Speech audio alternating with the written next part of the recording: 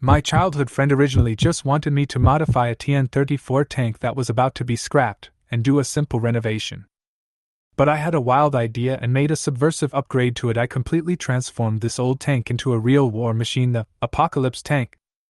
It is not only equipped with the most advanced hydrogen power system, two 900mm caliber nuclear explosion bones were also welded, and the firepower was so strong that it was enough to scare the enemy. After the modification was completed, I drove this steel behemoth straight to the Sword Army headquarters. As the tracks roared, the wind blew violently, and lightning and thunder flashed, as if the entire battlefield was trembling because of it.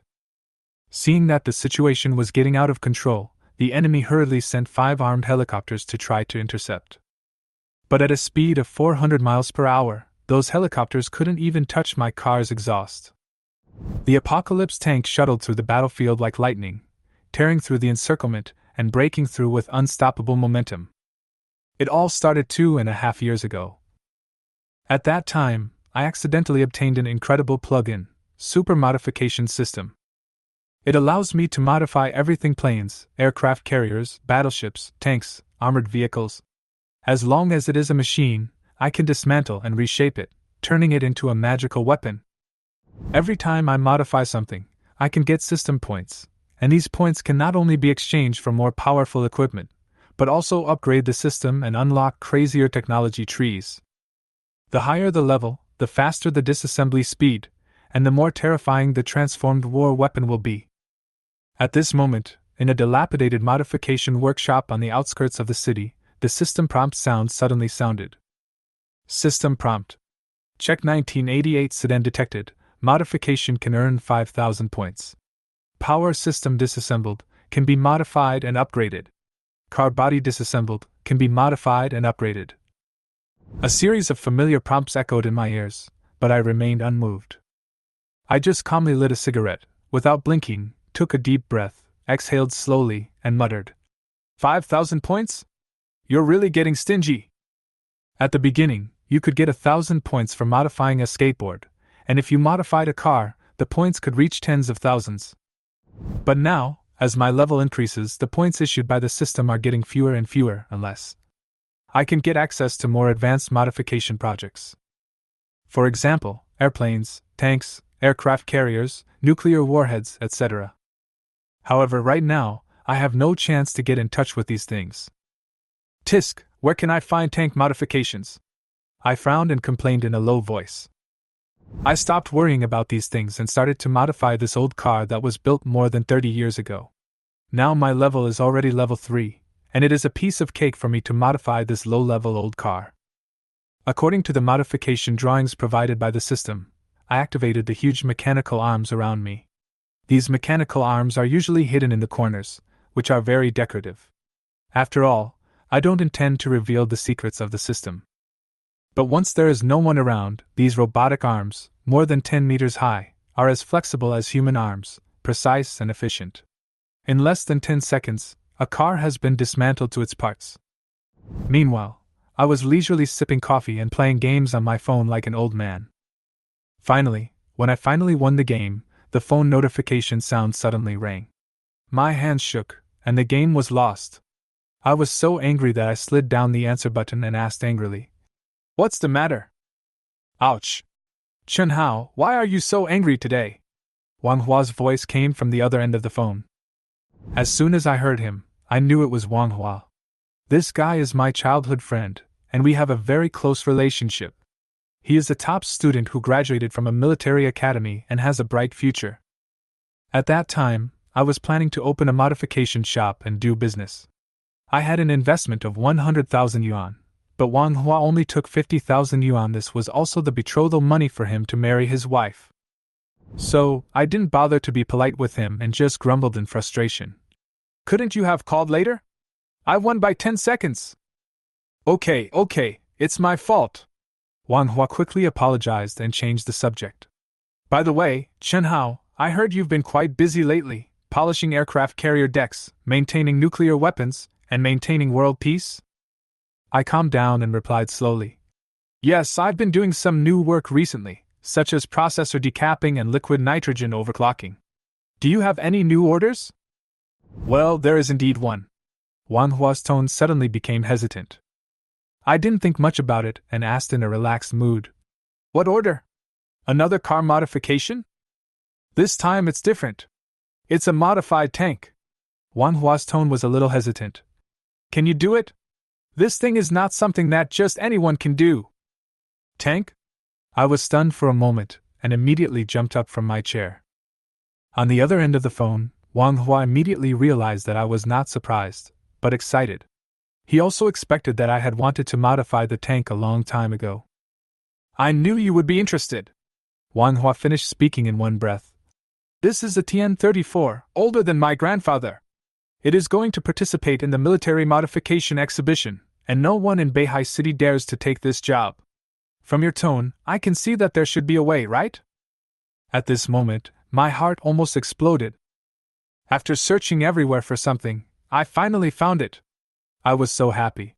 I had originally planned to try my luck at a scrap recycling station to see if anyone was selling old tanks as scrap metal, but I didn't expect that such an opportunity would fall directly on my head. No problem, I can do anything to save the world and maintain world peace, I said with a smile. Wang Hua's face turned serious after hearing this. Don't joke, I'm serious. Chen Hao, this is no joke. If you can't handle it, your job will be ruined. Don't worry. I changed my tone and responded seriously. I promise, this tank will become the strongest tank in the world. Don't brag. If it works, it's a success. Wang Hua raised his eyebrows and continued. That's settled. Keep playing your game. I'll bring the tank over tomorrow. Yeah. I tried to calm myself down, but my fingers were still trembling slightly, so I hung up the phone. Desire is endless. Every time I exceed my limit, it seems that it is never enough. To be honest, except for the first year of modification, which made me feel a little excited, the rest of the time became boring. Car modification has evolved from a hobby to a mechanized and profitable business. Today, it is finally Wang Hua's tank's turn. This is the challenge I'm looking forward to.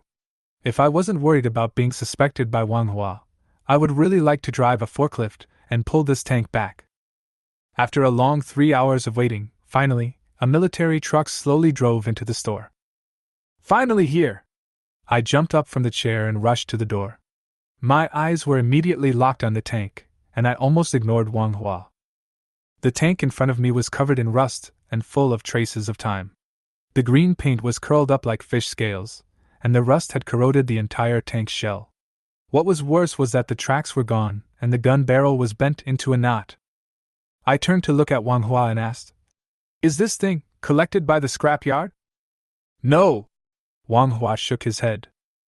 Where did you get that from? I asked curiously. It was fished out of a stinking puddle in Siberia. It's been there for nearly 70 years, Wang Hua said with a sigh. I've traveled all over Beihai City, but no one is willing to take it over. I walked over to the tank and glanced at the exhaust pipe, which was filled with dirt. Suddenly, I realized what was going on and said, Are they suggesting that you just sell it for scrap metal and then add a little money to buy a new tank? Huh? How do you know? Wang Hua was stunned.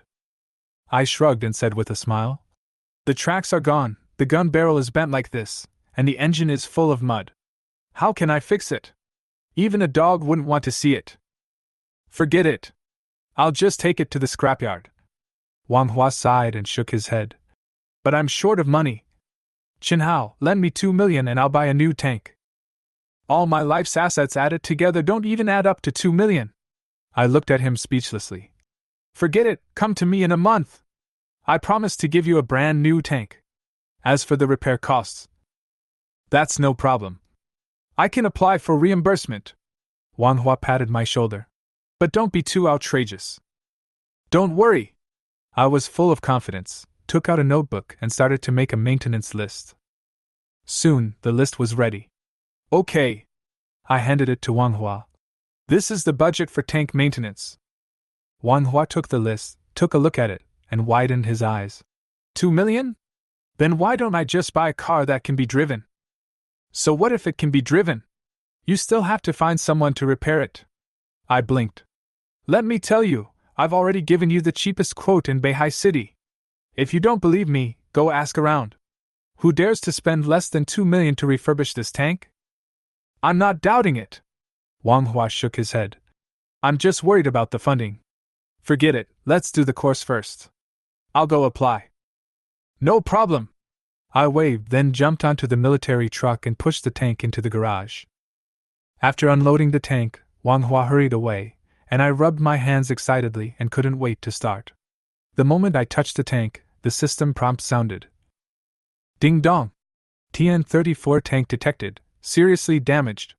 Start disassembling power system. Start disassembling weapon system. Start disassembling armor system.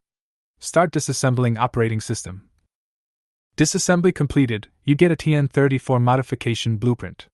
Successful modification reward, level +1, 200,000 points.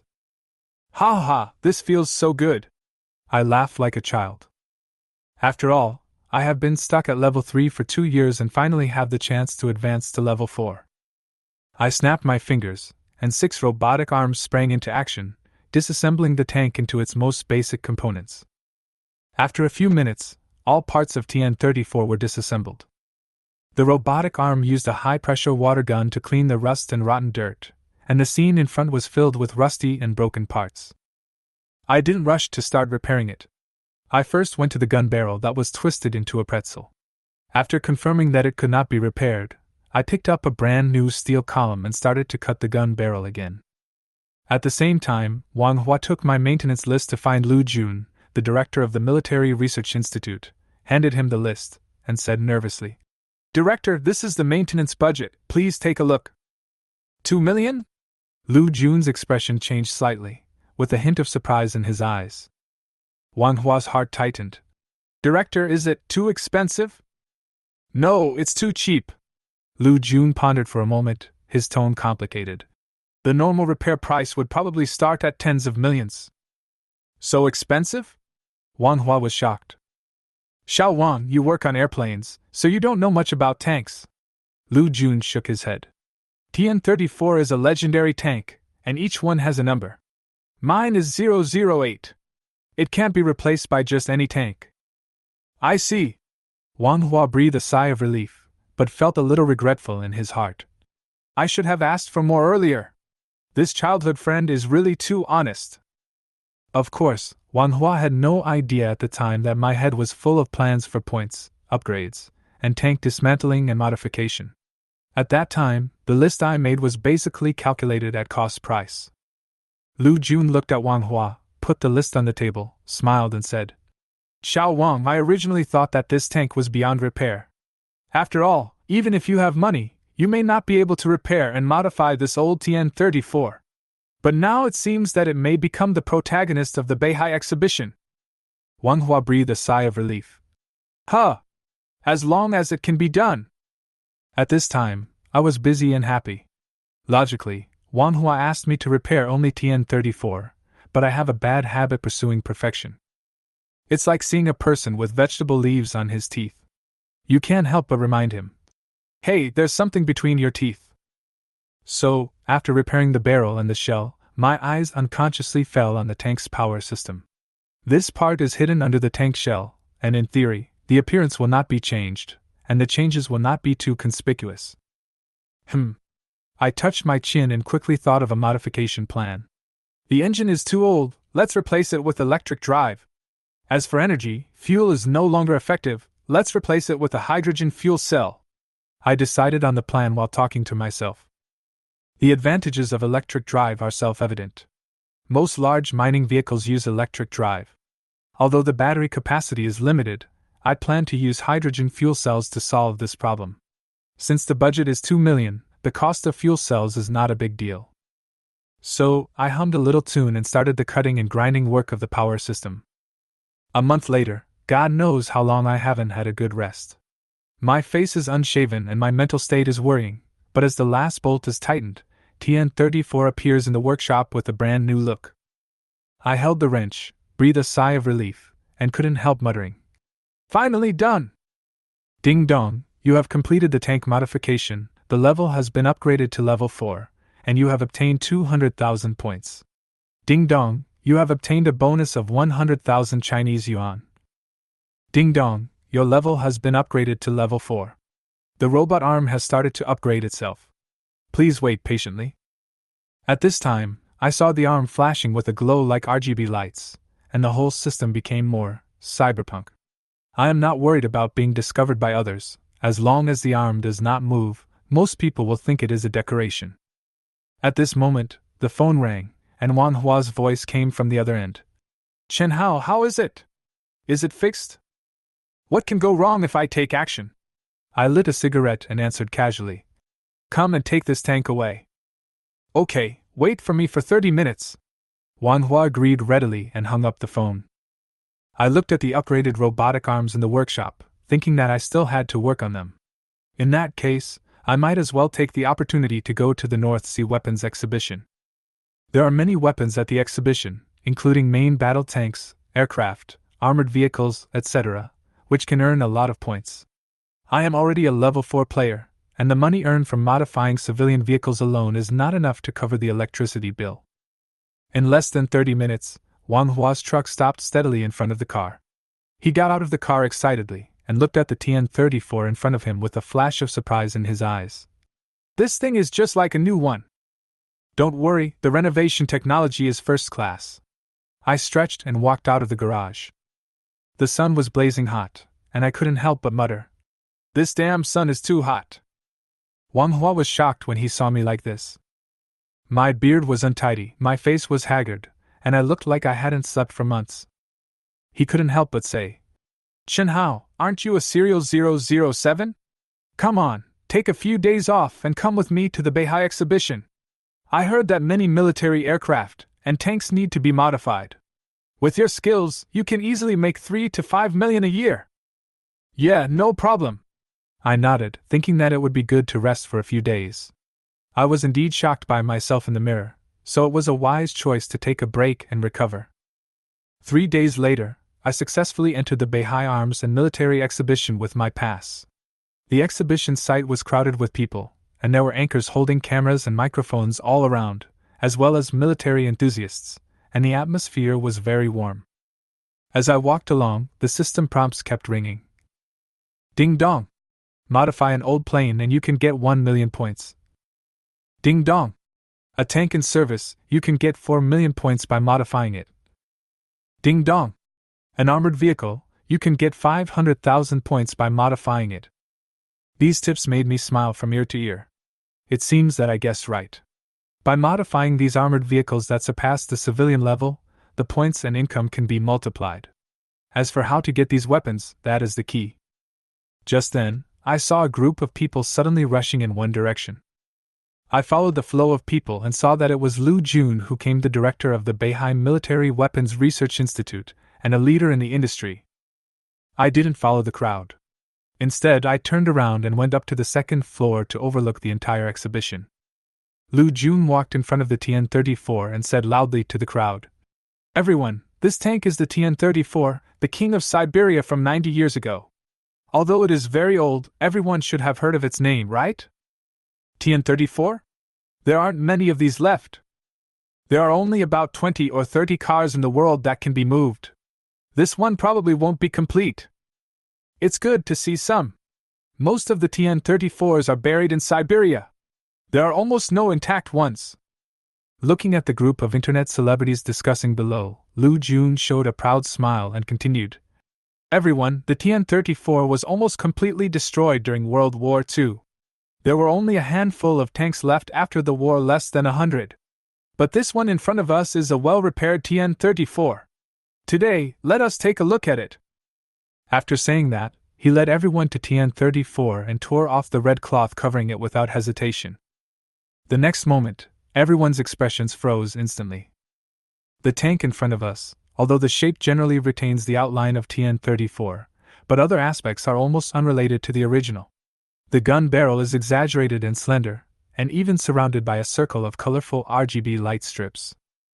The tank's armor is no longer the military green of the past, but has been replaced with a huge husky dog head pattern, and the paint is boldly painted pink. This? Wanhua's face froze for a moment. It's over. Has he really become a laughingstock around the world? Although he could see that the tank's repair workmanship was not bad, What on earth was this appearance? A pink tank? This was too outrageous. He recognized it immediately. This is exactly the new skin released by the mobile game, Peace Elite. How could he make such an identical one? Damn, he probably can't keep his job anymore. Is this the girl tank from Peace Elite? Is this a joint model? I like this. The pinker the dress, the harder the fight. Can this tank be driven? The internet celebrities below immediately became excited. But what Lu Jun didn't expect was that there were unexpectedly no boos or scolding.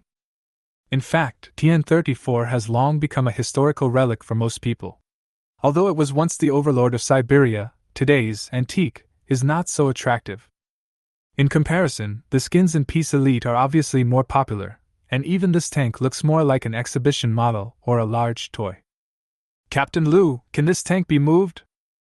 Can it be driven? That's awesome! A group of people excitedly gathered around the modified TN-34 to take pictures. They couldn't help but get excited by this unique and novel work. Lu Jun also breathed a sigh of relief. He had thought there would be some trouble, but the response was surprisingly good. Seeing this, he smiled and spread his hands, saying reassuringly, "Don't worry, everyone. The power system of this TN-34 has been repaired and is fully operational. Now, let's take a look at the modifications to the tank's interior." As soon as he finished speaking, several cameras quickly followed. Manhwa walked forward and got into the tank without hesitation. The scene inside the tank is shocking. Colorful RGB lights can be seen everywhere, but the most eye-catching thing is a huge display screen, next to a cool steering wheel, and a big red start button that makes your heart beat faster. On the button is written, "Nuclear Explosion Button." Hiss! The interior of this tank is so novel, and the style is so weird. Can this thing be driven? A group of internet celebrities were filled with curiosity, and exclaimed in surprise. Lu Jun looked at Manhwa in the tank and instructed with a smile. "Manhwa, start the tank." "No problem." Manhwa nodded and pressed the start button directly. Ding dong! The tank has started successfully. A crisp sound rang out, but the tank did not make the roar of a traditional engine. Instead, it was unusually quiet. Manhwa's heart suddenly tightened. Could it be that the repair was not done well? Didn't Chen Hao say that everything was normal? The internet celebrity reporters around were also stunned, exchanging puzzled glances. "No way? Is this really a tank? Hey, Director Lu, are you kidding? This must be a model." Manhwa was extremely anxious and didn't want to embarrass himself in front of everyone, so he stepped on the accelerator pedal hard. Click, click! The tank's tracks began to vibrate slightly, and the entire tank actually started to move slowly. Automatic navigation system activated. Destination, Siberian battlefield. A brisk voice prompt sounded on the tank. Everyone was stunned. The tank actually began to slowly move down from the booth, turned around, and drove out of the exhibition. What the fuck? This thing can actually move? It really moves! I get it, this is probably because they couldn't find the original TN-34 engine, so they simply converted it to an electric one. The internet celebrities watching the scene were once again excited. Lu Jun finally breathed a sigh of relief, and his originally tense heart was finally at ease. However, he suddenly realized another problem. It would not be difficult to repair TN-34 in a month, and it could be done by replacing a part. But to modify the TN-34 into this in such a short time, no one in China or even in the world can do it. The technology behind this is simply genius. Lu Jun immediately decided that no matter what, he must recruit this talent to the institute. He even couldn't wait to find out who could make such an amazing modification. However, Manhwa was completely confused in the tank. Who knows what the buttons and functions of this cyberpunk tank are? There were dense crowds of people around him. If he was not careful, the tank would speed up and it would be terrible. Lu Jun shouted nervously. "Manhwa! Stop now! Director, I can't stop. There's no instruction manual." Manhwa's voice was filled with helplessness. "This thing's automatic navigation destination is Siberia. It's going to participate in a decisive battle. It's been 90 years, what decisive battle is it participating in?" Hearing Manhwa's words, the people around him stepped back in fear and quickly made way. Lu Jun knew the seriousness of the situation and calmly commanded, "Maintain order and do not approach the tank." Manhwa called Chen Hao and asked how to stop. "I understand, Director." Manhwa finally came to his senses, calmed down, and immediately picked up his mobile phone to make a call. On the second floor, I stood by the railing and heard Manhwa's anxious voice. "Chen Hao, how do we stop this thing?" I responded calmly. "Don't worry, the tank has an automatic navigation system and the target is Siberia. Don't move and follow my command." "Okay." Manhwa breathed a sigh of relief and finally calmed down. I nodded, and after a moment's silence I said, "The tank shutdown button is the red nuclear explosion button. Just press it." Manhwa lowered his head slightly after hearing this, his eyes fixed on the console. Suddenly, 3 identical buttons appeared on the screen. Then, Manhwa roared angrily over the phone. "Chen Hao! These 3 buttons look the same, which one should I press?" "Well," I answered awkwardly.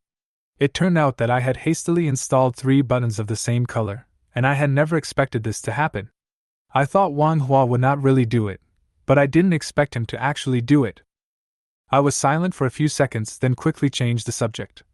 "Forget about that. The tank is powered by a hydrogen fuel cell. I didn't put much hydrogen in it, so it ran out of power after running for more than 10 kilometers. Fuck you, Chen Hao, you are such a jerk." Manhwa was completely speechless. At this time, the live broadcast footage was exposed by internet celebrities around, and the footage was presented in front of thousands of viewers at once. Netizens burst into laughter. "Shit, this guy dares to modify it, and the other one dares to drive it. I wonder how fast this thing can run. It's amazing. There must be many experts among the common people who can modify TN-34 into this." Everyone was talking about it, and the atmosphere in the live broadcast room suddenly exploded. However, Lu Jun calmed down and quickly began to control the situation. He ordered the army to block the streets, set aside a lane for northbound traffic, and dispatched helicopters and armored tanks to intercept.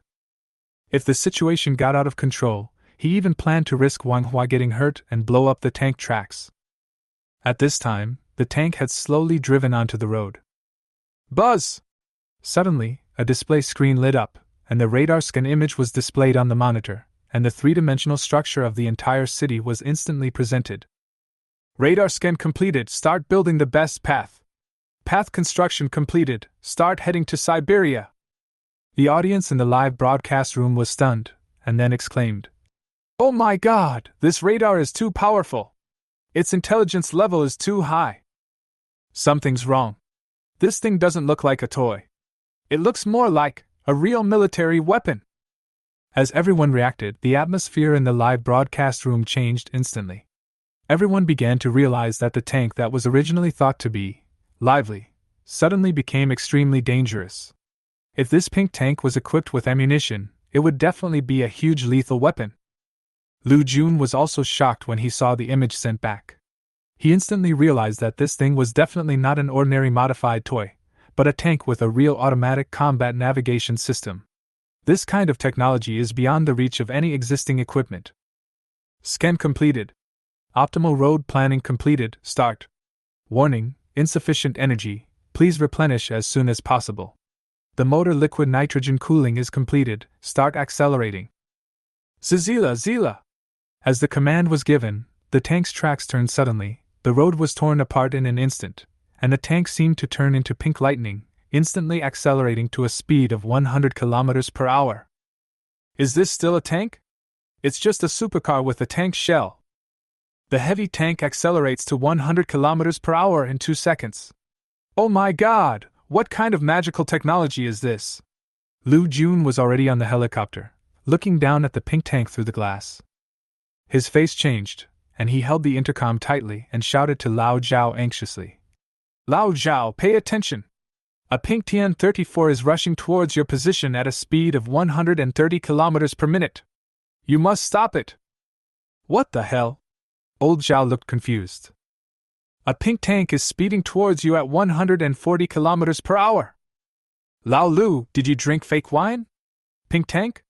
And at 140 kilometers per hour? Believe it or not, you will know in a few minutes." Lu Jun did not explain further. At the same time, Hua's situation inside the tank was not optimistic either. At this moment, he was being carried by the tank at a speed of 150 kilometers per hour.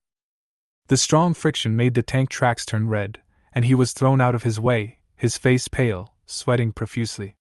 He held the phone tightly and yelled at me. "Chen Hao! How far can it run?" "About 3 kilometers," I answered calmly. "Fasten your seatbelts. It's okay.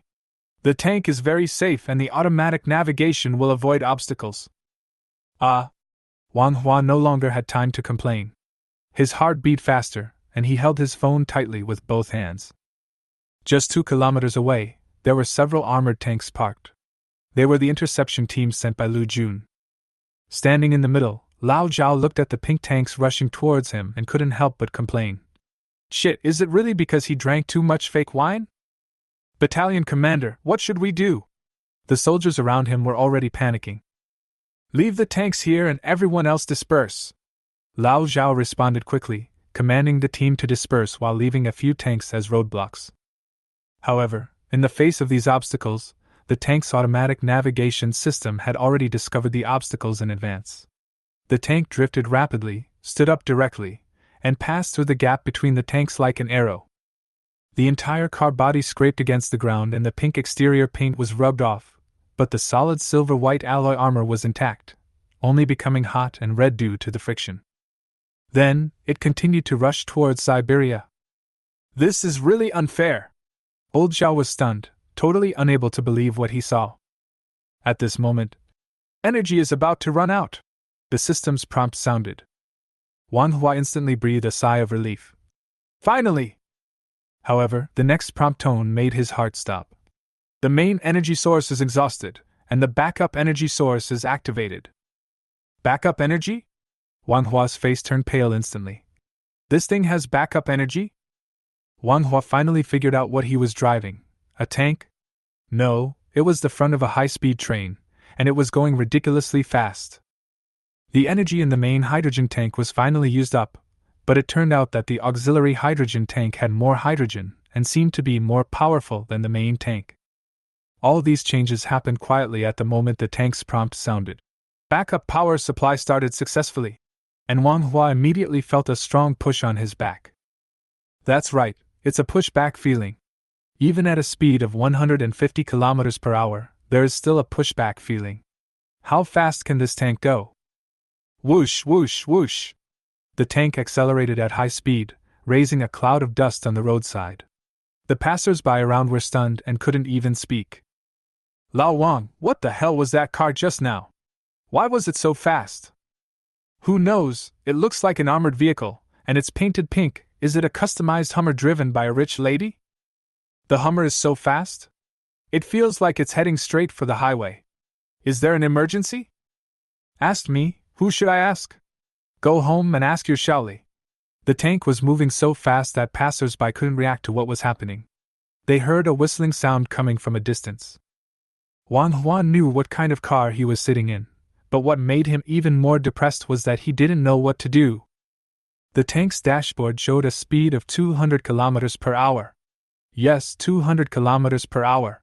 This was faster than when the tank was powered by the main hydrogen tank. Hua was speechless. This tank weighing several tons could actually run at a speed of 200 kilometers per hour. It simply broke the speed record of the king. The speed of modern tanks is generally 40 to 60 kilometers, and a few can exceed 70 kilometers. The fastest tank in the world can only reach 80 kilometers per hour. Hua's car directly breaks through imagination and physical limits. What do you think he can do? Sit in the tank and pray for safety? Just when Hua was extremely anxious, there was a sudden loud brake sound, and the entire tank stopped abruptly. Hua was almost thrown out of the cockpit. Fortunately, he was wearing a seat belt, otherwise he might have been thrown out. Why did it stop? Is the battery out? Ding! The automatic navigation system has detected a toll booth ahead. Matching the tank road permit. No tank pass has been matched. If you choose to go through the gate, please shout 2. If you want to stop and wait for inspection, please shout 1. What's going on? A toll booth. Are we going to be on the highway? Ding! Voice recognition is complete. the driver has selected the cart passing mode. I just said ah. There was no choice to. Thump, thump, thump. The speed of the tank increased again. Manhwa had no time to understand what was happening. He instantly felt a strong push on his back again. At the same time, the staff at the toll booth hurriedly made a phone call. Station master, a tank is now running through the checkpoint at a speed of 200 kilometers per hour. No, it's 260 kilometers per hour. What? Tanks? 260 kilometers? Are you kidding me? No, station master, it's true. The speedometer shows it, there really is a tank. The phone on the other end of the line fell to the ground, and the staff could only watch the tank go farther and farther away while hurriedly reporting to their superiors. 30 kilometers away at the Armored Battalion headquarters, Battalion Commander Zhao Gang and a team of soldiers were rushing to the highway. However, facing Wang Hua's unprecedented modified tank, the armored vehicles could not catch up with it. They knew that unless they used helicopters, it would be impossible to stop this fast-moving tank. Longway 30 helicopter! Lao Zhao already had a plan in mind.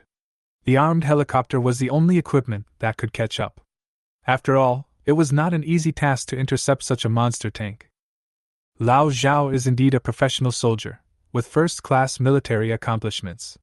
Although he is only the battalion commander of the division's Armored Reconnaissance Battalion, he knows the division's equipment like the back of his hand, and there is almost nothing he doesn't know. Just like the Longway 30 series armed helicopter he had just thought of. It is China's newest armed helicopter. Its design concept is inspired by the famous CH-47 military helicopter, also known as the Chinook, twin helix transport helicopter. This helicopter has two propellers at the front and rear. It is widely loved by military enthusiasts for its powerful load-bearing capacity and all-weather combat capability. The research and development of Longway 30 is based on the optimization of the CH-47 technical platform, especially considering the combat needs and rapid transportation capabilities of the reconnaissance team. Although the CH-47 has a payload of about 10 tons, the Longway 30 has been further improved to 15 tons. Moreover, based on the original transport function, a new rapid response ground-to-air attack weapon system, namely the machine gun, has been added to further enhance its combat effectiveness. From the perspective of modern military equipment, the Longway 30 is undoubtedly a very competitive helicopter in China. Not only does it surpass many similar equipment in terms of payload and attack weapons, but its speed and range are also amazing. Generally speaking, the speed and range of an armed helicopter are in a relatively balanced relationship. A faster speed means a shorter range. Conversely, a longer range means a slower speed. For example, the well-known HH-53C helicopter can reach a speed of 350 km per hour, but its range is only 970 km. The MH-53 sacrificed a certain speed and maintained a longer range of 1,800 km. However, the performance of Longway 30 breaks this convention. Its maximum speed can reach 380 km per hour, and its range is up to 2,000 km, which is the top among existing armed helicopters. This is also one of the reasons why Lao Zhao decided to use the Longway 30 helicopter for pursuit and interception. If 5 Longway 30 helicopters are dispatched at the same time, they can not only quickly catch up with the TN-34 modified tanks running on the highway, but also easily take them away by lifting. After all, a TN-34 weighs only more than 30 tons, and its weight after modification will not exceed 40 tons. The combined strength of 5 helicopters is enough to complete the mission. However, ideals are always full of hope, but reality is often skinny. When the 5 Longway 30 helicopters really set off, things began to go wrong. The first person to discover the problem was a driver. When he locked the target through satellite positioning and chased it at full power, he soon found that he could not catch up with the tank. "Report, the tanks on the highway ahead are too fast, we can't catch up." His words were full of astonishment. "We are currently chasing them at a speed of 380 km per hour, but we still can't catch up. It is estimated that the speed of that tank has reached at least 400 km per hour. "What?" Lao Zhao couldn't believe his ears. "Are you sure? You're chasing a tank, not a fighter jet?" "It's a tank. No doubt about it." "Pa!" Lao Zhao's walkie-talkie fell off the console, and he was completely speechless. How could this happen? The helicopter couldn't catch up with the tank. This was simply incomprehensible. At this moment, he could almost imagine the incredible scene: a tank speeding on the highway at a speed of 400 kilometers per hour, while 5 armed helicopters were desperately chasing it from behind, but they could not catch up. Old Lou, tell me clearly, is that really a tank, not a newly developed high-tech weapon of yours? Old Zhao was a little confused, his voice trembling. How should I know? Do you think I'm a child? I've never seen a tank like this before. Then you dare to ask me what to do? Lao Zhao was almost going crazy. Even an F1 car may not be able to reach this speed. Tell me what to do with a tank that can travel 400 kilometers per hour. If I knew what to do, would I need to call you back? Lao Zhao was completely helpless at this time. As the commander of an armored reconnaissance battalion, he had never experienced a helicopter chasing a tank before. Unexpectedly, even a helicopter could not catch up with this modified tank, and the problem became even more complicated. If they wanted to intercept it, it would probably be beyond their capabilities. Unless they called in the Air Force or missile forces, no country's equipment would be able to match this speed. Hearing all this, Lao Zhao felt a blank in his heart. His originally beautiful plan collapsed in an instant. At this speed, even the helicopter could not catch up, and even catching up became an unknown. While Captain Lao Zhao of the Armored Reconnaissance Battalion was at a loss and helpless, Lu Jun, director of the Beihai City Weapon Equipment Research Institute, was still chasing the suspect in a helicopter. As for me, I was still standing in that corner of the exhibition hall, having already realized that I had caused a huge disaster. Of course, I knew that the modified tank had a backup power source. And I still remembered that the day before, when I was filling the backup power source with hydrogen, I was not ambiguous at all and filled it up directly. As for the main power source, hydrogen fuel was insufficient. I just added a little bit, thinking that it would not be a big problem. Anyway, the backup power source could make up for it. But now, according to Wang Hua's phone call just now, the tank seems to have entered automatic driving mode. Once automatic driving is activated, it will maintain high speed, and in order to maintain this state, the backup power supply will be fully consumed. But now, I really can't remember what the 3 buttons do. I remember their functions, and it's not that I can't tell them apart, but if I press the wrong one, the consequences will be disastrous. Among the 3 buttons, one is the tank motor stop button, and the other 2 are the close-in defense anti-missile system and the tank's main weapon system, that is, the turret. If you press any of them incorrectly, the consequences cannot be described as serious at all, they are simply catastrophic. For example, the so-called close-in defense anti-missile system is designed to intercept air missiles. If this system is activated, a strong electromagnetic interference field will be formed around the tank to deflect all incoming missiles. But if there are no missiles, the electromagnetic field will render all electronic equipment within 50 meters inoperable. The tanks were already on the road, and if Wang Hua accidentally pressed the button, all vehicles on the road might stop due to electromagnetic interference. That would be a disaster. Of course, this is not the worst. If Wang Hua pressed the button of the tank's main weapon system, the consequences would be even more terrible.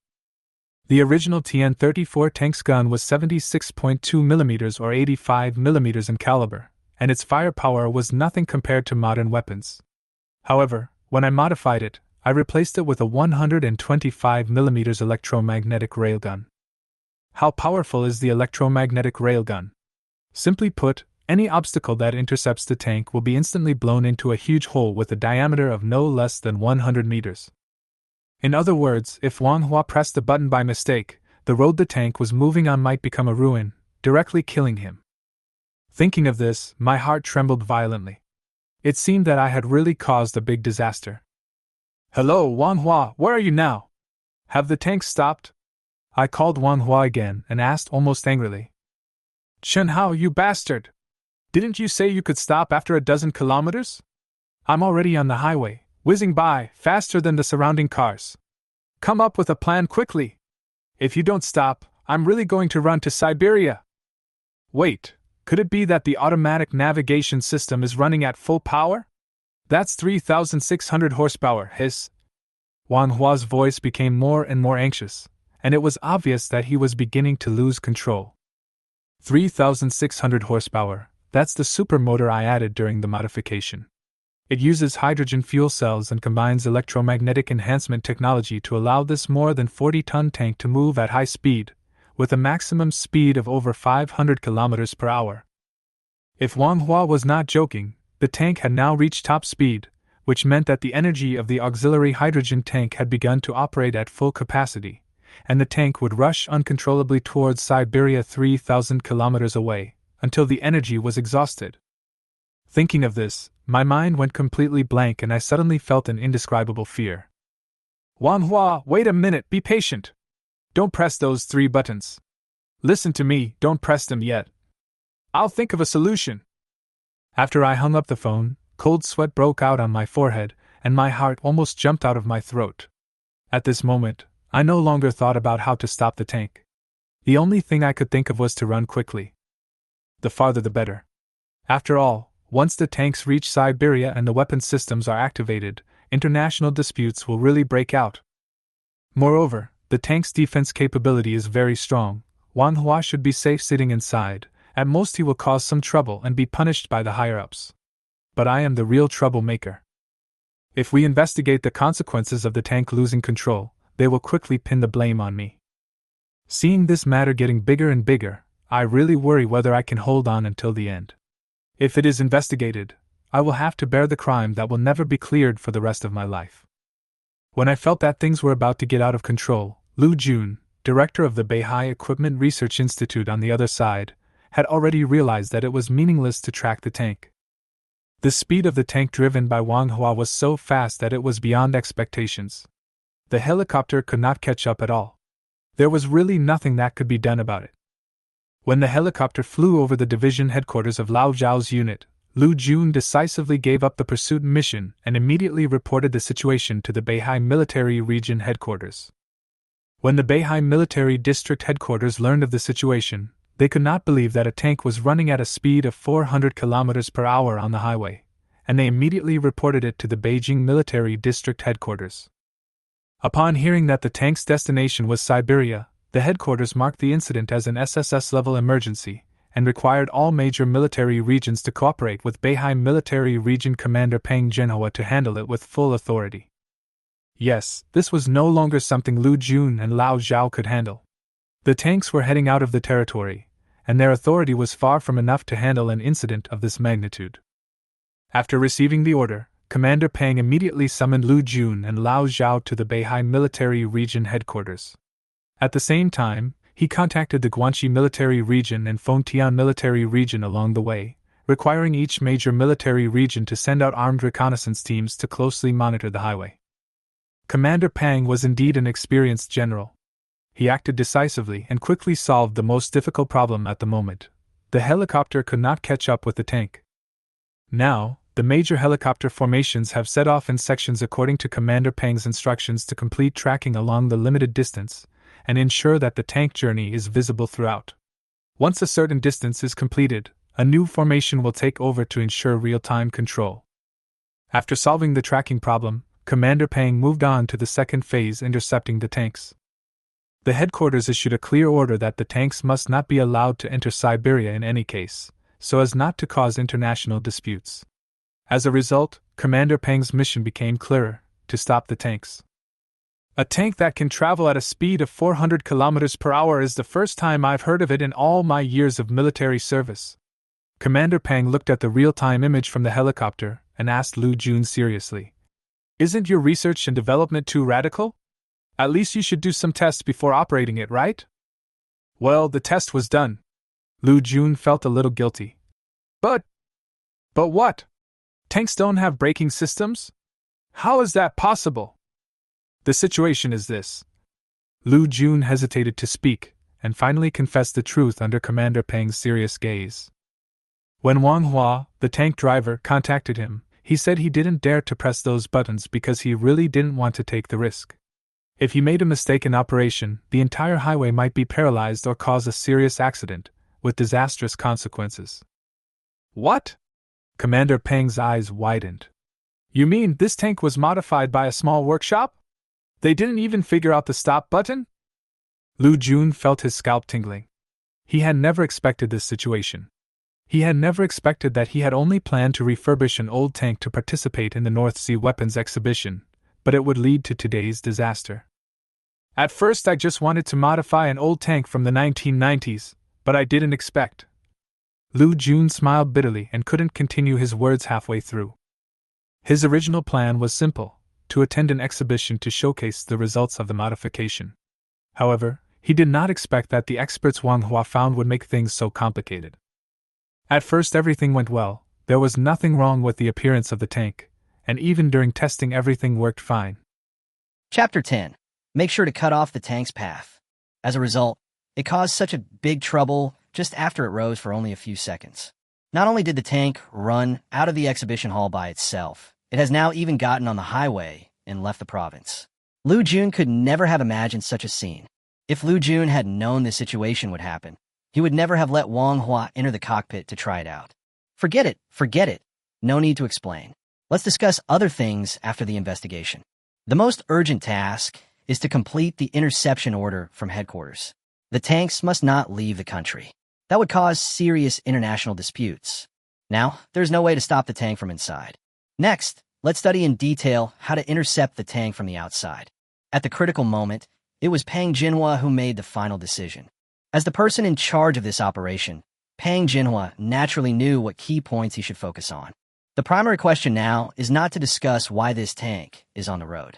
Instead, we should consider how to find new interception solutions based on the previous failed interceptions. Because Wang Hua was unable to determine from the inside which the tank stop button was. So now the only option left is external interception. As for external interception, there are actually only two general options. One of them, of course, is to destroy the tank.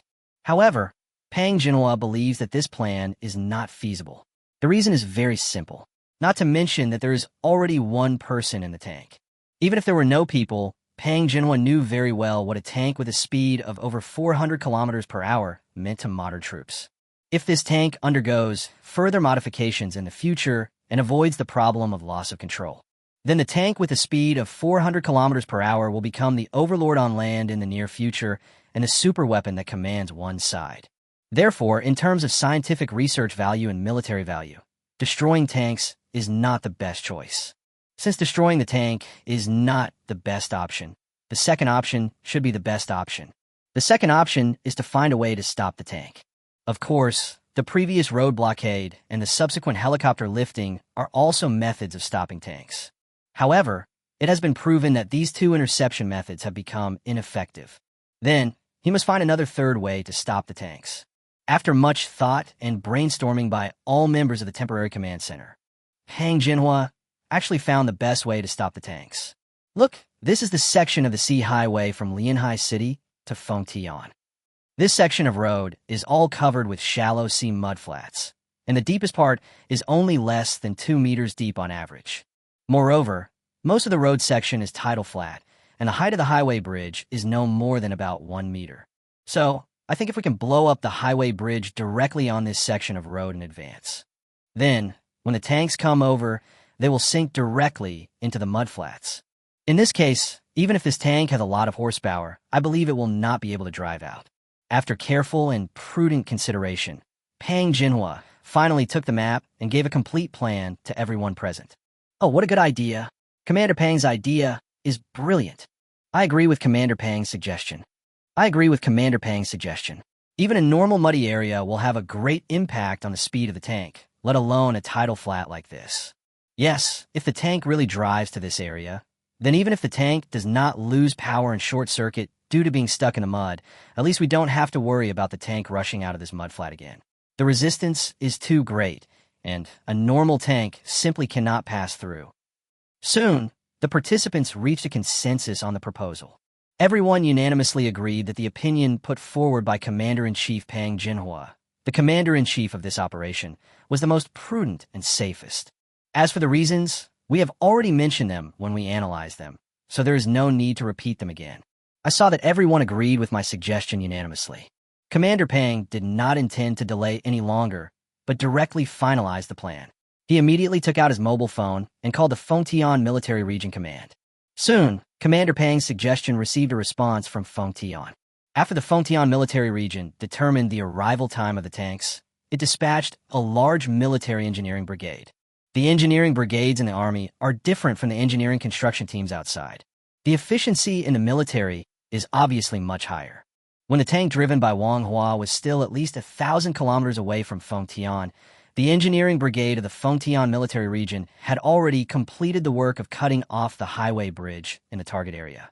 At the same time, in order to ensure that no accidents occur, all highway entrances and exits within 100 kilometers from the highway bridge have been tightly guarded by personnel from the Fengtian military region. No vehicle is allowed to enter the highway again, and vehicles that have already entered the highway are strictly ordered to leave the highway after reaching the next exit as required. Time passed by every second. The tank driven by Wang Hua was getting closer and closer to the Fengtian highway bridge. As the helicopter's real-time tracking video was watched, everyone in the command center felt their hearts in their throats. It must succeed. It will be fine once we get into the mud flats. The resistance in the mud is too high, and the tanks will definitely not be able to get out. Wang Hua, please drive the tank over here quickly. We have everything ready. We're just waiting for the tank to arrive. Inside the hall of the temporary command center, almost all the staff members looked at the tank gradually approaching the gap in the highway bridge and began to pray silently in their hearts. Pray that this interception operation will be ultimately successful. However, it is not known whether it was because everyone's prayers were not uniform enough, or because the tank was indeed beyond the limits of people's thinking. In short, when the tank crossed the broken bridge, everyone's eyes widened. My jaw almost dropped. Chapter 11, Amphibious Tank. Amphibious tank? How is this possible? You can actually run wildly in the mud. Doesn't this make it an amphibious armored vehicle? A hovercraft? Unbelievable. Absolutely unbelievable. This kind of land tank actually has an amphibious type. Oh my god, this is the first time I've seen a tank like this. I don't know how many minutes passed before a scream was heard. The entire temporary command center was in great shock.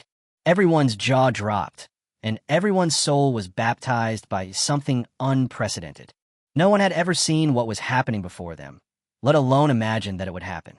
Amphibious tanks are very familiar to all the soldiers on the scene and people like Lu Jun who are responsible for weapons and equipment research.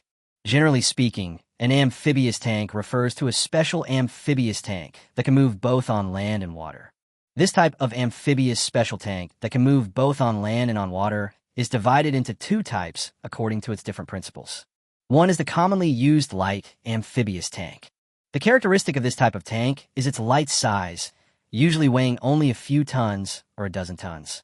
Such tanks are very useful when traveling on water. Special buoyancy thrusters are usually used to propel the tank across the water. The biggest feature of this tank is that it can travel in any waters, and there is no requirement for diving depth because it floats on the water. As for the other type of amphibious tank, it is a tank that can travel directly underwater in shallow waters. This type of tank is usually a medium tank, such as a tank weighing 10 to 20 or 30 tons. If amphibious propulsion is to be carried out, two long air intake and exhaust pipes are usually added to the original tank's internal circulation system. In this way, it can be ensured that when the tank is traveling underwater, the driver will not encounter any accidents due to lack of oxygen. This amphibious tank also has its own disadvantages, although its tonnage is slightly larger than the first one. However, the ventilation pipes installed on this type of tank cannot be too long. Therefore, when this type of amphibious tank is driving on aquatic sections, the water depth cannot be too deep once it exceeds a depth of 5 or 6 meters. The tank may encounter unexpected situations because the ventilation pipe is not long enough. Of course, neither of these two types of tanks was the reason why the commanders present were stunned today. What really shocked everyone at the scene to the point of unimaginable shock was the tonnage of Wang Hua's tank. That is a modified TN-34 tank that weighs at least 35 tons, and most likely over 40 tons. This is a heavy tank and a serious, extremely standard heavy tank. You know, the oldest TN-34 tank weighs 32 tons. No matter from which angle you look at it, this modified model is stronger and more solid than the original tank. So, if we look at it from this perspective, such a tank cannot be an amphibious tank at all. But the truth is so weird. This tank can not only drive in mud puddles, but also on shallow water.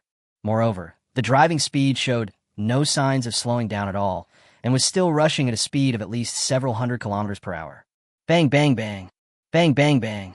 The powerful electric motor seemed to be roaring loudly through the screen.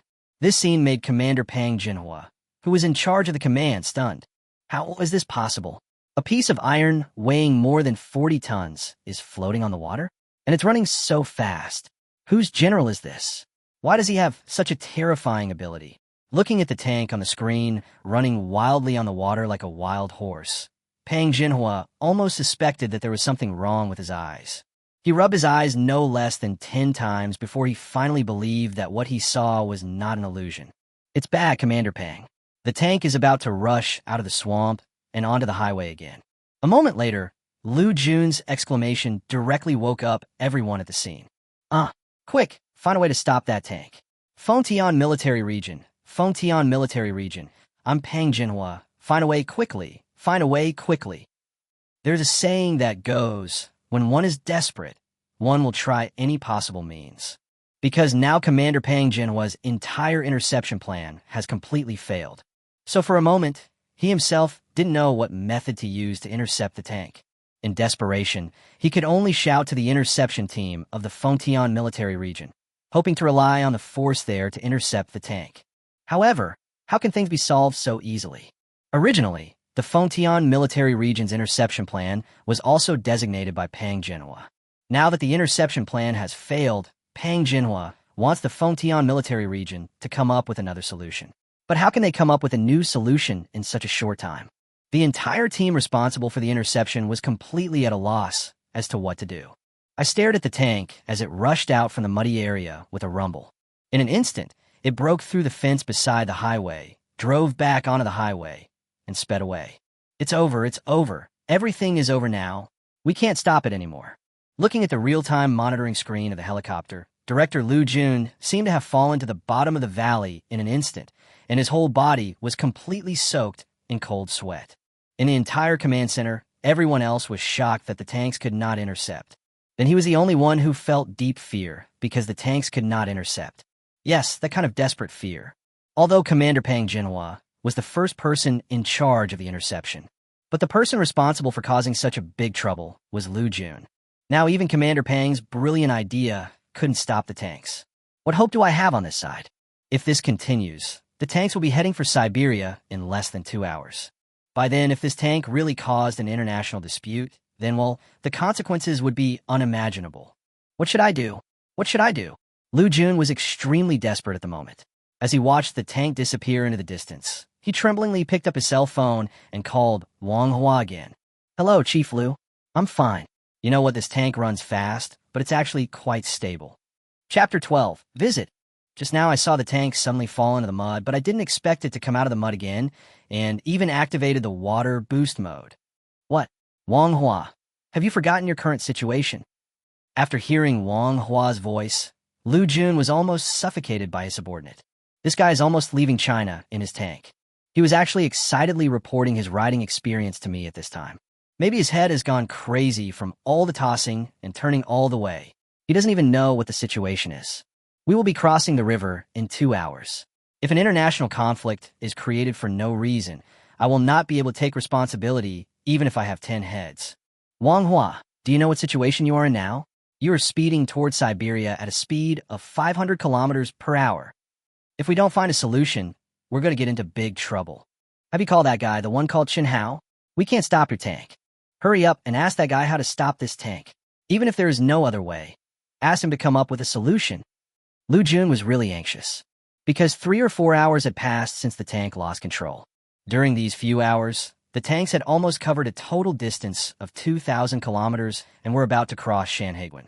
If the tank continues to drive forward like this, it will be on the front page of international news tomorrow in less than 2 hours.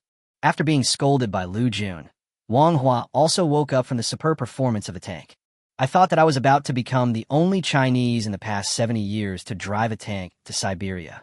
Wang Hua's scalp also felt noticeably numb. Oh no, I was so excited when I saw the tank floating on the water just now that I forgot about this. Thinking of this, Wang Hua immediately took out his mobile phone and called his friend for the 3rd time. However, this time Wang Hua was not able to answer Chen Hao's call as easily as in the previous times. On the contrary, Wang Hua only heard repeated words. Sorry, the number you dialed is out of service area. What? Not in the service area? This guy must have given up because he saw that something bad was going to happen to me. Before he hung up the phone, Wang Hua's hands began to tremble uncontrollably. Indeed, just as Wang Hua guessed at this moment, Chun Hao, who was 2,000 kilometers away, had already left the Beihai military equipment exhibition early. Because I knew I had caused a huge mess. So Chun Hao's actions were quite fast. As soon as he left the military equipment exhibition, he immediately unplugged the battery from his mobile phone. Then he got a taxi and rushed back to his yard with sparks and lightning. At this moment, Chun Hao seemed to have realized how tragic his end would be. The modified tanks are about to rush to Siberia. Once the tank arrives in Siberia, according to the logic previously set by the tank itself, the tank will conduct a military exercise with a degree of realism close to 100% and carry out an artillery test. If this kind of test launch happened in China, there would naturally be no major problems. But if it happens in Siberia, the problem will be serious. If things go wrong, my sewing machine will be fully booked. So, at this time, in order to survive, Chun Hao couldn't care less. He first simply packed up his clothes and some valuable belongings, then closed the gate and planned to pay his respects. However, when Chun Hao had arranged everything and just locked the gate, he saw a group of fully armed soldiers holding submachine guns appearing in front of him. Mr. Chun Hao? Really? The leading captain asked Chun Hao. Yes, it's me. Looking at the captain in front of him with a serious face, and the two rows of soldiers holding submachine guns next to him. Chun Hao swallowed his saliva unconsciously. You guys, what's going on? Chun Hao glanced uneasily behind the group of soldiers and saw more than a dozen military jeeps parked on the side of the yard. This made Chun Hao even more worried, but he was not sure how the subsequent events would develop. So Chun Hao forced himself to control his uneasy emotions at this moment and asked the other party tentatively. Don't ask why, just come with us. By the way, here are our IDs.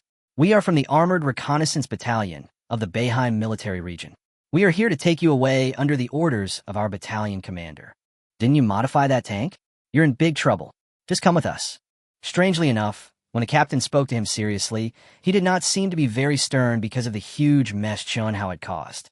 On the contrary, when the captain mentioned that Chun Hao was in big trouble, he couldn't help but reveal a look of envy in his eyes. Can I ask what the hell is wrong with me? Don't you know about this? It's the one that was speeding on the highway at 500 kilometers per hour. Oh no, something went wrong. Chun Hao had just begun to wonder in his heart whether his crime had been exposed so soon. But I don't want to go on. The tank you modified has now stopped in the city of Mo. Thanks for the excellent job you did on this renovation project. So the person in charge of the Dragon Science Institute in the capital has contacted our Beihai city headquarters. We have been ordered to take you to the Dragon Academy now. Dragon Institute? You wanted to come over? The tanks really stopped? That doesn't make sense. After listening to the visitor's statement, Chun Hao's mind suddenly became a little confused. Just now, he was only concerned about escaping. He had no time to think about why the tank stopped. Not to mention that he didn't know about the tank parking. In fact, he even removed the battery panel of the telephone board that was used to communicate with Wang Hua. Just now, Chun Hao was indeed afraid that he would cause a big mess and it would be difficult to resolve, so he chose to leave. As a result, before I even left, the other party said that the tank had stopped. This kind of thing is a bit hard to believe. Chapter 13. The shocking discovery brought by the tank parking. Before Chun Hao had finished packing up his valuables, they were taken away by a group of soldiers. Until he got on a military helicopter, he still didn't understand what exactly had happened. Of course, as to why his tank stopped within the border at the last moment. The soldiers who took him away certainly had no idea. In fact, during the whole process, only Wang Hua knew why the tank stopped. The reason is that the tank is out of power. Yes, the battery ran out at the critical moment, which saved Wang Hua's life when the tank was about to break through the border. Speaking of which, it was really thanks to Commander Pang Jinhua's bridge bombing strategy. Otherwise, this tank with an auxiliary fuel tank filled with hydrogen fuel would not have consumed all the hydrogen so quickly. As we all know, the movement of any vehicle depends on the road conditions. Generally speaking, if the road conditions are good, the fuel consumption of the vehicle will be low if it maintains a high speed. If the road conditions are bad, the fuel consumption of vehicles at high speeds will be high. Although this tank does not burn oil, it is an electric tank that uses hydrogen fuel to convert into electrical energy. However, its fuel consumption is essentially not much different from that of ordinary gasoline vehicles. because Commander Pang Jinhua had previously ordered the bombing of a section of the highway bridge. So the tank was driving on the road and suddenly plunged into the mud. Because the resistance of the mud is extremely huge, the tank's own energy consumption suddenly increases by several levels. In addition, the water driving mode adopted by this modified tank actually utilizes the superconducting magnetic levitation cruise mode. Therefore, the utilization of energy is even more massive, although the entire mud swamp is only 1 or 2 kilometers away. However, when the tank traveled this distance at a speed of 400 kilometers per hour, the consumption of hydrogen fuel was no less than 10 times that of other road conditions. In the end, it was precisely because of the consumption of so much hydrogen fuel that the tank stopped completely due to lack of power just before it reached the border. However, the tank stopped. However, the matter did not disappear because of the power outage of this tank. On the contrary, it is because of the tank's rapid progress and its ultra-high-speed amphibious driving. It has completely alarmed the entire Chinese military equipment research field. In Pang Jinhua's temporary command center, there were several weapons and equipment research experts from the Lonka Academy. One of them is Professor Li Huaimin, a master of weapons and equipment who is feared throughout China. The other is Professor Cheng Shoren, a top expert in materials science and engineering physics at the Lonka Institute of Technology. These two professors were both top experts who were temporarily called in by Commander Pang Jinhua of the Beihai military region to help intercept the tanks. And after they experienced a complete interception failure, the perspectives of the two experts were clearly different from those of everyone else present. The two did not feel any joy at the tank's final power failure. On the contrary, when the two carefully recalled the previous video of the tank's amphibious driving, they both gasped in surprise. This is impossible. A tank weighing more than 40 tons can move at a speed of 400 kilometers per hour in a swamp. Even a hovercraft cannot do it. The amphibious technology of this tank is definitely a high-tech that we have not yet mastered. Professor Li Huaimin pushed his glasses and thought, "Well, Lao Li, you are right. I also think that the time it took for this tank to enter the swamp from the highway bridge is a bit too incredible. A tank weighing dozens of tons, even if it falls down simply by inertia, will sink into it and be unable to get out." But did you watch the video just now? The moment the tank went down, it was as if it was subjected to an obvious levitation force. After listening to Professor Li Huaimin's words, Professor Cheng Shoren also nodded solemnly. But just after nodding, Professor Cheng Shoren's eyes suddenly flashed with an extremely shocked look. Room temperature superconducting magnetic levitation. This is the technology of room temperature superconducting magnetic levitation. The amphibious mode of this tank actually uses the technology of room temperature superconducting magnetic levitation. This statement shocked everyone, just when the entire temporary command center was still busy discussing how to deal with the follow-up matters. Professor Cheng Shoren suddenly jumped up from his seat and jumped directly onto the table in the conference room. This action stunned all the staff on the scene, even Lu Jun, Lao Zhao, and Commander Pang Jinhua. As the director of the Institute of Weapons and Equipment, Lu Jun was able to understand a little bit of the general content of Professor Cheng Shoren's words. However, Lao Zhao, Commander Pang Jinhua, and other staff members did not understand at all. Professor Cheng, can you please get down from the table? We are in a meeting." Although Lao Zhao is the commander of the Armored Reconnaissance Battalion, he could be considered a rough man on weekdays. However, he had never seen a professor or expert as excited as Cheng Shoren who would go to the table. Considering that Professor Cheng and Professor Li were both arranged by the commander, I invited them here personally. He still reminded Professor Cheng Shoren somewhat embarrassedly, and asked Professor Cheng to pay a little more attention to etiquette. However, at this time, Cheng Shoren had no time to care about anything else. The strong impact brought to him by the major discovery has completely driven him into a state of near insanity.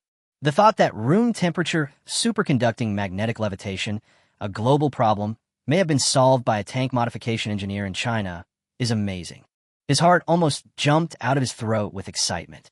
Lao Li, I figured it out. This is the technology of room temperature superconducting magnetic levitation. This tank must have used this technology. Otherwise, it would be impossible to go down from the highway bridge so lightly. It's a major scientific and technological achievement. Absolutely a major scientific and technological achievement. We finally came to the right place.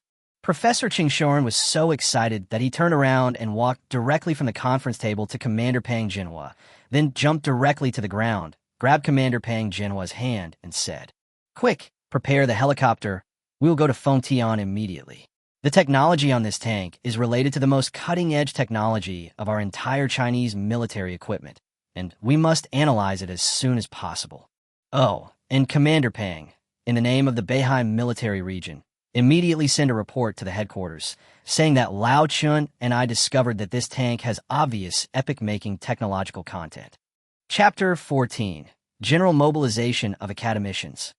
Immediately have your headquarters notify our Lonka Institute and immediately arrange for material science experts, engineering physics experts, chemistry experts, theoretical physics experts, and also aerodynamics experts and all experts in the aerospace field. In short, the more experts we have, the better. This is the most significant progress in China's scientific research field. We must seize the time. Commander Pang, do you understand? Until Chung Shoren finished speaking, Commander Pang Jinhua was still in a state of complete confusion. As a soldier who has been commanding troops on the front line all year round, it is naturally impossible for Commander Pang to understand what room temperature superconductivity is. But just from Professor Chingshoren's extremely excited expression, he could roughly guess how significant this technology was. So, after Professor Chingshoren finished mumbling all his arrangements, Commander Pang Jinhua didn't know why the other party had to mobilize such a large number of researchers. However, arrangements were still made directly according to Professor Chingshoren's instructions. After all, the specific plan to blow up the bridge and intercept the tanks was actually jointly provided by Professor Chingshoren and Professor Li Huaimin. Without the assistance of these two equipment industry giants, this tank would never have been stopped within the border due to power outage. It was precisely because of the help of these two scientific research giants that his mission was finally completed. Despite what Professor Chingshoren said, Commander Pang Jinhua still had great doubts. I wonder why they need to find experts from the aerospace field. Even if this superconducting magnetic levitation technology really exists, what does it have to do with aerospace? Isn't this technology used in this tank? Is it necessary to invite experts in the field of aviation? But doubts aside, it is still a shame considering that two experts in the scientific research field have already made a significant discovery. Pang Jinhua immediately arranged everything according to Professor Chingshoren's instructions. After all, if what Professor Ching said was true, he couldn't delay the scientific research of China's military equipment just because he didn't understand. Soon, Pang Jinhua's report reached the Beijing military region headquarters.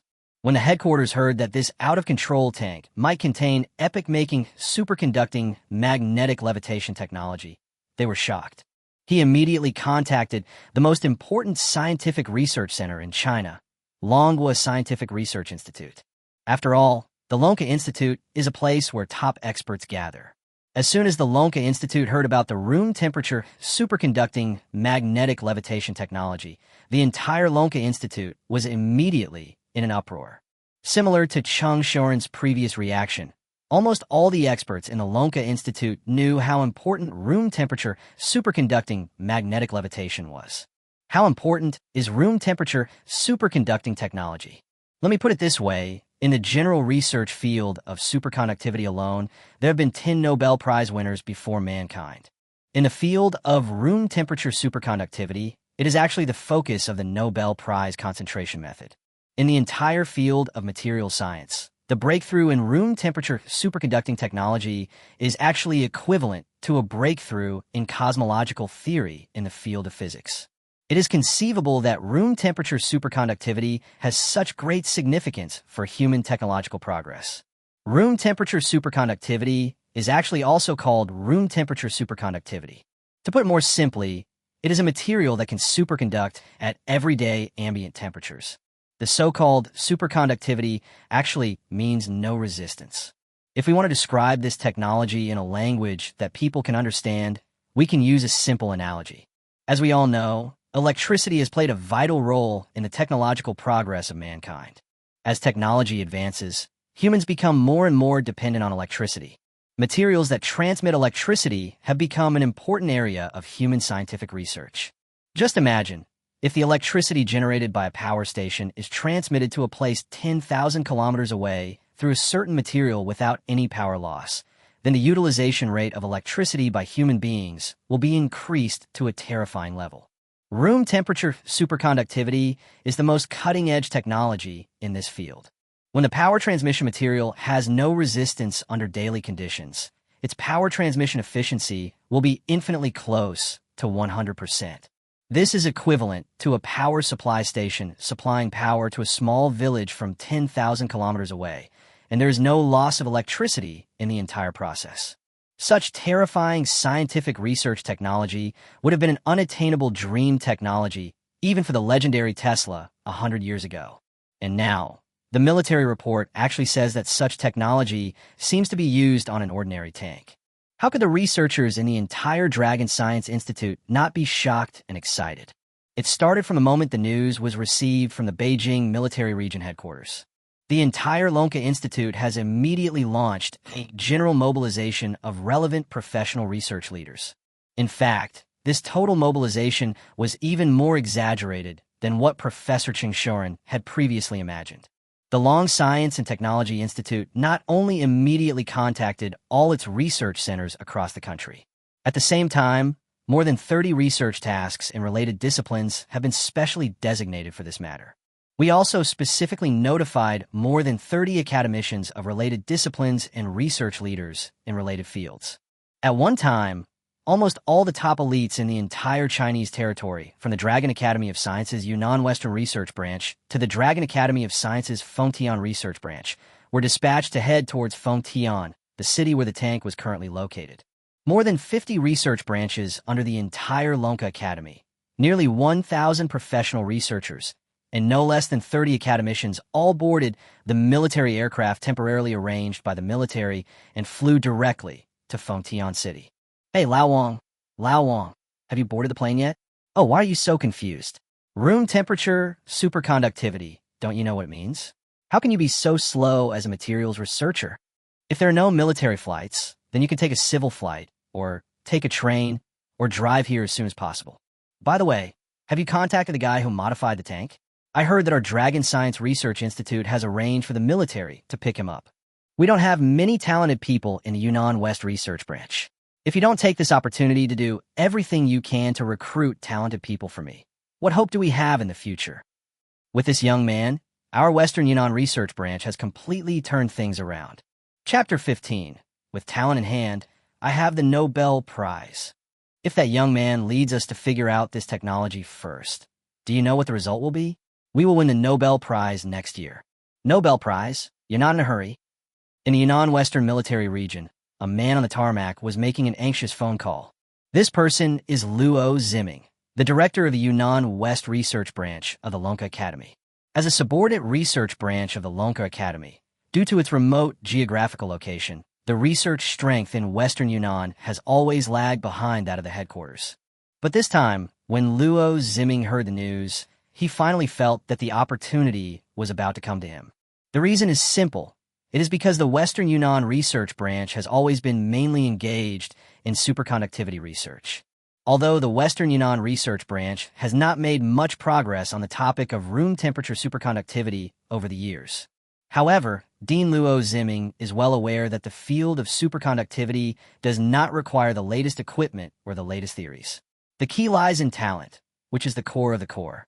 In other words, as long as you can find a person with real R&D capabilities, then their Western Yunnan Research Branch can break the embarrassing situation of huge investment in superconducting research for many years, but still no results. How could Luo Ziming not fight for such a thing? Not to mention that the Western Yunnan Research Branch is an affiliated branch of the Dragon Science Academy. Even the Western Yunnan Research Branch has no relationship with the Dragon Science Academy at all. I have to do everything I can to get this talent. Fengtian City, 300 kilometers outside the urban area. Wang Hua just climbed out of the cockpit of the out-of-control tank. This journey was extremely exciting for him. He had never dreamed in his life that one day he would be driving a heavy tank across a distance of nearly 3,000 kilometers. Fortunately, the tank stopped at the last moment. Otherwise, Wang Hua himself couldn't imagine what his situation would be like now. Crossing the border rashly is a serious event in human history. To put it bluntly, if this situation really happens, it would be a small matter if the other party destroyed itself with missiles. However, if it is not handled properly and causes international disputes, the consequences would be a devastating catastrophe. Tanks are military equipment. There is a huge difference between military equipment and ordinary cars. Even if I had 10 lives, I'm afraid I wouldn't be able to bear such consequences. That was a close call. I finally stopped. Damn you, Chun Hao. I trusted you so much, but you caused me such a big mess, you bastard. You really screwed me over. Wang Hua's heart was still beating rapidly as he had just climbed out of the tank's cockpit and stepped onto the flat ground beside the road. At this moment, he didn't have to worry about himself and the tank being destroyed. However, Wang Hua had already vaguely guessed the consequences of this incident. I went there to participate in an equipment exhibition, but now, before the exhibition is even halfway through, I have driven the modified tanks for thousands of kilometers, and it almost caused an international dispute. No matter how you look at it, this kind of thing is a major accident of responsibility. So, without thinking, Wang Hua could roughly feel how bleak his future would be. He has definitely lost his job. As for whether there will be other punishments in the future, Wang Hua can only clasp his hands together and pray silently. I pray that the punishment from the Institute won't be too severe, and I'll be thankful that I won't be assigned to work on a sewing machine. However, things did not develop as Wang Hua had imagined. While he was still beside the tank, waiting for rescuers, he heard a series of rumbling sounds coming from the sky. Then he saw several armed helicopters with safety slings hanging from them flying towards him. After the helicopter landed, a member of the Fengtian Military Region's helicopter brigade took Wang Hua onto the helicopter. Then the helicopter brigade member took Wang Hua into the air and began to direct the tank transportation work through the walkie-talkie. It wasn't until 6 helicopters lifted the tank off the ground and hoisted it into the air. The members on the helicopter did not say a word to Wang Hua. This made Wang Hua, who was already in a very nervous mood, even more uneasy for a moment. Hello, Captain. Are you just going to put me on a helicopter like this? Don't you need to put handcuffs on me or something? Seeing that the members on the helicopter were all busy with their own work, Wang Hua couldn't help but ask the soldier next to him in a low voice. Handcuffs? What handcuffs? The soldier looked at Wang Hua in surprise and asked back. This rhetorical question confused Wang Hua. He had just clearly thought that he was about to be arrested for this incident, but he didn't expect that the other party didn't seem to treat him as a criminal at all. This made him a little confused. It's the cold handcuffs. Aren't you here to arrest me? Catch you? Mr. Wang Hua, you are now a key protected person in our Fengtian military region. Who would come to catch you? You know, we came here to pick you up and take away this tank under the order of the Fengtian military region headquarters. When you go back, there will be a bunch of professors from the Dragon Academy waiting to see you. Who has time to play such a weird joke on you now? Obviously, the soldier had not thought about Wang Hua's concerns. Moreover, the soldier was completely unaware of everything that had happened to the tank before. All he knew was the emergency order from above. It is said that this tank contains top-secret technical information. Ask him to lead a team to bring the tanks and their drivers back to the Fengtian military region immediately. As for the rest, he knew nothing. What? The professor from the Dragon Academy is waiting for me? Brother, you are not mistaken, right? I am from the Beihai Weapon Equipment Research Institute, and I don't know anyone from the Dragon Academy. What do they want to see me for?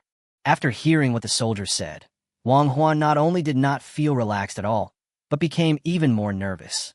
As an ordinary researcher at a Weapons and Equipment Research Institute, his greatest ideal in life was not to have any intersection with the experts from the Dragon Academy of Sciences. But now, this soldier brother kept saying that the experts from Lonka Institute were waiting for him. If this isn't an unprecedented story, then what is? Chapter 16, top expert arrive. With my skills in scientific research, I can barely even clean shoes. How could I really alarm the experts from the Shanglong Academy of Science? I'm not even the best researcher in Beihai City Weapon Equipment Research Institute, so how is it possible that an expert from the Dragon Science and Technology Institute would wait for me? Of course I'm looking for you. You're the driver of this tank, and you're also a good friend of the tank's modification personnel. Now your good friend is coming to Fengtian under the escort of our military. He is too far away. It will probably take 7 or 8 hours to get here. The professors and academicians of the Dragon Academy can't wait any longer. I said I wanted to discuss something with you about a super missile. I wanted to ask if you know anything about it. Faced with Wang Hua's confused expression, the soldier did not hide anything. Because there was no top-secret information in the orders they received, and Wang Hua himself was the target. So for him, it didn't matter even if he told Wang Hua everything his superiors had told him to do. On the contrary, it can help this foolish brother in front of him to be mentally prepared. What do you mean by super missile? No way. Is it possible that the Russians really launched a missile? Hiss. The soldier's ambiguous words almost frightened Wang Hua to death.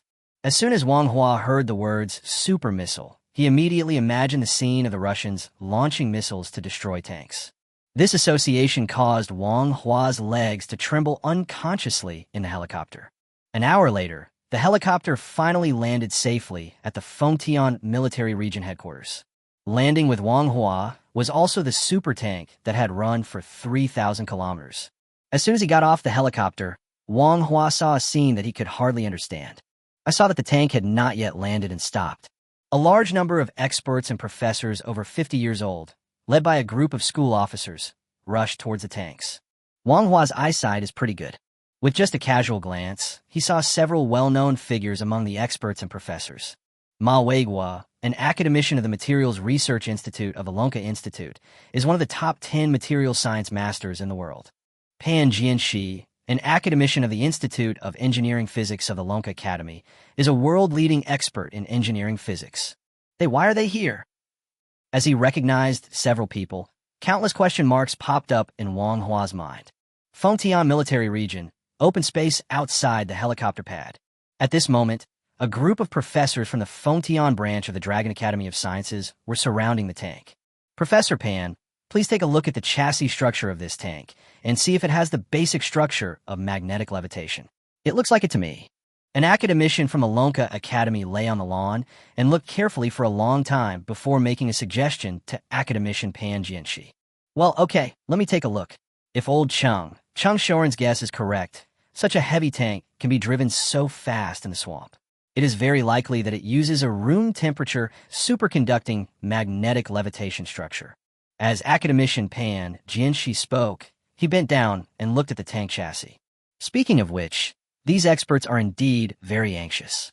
In fact, according to the original arrangement, the tank should have been towed to the equipment workshop of the Fengtian military region first, and then these experts, professors, and academicians would go to the equipment workshop for research. After all, the equipment workshop is equipped with all kinds of facilities, whether it is raising the tank chassis or letting professional personnel disassemble the tank. These equipment workshops can do it. However, because these experts and academicians were so anxious, they did not even wait until the tanks were towed to the equipment workshop, and they hurriedly ran directly to the apron. There is no way room temperature superconducting magnetic levitation technology is a top-notch epic-making technology. It is understandable that the experts and academicians are anxious to witness it with their own eyes. As for when it will be towed to the equipment workshop, it is up to the experts to decide. I see it. There really is a magnetic levitation structure, and it's an electromagnetic coil. This magnetic levitation structure is driven by an electric system. Oh my God, there is actually such an ingenious structure. The person who modified the tank is simply a genius. Unbelievable. There are actually several turns of electromagnetic coils wrapped around the outside of the hydrogen fuel cell motor. Could this be the application of electromagnetic enhancement technology to the hydrogen fuel cell motor? How could there be such a combination? Lao Zhang, come and take a look. There is a miniature strong magnetic probe next to the main turret of this tank. Is this a device to resist electromagnetic interference? Oh my God, the knocking sound of the tank tracks is so strange. This is definitely not a traditional tank track. It must be made of new materials, a new material that none of us have come into contact with. That's why it is said that the experts from Lonka Academy are the top experts in China. This tank had just been parked on the tarmac for less than half an hour. This group of experts from the Dragon Science Institute discovered no less than 4 or 5 bizarre things about this tank. Moreover, these 4 or 5 incredible places, without exception, are all important places related to new technologies, new materials, and even new physical theories. This shocked the experts on the scene, and at the same time, they all became excited. Woo-woo. Old Lou, you've only been around for 30 years. Did you see that? Old Pan and his team have a room temperature superconducting structure. Room temperature superconducting. It's 100 times more valuable than electromagnetic interference-resistant technology. Wow, China's future aerospace technology is promising. Hydrogen fuel cell motors can actually use electromagnetic range extension. Our aerospace industry will definitely develop greatly in the future. On the huge helicopter pad in the Fengtian military region, dozens of experts from the Fengtian Research Institute of the Dragon Academy of Sciences took a rough look at this super tank. Almost without exception, they shed tears of excitement. The unusual behavior of these experts and academicians made the hearts of the Fengtian military region leaders who accompanied them rise to their throats. Colonel Sun, I don't understand a word these academicians are saying. They just looked at the tanks a few times. Is it necessary to cry? Chapter 17. Wang Hua's highlight moment. Hey, Colonel Chu, have you never heard of the saying, if you hear the truth in the morning, you can die in the evening? Although we don't understand what extraordinary technology this tank has, I'm sure these academicians must have discovered something unusual. Let's just wait until they have finished looking at it, and then tow the tank back to the equipment workshop. I heard that all the research branches under the Dragon Academy across the country will send experts here. I guess these experts and academicians will not leave our military region's tank equipment workshop in the near future. Looking at a group of experts and academicians lying on the grass, concentrating on studying the super tank, several accompanying officers could only stand aside and wait quietly. 2 hours later, the tank was finally towed into the equipment workshop. By this time, it was already evening and time to eat. However, because there were so many shocking discoveries made when inspecting the tank just now, none of the experts and academicians who had arrived in the entire military region had the heart to eat. While the tank was being dragged into the equipment workshop, a group of academicians gathered around Wang Hua. You are the tank driver, right? I am academician Ma Weigua from the Lonka Academy. I heard that you are friends with the young man who modified this tank, right? Could you please introduce me to someone? I have several questions that I would like to discuss with that young man right away. Academician Ma Weigua patted Wang Hua on the shoulder and said happily, Brother Wang Hua, right? I'm Pan Jianxi from the Lonka Institute. Speaking of which, you guys who study equipment and we who study engineering physics are somewhat related.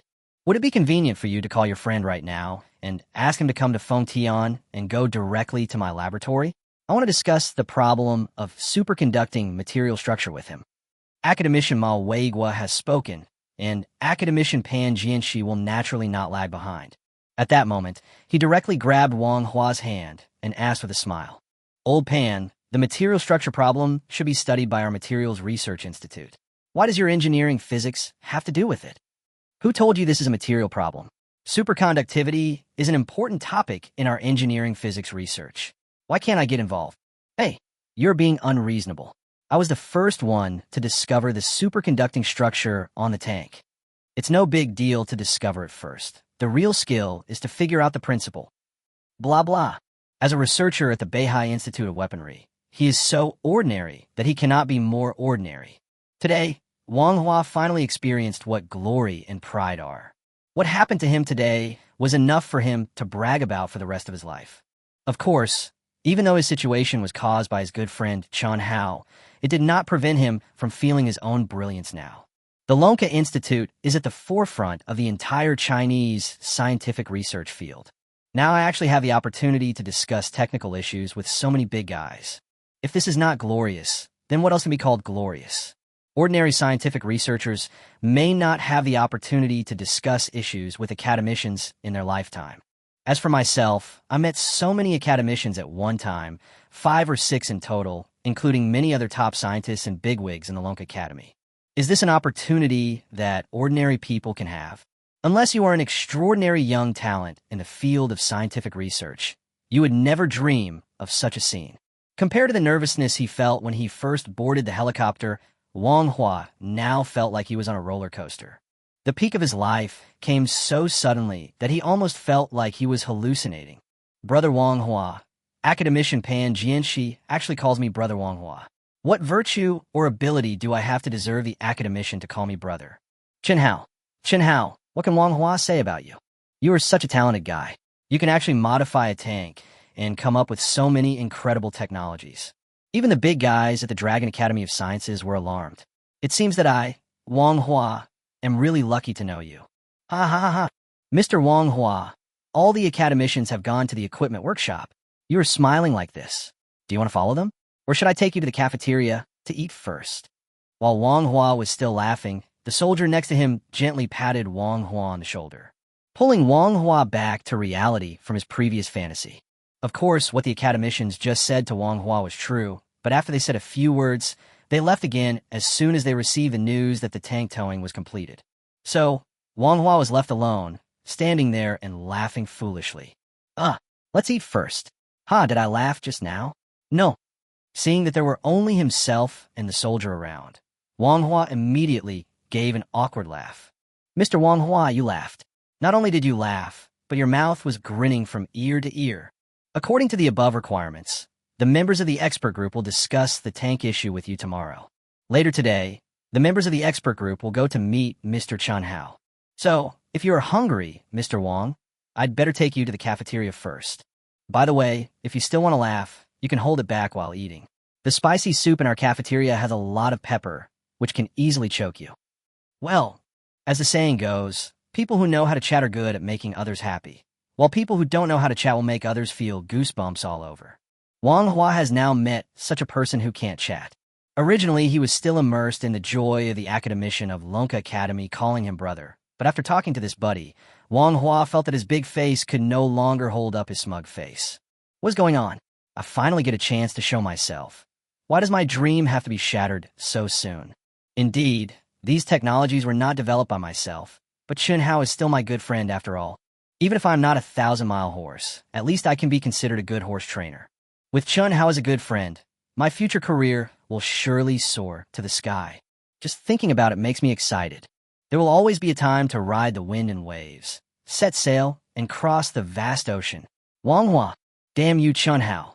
I'm going to teach you a lesson when you come. You installed so many advanced technologies on the tank, but you didn't tell me a thing. I thought I was going to have to operate a sewing machine myself. Ha ha ha. Chapter 18. Fengtian Airport is paralyzed? 8 p.m. Fengtian International Airport. As the most important economic center in the entire north, the throughput of Fengtian International Airport has always been a benchmark for all airports in northern China. The entire airport has 4 runways, 81 parking spaces, and covers an area of over 300,000 square meters. According to common sense, for such a huge airport, the daily throughput is about 60,000, which should be completely sufficient under normal circumstances. But for some unknown reason, there seem to be some abnormal situations at the airport today. In the terminal, Station Master Li Kuei-wu was nervously wiping the sweat from his forehead. At the same time, he was holding the microphone of a walkie-talkie in his hand, and a very serious and critical voice came out of the microphone. Old Li, didn't I tell you an hour ago that a large number of military helicopters were going to land temporarily at our airport? What on earth did you do? Why did you only free up 15 parking spaces after all this time? An hour has passed. In less than an hour, the first batch of helicopters that made a temporary landing will arrive. Do you know how important the people coming here today are? If I delay their work, I will be in trouble, and you won't be able to escape either. If you don't get me 80 parking spaces, I'll make you pack up and leave. The person speaking on the other side of the microphone was Li Kuei-wu's immediate superior, Wang Yuegang, the general manager of Fengtian International Airport. Because the helipad of the Fengtian military region is usually only used by the Fengtian military region itself. Therefore, at the beginning of the construction of the military region, no one considered that one day hundreds of helicopters would suddenly appear and fly to the Fengtian military region at the same time. In order to deal with the super tank, all the research branches of the Dragon Science Institute across the country flew towards Fengtian at the same time. The carrying capacity of the Fengtian military region exceeded the original design standard by more than 5 times in almost an instant. As soon as Commander Pang Jinhua of the Beihai military region heard that there were not enough parking spaces, he immediately contacted Commander Liu Changsheng of the Fengtian military region. Liu Changsheng never thought that a tank losing control would lead to so many subsequent events. What he could not imagine was that on this out-of-control tank, the expert from the Dragon Science Institute actually discovered a technological achievement that shocked the headquarters. The headquarters has now issued a death order, asking him to cooperate well with Commander Pang Jinhua of the Beihai military region. There is no other way. Even if there are not enough helipads now, I have to move enough helipad myself. After all, those who came were academicians and experts from the Lonka Academy. If one of the academicians fails to receive guests properly and something goes wrong, the consequences will be extremely serious. Therefore, in order to ensure that there is a helipad to park military helicopters when members of the Dragon Academy of Sciences from all over the country arrive tonight, Liu Changsheng could only call Fengtian International Airport, which was closest to the military region. Commander Liu's request was very clear. It was expected that no less than 100 helicopters would arrive tonight.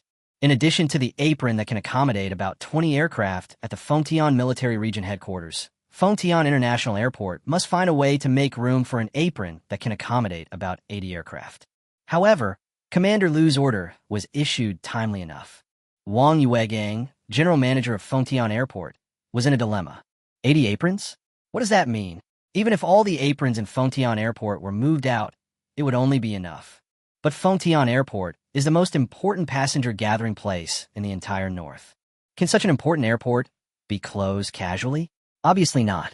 But if it is not closed, where should the 80 helicopters be parked? After thinking for a long time, Wang Yuegang, general manager of Fengtian Airport, finally came up with a similar solution. First, to accommodate the parking requirements for 80 helicopters, he first asked the terminal manager, Li Kuei-wu, to stop the entire runway. This runway is about 2,000 meters long and more than 30 meters wide. After this runway is closed, there will be space for at least 30 to 40 helicopters to park. Basically, a safe space of 30 to 50 meters is needed between each helicopter. So a 2-kilometer-long runway is enough for 30 to 40 helicopters to dock. Of course, the parking needs of 80 helicopters cannot be met by just one runway. At least 40 or 50 helipads are needed to meet the requirements of the Fengtian military region. So Wang Yuegang came up with the idea of moving as many planes on the open apron as possible into the hangar. In this way, about 10 or 20 apron spaces can be freed up. Unfortunately, although the situation has now reached this point, most of the aprons requested by Commander Liu have been solved. However, there's still more than 30 parking spaces that cannot be met. In desperation, Wang Yuegang thought of the simplest solution. And the simple solution was to throw the problem directly to his subordinate, Li Kuei-wu, to find a solution. When things got to Li Kuei-wu, the trouble was really big. The general manager of Fengtian Airport had already thought about this matter many times, and it was true that there was no more apron available. Now that my immediate boss has thrown this difficult problem directly at me, what can I do? To put it more seriously, the closure of one runway and the movement of all the planes waiting to fly to the hangar were already making the station master very busy. You have to know that airplane flights are not a child's play. Every flight will affect at least 5 or 6 related flights because of route issues and takeoff and landing time issues. Such a big adjustment needs to be made all at once, and this is a workload. Even though Li Kuei-wu has been in the industry for decades, this is the first time for a young lady to get married. This left him with no time to think of ways to solve the problem of insufficient helicopter pads. But then again, the order from the general manager has already come down. Not to mention that Li Kuei-wu encountered difficulties. Even if he felt that it was impossible, he had to find a way to make this thing feasible. Otherwise, wouldn't I really have to pack up and leave before tomorrow? There are more than 30 helipads, and there are still 30 more helipads to go. Oh, where can I find them? Chapter 19. Get the bulldozer. Boss Wang, you are such a fool. You clearly know that our airport is a civil aviation airport, but now you want to park so many military helicopters at once. Isn't this embarrassing for me? It was not until the voice on the intercom was hung up that Li Kuei-wu dared to frown and vent his complaints. Li Kuei-wu naturally didn't understand why Wang Yuegang asked him to arrange so many helipad spaces. But he had no choice but to do the task assigned by President Wang. So, in desperation, Li Kuei-wu began to pace back and forth anxiously in the terminal. There's still more than 30 helipads that cannot be handled. There's still more than 30 helipads that cannot be handled. Li Kuei-wu paced anxiously and repeated it over and over again. At this moment, Station Master Li Kuei-wu's eyes happened to fall on a slope outside Fengtian International Airport. Oh, I got it. Seeing the huge area of Earth slope, Li Kuei-wu slapped his thigh and almost jumped up in excitement. The earthen slope in front of you is actually the location of a playground being built for a school next to the airport. However, Since the school was established not long ago, the construction of the playground has not yet been completed. In addition to the solid foundation that has already been laid, there are still tens of thousands of cubic meters of loess piled on the huge playground, and it has not yet been completely paved. Now is the perfect time for Lee Kuei-woo to see it. The school playground with a compacted foundation is the best choice in terms of area and shutdown conditions. The only trouble now is that the slope of soil in front of us is still piled on the playground. As long as we can find a way to move all the soil away, where you can compact all the soil onto the playground surface and create a large flat area for temporary parking of helicopters. Wouldn't it be possible to complete the task anyway? Great! Why didn't I think of that before? Lao Lu, come here quickly. Lee Kuei-woo, who came up with this wonderful idea, immediately called over Deputy Station Master Liu, who was busy with aircraft dispatch not far away. What's the matter, Station Master Lee? Deputy Station Master Liu wiped the sweat from his forehead and trotted to Lee Kuei-woo and said, "Right now, find a way to get me 100 excavators and 10 steamrollers. I want to build a road." Lee Kuei-woo was so excited that he took out his cell phone from his pocket. 100 excavators and 10 road rollers? Station Master, what are you doing? Oh, don't worry about it. I know you have connections in this area. Just hurry up and get it for me. I have to clean up the playground of the nearby school to make a helipad. If it's too late, I'll have to pack up and leave tomorrow. If I pack up and leave, Lao Lu, you have to leave with me. So hurry up and do it. Before Deputy Station Master Liu could react, Lee Kuei-woo then poured out all his plans in a rush. At the same time, he did not forget to give serious instructions to this capable man under his command.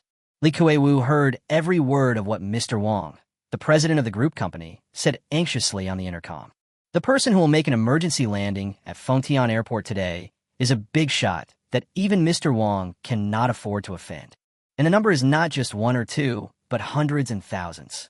So many big shots are going to land at Fengtian Airport. Even if Lee Kuei-woo has to risk his life today, he must complete the task assigned by President Wong. Moreover, Mr. Wong has already said that those helicopters are military helicopters. Can ordinary people ride in military helicopters? So without thinking, Lee Kuei-woo knew what he should do now. Oh, okay, I'll do it right away. Of course, Deputy Station Master Liu had never seen Station Master Lee Kuei-woo so anxious. Seeing that the Station Master was almost jumping up and down in anxiety, Deputy Station Master Liu did not even bother to wipe the cold sweat from his forehead and rushed downstairs of the terminal. After arranging the work for Deputy Station Master Liu, Lee Kuei-woo immediately called General Manager Wang Yuegang again, considering the fear of delaying General Manager Wang's important matter. So before General Manager Wang Yuegang could ask him further questions, Lee Kuei-woo had already reported his plan and the expected number of helicopter pads that could be vacated. Sure enough, the situation was just as Lee Kuei-woo expected. When General Manager Wang Yuegang heard that Lee Kuei-woo actually had a way to free up dozens of additional helipads to meet the requirements of the Fengtian military region, Wang Yuegang immediately decided to support Lee Kuei-woo's decision. Just go ahead and do the construction. I'll take care of the rest. As long as you can ensure that all military helicopters can land today, I'll credit you for the credit, no matter what the cost. With the full support of the airport general manager, Lee Kuei-woo immediately put all his strength into it. 2 hours later, he saw with his own eyes the first batch of 10 excavators driving into the school.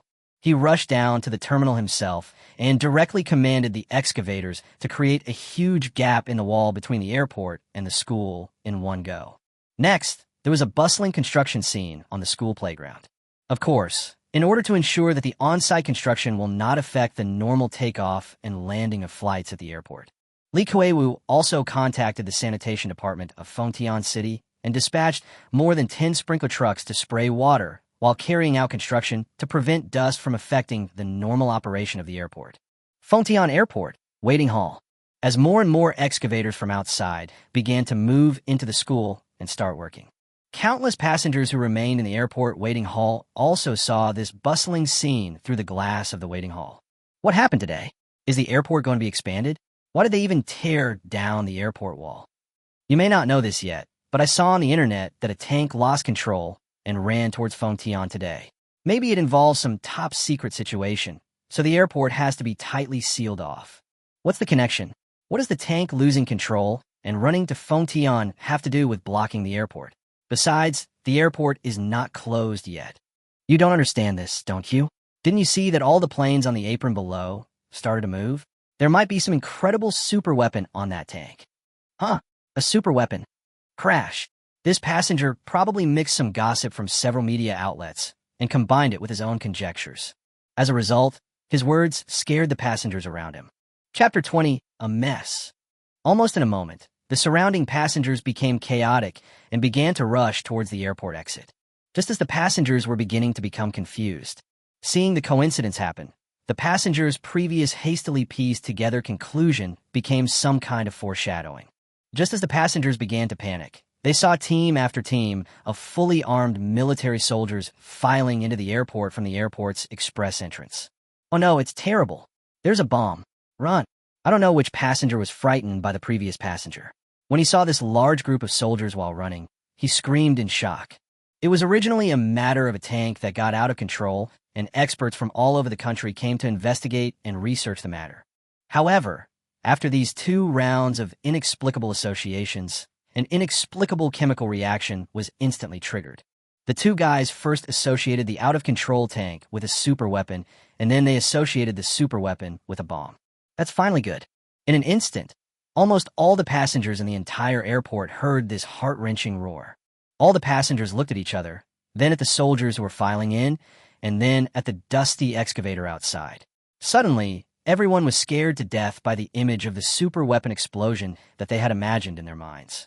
With a whoosh of noise, the entire waiting hall immediately became a mess.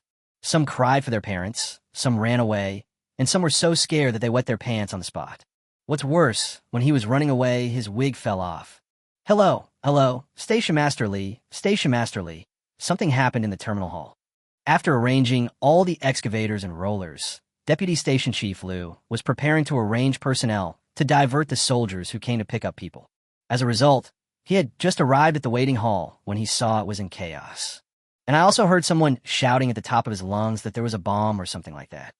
Just 10 minutes ago, Deputy Station Chief Liu and Station Chief Lee had just learned from their General Manager Wang Yuegang that a large number of academicians from the Lonka Academy were about to land at this airport. General Manager Wang on the phone also specifically emphasized to Station Master Lee and Deputy Station Master Liu that they must pay attention to the important identities of the academicians of the Lonka Academy and must cooperate with the military to ensure their safety. And now, he actually heard someone say that a bomb had appeared in the airport.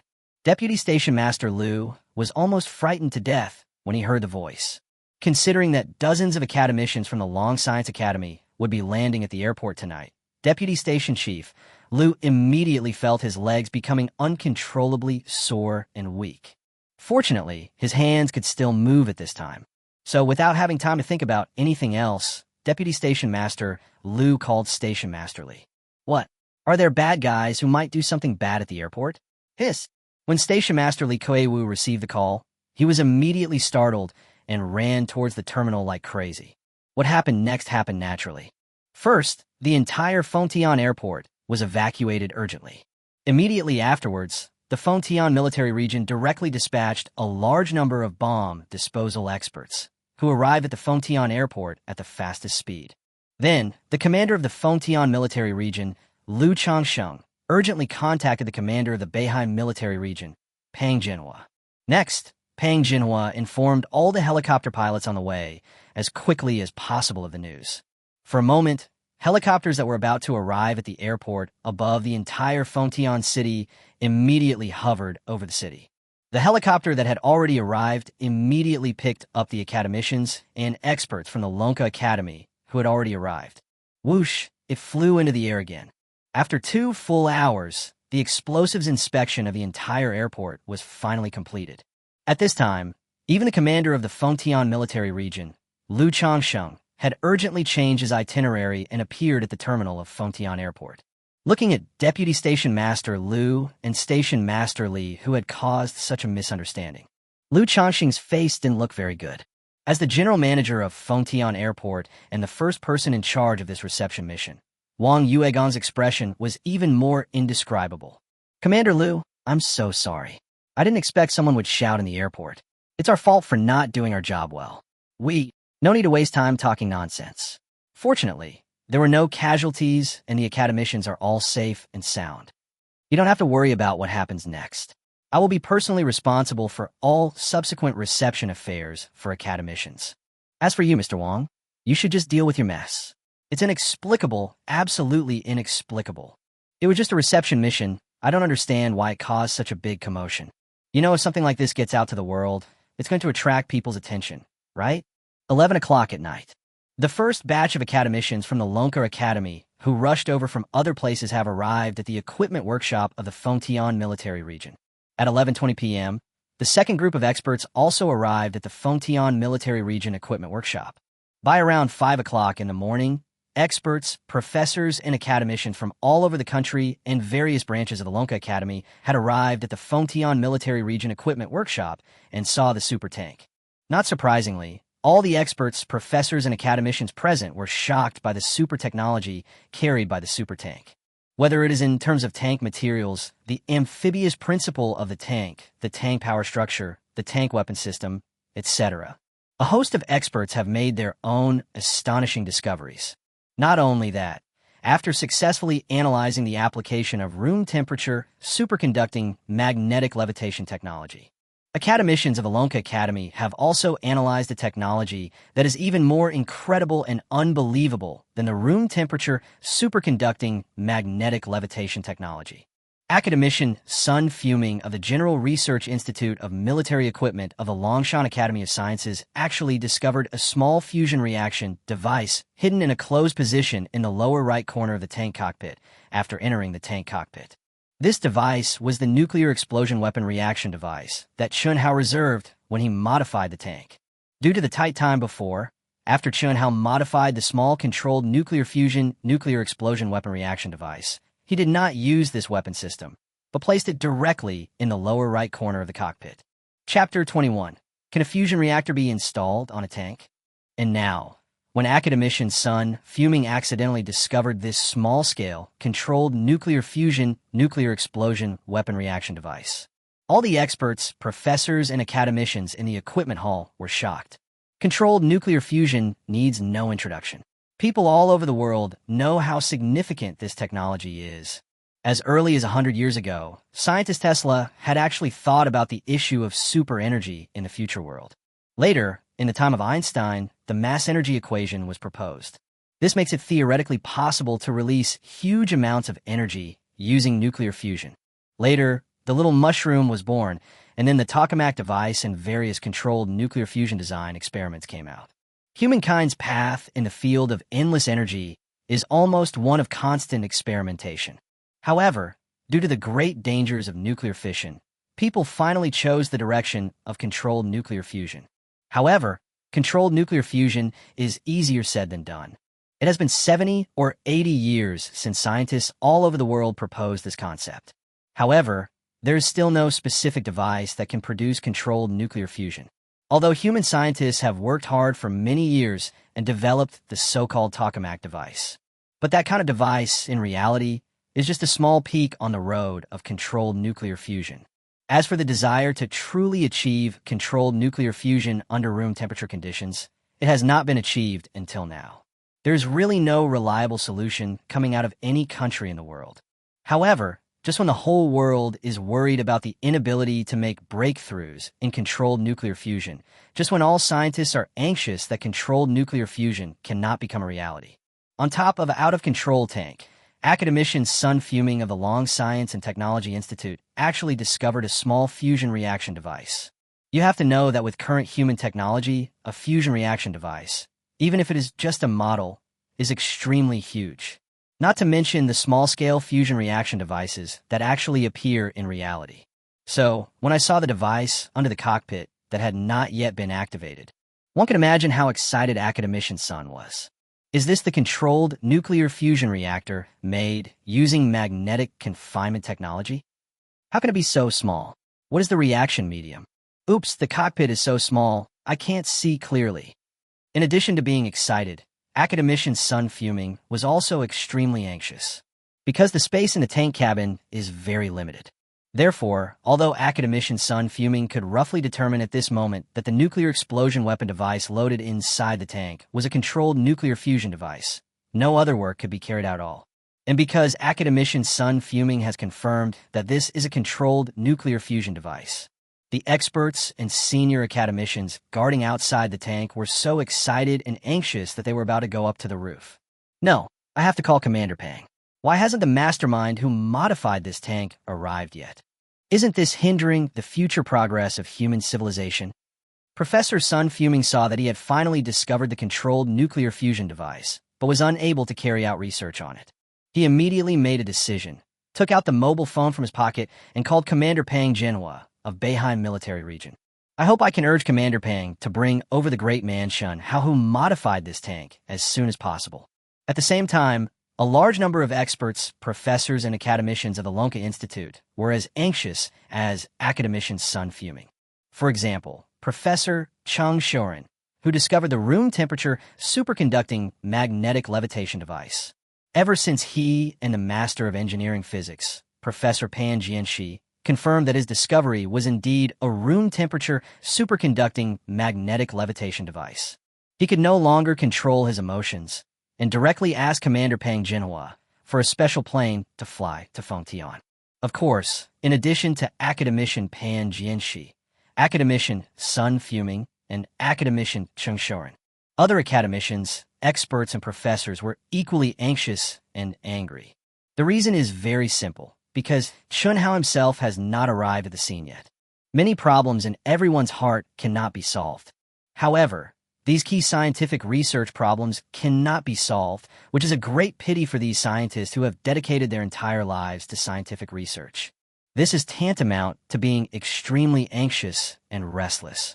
But then again, although experts, professors, and academicians from the Fengtian Military Region Headquarters and Lonka Academy across the country were looking forward to meeting Chun Hao. But as for Chun Hao, it would be very difficult to meet them for the time being. As for the reason, it's quite speechless to talk about it, because the helicopter Chun Hao was riding was one of the helicopters that had chased the tanks before.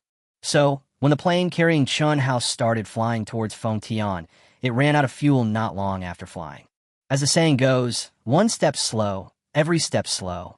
Originally, the helicopter was out of fuel, so it could just find a nearby military base to refuel and continue heading towards Fengtian.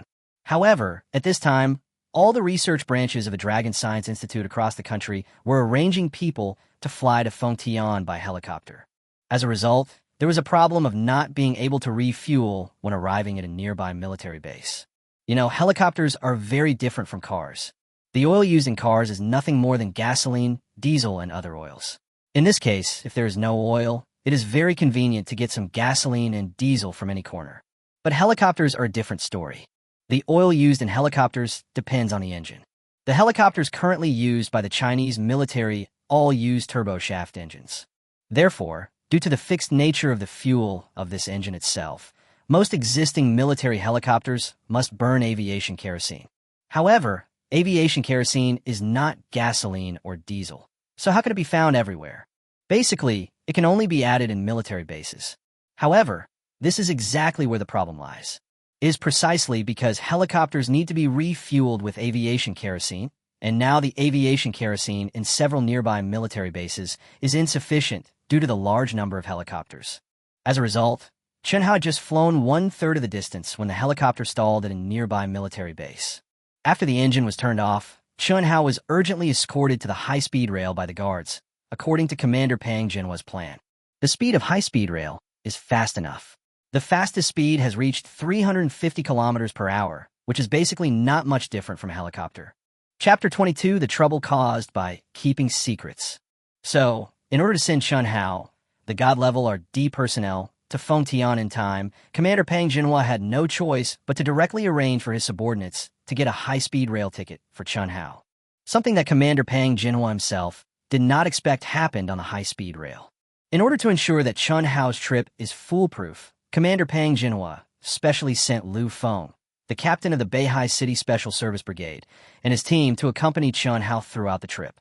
After the group boarded the high-speed train under the escort of a special car, Lu Feng and others came into the high-speed rail carriage with Chun Hao.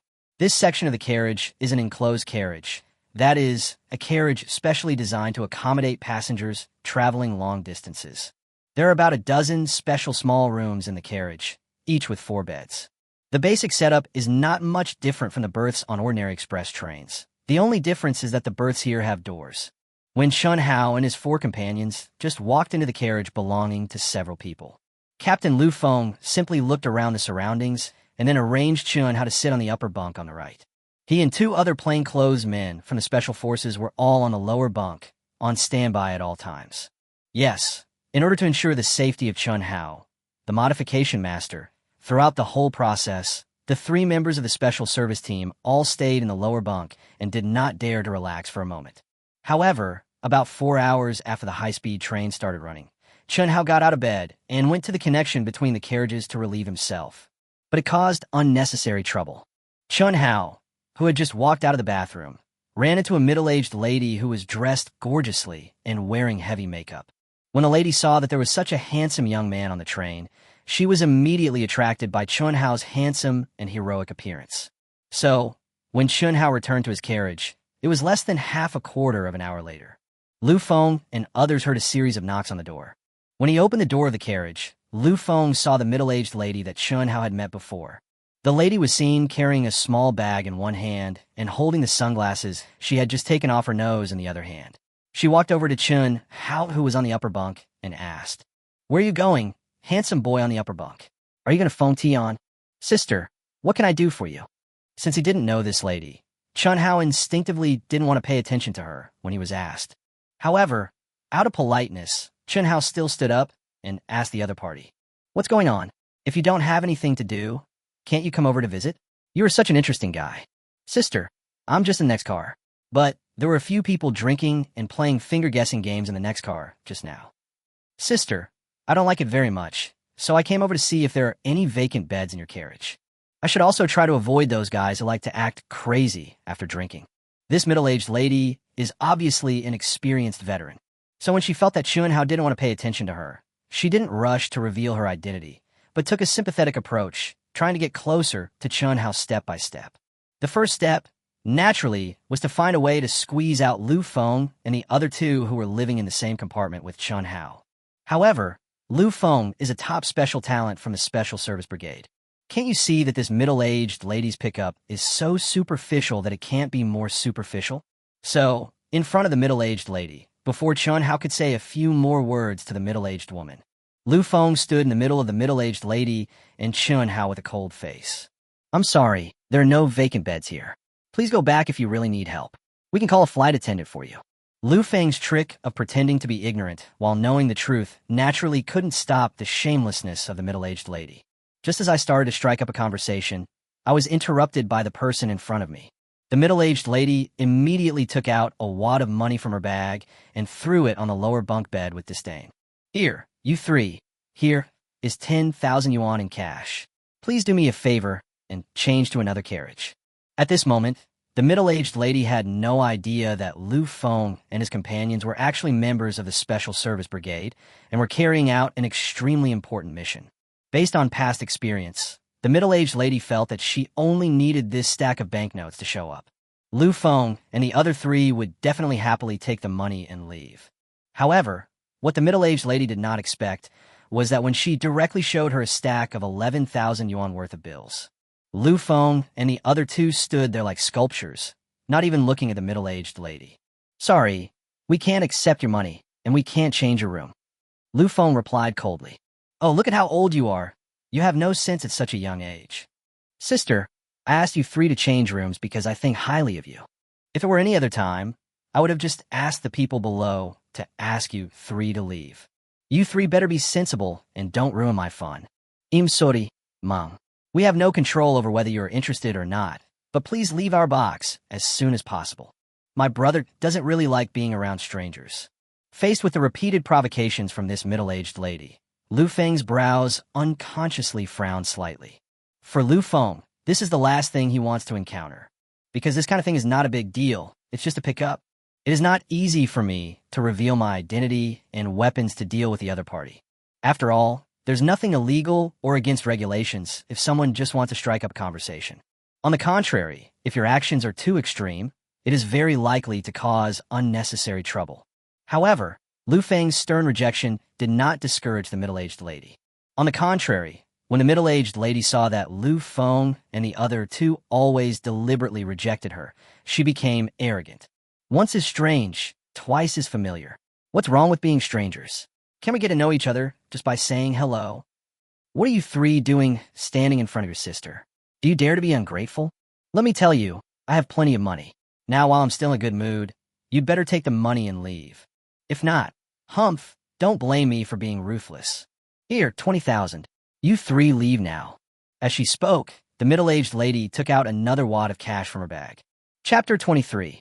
The second boss of Qingya Group. Seeing that the middle-aged lady in front of him refused to leave, he continued to get worse. As the number one person in charge of escorting Chen Hao, Lu Feng, who came from the Special Service Brigade, was also obviously unhappy, considering that I'm still on the train, and now many passengers are looking over here. After Lu Feng calmed down a little, he finally did not choose to take other measures, but directly said to a special agent plainclothes officer beside him, Xiao Feng, please go and ask the flight attendant to ask this lady to leave. After receiving the order, Xiao Feng immediately left the crowd that was gradually gathering. A moment later, a uniformed flight attendant came among the crowd. Excuse me, which passenger needs help? Here, Lu Feng waved to the flight attendant. When the flight attendant came up to him, Lu Feng told him everything that had happened. Afterwards, he handed the 20,000 yuan in cash from the lower bunk directly to the flight attendant to prove that what he said was true. He saw the two thick stacks of cash, and also the middle-aged lady in front of him who was still holding her head high with a look of disdain on her face. The flight attendants had obviously realized that what Lu Feng said was true. So after listening to Lu Feng's brief account of what happened, the flight attendant directly handed the two stacks of cash back to the lady and politely said to her, I'm sorry, passenger. Your request to change berths is allowed on the train. But such a request must be agreed to by the other party.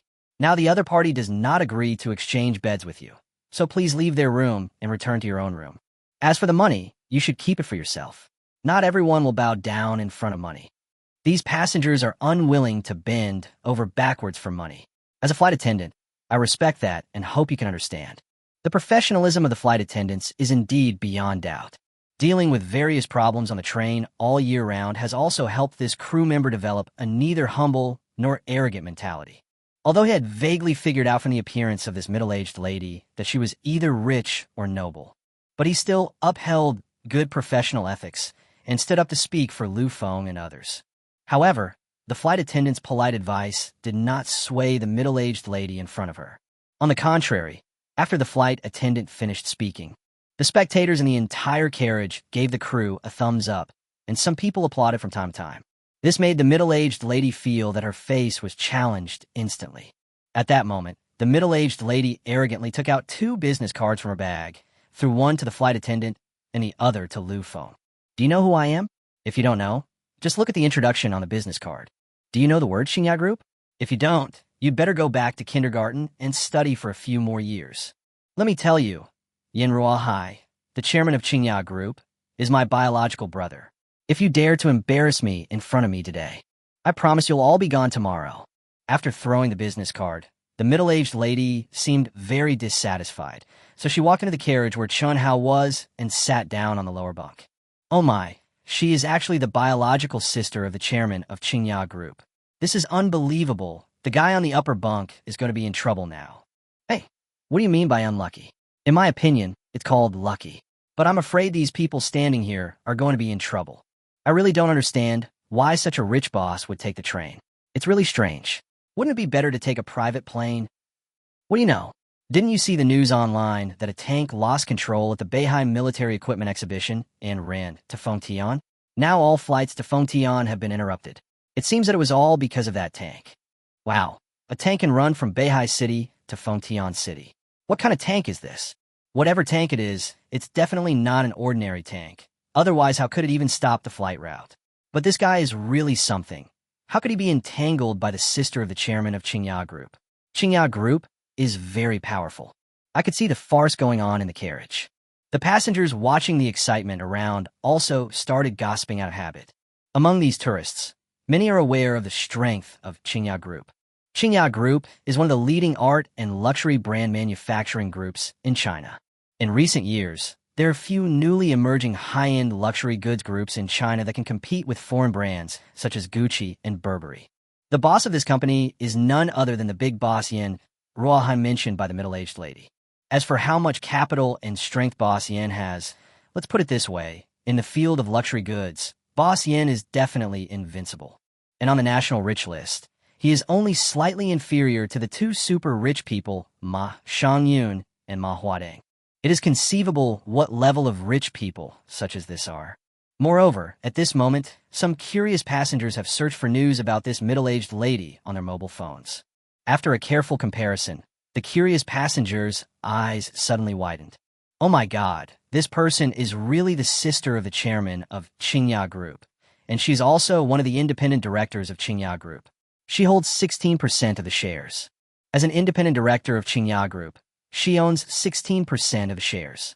Doesn't that mean she has tens of billions of dollars in wealth? Rich woman. She is really a very rich woman. Now, the guy on the upper bunk will have a hard time getting out of this matter today. Just when a group of idle passengers were about to continue gossiping, Lu Feng also saw clearly the words on the business card. The reason why he couldn't see it clearly until now was not because the words on the business card were too small and he couldn't see it clearly. The main reason is that there are 3 languages written on this business card with a pure gold border, and 2 of them are foreign languages. This made Lu Feng check it carefully before he finally confirmed that there was nothing wrong with the information on the business card. However, after finding out the identity of the middle-aged lady sitting in front of him, Lu Feng didn't say much, but just glanced at the flight attendant next to him. Chapter 24. Someone from Qingya Group is coming. But this flight attendant was just an ordinary staff member. Now that he knew the identity of the person opposite him, he no longer had the courage to force the other party to leave. So, seeing that Lu Feng and the other 2 were looking at him, the flight attendant had no choice but to go and discuss with a middle-aged lady in a friendly tone. Unexpectedly, the middle-aged lady, who felt good about herself, raised her head even higher when she saw that Lu Feng and others, including the flight attendant, did not seem to have any intention of forcing her to leave. I'm just going to rest in this lower bunk. I'll see who dares to chase me away. If you have the guts, just go ahead and use them. If I get mad, I'll call my brother. I watched as this middle-aged lady acted like a rogue in front of everyone. Lu Feng didn't intend to waste any more time talking to the other party at this moment. As a special agent protecting Chen Hao, it was impossible for Lu Feng to forcibly drag this middle-aged shrew out in public. After all, there are many people on the bus and Chen Hao's identity is highly confidential.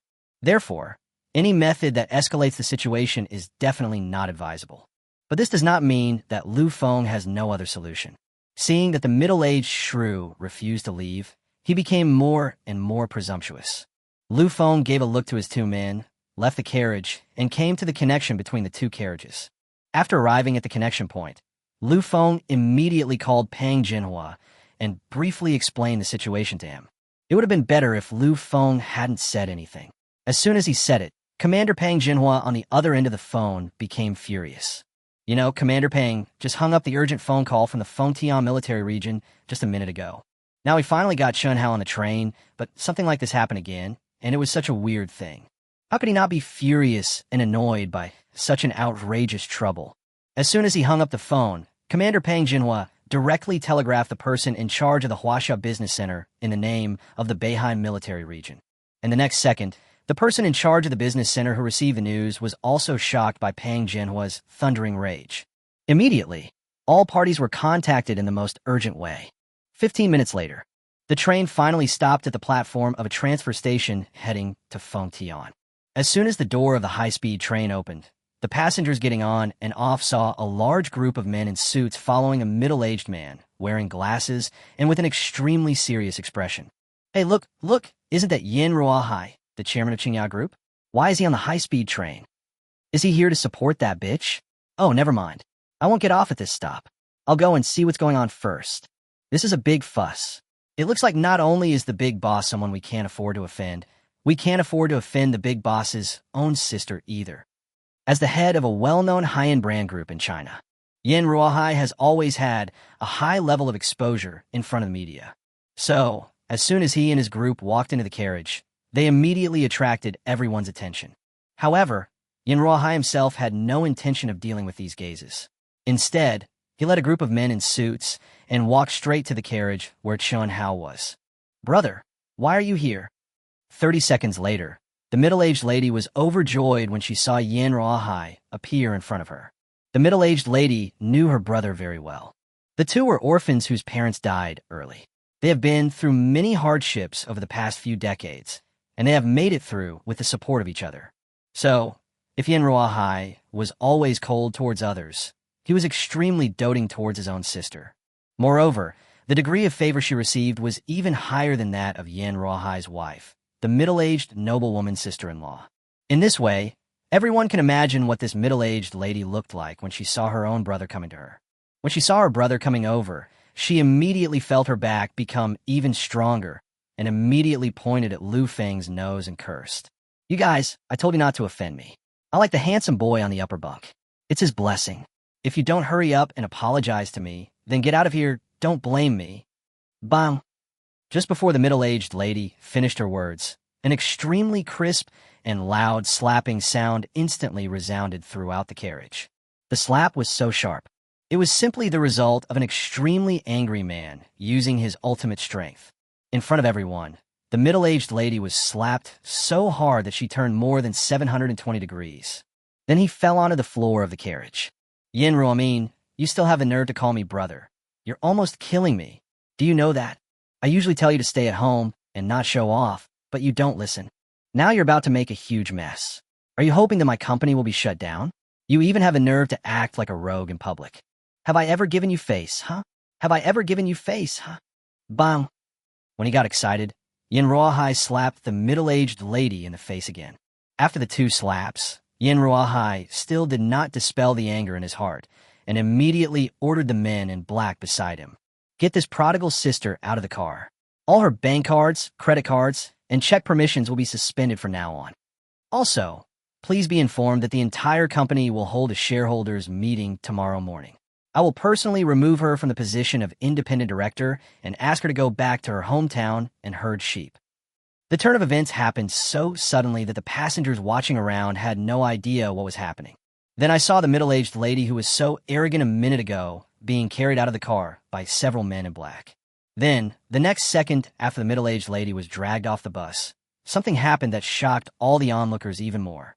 Everyone saw Yin Ruohai, a top tycoon who had always been high and mighty in the past, and whose total net worth had already exceeded 10 billion. In front of everyone, he knelt down in the carriage where Chun Hao was.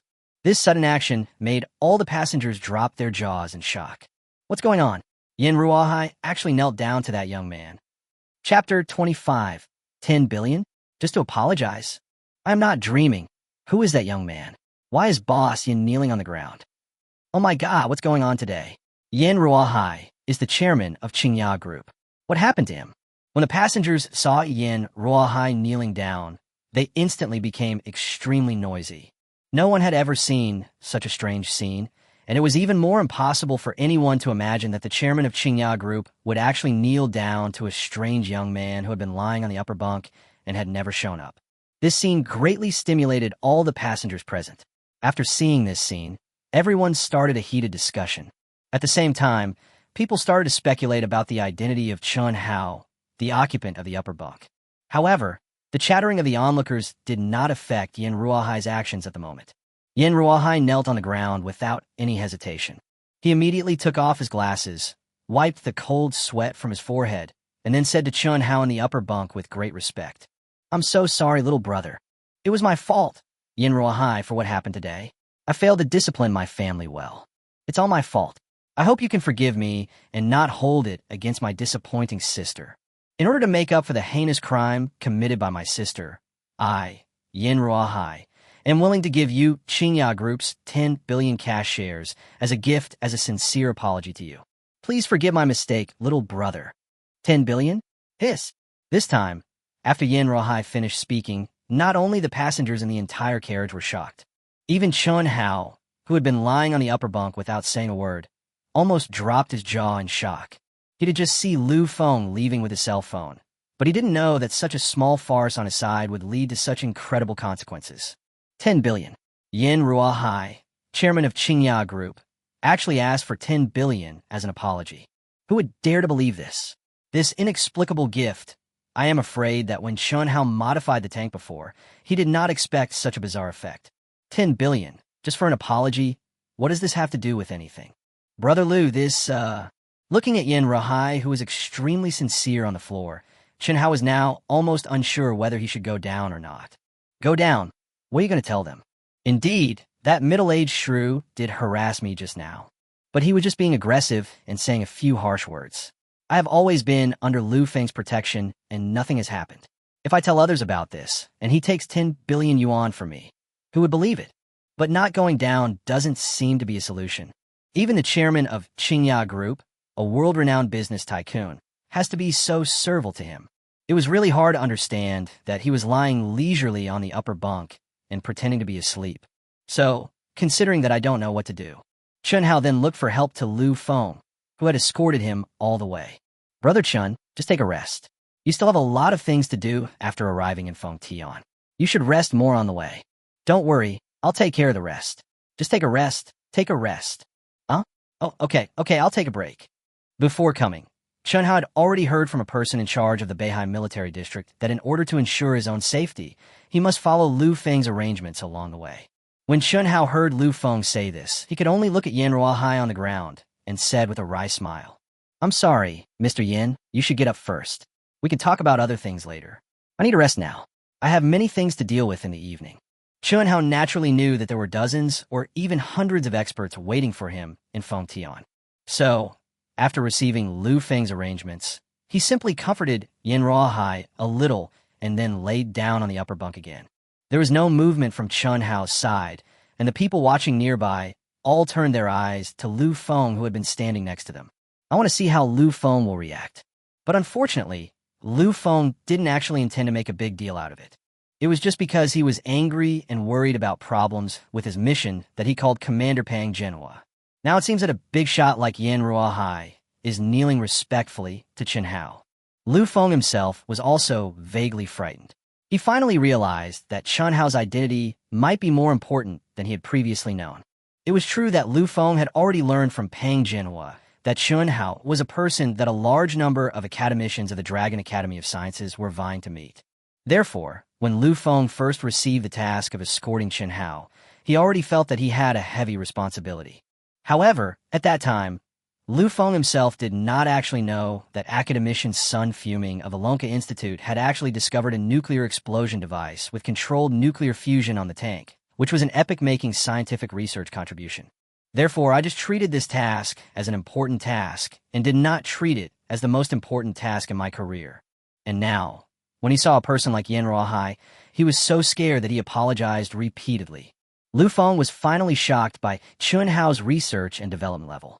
My goodness, brother Chun Hao, could it be that he has really developed something incredible? Why does a person like Mr. Yin have such a big reaction? After thinking for a moment, Lu Feng immediately helped Yin Ruohai up, considering that he could not delay escorting Chun Hao. So Lu Feng said to Yin Ruohai, Boss Yin, I'm sorry, the train is about to leave, and my buddy on the upper bunk has to rush to Fengtian, so you should get up first.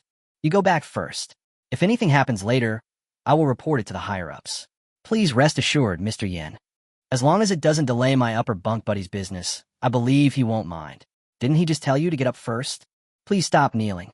It's not good to delay everyone's work. Lu Feng's words still played a key role. In fact, Yin Ruohai was also nervous just now, because he himself didn't know where Chun Hao came from. Chapter 26, whether you want it or not, is secondary. You must give it.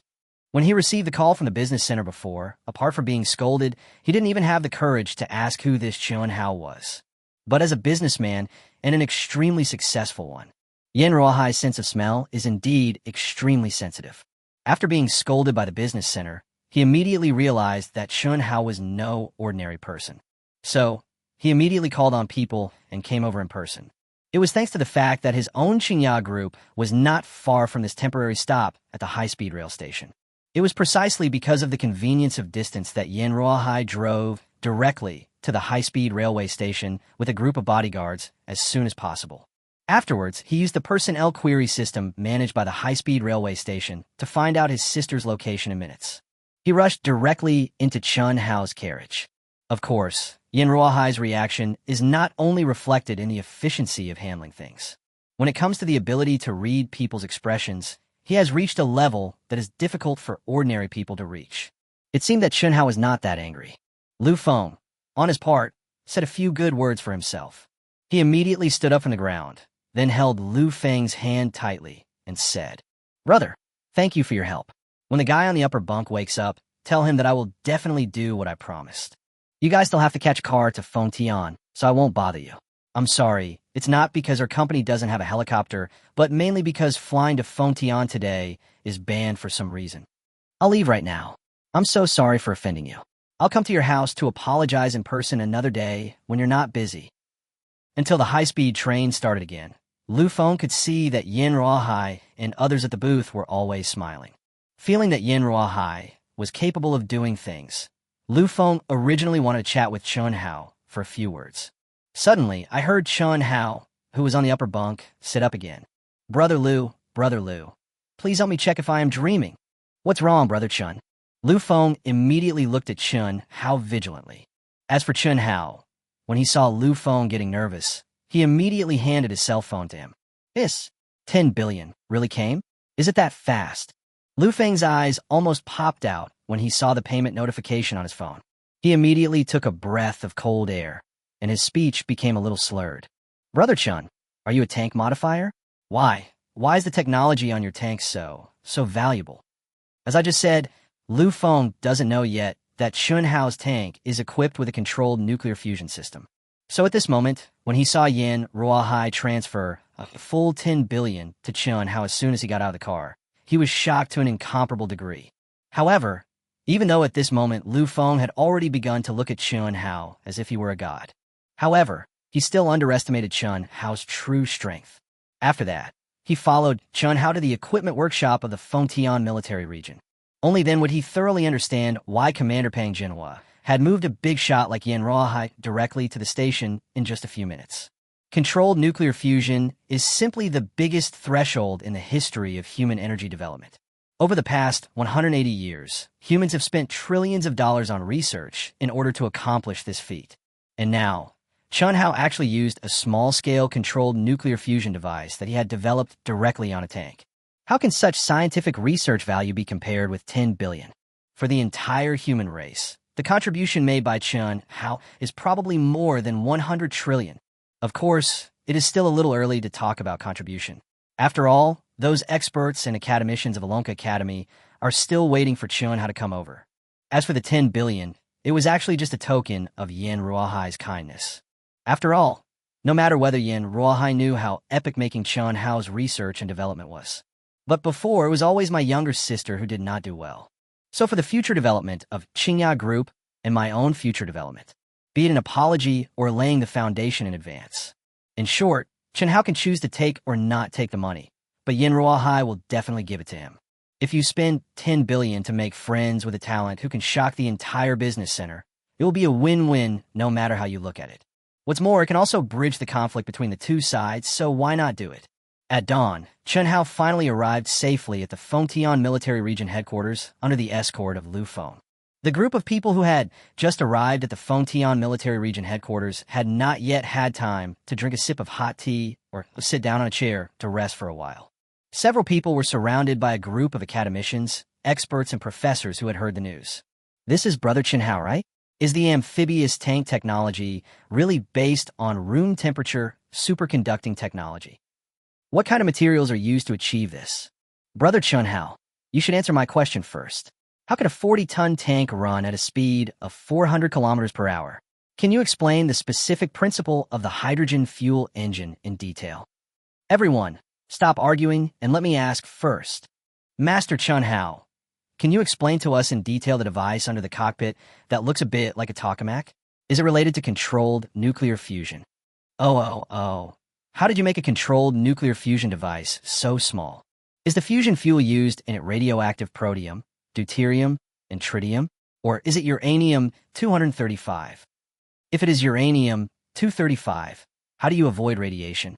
Before Chun Hao could even have a second to rest, hundreds of experts from the Dragon Science Institute had surrounded him like an iron barrel. Everyone kept asking Chun Hao their own questions. Many experts, professors, and academicians who could not squeeze to the front even stood directly on the stools, and some even stood directly on the tables. Everyone, please be quiet for a moment. Everyone, please be quiet for a moment. Academicians of the Dragon Academy, fellow researchers, please be quiet. Can you let Brother Chun Hao take a breath first? If we keep him in the middle like this, it will cause trouble. Chapter 27. Hearing the Truth in the Morning. The Scientific Research Spirit of Scientists. Looking at the academicians and expert professors of the Dragon Academy, who rarely show up on weekdays, they suddenly become like this. Commander Liu Changsheng of the Fengtian military region, who had been accompanying these academicians, was also speechless. He had never seen such a popular scientific research expert in his career. What he couldn't imagine even more was that the modification master mentioned by so many academicians was actually just a young man in his early 20s. Not only that, this young man looks like a completely ordinary person, except that he is a little handsome.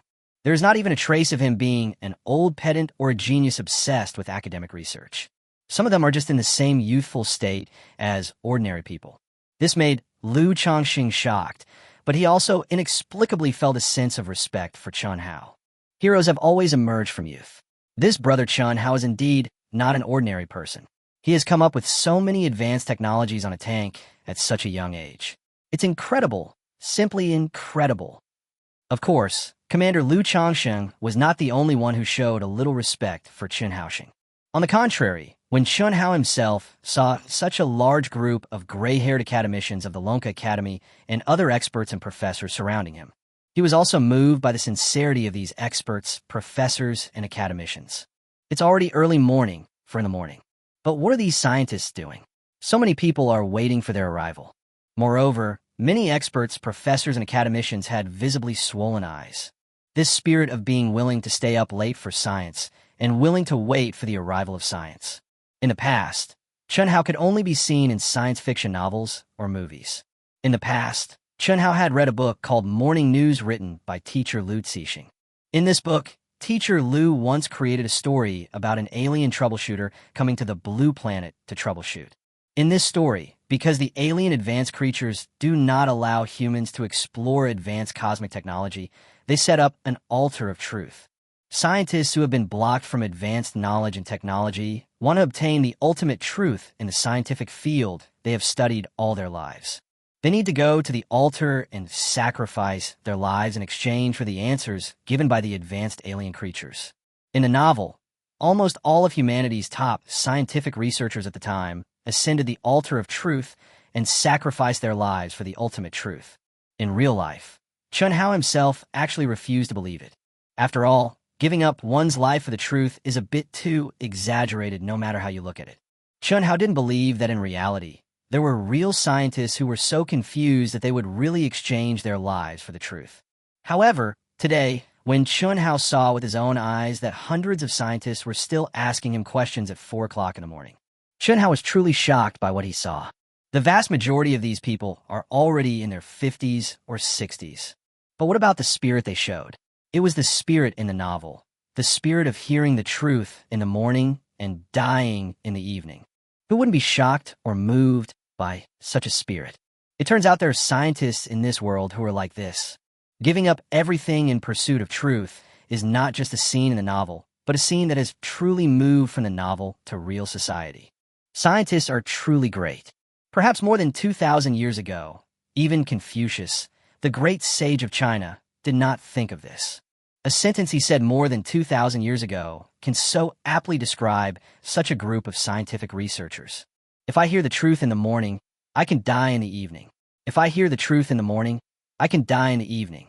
Only when people reach this level can they truly understand the changes in the universe. Hey, fellow academicians, experts, and professors, you are still waiting for me so late. Don't you feel tired? Seeing that everyone was still rushing towards him, Chun Hao unconsciously began to care about these great scientific masters.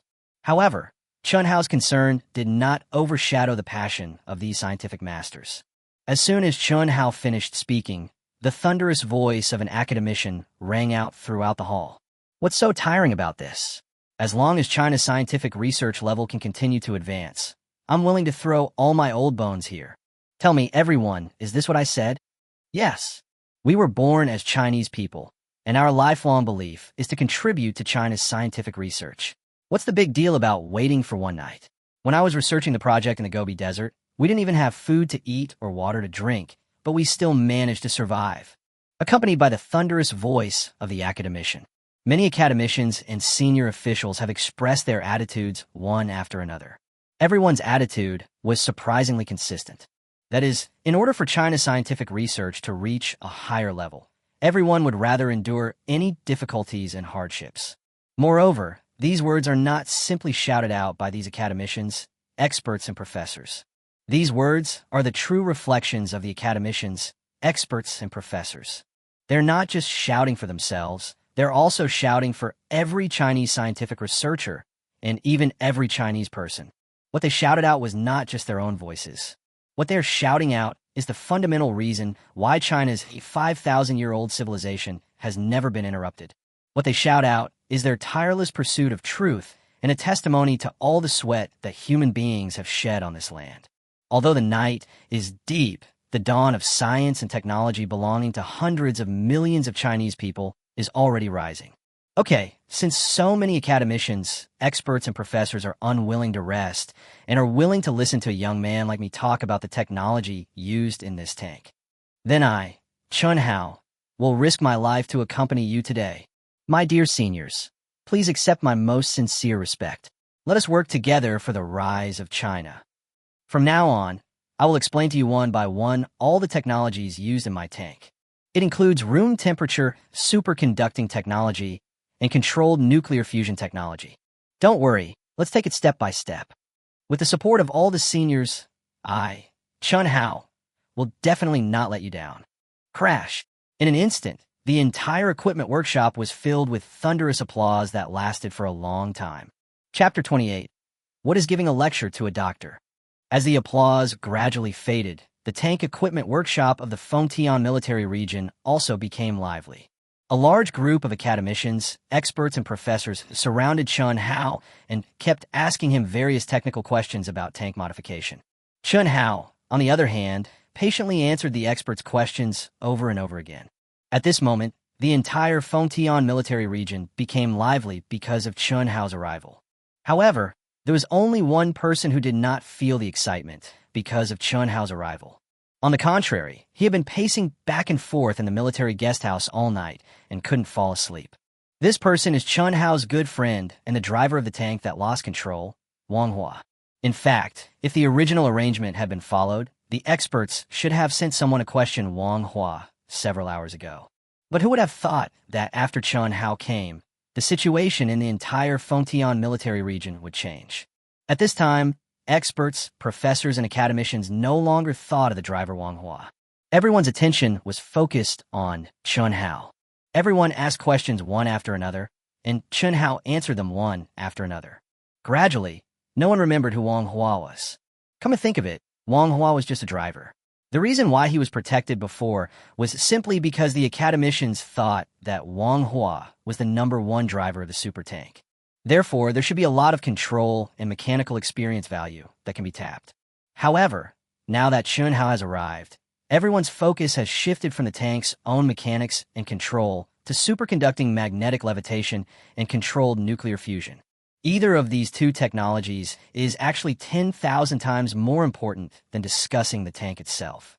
So, in this situation, if these experts were to go to manhwa again, wouldn't that be just because they have nothing to do? So, manhwa spent a long night being forgotten by everyone. What on earth is going on? Is the most glorious moment in my life just a few minutes? No, I can't just sit there and wait in the guest house any longer. I have to take the initiative and show myself. Chun Hao has set up such a good stage for me.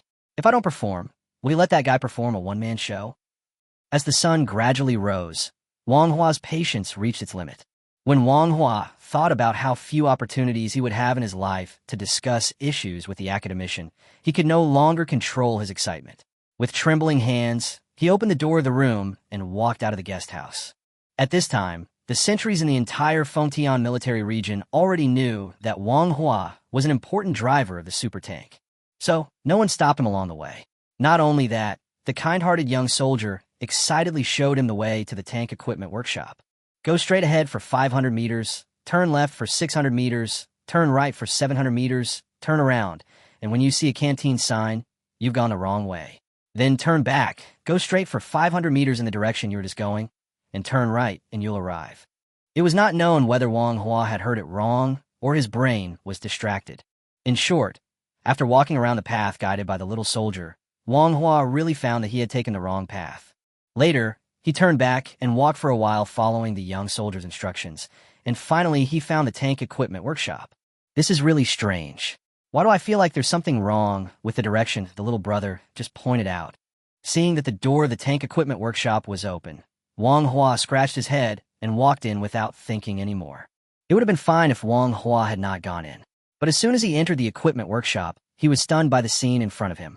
Oh my god, is Chun Hao really that awesome? He can even be a teacher to an academician. At this moment, the entire equipment workshop was filled with more than 100 desks placed around the super tank. In front of each desk, there are no less than 4 or 5 researchers who are writing and drawing on the manuscript paper with one hand holding a pen in the other hand, and are discussing something nonstop. At the same time, Wang Hua's good friend Chun Hao started to receive guidance from famous teachers during his self-study classes. Chun Hao was seen shuttling back and forth between different desks. While moving back and forth, he would occasionally take the pen and paper from the desk in front of him and make some gestures on the table. This scene is exactly like the rhythm of a high school teacher explaining questions to students individually during a self-study class. But the problem is that the people sitting at these desks are a group of academicians. Oh my god, am I seeing things? Chun Hao, this bastard, really gave a lecture to the academicians? And there were so many academicians. Looking at the scene in front of him, Wang Hua was almost shocked to tears. In fact, he can be considered a child of destiny in this life. After graduating from high school at the age of 15, he was admitted to the junior class of Manga University. At the age of 17, he shortened the time by 2 years and was directly admitted to the master's program of Manga College. At the age of 19, he was directly interviewed and admitted to Manga Institute of Technology as the youngest doctoral student recruited in 10 years. In his early 20s, he successfully entered the Beihai Weapon Equipment Research Institute, which is known as the Cutting-Edge Military Equipment Research and Development Center. Not only that, Wang Hua was actually hired as a visiting teacher by Beihai University of Science and Technology because of his youth and potential. He is specifically responsible for giving lectures to a group of master's students and doctoral students who are interested in national defense research when he is free. Such a resume, no matter where it is placed, is enough to instantly kill all the academic masters and geniuses. But now, compared with Chun Hao, he is nothing. What does it mean to teach a master's degree? What does it mean to teach a doctorate degree? Chun Hao, the owner of a modification factory, has now developed to the point where he can give lectures to academicians. This span is much faster than a rocket launching into space. It's exactly like the scene of Chang'e flying to the moon. He was just an ordinary person the second before. The next second, he became a national treasure and a scientific research superstar. Wang Hua couldn't help but accept this. Brother Chun Hao, are you free? Can you come over here? I don't quite understand the fusion reaction equation you just gave me. Do I have to take the isotope changes in the fusion reaction into account? Just when Wang Hua was still shocked by Chun Hao's terrifying scientific research ability. Chapter 29. It would be nice if this tank could be disassembled. A question from a silver-haired old man instantly caught his attention. Yes, academician Chung Shorin. He actually raised his hand to ask Chun Hao a question. What is going on? Academician Chung Shorin. Wang Hua knows this very well. A top expert in materials science and engineering physics at the Long Science Academy, an academician of the Long Science Academy, and a well-deserved leader in the field of global engineering physics. Together with another academician of the Long Science and Technology Institute, Professor Pan Jianxi, who is also engaged in engineering physics, and Professor Ma Weigua, an academician of the Long Science and Technology Institute who is engaged in materials engineering. The three are collectively known as the 3 pillars of China's scientific research field. Now, he actually raised his hand to ask a question to his good brother, Chun Hao. Who could believe such a thing if he didn't see it with his own eyes? While being extremely shocked, Wang Hua glanced towards academician Cheng Shoren. This sight made Wang Hua's eyes widen again. Professor Pan Jianxi and Professor Ma Weigua, they're actually sitting at the same table. I am not dreaming. I saw with my own eyes 3 academicians from the Lonka Academy sitting in front of a desk, waiting for Chun Hao to come and give them advice. Wang Hua felt as if he was in a trance. He had met Professor Pan Jianxi and Professor Ma Weigua last night. At that time, the two of them even held his hands affectionately and asked about Chun Hao. And now, the 2 big bosses and another big boss have all become elementary school students in Chun Hao's class. This scene is absolutely hard to imagine no matter how big Wang Hua's imagination is. However, at this moment, it was actually happening right before his eyes. Professor Chung, please wait a moment. I'll be right over. Just when Wang Hua was in a state of dullness and sluggishness, Chun Hao had already walked past him and towards Professor Cheng Shoren. When passing by Wang Hua, Chun Hao smiled and patted Wang Hua on the shoulder. I'm sorry, Brother Hua. I scared you yesterday. Please wait a moment. We could talk later. After saying that, Chun Hao went straight to Professor Cheng Shoren's desk. Oh, that's right, Professor Chung. I wrote the reaction equation for controlled nuclear fusion based on the correlation of chain reactions. You can easily understand it by just plugging in the mass energy equation of isotopes. Oh, by the way, Professor Chung, when you came here, didn't you say you wanted to ask me about room temperature superconducting magnetic levitation technology? Why are you suddenly asking about controlled nuclear fusion now? Chun Hao simply wrote a few formulas on the manuscript paper, gave a brief introduction, and then asked curiously. Oh, that's right. The superconducting magnetic levitation device is located a little too low. If this tank can't be disassembled, I can't get in and study it. So I will focus on the research of controlled nuclear fusion first. Academician Cheng Shoren's answer was quite straightforward, but there was also a hint of thought in his straightforwardness. Academician Cheng certainly knows the importance of superconducting magnetic levitation devices. However, the technology of controlled nuclear fusion is several levels more important than superconducting magnetic levitation technology. Then naturally he would first study controlled nuclear fusion technology. Anyway, these 2 technologies both fall within the scope of his engineering physics research, so it doesn't matter which one he studies. What's more, Ma Weigua, a superstar in material science, and Pan Jianxi, an engineering physics giant who is also researching the field of controlled nuclear fusion, are both here. Both of them are typical all-rounders, and they have considerable research capabilities in superconducting magnetic levitation and controlled nuclear fusion.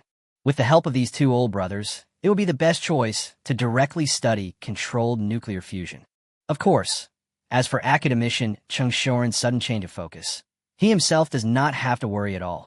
Not to mention that he himself has a very deep attainment in the technology of controlled nuclear fusion. Now, with the guidance of Chun Hao, the god of transformation, he is like a tiger with wings. He just waits for the research results to come out, soar to the sky, and shock the world. Do you still need to worry about the problem of suddenly changing your research direction? That's child's play. Huh. Oh, that's true. Indeed, when I modified this tank, I installed the superconducting magnetic levitation system a little too low. At that time, the main consideration was the amphibious operation of the tank. Okay, then Professor Chung, Professor Pan, and Professor Ma, you guys go ahead and do your work. I'll go check on the other professors.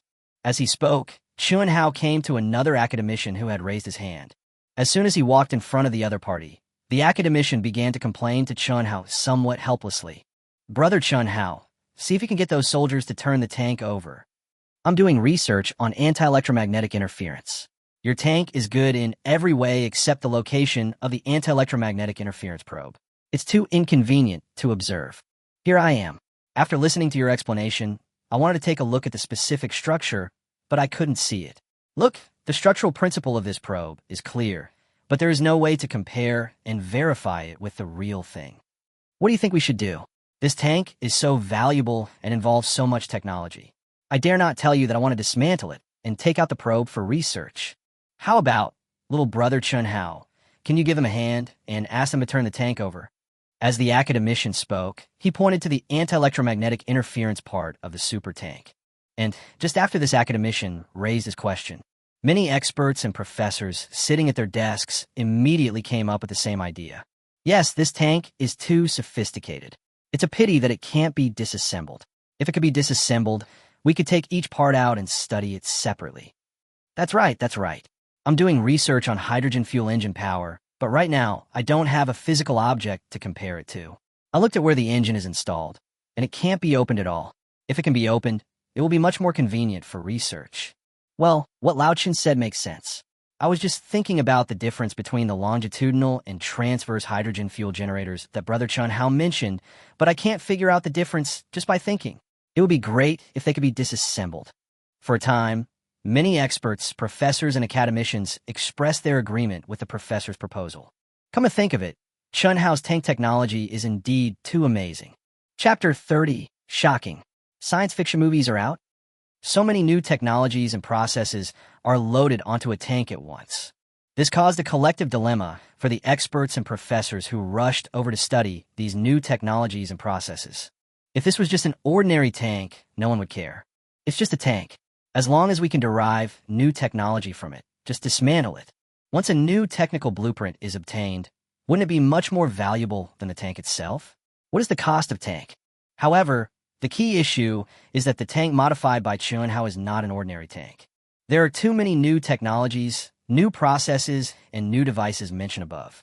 This made these experts, professors, and academicians even think of dismantling the relevant research components for careful study. Also, because of the close connections between various institutions, they dare not act rashly. For example, the anti-electromagnetic interference device that the professor just mentioned is installed just a little bit above the controlled nuclear fusion device. If the tank is dismantled in order to study anti-electromagnetic interference devices, if the controlled nuclear fusion device is damaged by any chance, the loss will be beyond measure in terms of money. Indeed, everyone now generally believes that Chun Hao has the ability to create another controlled nuclear fusion device. But what about the time cost, material cost, and other miscellaneous costs? How to calculate it? You should know that the cost of a general tokamak device is calculated in billions or even tens of billions of dollars. What's more, we now have such advanced controlled nuclear fusion devices. What if Brother Chun Hao cannot recover later? Then wouldn't the controlled nuclear fusion technology be like a cooked duck that flies away? Who can afford such a loss? Not to mention that Chun Hao is here now. Even if Chun Hao now took out a complete set of controlled nuclear fusion devices, it is absolutely impossible for anyone on the scene to dare to dismantle the tank at will. In scientific research, we should be prepared for the worst.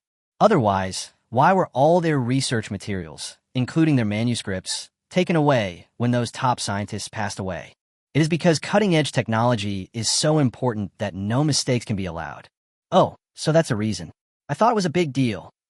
After hearing the opinions of many experts and professors in the equipment workshop, Chun Hao finally realized what had happened. It seems that the big guys in this section feel that just listening to their own theoretical descriptions is not detailed enough, and they also want to make a detailed observation of the devices they are studying.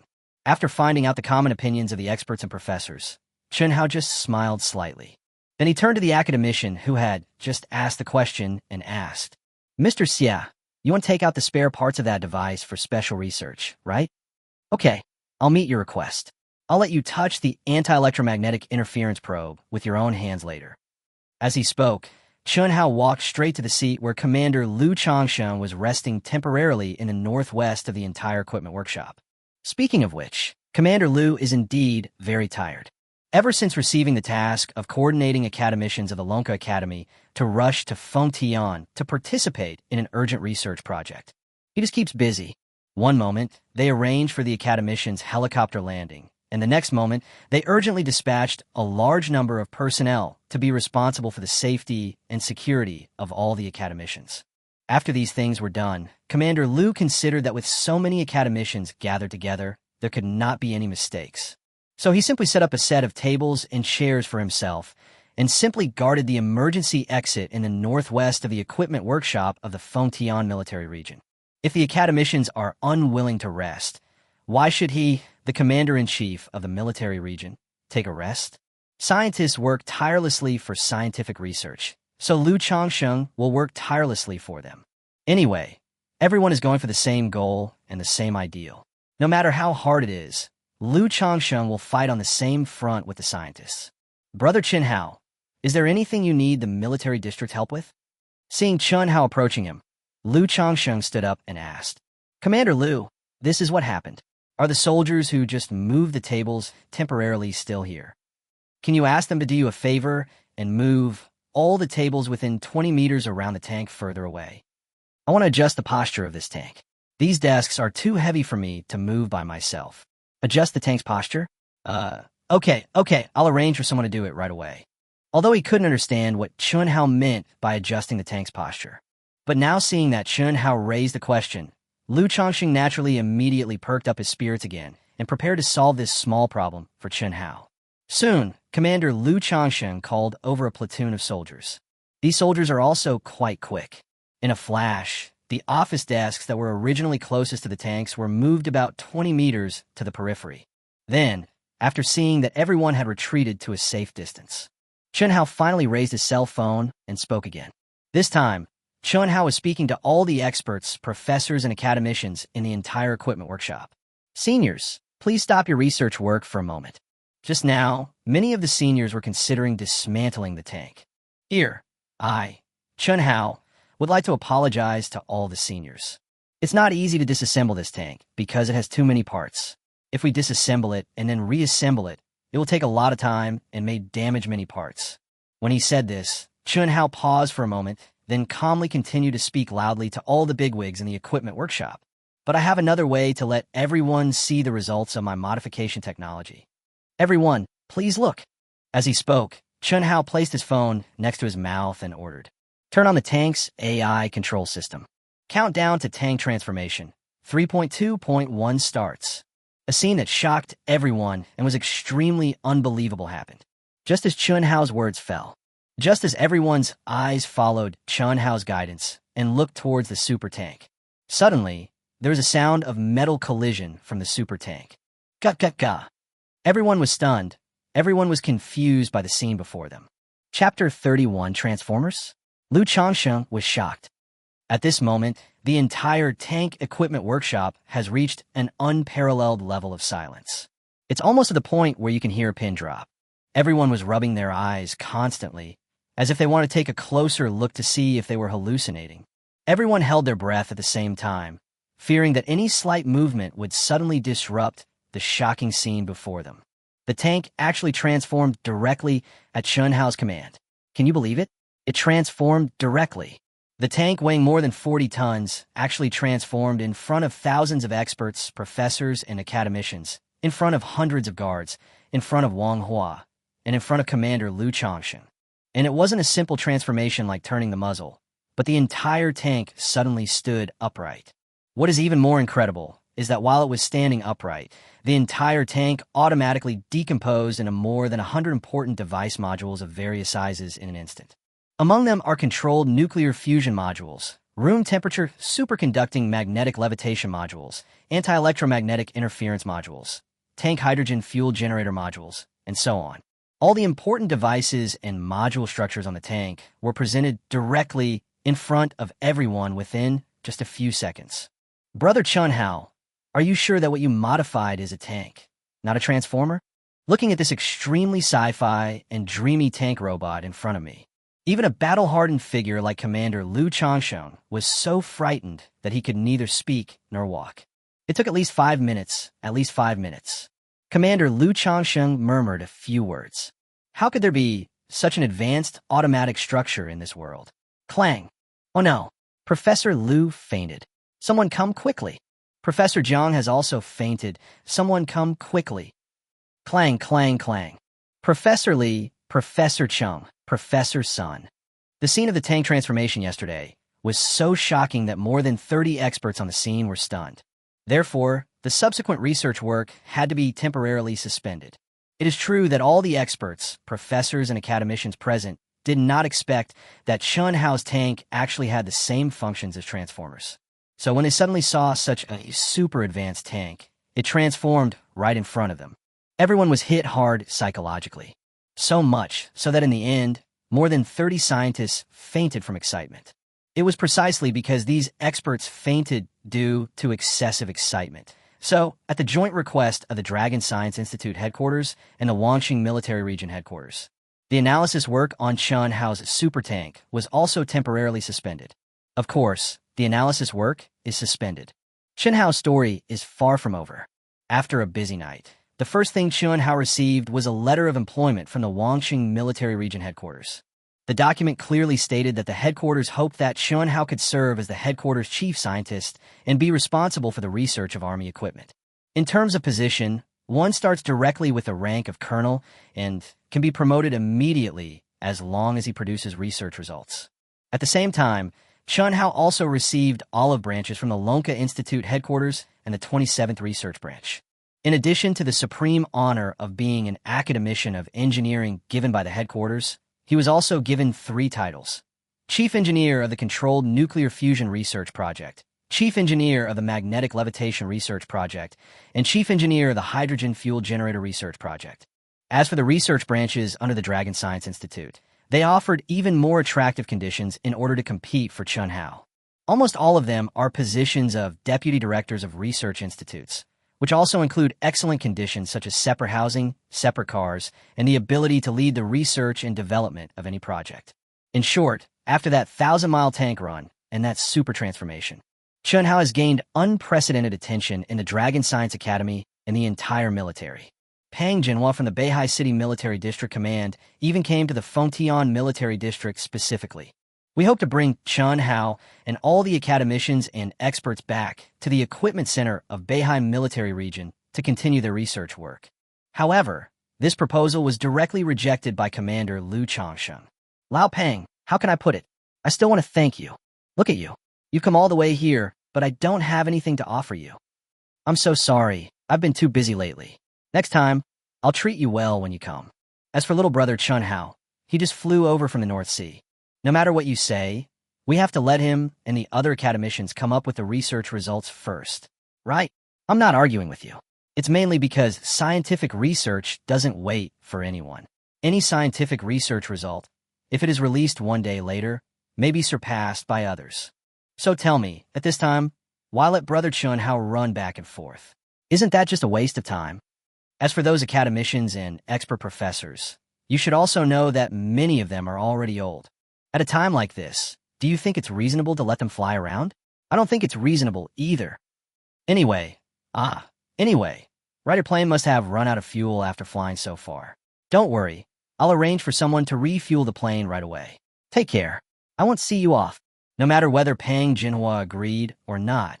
Anyway, after repeating it several times, Liu Changsheng politely asked Pang Jinhua to leave. Of course, the reason why Liu Changsheng rejected Pang Jinhua's request at this time was not because of any other reason. It was because Liu Changsheng had just received a very difficult task. This mission was an order issued by the Beijing Military Region headquarters to the Fengtian Military Region. It was also an order that absolutely could not fail. The order is that 5 days later, Liu Changsheng will participate in the global tank competition held in the Camel Kingdom. Yes, this is an international event that the headquarters attaches great importance to. If Liu Changsheng lost the game this time, the chain reaction would be quite serious. And what if Commander Liu Changsheng can lead his team to win the game this time? It will not only win honors for Chinese tanks worldwide, but will also attract a series of orders from the army field around the world. As we all know, tanks are a very important part of the military equipment of countries around the world. Chapter 32, Global Tank Competition. The reason why the headquarters considered letting Liu Changsheng lead the team to participate in this global tank competition. The most important reason is that the Fengtian Military Region, as the most important army military base, is actually the most advanced in equipment research and development in the entire China. About 100 years ago, Fengtian was already famous as China's heavy industrial base.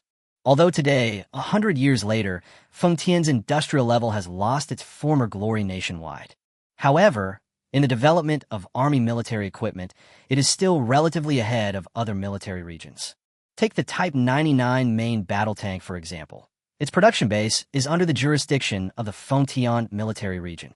Therefore, in order to ensure that this competition is foolproof, we must face the competition challenges of tanks from various countries with our strongest strength. After careful consideration and analysis, the headquarters finally chose to let Liu Changsheng, commander-in-chief of the Fengtian military region, lead the team.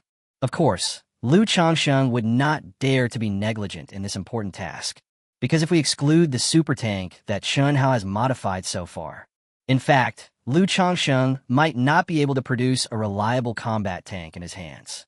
The global tank competition is not just an ordinary tank competition.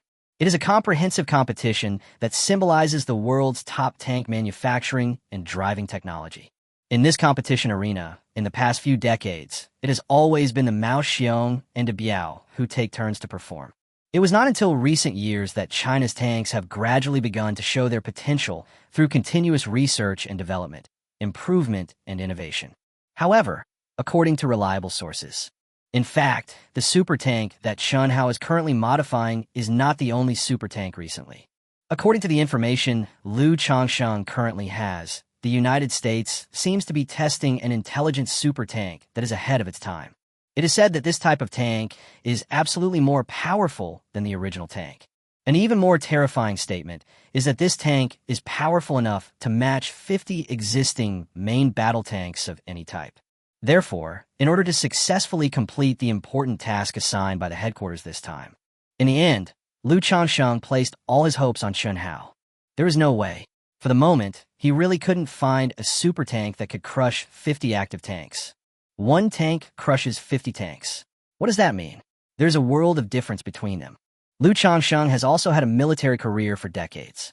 The entire service cycle actually spans several generations of tank development history.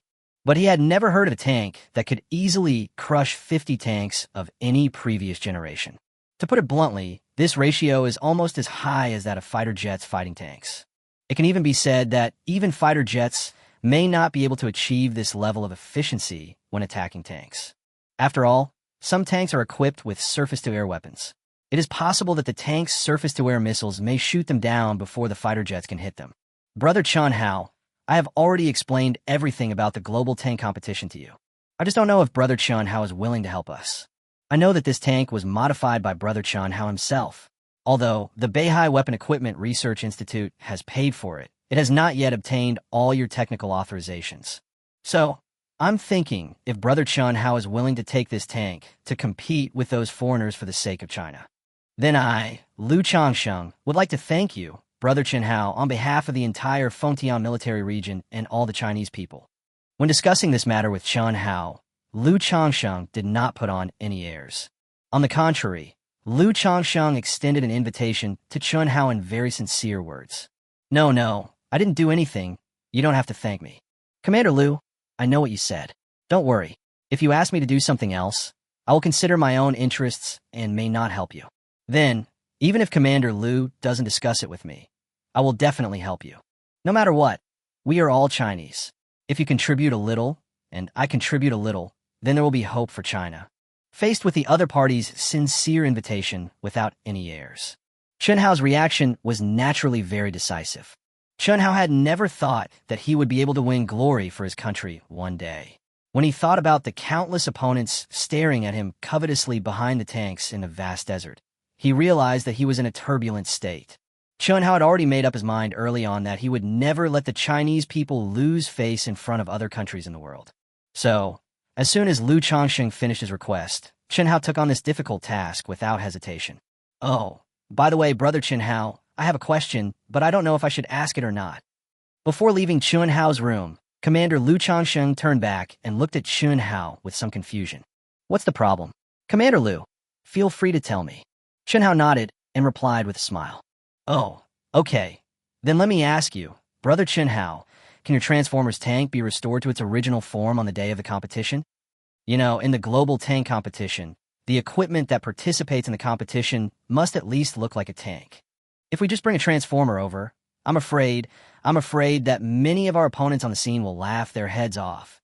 Well, after listening to Commander Liu Changsheng's concerns, Chen Hao was completely convinced.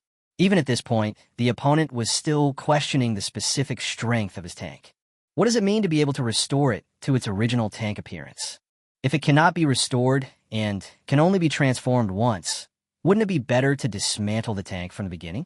It was obvious that Commander Liu had some doubts about the powerful strength of this tank, because he had only had short contact with it.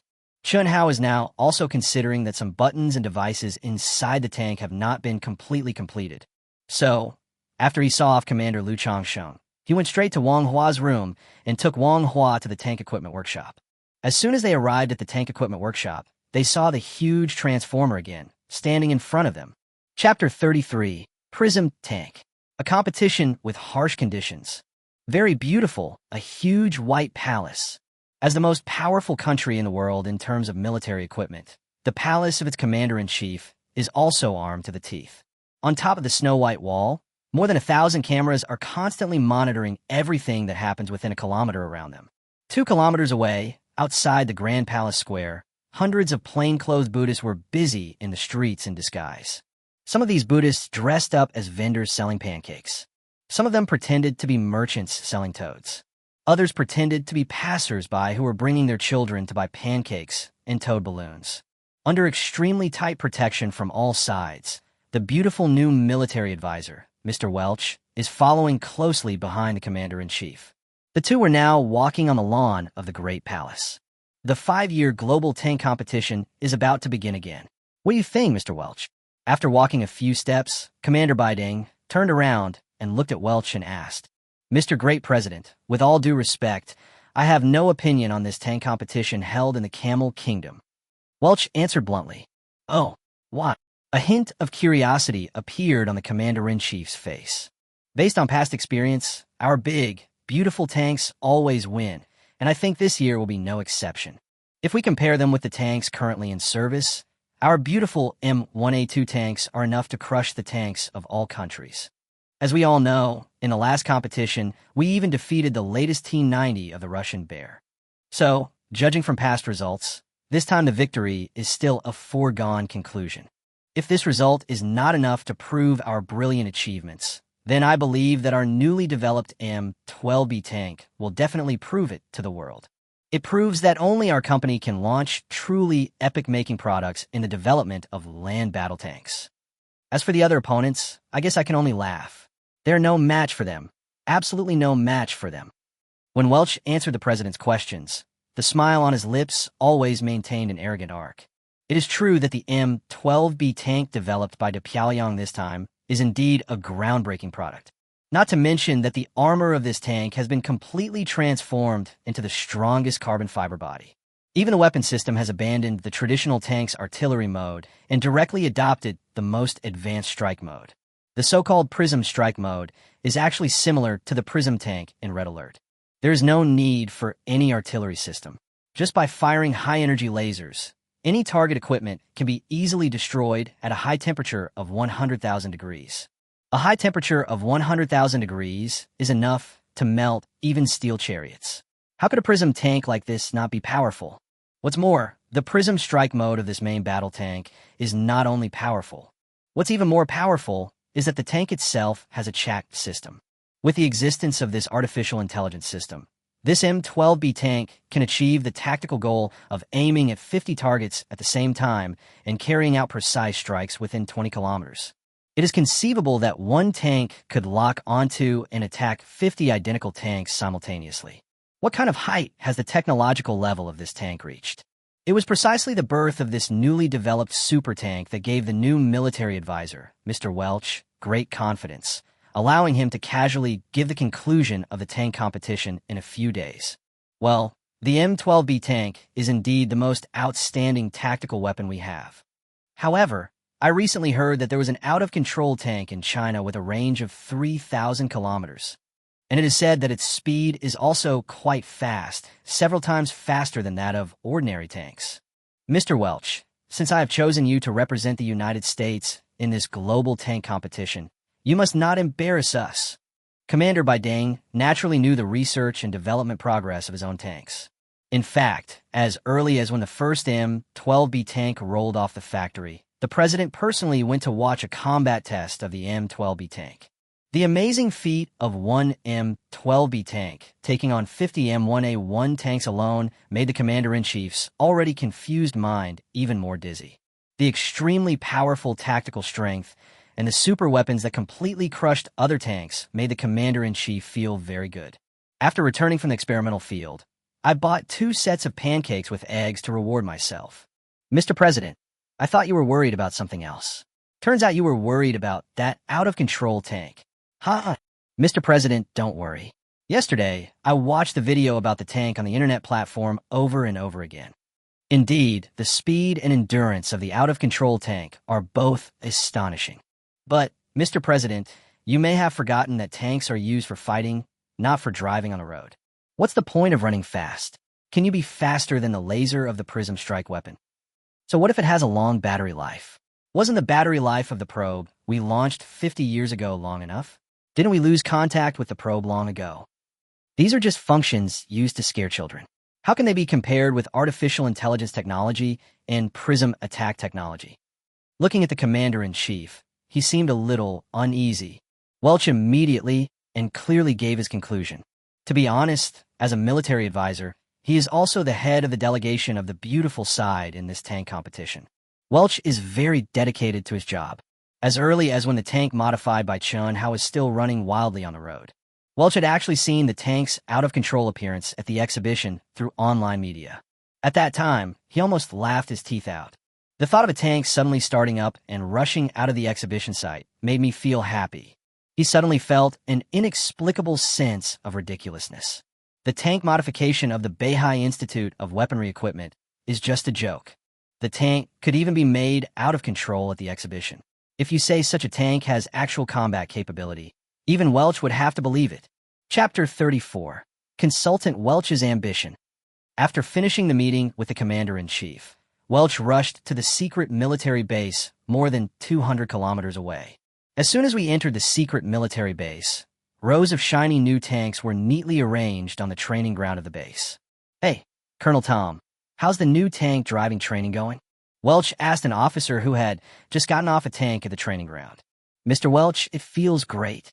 Both the reaction speed of the maneuvers and the attack operation of the weapons. It's absolutely impeccable. It's my honor to be able to drive a tank that combines artificial intelligence and Prism strike technology in my lifetime. Colonel Tom is the best tank driver in this secret military base. I remember back then when America had just developed the M1A1 tank.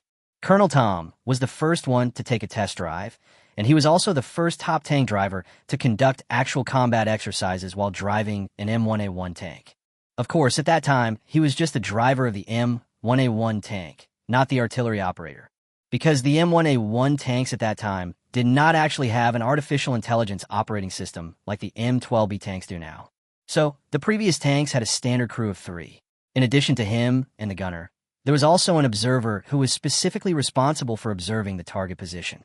Now, these M12B tanks use an artificial intelligence operating system. So the original 3-person tank was simply converted into a tank that could be operated by 1 person. Now, an M12B tank actually only requires 1 person who stays in the cockpit and operates the virtual screen. As for driving a tank while relying on observers to determine the direction of travel, as before, the efficiency has been greatly improved.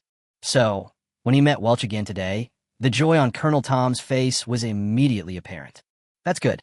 I was worried that this new tank has only been on the market for a short time, and you, a top tank driver, won't be able to adapt to it. Colonel Tom, it has been decided that you will be the one to carry out this mission personally. According to the Commander-in-Chief, you must crush all other opponents this time. Because the Camel Kingdom had already said before the game that whichever side's tanks win, that side's name will be written on the Camel Kingdom's military equipment purchase order.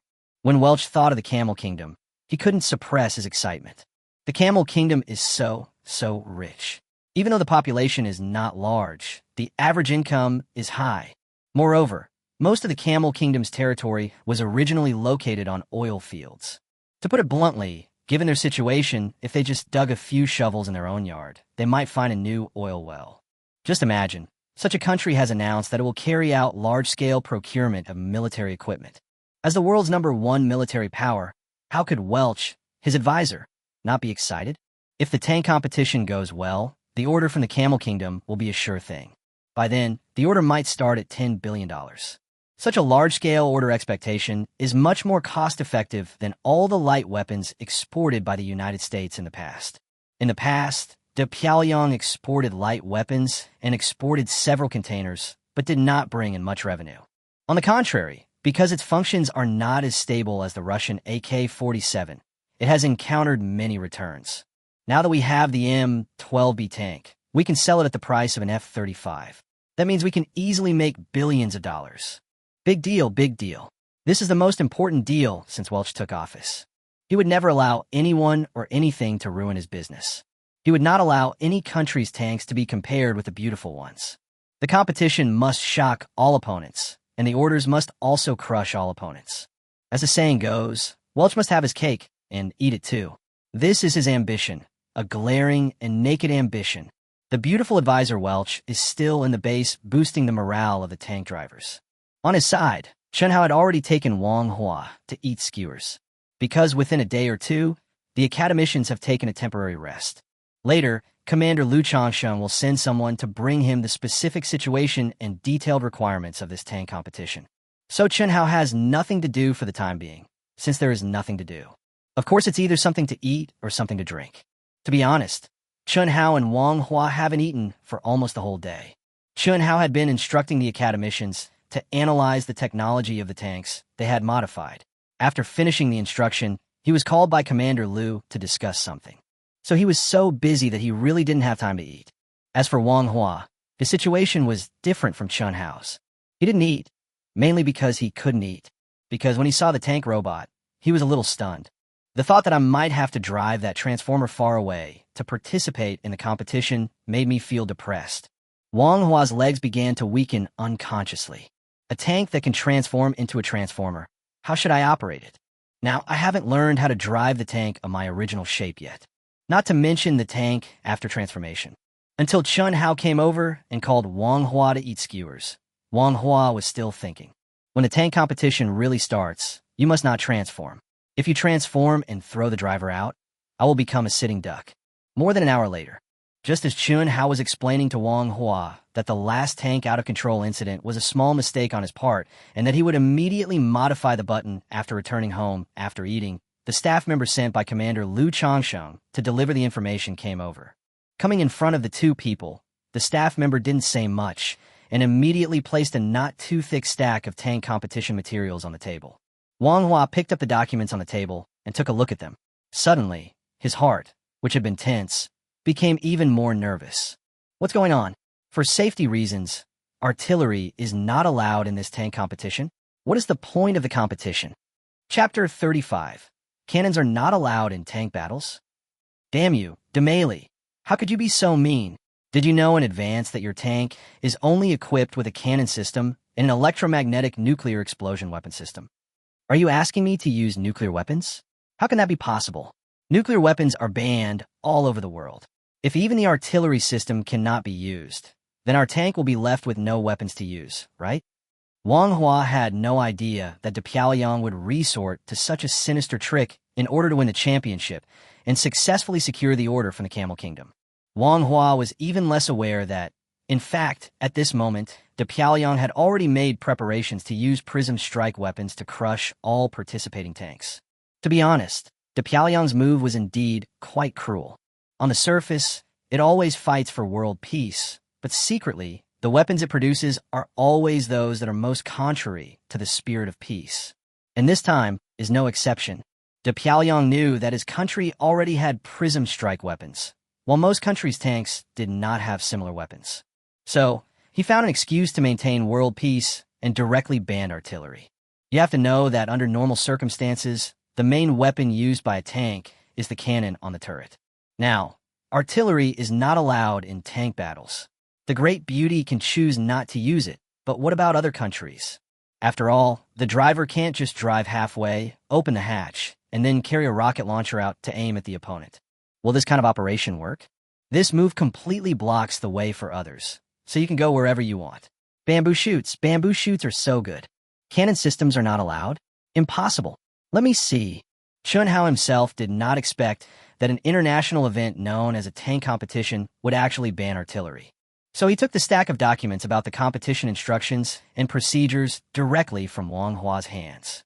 After watching carefully for about 10 minutes, Hao finally confirmed that what Hua complained about was true. I used to think that international competitions like this were very fair, but it seems like this is just the way it is. After carefully reading all the contents in the document, Hao finally set the tone for this tank competition. However, this is the tone. The global tank competition is also a must, because this was something Commander Liu Changsheng specifically asked for. If I tell Commander Liu now that if the artillery system of my tank is removed and the electromagnetic nuclear explosion system is prohibited, then there will be no usable weapons. Commander Liu will definitely be in a very difficult situation. The documents say that there's only one global tank competition like this every 5 years. Moreover, such competition is also related to the issue of generating revenue from foreign military sales of tanks. If he completely gave in just by reading a document, then what tanks would Commander Liu Changsheng use to fight? No, I have to find a way myself. Ding dong. A significant mental fluctuation in the host has been detected. Unlock the Super Transformation System Treasure Chest. Ball Lightning Weapon System, priced at 10 billion, can be exchanged for points of the same value. Shadow Invincible Stealth System, priced at 20 billion, can be exchanged for the same amount of points. Hypersonic Cruise System, priced at 50 billion, can be exchanged for points of the same value. If you install a new system on your equipment, you will receive a mysterious reward. Successful Installation Reward, Level +1, 200,000 points. Hey, they really give me a pillow just when I feel sleepy. This system is really considerate. The price. When I first heard the system prompt sound, Hao was slightly excited for a moment. As a result, before Hao could get excited, the subsequent selling price left him speechless.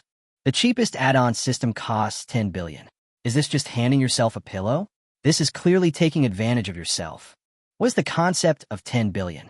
It is a wealth that an ordinary person cannot spend in 10 lifetimes. This system actually speaks out. What's even more outrageous is that the price of the subsequent systems is even more expensive, jumping directly from 20 billion to 50 billion. 50 billion, 50 billion, you can't spend it all in a lifetime. In the end, they just installed the system and it was clean. Isn't this extortion? No, definitely not. I won't modify it. This is too much. 10 billion for some crap. Do you think I'm the richest man in the world? Looking at the holographic display record that appears in front of his retina, Hao immediately failed to control his emotions and yelled out in frustration. Hey, Hao, what are you doing? Why are you talking nonsense while eating skewers? What do you mean you want 10 billion? What do you mean you become the richest man in the world? Manhwa had no idea why Hao reacted like that. Seeing his brother suddenly stop eating and start mumbling with his mouth open, Manhwa immediately stepped forward and touched Hao's forehead with some concern. Hey, it's not hot. Why are you still talking nonsense?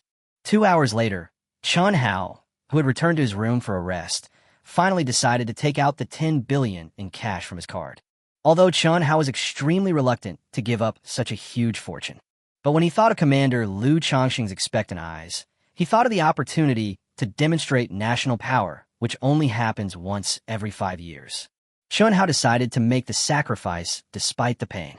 In Hao's consideration, with the support of the system, money will accumulate sooner or later. However, the opportunity to contribute to China and national rejuvenation is not always available. Especially in an event like this that will be presented to the whole world, the success or failure of the tank competition will affect China's possible arms sales of tens of billions of dollars. I must never let my own selfish thoughts hinder the affairs of my family and country.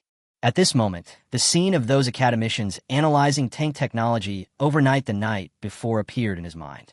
Throughout the equipment workshop, old experts and professors with white hair could be seen everywhere.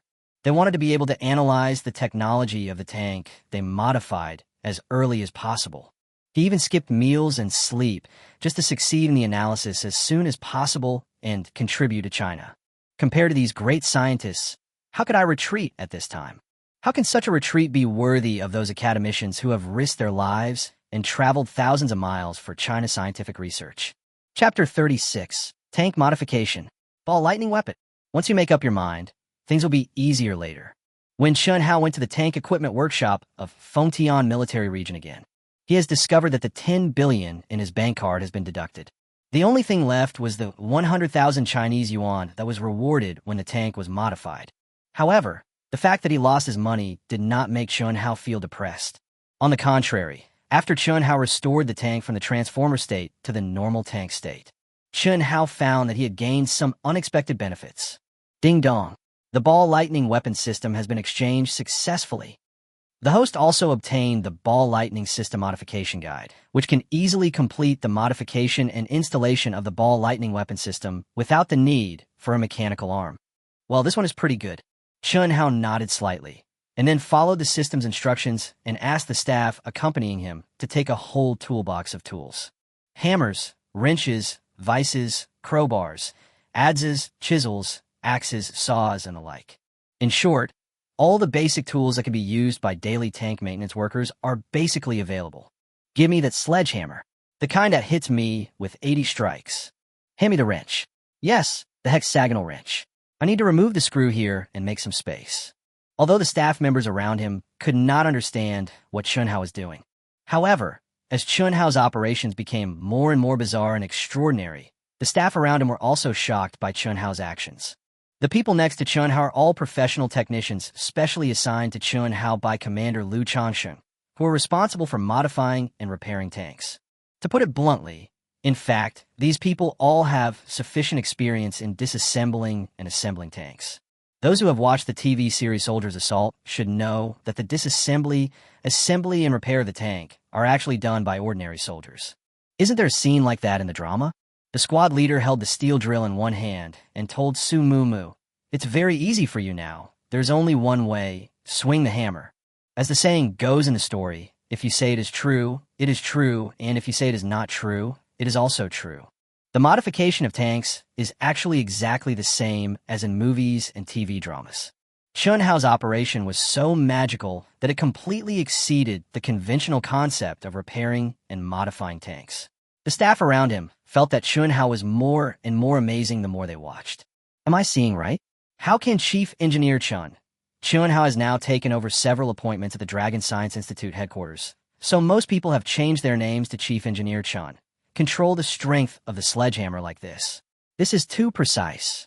Structural transformation requires equipment. How can it be solved in a new way with just 2 wrenches? I don't understand. I really don't understand.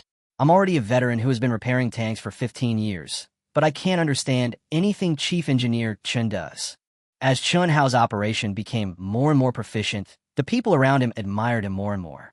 Everyone's eyes widened as they saw that Chun Hao had installed a very strange-looking device inside the tank without any automated machinery. It is a completely incredible modification operation and a completely unprecedented modification idea. Just relying on the adze, chisel, axe, and saw at hand, Chun Hao actually completed the task of installing a weapon system, which at least required the help of a robotic arm. However, this ball lightning weapon system was installed. But after pretending, when Chun Hao looked at everyone again, he found that they were all in a daze, staring at him blankly. What's wrong? Is there mud on my face? Chun Hao took off his gloves, wiped his face, and asked, No, Chief Engineer Chun, you are too strong. You have surpassed our understanding of tank modification technology. But what? Chun Hao urged helplessly. But is this device really that ball lightning weapon system? Aren't ball lightning weapons the stuff of science fiction? Can such a strange device really launch a ball flash weapon? After asking 3 questions in a row, Chun Hao became even more speechless. He knew everything about the ball lightning system because the system had already transferred all the relevant knowledge about the system into his brain. However, it would be difficult for him to explain it clearly to the staff around him. The reason is simple. The device is simple, but the principle is obviously much more complicated. Ball lightning, commonly known as rolling landmine. In fact, it is a macroscopic particle in an excited state. As we all know, generally speaking, people's understanding of particles should belong to the microscopic world. However, the particles that trigger ball lightning are different from the particles in the microscopic world. They are in the macroscopic world because it can be directly located and observed with instruments. There is no need to use a scanning, tunneling microscope to magnify it millions of times. Ball lightning weapons are weapons that utilize the quantum uncertainty of macroscopic particles. Once this weapon, is activated, the quantum superposition state of the macroparticle will collapse directly, releasing huge energy. This energy has different physical properties from general particle energy. Therefore, scientists before basically have not thought about how to transform ball lightning into a ball lightning weapon system. Now, Chunhao used the principle of quantum state collapse to directly create a ball lightning weapon, and he made it with his own hands. No computers or automated tools were used. I just used the simplest tools and put it together. What is this like? It's like an 8th level welder welding the outer shell of a rocket. It's so powerful and so awesome. What ordinary people can do, Chunhao can do. What ordinary people can't do, Chunhao can still do. I just want to ask you if you're talking too much. I just want to ask you if you are arrogant. Awesome, really awesome. Chief Engineer Chun, can you explain it again? I didn't understand a single word of the principle you just explained, except for the punctuation marks. Well, anyway, it's a device made using the quantum collapse effect. As for whether it will work, we could just test it and we'll know. Connected to the intelligent control system on the tank. Please wait for me for a while. Chapter 37, are you sure this is a ball flash weapon and not a boiler? Time always passes so quickly, just like the balance on people's bank cards. It's already gone before they've even spent much. The next day, Commander Liu Changsheng came with full expectation and excitement to watch the tank that had undergone a secondary modification and was about to go to the Camel Kingdom to participate in the competition. Commander Liu Changsheng was silent. Not only Commander Liu Changsheng was silent, but also the dozen or so tank modification experts beside him were silent. I don't know how much time had passed, but the awkward silence in the equipment workshop was slightly alleviated by a surprise question. Chief Engineer Chun, you said you installed a ball lightning weapon? But look at the iron sheets added to the outer shell of this tank. Isn't that an obvious furnace shape? I'm not being presumptuous. Chief Engineer Chun, are you sure this is the ball flash weapon you mentioned, and not a boiler? Why is there an extra spout? Looking at the cylindrical device installed on the outside of the tank, Liu Changsheng's eyes almost popped out of his head in shock. He has been working in the military field for half his life. However, this was the first time that Liu Changsheng had seen a weapon with such a unique shape. Commander Liu Changsheng had the same feeling as the tank modification experts around him. When these people saw this extremely unique ball flash weapon shape, the first thing that came to their mind was to find a fire stove shape with a kettle holder and a spout. After everyone came forward and began to take a closer look, their eyes widened into the size of copper bells. Oh my God, this was hit with a hammer. The precision of this installation is too crude, but the technique is simply unheard of. How could there be such a miraculous technique? Unbelievable, absolutely unbelievable. Too amazing. Perfect craftsmanship, coupled with an extremely crude and simple shape. Is this really a weapon? Could it be a specially made abstract craft? Almost everyone was amazed at Chunhao's craftsmanship in manually installing the ball flash weapon. But at the same time, everyone was even more amazed at Chunhao's extremely crude ball flash weapon. The masters who have done tank modification work are very clear that even if they are given decades, they will never be able to think of such a magical method as Chunhao's simple manual installation of tank equipment. But they also knew very well that what they saw before them was just a bunch of exquisite junk.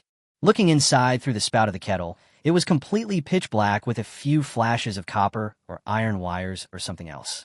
If these masters were not many times more professional than the staff who previously assisted Chunhao in installing the tank weapon system, I'm afraid even they themselves would find it hard to believe that what they saw before their eyes was a ball lightning weapon system.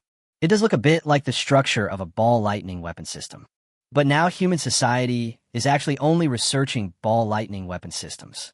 I wonder how you, Chief Engineer Chun, created it. An expert who is proficient in weapon systems asked Chunhao. The quantum superposition state is Schrodinger's cat. Those inside are not copper wires, but macro particle catchers, that is, metal probes for particle capture. Although they are a bit rough, they are good enough. My ball flash weapon uses the most basic probe capture method and controls the vibration frequency of the probe through the tank's intelligence system. Then, we capture the surrounding macro particles through frequency resonance, and finally stimulate the macro particles to trigger the quantum collapse effect and release ball lightning. Chunhaoyan gave a concise interpretation. However, it was obvious that today's experts, like yesterday's staff, did not understand at all what Chunhao described. That's true. After all, the concept of ball lightning weapons has not yet become a reality worldwide. How come Chun Hao just tinkered around all day and turned the ball lightning weapon into reality? How is that possible? Hey, Chief Engineer Chun, I have to lead the team to the Camel Kingdom tomorrow. You added a boiler to the tank. How can I participate in the competition? In fact, Liu Changsheng didn't seem to complain about Chun Hao, because he himself knew very well that the reason why Chun Hao modified the tank for the second time was actually to help himself. However, what he saw before his eyes was indeed beyond his own comprehension. So after Liu Changsheng realized that this journey was likely to be embarrassing, he sighed helplessly. Commander Liu, I know you don't think this boiler-like device can release ball lightning, but I can still tell you clearly that this device can definitely release ball lightning. Well, whatever. Anyway, it's already come to this point. It's impossible to add other weapons. This time it depends on luck. Faced with Chun Hao's confidence, Liu Changsheng didn't say anything else. He just calculated the time in his mind and then accepted Chun Hao's gift. There was no other way.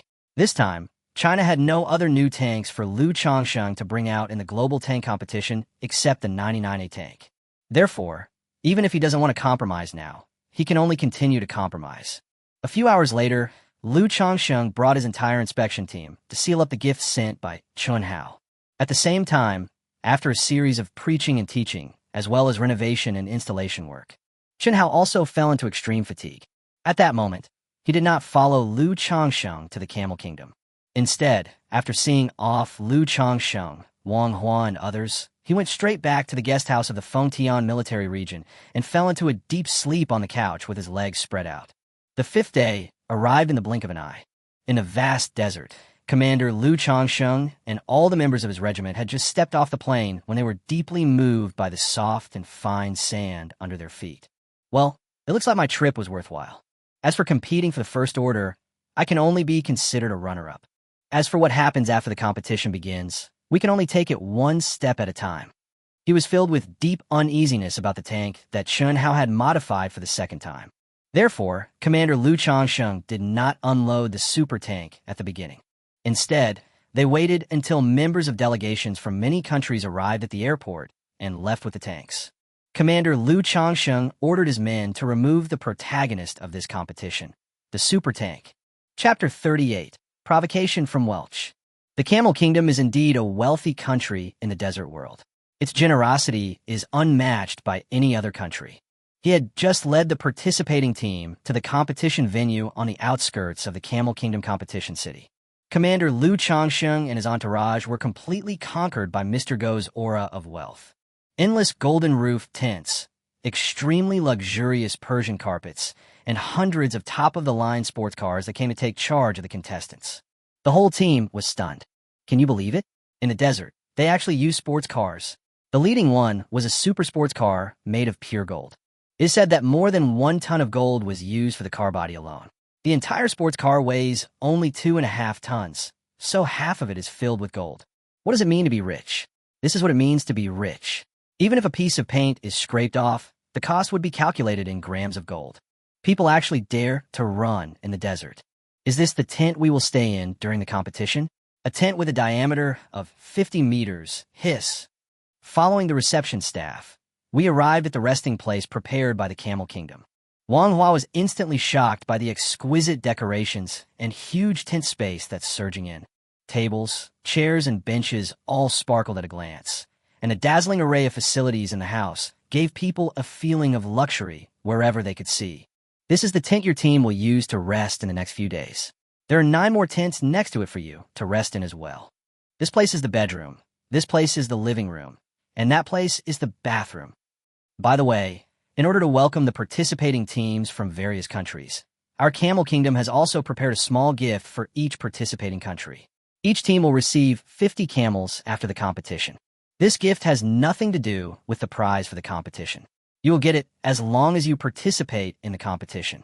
After the reception staff left, Commander Liu Changsheng began to prepare for the tasks before the competition. Because a lot of relevant information cannot be obtained before entering the competition venue. So after arriving at the competition site, Commander Liu immediately sent his adjutant to inquire about the news of the participating teams. As participants in an important international competition, this kind of work has always been something that the team leaders of each country must do. In addition to each team sending people privately to understand the situation before the competition begins. Tank equipment from various countries will also be gathered in an open-air tank parking lot for public display.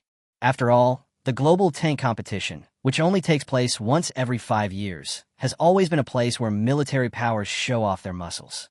Therefore, public exhibitions before the competition have become an established customary operation of this competition. Of course, if a country's team has no confidence in its own tanks or knows that its tanks are not reliable at all, they do not have to participate in the public exhibition before the competition. However, this will basically attract ridicule from other countries around the world. After all, who would believe that a tank equipment that doesn't even dare to be unveiled can have such powerful combat capabilities? At this time, this is an international competition that takes place every 5 years, not a confidential procedure for the development of cutting-edge weapons. So, if you don't dare to show it, it must mean that your tank is not very powerful. The competition is about to begin, but you are still hiding it. Is it necessary? Do you have to cover your face with a cloth before the next competition? Manhwa, the official competition will begin tomorrow morning. As a super tank driver, you should take a break today to recharge your batteries. Lu Feng, you are a capable general under Commander Pang, so you will be responsible for arranging the exhibition this afternoon. By the way, our tank shouldn't apply for the most prominent display position. You've all seen the tank's shape before, but we're not sure about its function. We shouldn't try to steal the spotlight in this kind of global tank equipment exhibition. Just apply for a position closer to the side. Commander Liu Changxing's considerations were extremely detailed, because I had seen with my own eyes how crude the tank that Chunhao modified was. Therefore, Commander Liu himself was not very confident about the tank after the second modification. They piled a boiler-like object on top of a tank and called it a ball lightning weapon. No matter how you put it, this is not easy to convince people. So, in order to avoid being criticized before the competition even started, Chunhao's tank attracted international attention. Commander Liu Changsheng decided to keep a low profile and handle the exhibition matters in advance before the competition. After all, it would be bad not to go, but it would also be inappropriate to be too high profile when you go. Therefore, finding an inconspicuous location has become the most reliable option. However, as the saying goes, there is thunder but no rain in winter, and there is rain but no thunder in summer. Commander Liu Changxing's arrangements were very low-key. However, his opponent, Welch from the Big Beautiful team, obviously had no intention of keeping a low profile. The preparations for the exhibition had just been completed when Commander Liu Changxing and Lu Feng and his party took the first step into the exhibition site. He has been targeted by Welch. Hello, Commander Liu, I have heard of your name for a long time, and today I finally get to meet you. Welch's opening remarks seemed quite polite, but his following words were obviously sharp. After exchanging brief pleasantries with Liu Changsheng, Welch went straight to the point and attacked Liu Changsheng. Commander Liu, in a few minutes the National Tank Exhibition will begin. I've been watching all the way here. I didn't see your booth either. I don't know where your tanks are placed. Welch smiled with a slight curve at the corner of his mouth. Our tanks are naturally placed in the right positions. Special Envoy Welch does not need to worry about this. By the way, if I, Liu Changsheng, remember correctly, didn't your country like to place the booth in the most conspicuous position in previous competitions? I'm a humble person, but I would like to take this opportunity to personally watch the unveiling ceremony of your country's tanks, so as to broaden my horizons. As a battle-hardened army district commander, how could Liu Changsheng not see what the other party meant? It was obvious that Welch's words just now were intended to test his own bottom line before the exhibition began. I know what kind of special weapon systems the tanks on our side have. Chapter 39. The light prism tank makes a shining appearance. Because of the Pyongyang's previous operation, the use of artillery systems is no longer allowed in this tank competition.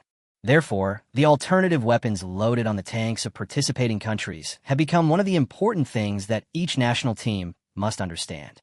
Naturally, there was no way Liu Changsheng would be fooled by Welch's tentative behavior. On the contrary, Liu Changsheng immediately returned the other party's words intact. At the same time, don't forget to put a high hat on the other party, so that if the other party wants to show off, they can show off for a while. However, something happened that Liu Changsheng did not expect. When Liu Changsheng did the opposite and proposed to Welch to visit the tank that Pyongyang was participating in this competition first, Welch did not reject Liu Changsheng. On the contrary, After hearing Lu Changxing's false tone of praise, this guy really took it seriously.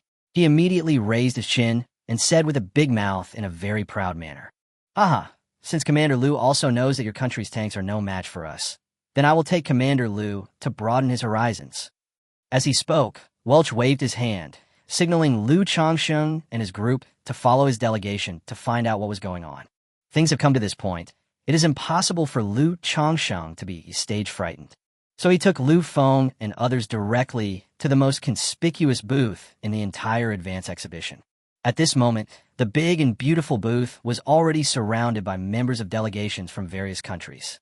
There are also many reporters from all over the world who have already taken their cameras and pointed them directly at the cloth covering the booth.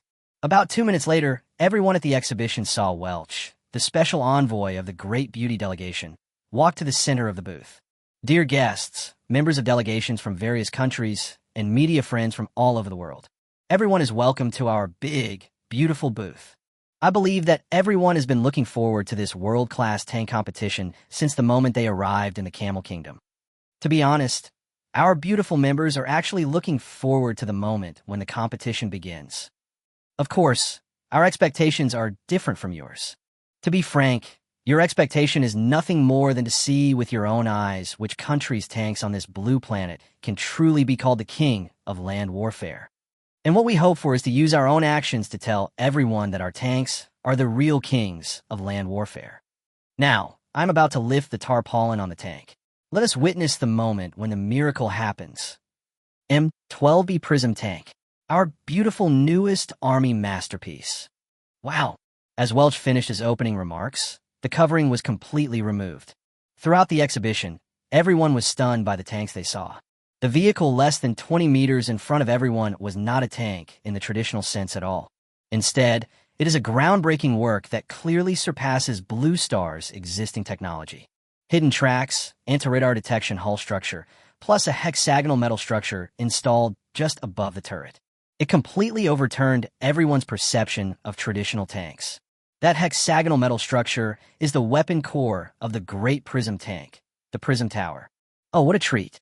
What a treat. There's been news that Pyongyang has created a weapon that can use high-energy lasers to destroy opponents. I never thought it would be true. Oh no, Pyongyang actually built the legendary Prism Tank. This structure is obviously that of a laser weapon. If they were to use this type of tank as military aid, our current ground offensive would be in jeopardy. Yoshi, arigato, my dear father's weapons are really powerful. It looks like the strength of our great Sakura army will also improve by leaps and bounds, Yoshi. Oh my god, is this the strength of Big Brother's armament research and development? The legendary light prism weapon. It has actually become a reality. Oh, after this competition is over, our country of Korea must be the first to purchase it, Ruru. It's terrifying, too terrifying. There really is a country in the world that has created a prism weapon. It looks like our Camel Kingdom must spend a little more money this time to buy more. The moment the Prism Tank made its debut, almost all members of the delegations from all countries and all the journalists and media on the scene were shocked. In fact, as early as half a year ago, a rumor about the Pyongyang developing a prism weapon had been circulating around the world. However, at that time, people in various countries around the world did not believe it very much. After all, army weapons like the Prism Tank are indeed a bit too sci-fi. Judging from the public information currently available, how to increase the energy of lasers to the point where they can destroy heavy armor is still a difficult technical challenge for various countries. But now, Pyongyang has taken the lead in producing this kind of weapon. How could such a scene not shock people? And how can people not feel surprised? The strength is simply too strong. It is absolutely a leading technology that is far ahead of others.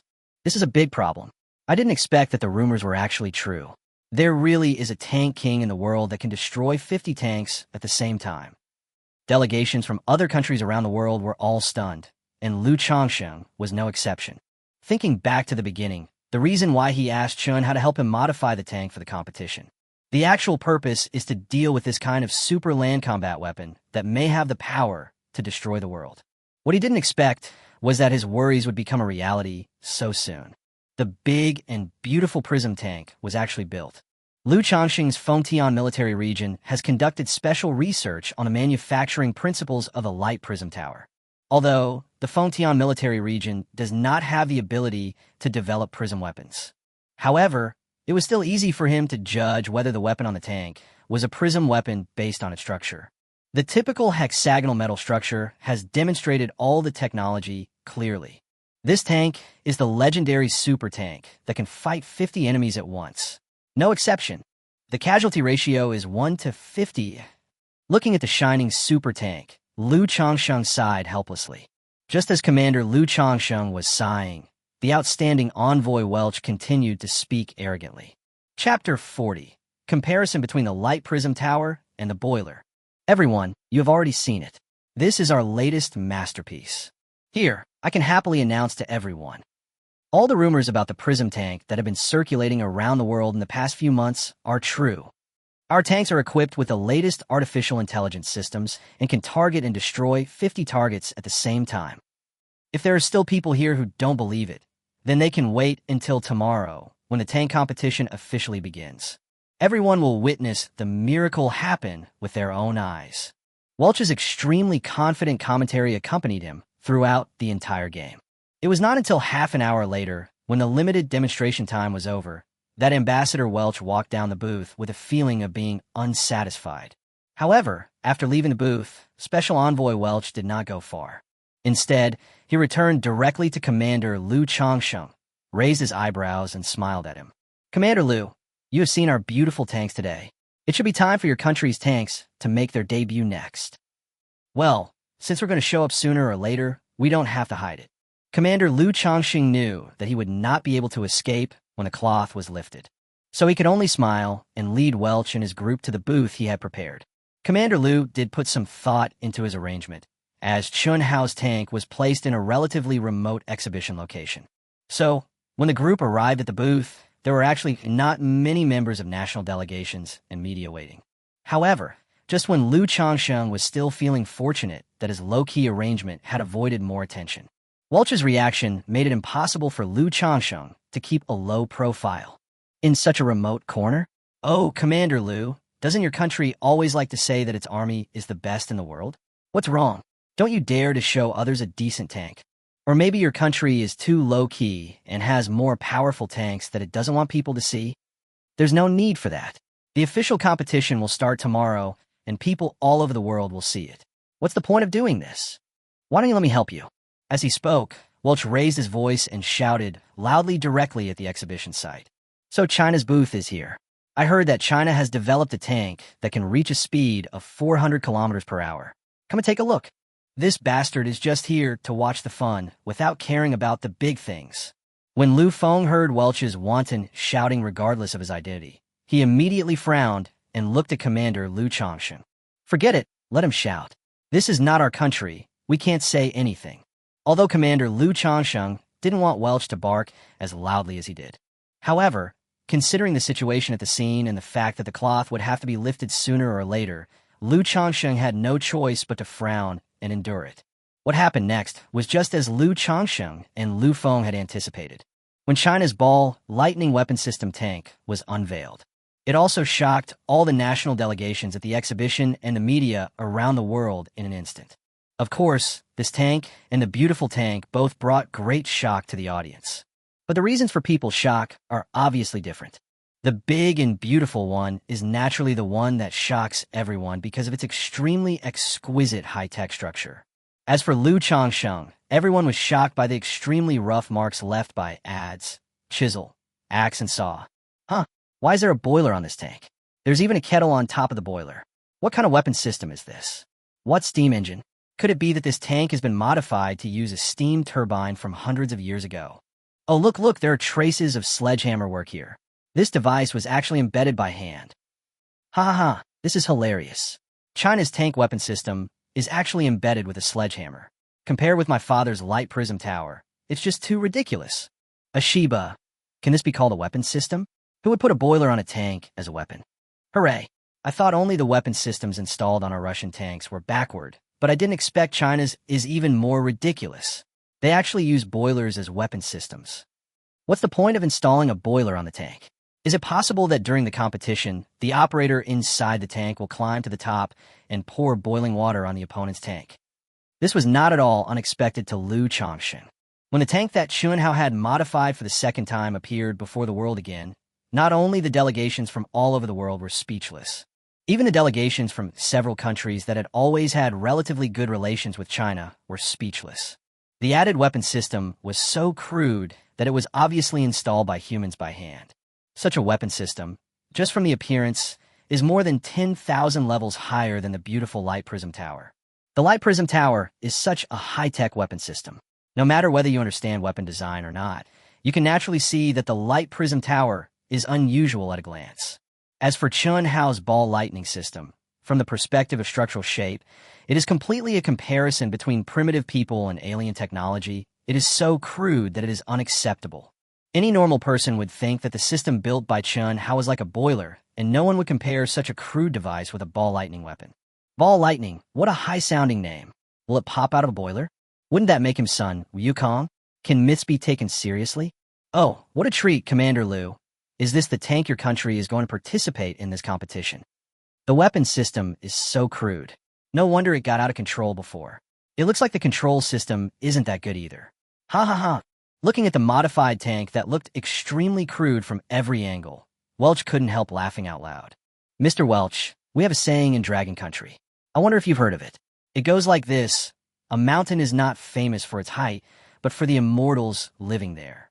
A river is not famous for its depth, but for the dragons living there. What's wrong with a crude weapon system?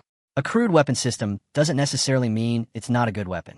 Your country's M416 rifle is exquisite, but it seems that its sales are far worse than the AK-47. Whether your country's prism tanks are more powerful or our country's tanks are more powerful, we will know after a comparison. Chapter 41, Who is Better? We will know after the competition. If you insist on making fun of us, then I can only say that your manners are really not very good. Liu Changshen was naturally very unhappy when being ridiculed by Welch in person, although he now feels that he will most likely lose this tank competition miserably.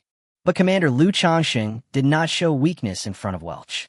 On the contrary, Commander Liu's tone was sonorous and powerful, and every word he spoke demonstrated the demeanor of a great country. Good, very good. Commander Liu is just as people say. You can use your country's own words to describe him. He remains calm even when facing a mountain collapse. However, it is good to be courageous, but you must not speak out without restraint. If tanks like yours can be put on the field, wouldn't that make all the countries in the world that design and develop tanks laugh their heads off? Since Commander Liu is still stubborn at this time, then let's meet on the field tomorrow. As he was talking, Welch waved to the team members around him and planned to leave the tank exhibition stand on the Chinese side. At this moment, Welch already felt in his heart that he had a sure win in this global tank competition. Even the delegation that claims to have the best army in the world only brought out such crude new tanks. So what does he need to worry about? Not to mention other countries, Russia has not unveiled any new tanks at all, and the ones it has are just improved versions of the T-90. Welch had seen it before. After the competition banned the artillery system, the Russians simply installed a Katyusha rocket launcher system on the tank. This kind of addition is simply a transformation of a tank into a rocket launcher vehicle, which is quite intimidating to say the least. But Katyusha is already a technology from the last century. What uses it to install it on tanks now? To put it bluntly, it can't even penetrate their beautiful tank armor. At most, they can only hit the thin-skinned tanks of those small countries. Except for the Bear Country, the situations of the delegations from other countries were similar. Basically, they added some existing weapons and facilities to the tanks. Some are equipped with short-range missiles, and some are equipped with heavy machine guns.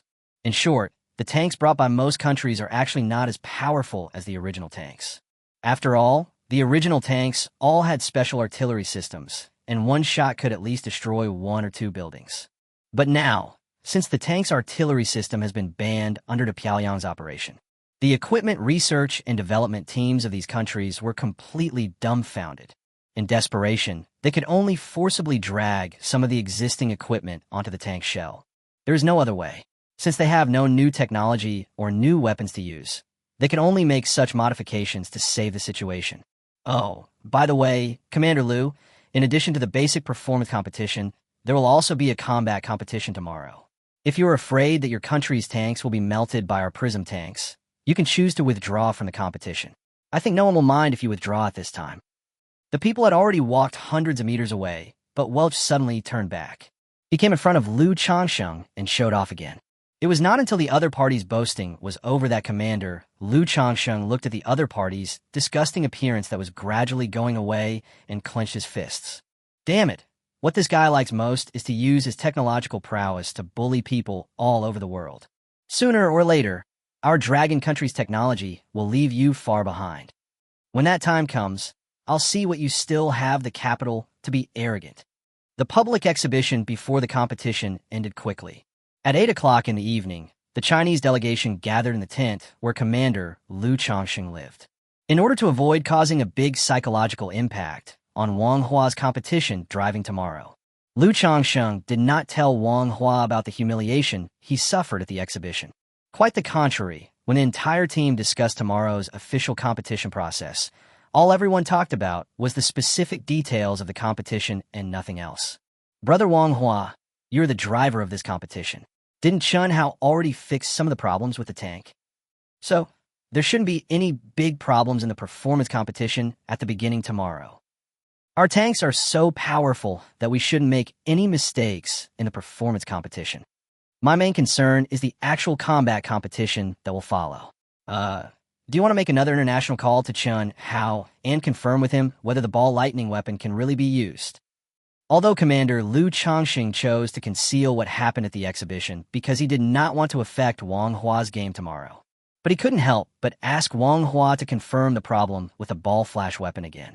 To be honest, the launch device of Chun Hao's ball flash weapon was indeed quite crudely made. Such a crude device has now been seen by delegations from all over the world and the global media. What if this device doesn't work tomorrow, or has no effect at all? Then the result of the confrontation game will not be as simple as being ridiculed. If you don't handle it well, the car may be destroyed and people may die. For this kind of competition, the artillery system has been canceled for the sake of peace and safety. However, in order to save their own face, countries have no intention of pursuing peace over deterrence at all. What's more, the ultimate tank king, the prism tank, is also there. If, when the competition really comes, the Pyongyang is unreasonable and deliberately changes the competition mode to battle mode. At that time, it would be too late for Lu Changsheng to withdraw from the competition to protest. Commander Lu, I'm not sure about this, but I've called him more than 10 times, and he told me that the ball lightning weapon system can be used. Something happened that caught Lu Changsheng off guard. Originally, Lu Changsheng was still worried about Wang Hua's safety during the next day's competition. Unexpectedly, Wang Hua himself was even more worried than Lu Changsheng. He actually called Chun Hao more than 10 times in a row to specifically confirm the problem with the ball flash weapon. This amazing move made Commander Lu Changsheng, who was worried about his comfort, speechless. Brother Wang Hua, you are quite meticulous. Lu Changsheng smiled awkwardly. Chapter 42 Tank Competition officially begins. 2 days, the Global Tank Competition. This Global Tank Competition is actually divided into 2 stages.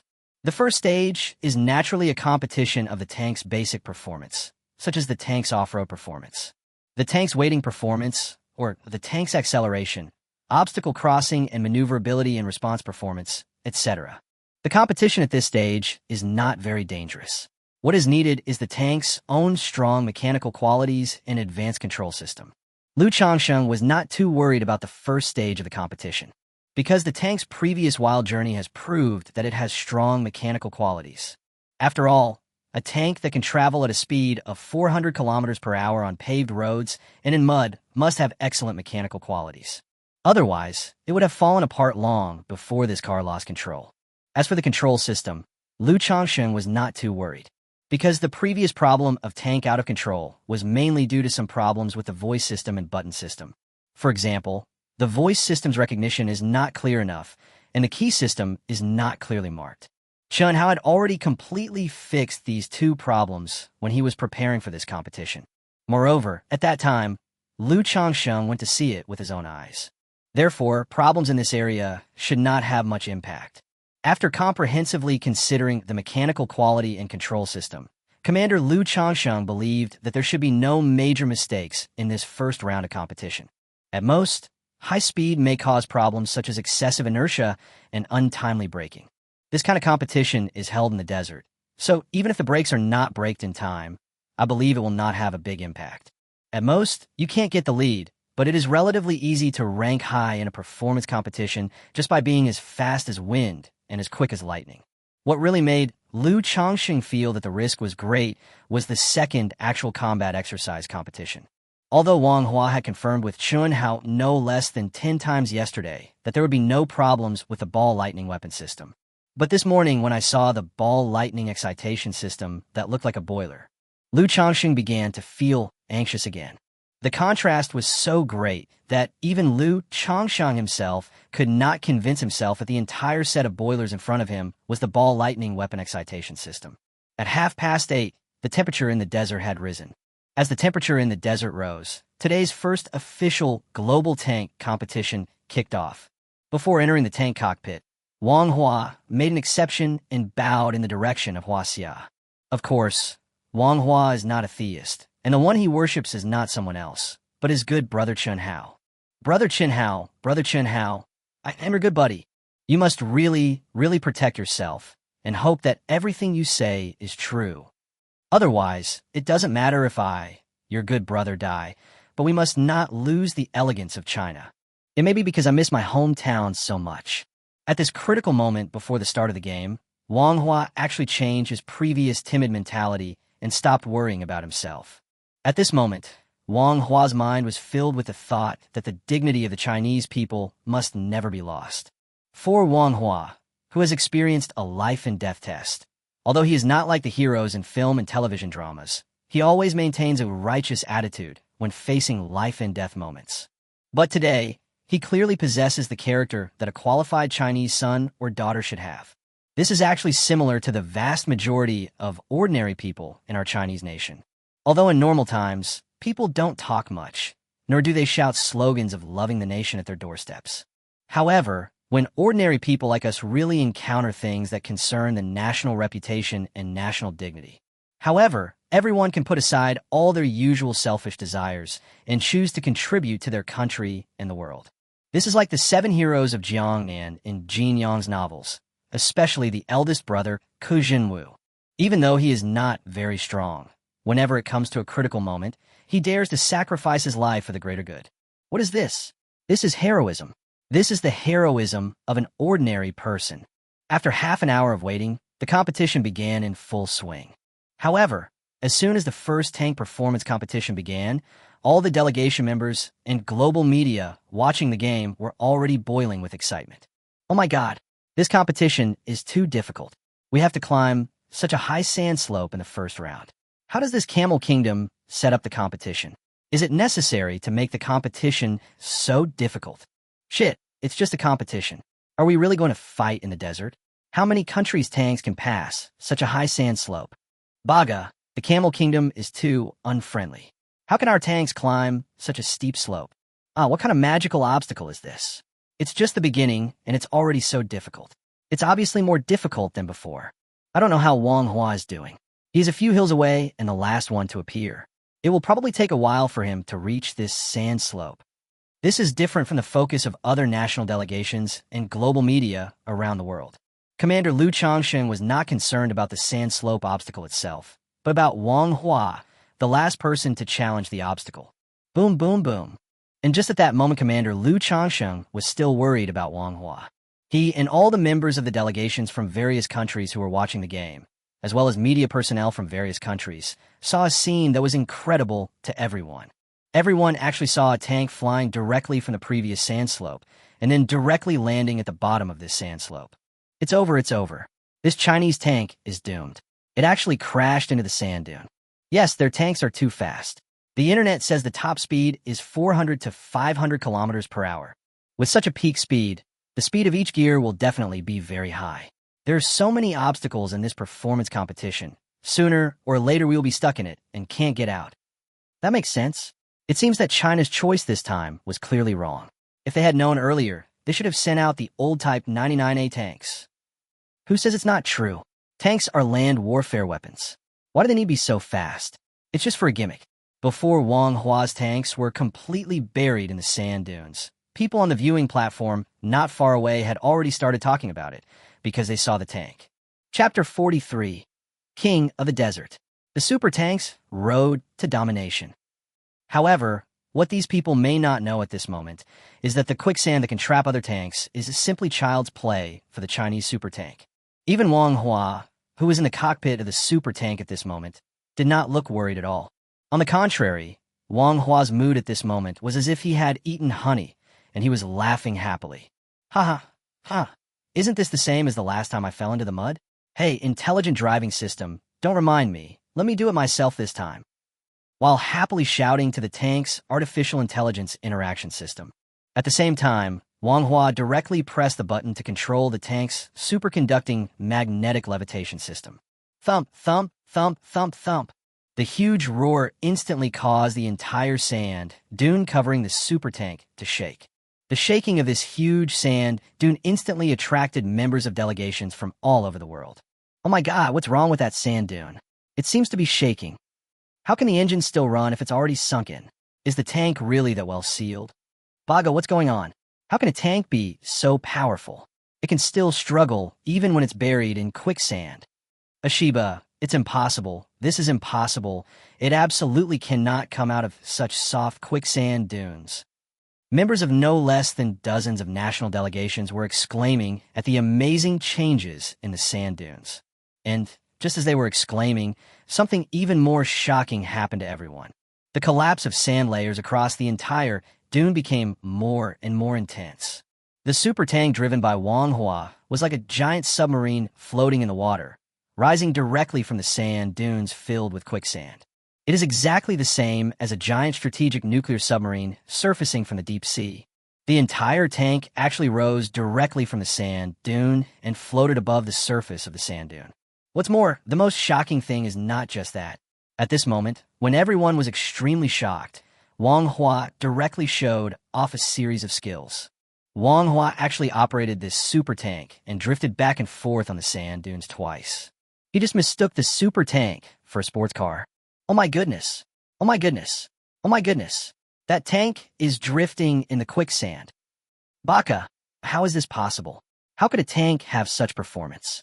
It even outperforms my own father's tank. Ashiba, Ashiba, Ashiba. Whose general is this? Why is he operating the tank like this? Is it possible to operate a tank like this? Oh shit, is this a tank? It mistook the sand dunes for roads, and it can even drift. Hiss! All the members of the national delegations and the media in the viewing tent were stunned by Wang Hua's actions. There were no less than thousands of people watching the game in the entire giant tent. However, among these thousands of people, no one had ever seen such a unique scene as today. They actually saw with their own eyes a tank floating directly in the quicksand. Not only that, this tank floating in the quicksand also performed an extreme drifting action for everyone. Who can believe this incredible scene? The road conditions of this competition venue are not flat, let alone a highway. This is a desert, and it's a desert with quicksand and sand dunes everywhere. In such an environment, there are actually tanks dancing in the quicksand. If people hadn't seen it with their own eyes, they would have suspected that their brains were burned out and they were hallucinating. It's actually superconducting magnetic levitation technology. Haha, Wang Hua's operation is brilliant. Why didn't I think of this amphibious system? Lu Changsheng slapped his thigh and shouted excitedly to Lu Feng beside him. Lu Changsheng has been in a state of high tension ever since he led the team to this competition venue. After all, his rival Welch has been trying every possible way to embarrass his team. In this situation, it would be impossible for him, the team leader, to relax even if he wanted to. It was precisely because he was being closely watched by his opponents that Commander Lu Changsheng actually forgot the amphibious capabilities of the super tank. I saw Wang Hua driving a tank directly into the sand dunes. Lu Changsheng was still frowning anxiously. Now it seems that Wang Hua is driving the tank so coolly that he seems to be dancing in the desert. He instantly relaxed a lot and let out a long sigh. Wang Hua, what a good boy. He has good psychological quality. I almost forgot that there is such a function, but he still remembered it. I was worried for nothing just now. Huh. After witnessing his own tank going into showmanship mode, Lu Changsheng instantly gained confidence. While talking and laughing, he looked towards Special Envoy Welch, who who, like most of the spectators, had his mouth open not far away. This is an illusion. This is definitely an illusion. How is it possible for a tank to drift in quicksand? I don't believe it. I don't believe it's true. Bang! Ouch, who hit me? Wiltshire was startled and asked the entourage around him. Special Envoy Welch, you asked me to hit you.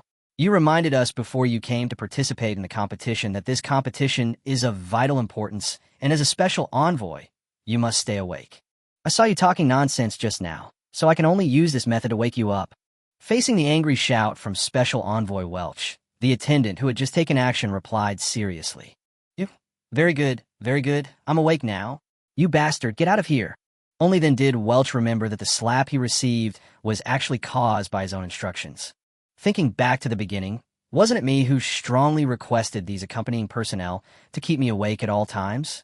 Once you become too cocky or lose your mind due to excessive excitement, let these people use whatever method they want to wake you up. They have indeed done it, so what can I say? Fuck, if I had known I wouldn't have made such a promise before coming here. Ouch, my face hurts. After suffering a loss, Welch was too embarrassed to say anything and just cursed in his heart. Then he started thinking about what happened next. Chapter 44, Desert Waltz. Magnetic levitation appears. The slap from the entourage really woke Welch up. After waking up from his extreme doubts, he quickly realized that this Chinese tank was not as bad as it seemed. On the contrary, China's super tank is indeed a cutting-edge army equipment that looks a bit rough on the surface, but is actually quite capable. A tank that can float directly from quicksand, a tank that can drift freely in quicksand tide. Such mobility and obstacle crossing capabilities completely crush the tanks of all national delegations in today's competition. Not to mention the improved T-90 of the Russian Bear and the Leopard 2 tank of the Hans Cat. Even its own M12B Prism tank, which is equipped with ultralight alloy full cover tracks, cannot match it in terms of mobility and obstacle crossing capabilities. In fact, their own M12B tank is already powerful enough. The ultralight alloy full coverage track is another super technology second only to the light prism tower. But who would have thought that less than an hour after it started, he was already being beaten badly by the opponent's desert floating technique and quicksand drifting technique? There is no comparison, absolutely no comparison. If we ignore the light prism tower weapon system, we will only discuss the tank's mobility and obstacle crossing capabilities. Then there is no doubt that China's tanks will definitely take the lead this time. Fuck, I never thought that a tank equipped with a boiler weapon system would have such mobility and obstacle crossing capabilities.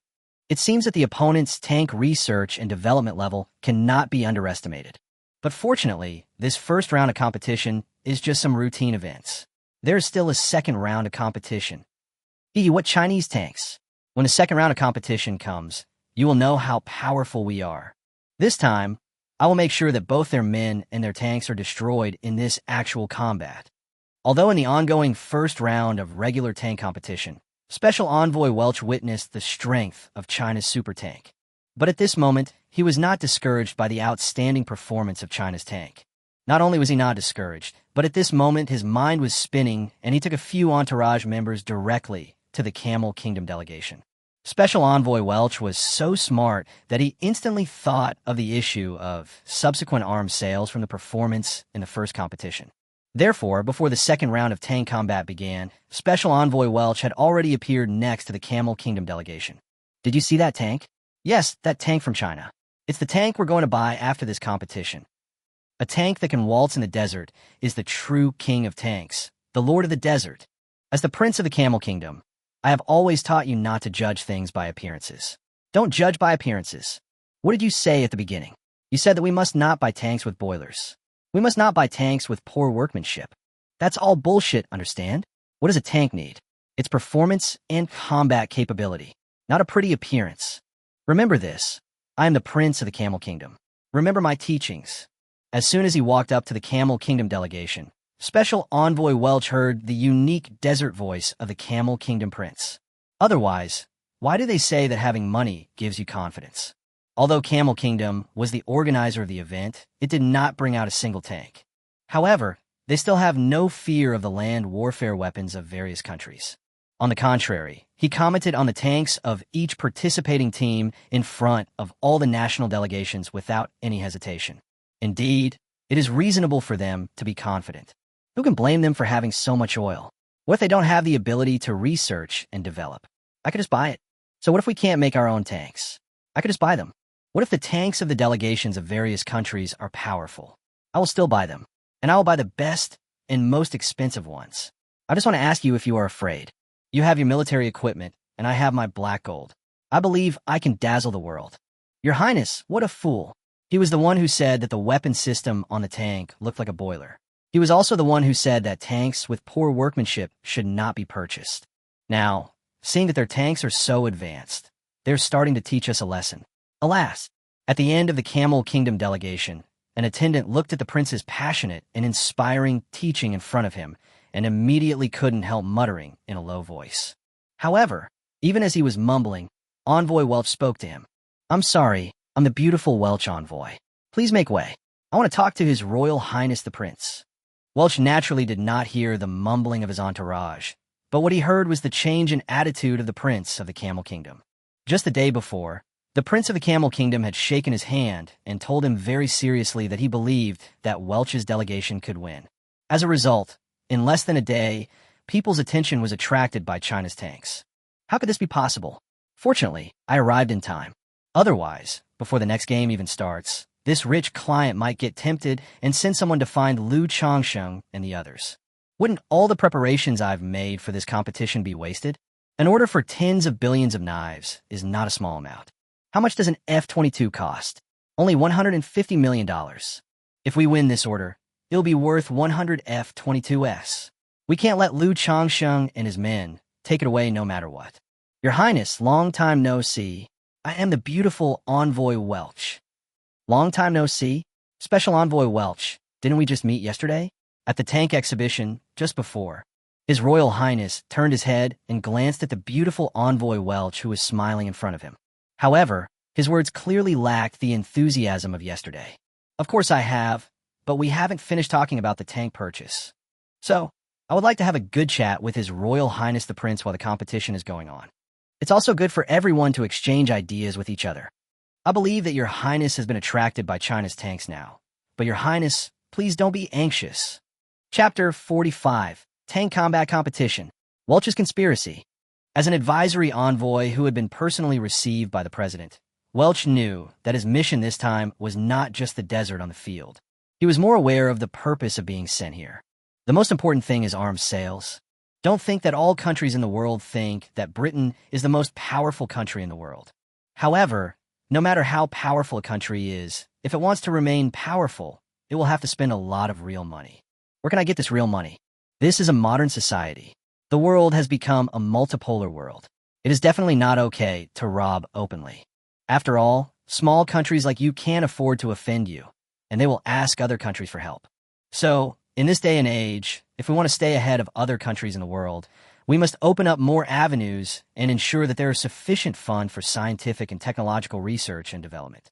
The sale of military equipment has naturally become an important way for major countries to earn capital. Envoy Welch was smart in this regard. He knew that the Desert Waltz performance of the Chinese tank just now was really attractive. Therefore, before the second round of the competition started, he had already run over to give His Royal Highness the Prince of the Camel Kingdom a shot of prevention. All precautions must be taken to prevent His Royal Highness the Prince from getting excited and placing an order before the game is over. Oh, Ambassador Wiltshire, you have also seen how excellent China's tanks are, right? Yes, I'm already thinking about purchasing Chinese tanks. As for your country's tanks, Mr. Special Envoy, they're quite good, but the price-performance ratio is not that high. There are countless precedents in history. Although our Camel Kingdom is generous, it is also based on the quality of our products. Of course, if your country's tanks can perform as well as China's tanks, then we still have something to talk about. But if your country can't produce an equally stunning tank performance in this competition, then I can only say sorry in advance. Welch is indeed a top elite player, but His Royal Highness the Prince of the Camel Kingdom did not grow up eating vegetarian food. How could he not understand the meaning of Welch's words? It was obviously a reminder to himself not to rush to negotiate the purchase of tanks with China at this time.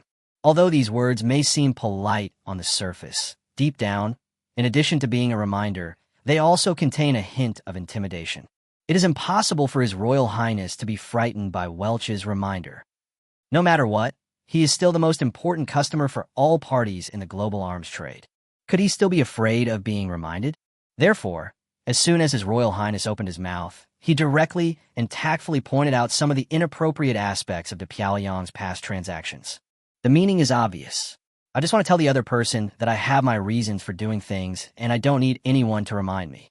At the same time, His Royal Highness did not dare to completely reject Welch's face. After all, the country behind them is the world's most powerful military power. If you're too disrespectful to them, it will cause a lot of trouble. So, after politely declining the other party's reminder, His Royal Highness the Prince expressed his attitude. The intention is to tell the other party that I am not so unreasonable. But in the end, His Royal Highness did not forget his mission. That is to tell Welch that he is carefully screening for his father and selecting a king of land warfare that can truly dominate the entire desert map. I understand what Your Highness means. Please believe in our de Piaoyang's strength. After this competition, there will be another actual combat competition. Your Highness, just watch it. Seeing that his goal was basically achieved, Welch said no more. Instead, he smiled awkwardly and turned his attention to the playing field outside the tent. Time passed quickly. Less than an hour after the results of the first round of competition came out, the organizer, Camel Kingdom, announced that the second actual competition was about to begin, because China's super tanks perform far better than other tanks. In the first round of competition, Manhwa won the Best Driving Award without any surprise, and the tank he drove also won the Best Basic Performance Award. Not long after receiving the award, Manhwa returned to the tank cockpit, waiting for the next round of competition to begin. This second round of competition can be regarded as the most important performance of today. Originally, actual combat competitions like this would not use live ammunition, but mostly blank ammunition. The results of the confrontation are counted based on the number of tanks hit and the circumstances of the hits. However, this time de Piaoyang played a trick, changed the rules, and took advantage of it. Therefore, except for the rockets loaded on tanks of other countries, weapons such as machine guns have been changed to blank ammunition. De Piaoyang's own light prism tower is unable to process blank bullets. That is to say, if in this round of competition, de Piaoyang did not hit the tank of either side with the light prism tower, but directly destroyed the tank of either side, then they have not violated the rules of actual competition. From this, we can see how vicious Welch's mind is. He first assured the delegations of all countries that his own light prism tower had reduced the power of lasers to the level of blank bullets. But in reality, he did not do so, but privately identified several targets that could be destroyed. One of them is the Russian T-90 tank, and the other one is naturally China's super tank. Of course, although Welch's actions helped themselves, they also unintentionally helped China. Why? Because there is no way to quantify the attack power of ball lightning weapons. To be honest, even Liu Changsheng and Wang Hua didn't know the specific power of this ball lightning weapon, not to mention the delegation members from other countries. The consensus among everyone at present is that the ball lightning excitation device, which looks like a boiler, is just a decoration. Let's not talk about whether it has power or not. Whether it can be activated is still an unknown. Who would worry about it? Children play house, and they want the model to be realistic. The boiler model doesn't even meet this requirement, so how can it have any attack power? Chapter 46, The Real Showdown. Electromagnetic Storm. Therefore, after unanimous agreement from all delegations, the ball flash weapon system was directly approved. Moreover, the approval of this opinion also included His Royal Highness the Prince of the Camel Kingdom and a number of bigwigs, including the handsome Welch. To be honest, they really didn't believe that any miracle could really happen if lightning appeared in the boiler room. Therefore, this second competition was held after a lot of back-and-forth negotiations on the specific conditions of the competition. The same treatment as de Piaoyang appeared. Of course, it is said to be a global tank competition. In fact, there are no more than 50 tanks that can actually reach the second stage of actual combat competition. Among them, no less than 10 tanks are improved versions of old tanks left over from some former military powers. Take the Norwegian Empire, for example. The tanks they sent out were actually improved versions of the T-34 tanks from the pre-Soviet era. If we talk about actual combat capability, this tank may not even be able to achieve 1/5 of the current T-90 of the Soviet Union. Not to mention being compared with the beautiful M12B Prism tank and China's superconducting tank. But this is the only solution. Who says there are so few countries in the world that truly have mature military systems? Among the 200 or so countries, no more than half of them have a relatively comprehensive military system. Among these countries, there are quite a few that do not even have the ability to improve and upgrade their tanks. Therefore, after eliminating so many countries, there are only less than 50 tanks that can truly enter the second stage of actual combat competition. Speaking of which, Welch really put a lot of thought into winning this competition. The second phase of the actual competition began. The beautiful M12B tank immediately demonstrated its operation, leaving all the national delegations stunned. As soon as the M12B tank entered the battlefield, it directly activated an electromagnetic storm. Electromagnetic storm is not an ordinary technology. It is a super technology that has been studied by our D personnel for more than 10 years with great efforts. Apart from the fact that this technology cannot be compared with the high-frequency laser of the Light Prism Tower, its effect is to directly penetrate the psychological defenses of all participating teams. It turned out to be a super technology that could directly paralyze the communications and radars of all targets within a range of no less than 50 kilometers in the war zone. In modern military warfare, in addition to firepower intensity, the most important thing is communication and radar systems. When it comes to the combat of a single tank, the communication link can probably be ignored. After all, a single tank does not need to communicate with anyone.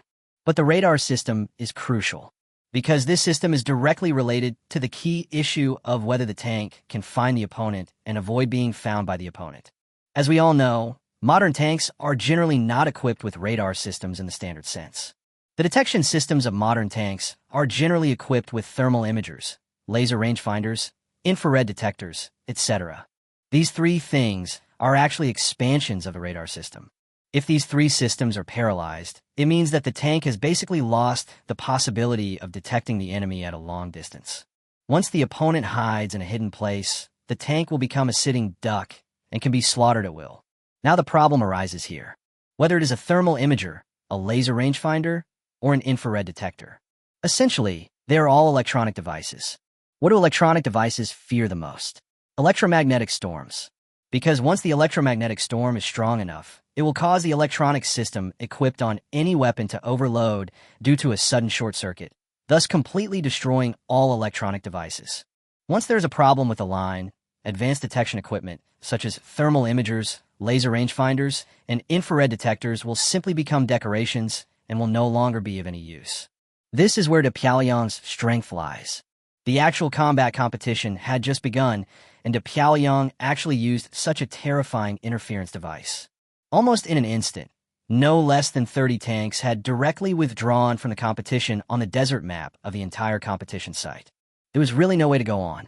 All the technical means of detecting the opponent when I first came on the court had been destroyed. I couldn't let the co-pilot really rely on his eyesight to hit the target 10 kilometers away, right? Or you could just open the hatch, pop a head out, and take a telescope to aim. Is that possible? If this were a real battlefield, a sniper shot would kill both the person and the telescope. There is no such style of play in the competition. Your Highness, what did I say? It's better to see things to the end. Did you see that series of electric arcs bursting out from our big, beautiful tank? To be honest, that is the latest super electromagnetic interference system installed on our M12B tank. It's no exaggeration to say that with such a system, any enemy tank within a radius of 50 kilometers will become our sitting duck. Looking at the tanks that were withdrawing one after another and leaving the desert battlefield, Welch's self-confidence instantly returned to its peak. When he spoke to His Royal Highness the Prince of the Camel Kingdom, he couldn't help but raise his head about 30 degrees. Oh my God, I was wondering why there were arcs of electricity all of a sudden. It turned out to be strong electromagnetic interference. The beautiful tank is simply invincible. Yoshi, of course my father's weapons are invincible. Unlike China's tanks, what else can they do except rolling around in the desert? Oh my God, the power of the big brother is really strong. I must order a few when I go back this time. Not at all. Our tanks have also been paralyzed. Damn it, it looks like we can't win and have to retreat.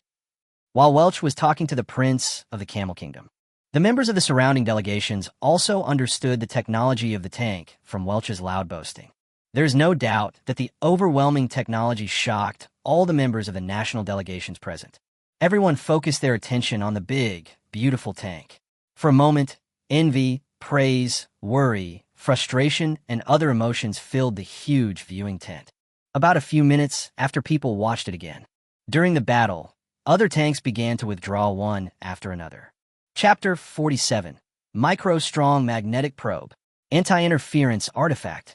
In the end, even the modified T-90 tanks of the Russian Bear and the Leopard 2 tanks of the Hans Cat could not escape the result that all their electronic systems were directly destroyed by the strong electromagnetic storm, and they had to withdraw from the competition reluctantly. It was at this time that almost all tanks had directly withdrawn from the competition.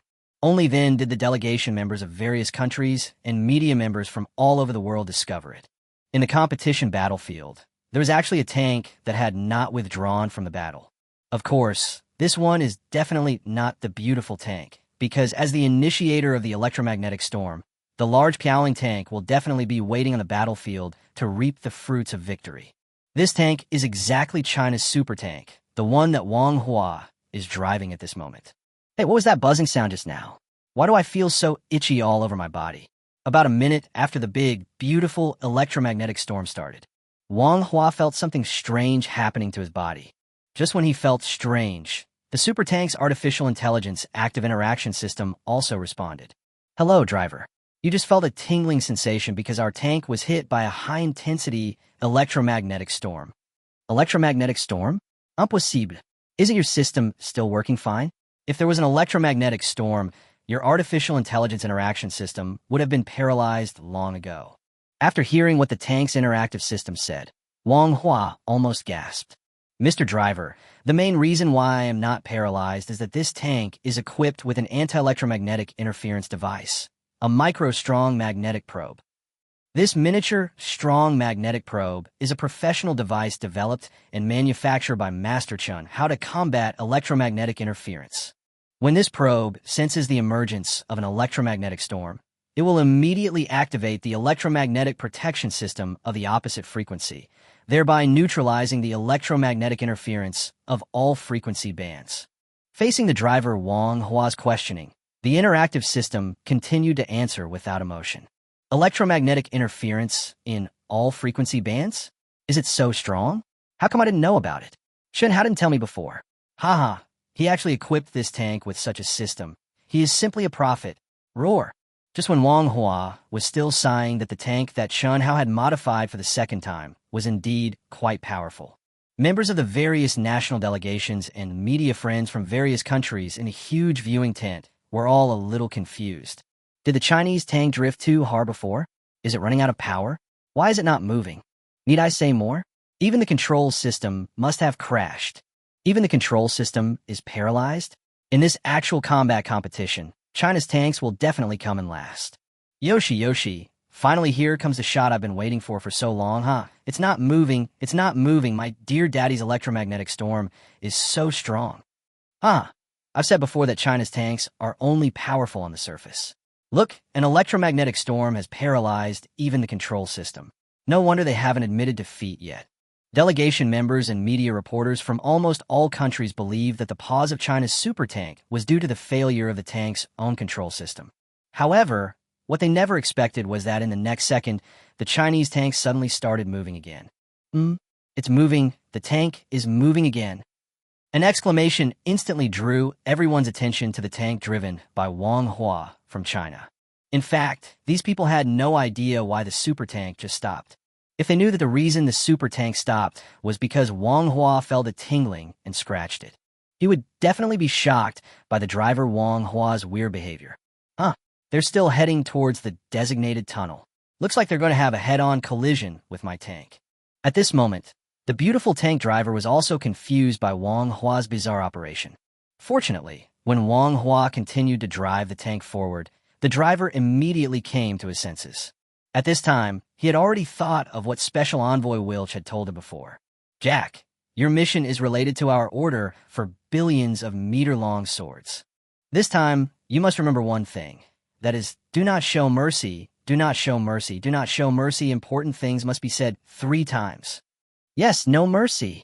When I think of the mission that Special Envoy Wilch has assigned me, The driver named Tony immediately thought of the Prism tank's ultimate weapon. In fact, the pilot's name was Tony, but because Welch had mistaken his name when he pretended to care about him, Tony still remembers every word that Special Envoy Welch said. "If I can destroy that Chinese tank, I can complete my mission." Tony's eyes flashed, and he immediately looked towards a row of buttons in the cockpit that marked the Prism weapons. Lock on the target. Adjust the maximum energy density of the light Prism tower. Keep going forward 500 meters and adjust the attack angle. With the joint operation of Tony and Second Officer Stark, the tank quickly rushed out of the tunnel of the desert competition venue and occupied a high slope with a wide view. As Tony drove, the tank's light Prism tower gradually began to show extremely powerful energy fluctuations. The hexagonal edges of the entire light Prism tower were faintly emitting dazzling white light. Immediately afterwards, an extremely powerful laser was emitted from the tank's hexagonal light Prism tower and instantly rushed towards the tank driven by Manhwa. Alert! Alert! Alert! High-energy lasers are coming. High-energy lasers are coming. High-energy lasers are coming. Activate the automatic counterattack system and start charging the ball lightning weapon. The tank's outer armor is experiencing high temperatures. The armor can currently withstand this for 15 seconds. Driver, please confirm whether to attack the opponent. What? Didn't you say blanks? Why are you doing it for real? The moment he heard the alarm, Wang Hua keenly realized that there was something wrong with the Pyongyang's attack. Because before the competition, Wang Hua learned from Commander Liu Changsheng that the standard for this actual combat competition would be blank ammunition. Not really a destruction contest. But now, the situation is obviously different. The tank he is driving is under attack from high-energy lasers. What does this mean? It means the other party is being cunning and treacherous. Chapter 48. All's Fair in War. The Prism tank is indeed worthy of being called the top predator of modern army equipment. Just that one terrifying beam of light that shot straight up into the sky was enough to leave all the participating national delegation members stunned.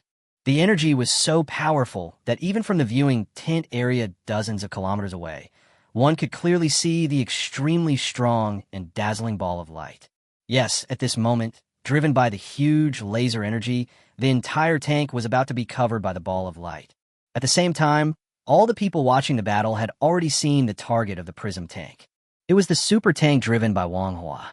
Wow, what a powerful weapon. That Chinese tank looks like it's smoking. Fortunately, our tanks gave up early. Otherwise, such a powerful laser weapon would have killed our drivers as well. Oh, it's awesome. I've long seen that China's tanks are no good. This time, hiding in the trenches is useless, huh? Oh my god, it looks like Big Brother has taken advantage of the rules of the competition this time. Otherwise, how could it be so powerful? It's over, it's over. Even China's tanks are going to lose. It looks like we, the Russians, won't have a single capable teammate anymore.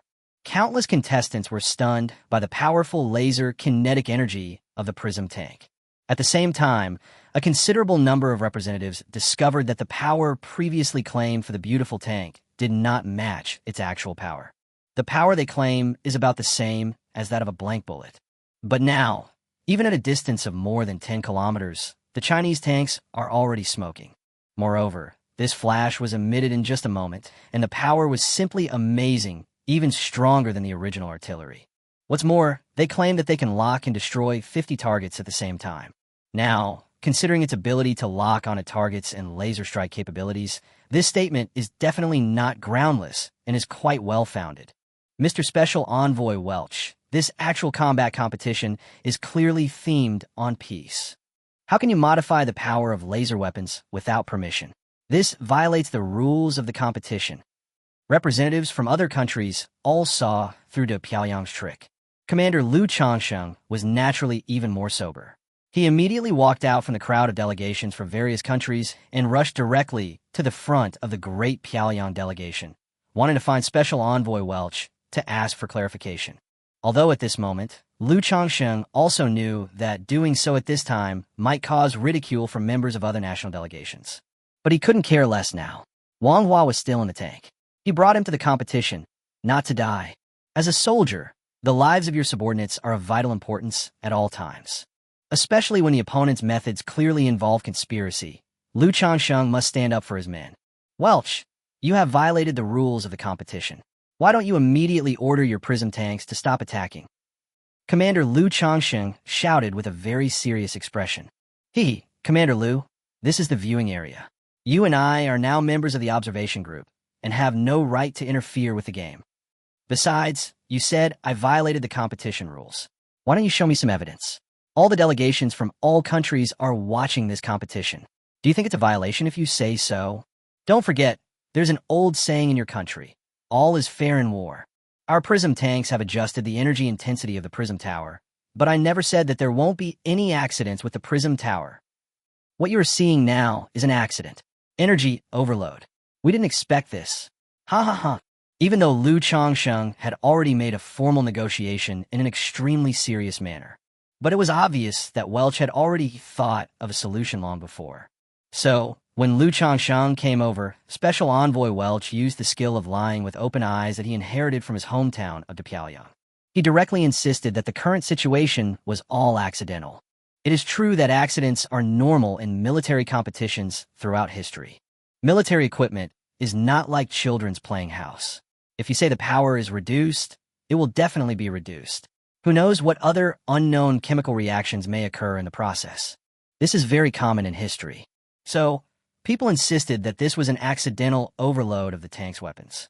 In this way, no matter how reasonable Liu Changsheng is, there's no way to verify it. After all, the tank is in the hands of others.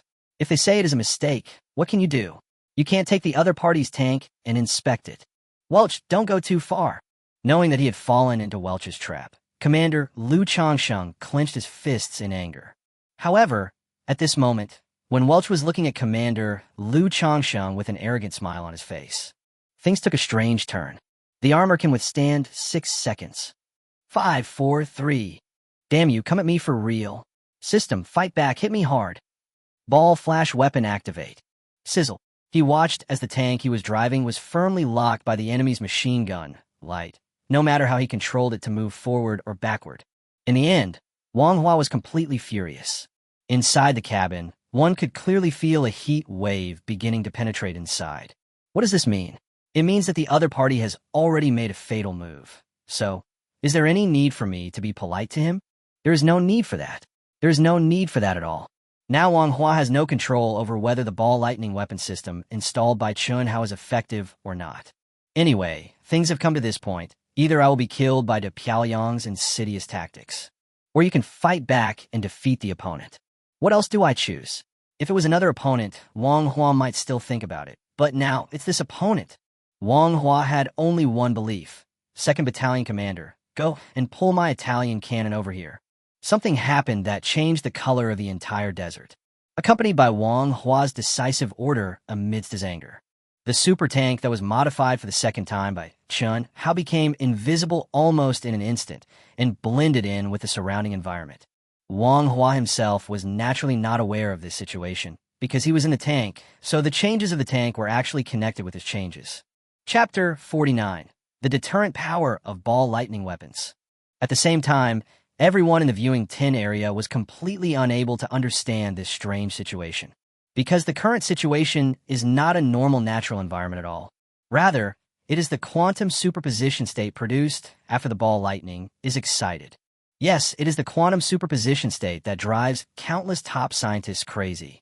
Apart from being able to witness this unprecedented and horrifying scene with their own eyes, everyone present, without exception, had no idea what was happening.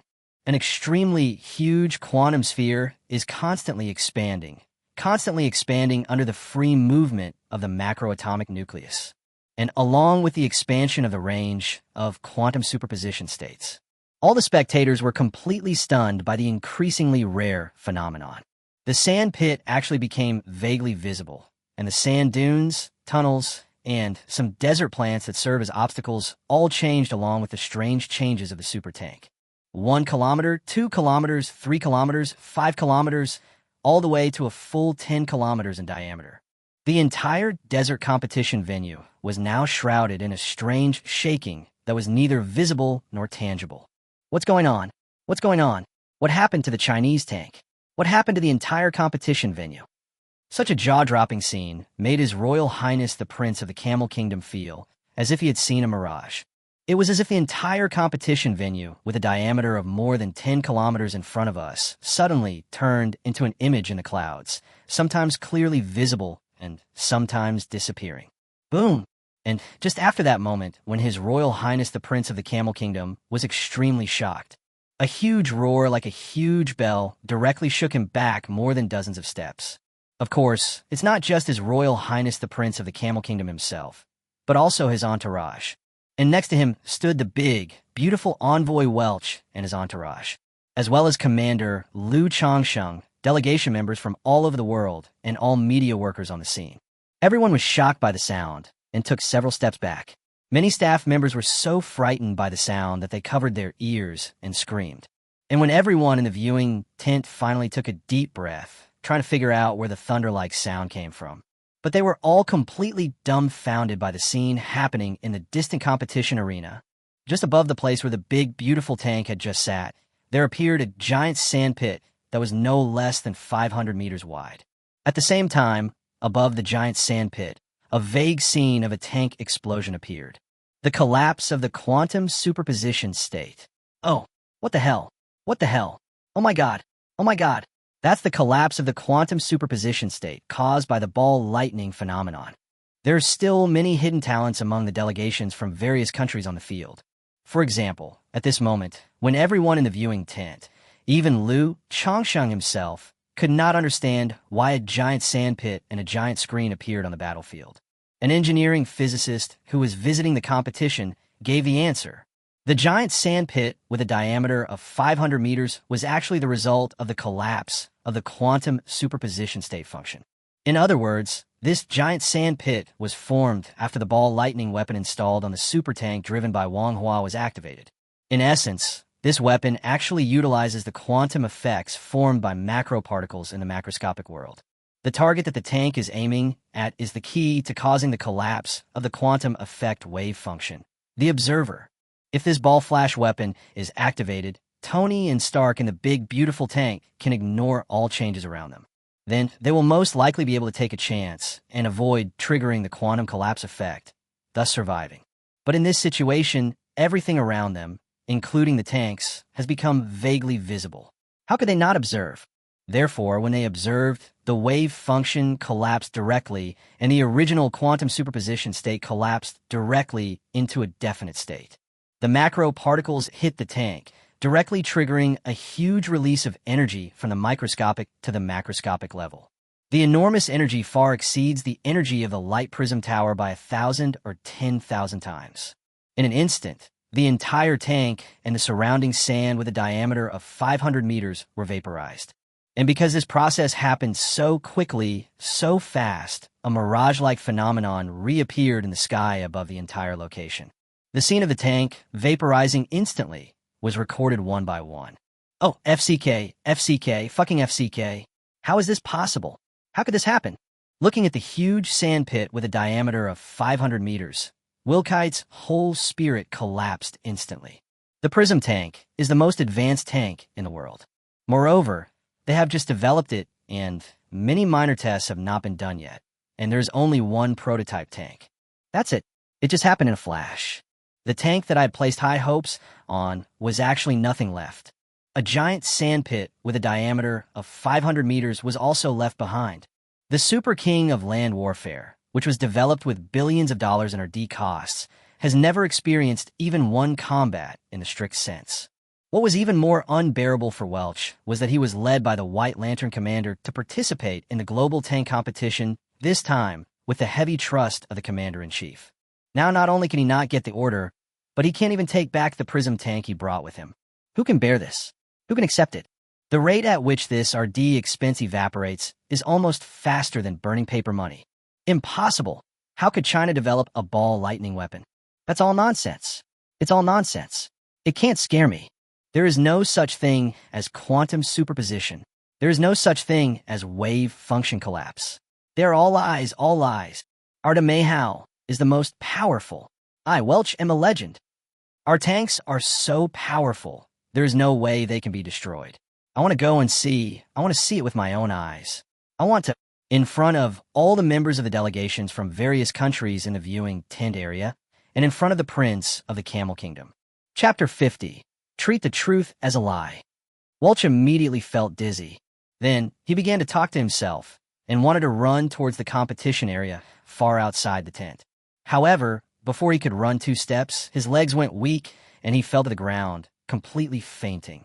Time flies, and in the blink of an eye, an hour and 55 minutes have passed. The bedroom of His Royal Highness the Prince of the Camel Kingdom. Aha, Commander Liu, I'm so sorry. I've been very busy these days and haven't found the time to have a chat with you. To be honest, I have heard of your Commander Liu's name for many years. Today, your army is invincible on Blue Planet. Commander Liu, you have made an indelible contribution to this. It's really His Royal Highness the Prince who knows how to handle things. Seeing that the super tanks from China were not going to make a big splash, they made a big splash. Less than a few minutes after the conference ended, His Royal Highness the Prince personally sent his Minister of Foreign Affairs to bring Liu Changsheng and the entire delegation to His Royal Highness the Prince's private palace. The group of people finally got to see what luxury was. The manor formed a sharp contrast with the desert outside. The magnificent palace and sculptures decorated with various pearls, jades, and agates perfectly demonstrate the style that a wealthy family should have. Your Highness, thank you for the compliment. Of course, Liu Changxing knew the prince's intention in inviting him over. According to the information obtained by his team, in fact, the great special envoy Welch had been thinking about this matter long before the global tank competition. However, Mr. Welch has now been hastily sent back to the Pyongyang for treatment.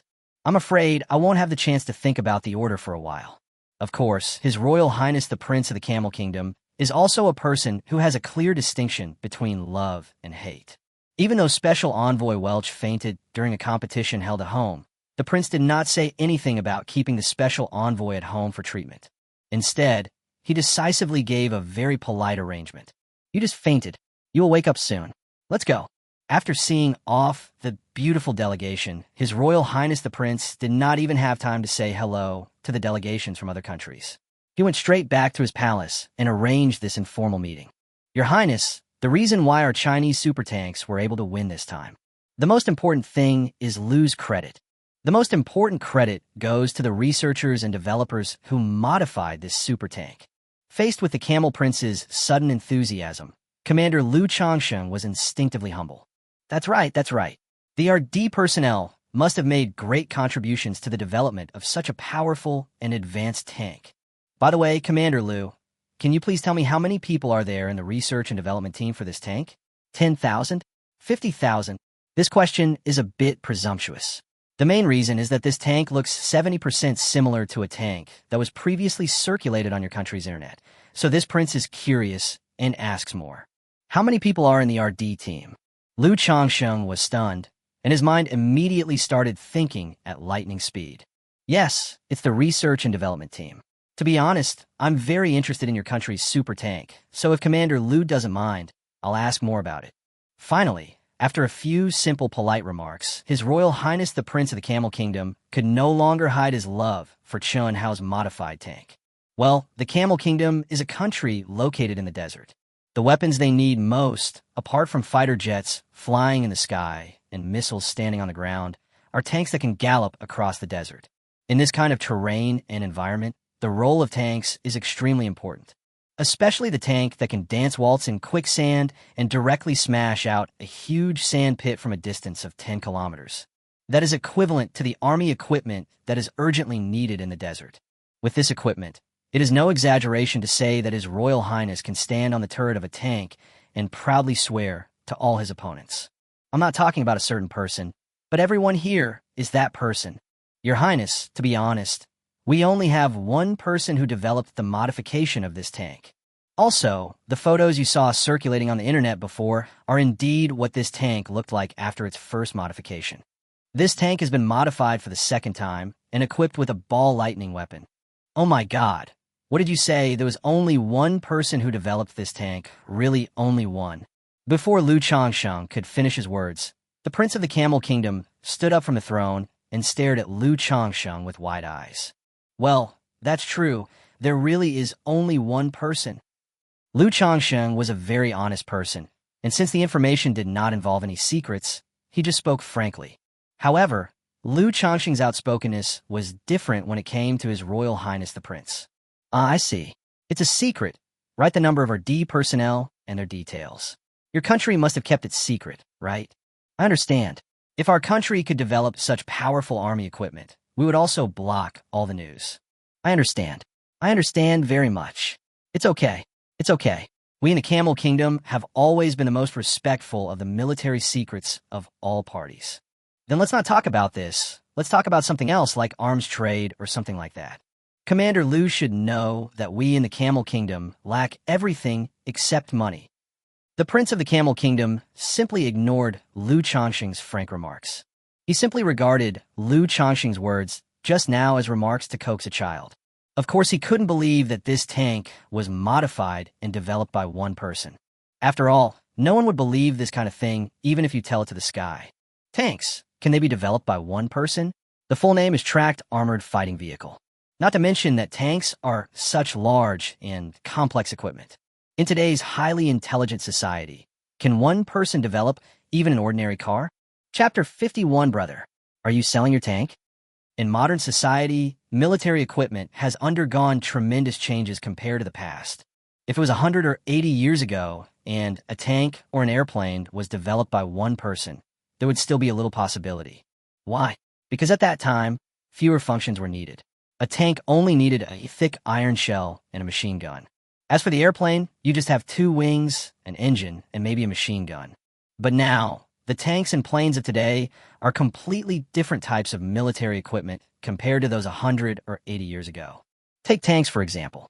The most basic components of a modern tank are weapon system, power system, aiming system, communication system, armor system, etc. This is nothing like the old days, when aiming depended on the eyes and communication depended on the throat. Isn't that just like playing house for children? The current aiming system was already involved in the previous tank competition. Thermal imagers, laser detectors, infrared detectors, just these auxiliary aiming and locking systems are actually many times more difficult to develop than the original tank as a whole. Moreover, modern tanks have highly integrated functions among various systems, some of which involve highly intelligent operation and control systems, such as artificial intelligence. After integrating so many extremely complex systems, Liu Changxing told people that His Royal Highness the Prince was transformed by one person. People have to believe it, right? Not to mention that His Royal Highness the Prince would not believe it. Even Liu Changxing himself would not believe it if he had not witnessed with his own eyes how Chun Hao used a bunch of wrenches, hammers, pliers, and some miscellaneous copper wires to assemble a ball lightning weapon system. I'm afraid that even Liu Changxing himself would find it hard to believe that what he said was indeed true. So, when Liu Changxing told the Prince of the Camel Kingdom the actual situation, people really took his words as a perfunctory act to keep it confidential. Seeing that Liu Changxing didn't seem to be planning on saying anything more, the Prince of the Camel Kingdom naturally had to take the initiative.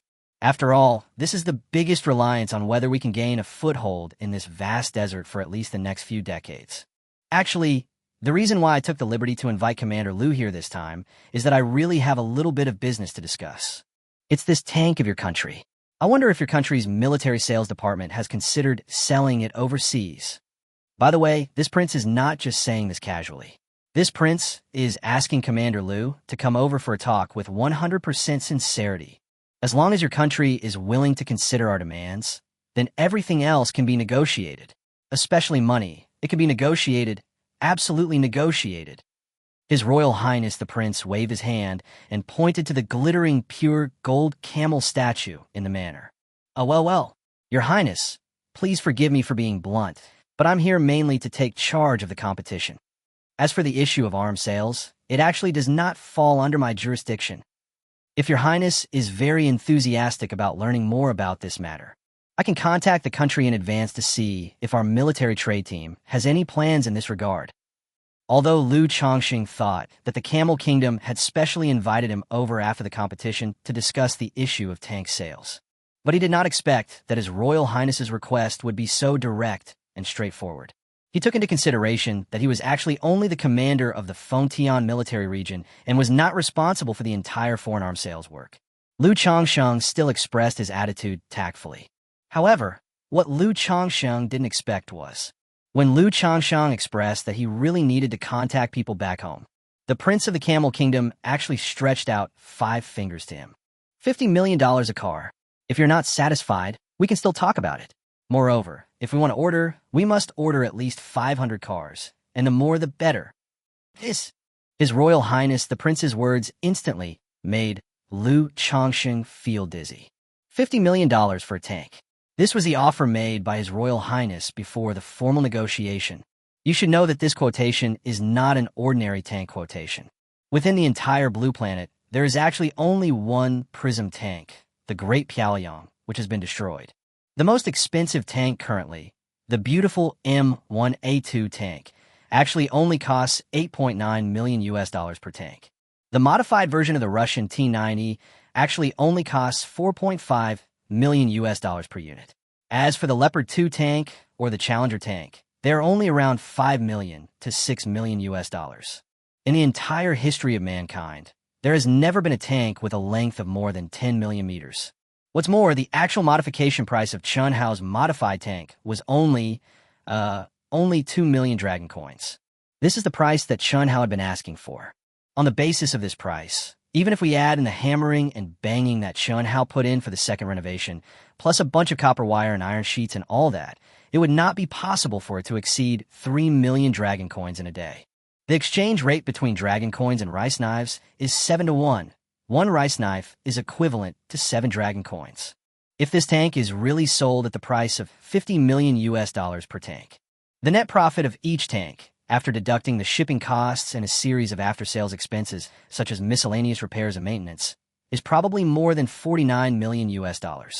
What does it mean to multiply 49 million miles swords by 500? A full $24.5 billion in net profit. It's terrifying when you think about it. It's terrifying when you think about the pure profit. Such a huge net profit made Liu Changsheng, the battle-hardened commander, feel his heart beating faster for a moment. So, after calming down his excitement, Commander Liu Changsheng immediately made his own decision. Your Highness is indeed a man of great ambition.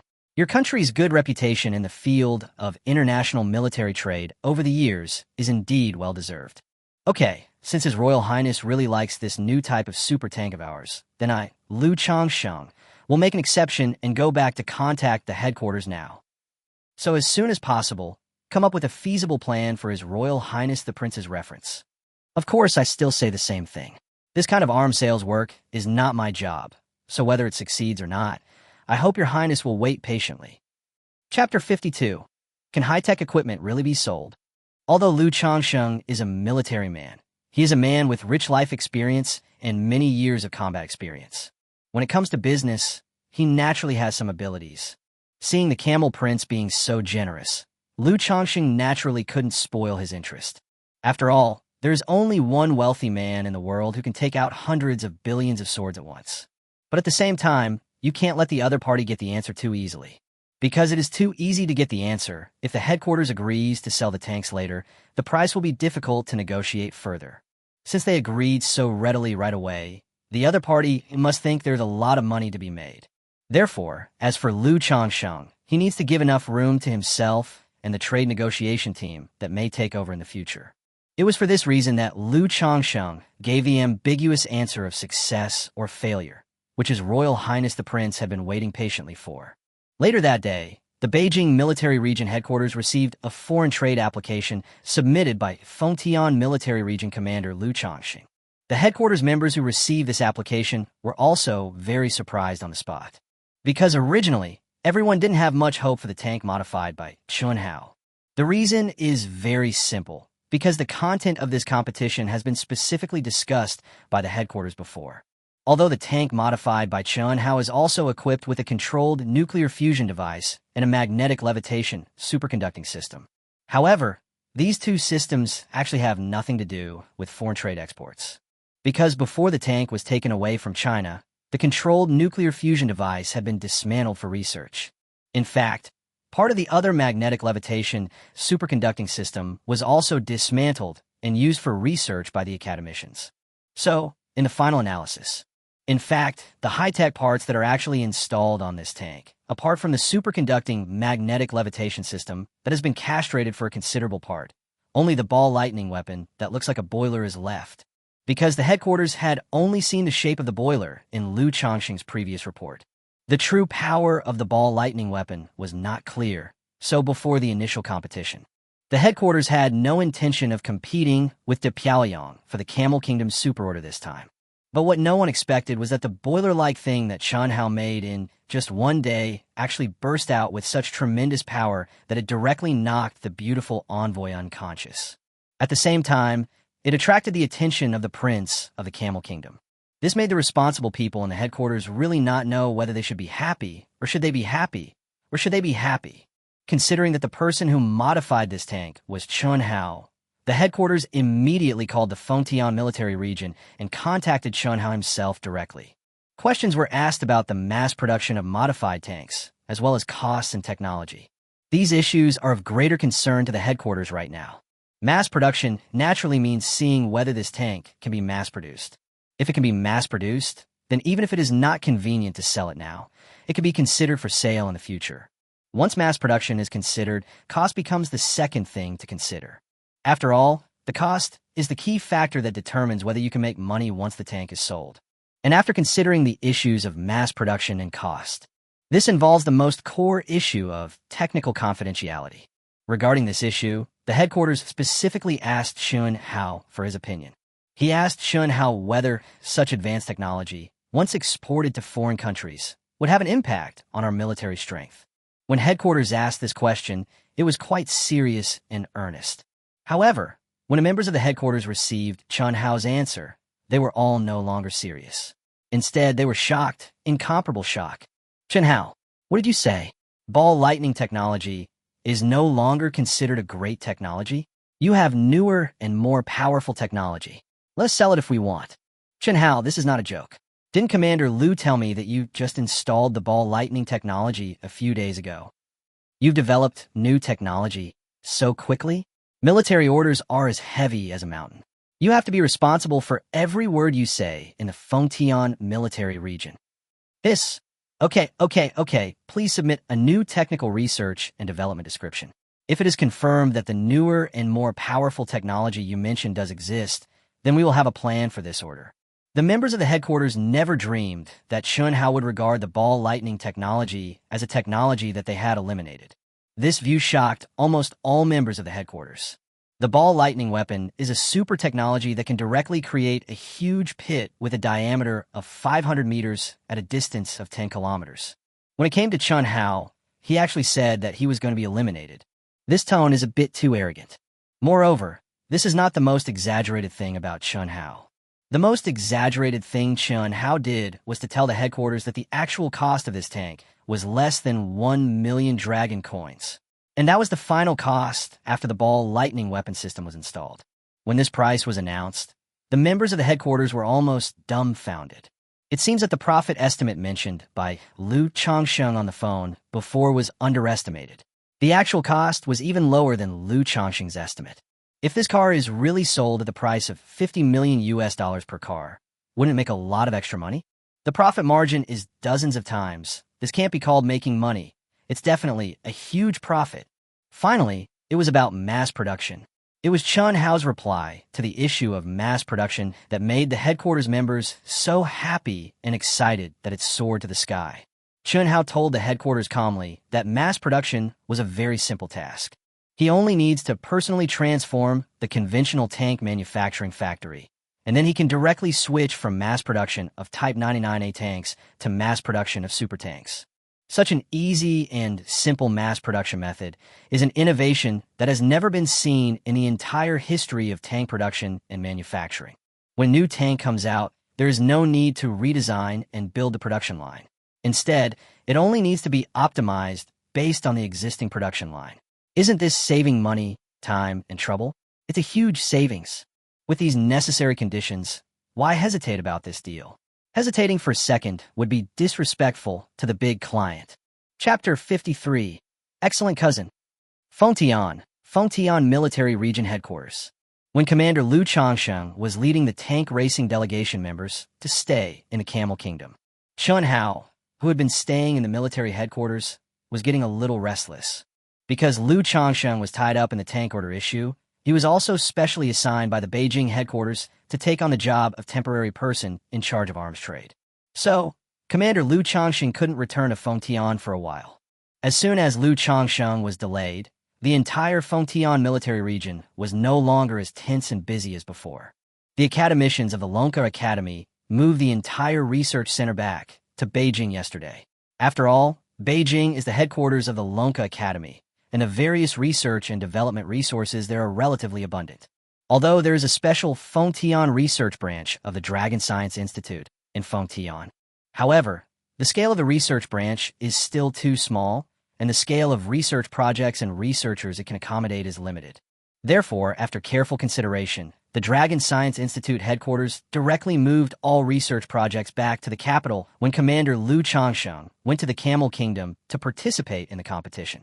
It is true that a large group of academicians staying in the tank equipment workshop every day to do research will ultimately greatly affect the progress of scientific research. Therefore, the capital city also gave great support to this choice. In order to enable all academicians, experts, and professors to quickly resume their research work, the Beijing Research Institute specially applied to the Beijing Military Region Headquarters for several military transport planes to directly transport away the controlled nuclear fusion devices dismantled from the supertank. The academicians have all left, and the controlled nuclear fusion device has also been moved away. Chun Hao, the protagonist among protagonists, naturally went to the capital with the device and the academicians. As a result, what Chun Hao didn't expect was that when he followed a military transport plane and arrived in Beijing with a large group of academicians, he received a call from his eldest cousin, Sun Chaochuan. The living circumstances of my cousin and Chun Hao are different. Chun Hao only graduated from a third-rate university. After graduating from college, I entered society without much thought. Later on, I started living a life of working 996 every day and earning 669 a month. It was not until recently that Chun Hao saved up 10,000 yuan and opened his own modification shop, and his life really changed dramatically. My cousin Sun Chaochuan is different. He and Chun Hao are actually the same age, but he was born a few months earlier than Chun Hao. At the same time, my cousin is not like Chun Hao, who entered the society so early after graduating from university. Sun Chaochuan is a real elite talent. During the college entrance examination that year, Chun Hao struggled hard to get into a third-tier university, but his cousin was easily admitted to Peking University and Tsinghua University. Moreover, after Chun Hao graduated from the third-tier university, his cousin's study career did not end. In just 2 years, my cousin Sun Chaochuan completed all the credits 7 years ahead of schedule, based on his original studies at Peking University and Tsinghua University, and simultaneously published a first-author paper in the world-class academic journal Nature, thus successfully graduating with a doctorate. I called Chun Hao because my cousin graduated with a doctorate and was assigned to a very, very good unit. So the cousin wanted Chun Hao to go back to his hometown with him, and the cousin's mother wanted to gather the real relatives at home to celebrate. Naturally, it was difficult for Chun Hao to refuse this request, because since he was a child, Chun Hao knew that his parents actually didn't have many relatives. My father has 2 brothers, and my mother only has 1 relative, my aunt. So now my aunt's son has graduated with a PhD and found a good job. Even though Chun Hao himself didn't really want to go, he still had to go back for the sake of his close relatives. What's more, I've been busy with work and career in the past 2 years and have not been home to visit. So, after receiving the call from his cousin, Chun Hao nodded and accepted the invitation. Chun Hao's hometown is actually not far from the capital, only about 700 or 800 kilometers away. If you take the train, it will take about 2 hours to get there. Coincidentally, during the phone call, Chun Hao learned that his cousin Sun Chaochuan's current research and development job was also in Beijing. So, the two of them immediately made an appointment and decided to meet at the Beijing railway station and then go home together. In fact, if we look at Chun Hao's current identity and the particularity of his position, he cannot leave Lonka Academy. After all, the 2 key technical research projects, magnetic levitation, superconducting technology, and controlled nuclear fusion technology, still rely on him to lead and promote them. Although Chun Hao had already explained the principles and other aspects to the academicians in detail before. But given that these 2 technologies involve too many complex contents, therefore, up to now, The academicians of the Lonka Academy have not been able to fully digest the advanced technical concepts guided by Chun Hao. However, that's how things are in the world. Once more people are involved and the schedule becomes tight, things become very difficult. Usually there will be some omissions. This is exactly the arrangement for Chun Hao. Because the number of experts, professors, and academicians transported by the Beijing military region at one time was too large. So, in all the busyness, the Lonka Institute and the Beijing military region ignored Chun Hao. The Lonka Institute is hurriedly preparing to expand the scale of the research center so that Chun Hao can come and guide the research and development work. As for the Beijing military region, they are only responsible for reception and security work and do not have enough time to worry about Chun Hao's affairs. So, due to this delay, Chun Hao was delayed in the guest house of Lonka Institute. Chun Hao, who was bored, received a call from his cousin at this time. He immediately decided to go home and visit his parents while the Lonka Institute was still expanding the scale of its research center. At the same time, celebrate for my older cousin.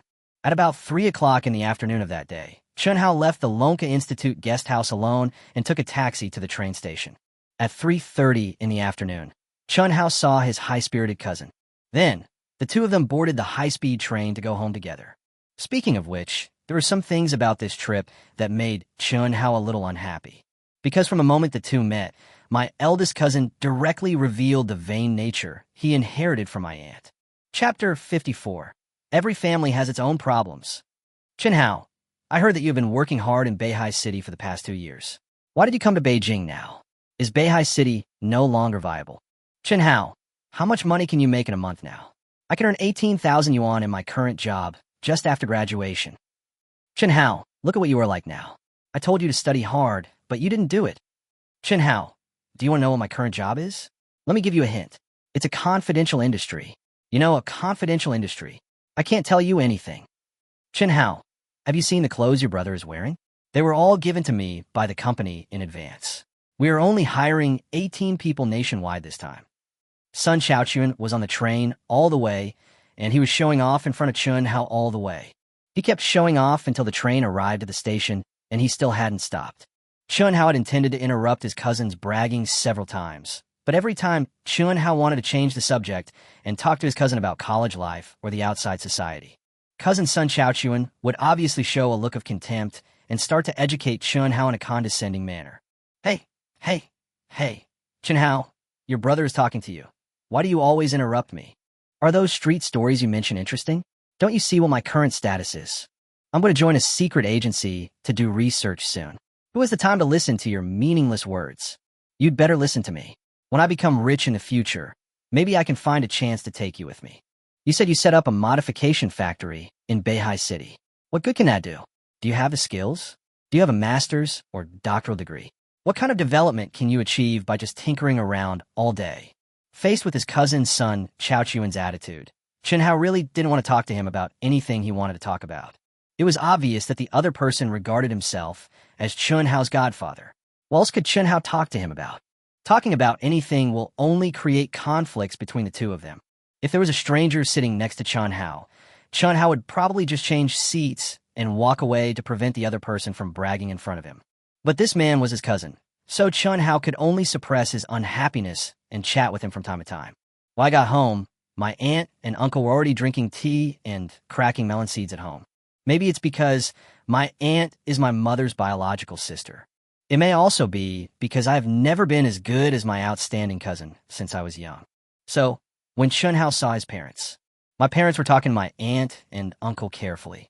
Sister, brother-in-law, Li Gili, don't want to criticize you two. Look at you guys, and then look at your Chun Hao. Why is he so unmotivated every day? My Xiaochuan has already graduated with a doctorate, but what about your Chun Hao? He's still hanging around in Beihai City. There's no money, and there's no house. Do you know how much my Xiaochuan got when he just graduated? 28,000.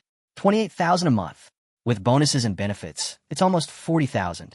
Where's your Chun Hao? I heard from my Xiaochuan a few days ago that he set up some kind of modification factory. You were so young, but you were so arrogant. You were talking about a modified factory. At most, you could just run a broken workshop. I say, people, you should be more honest. If you can't do it, then don't do it. Why do you have to pretend to be rich? Look at his appearance and his body. How can he be a technical person? Why would he want to learn how to run a factory? As soon as he entered the door, Chun Hao heard his aunt complaining about him and his family in front of him. It was clear from his words that he was speaking the same way as his cousin next to him. Such an arrogant tone and the barbed sarcasm in the words obviously made Chun Hao feel unhappy. Unconsciously, Chun Hao came in front of several people with a slightly frown. "Aunt, this is my home. It's fine for you to criticize me in my house, but can you please be a little more respectful when talking to my parents?"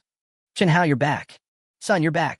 Hearing this familiar voice, Chun Hao's parents, Chun Laoshi and Li Guifan, immediately stood up from the sofa and looked at their son with smiles on their faces. "Mom and Dad, I'm back." Chun Hao nodded. "I'm glad you're back. Your aunt didn't mean any harm. You don't mind." Maybe it was because he was worried that Chun Hao was in a bad mood just after returning.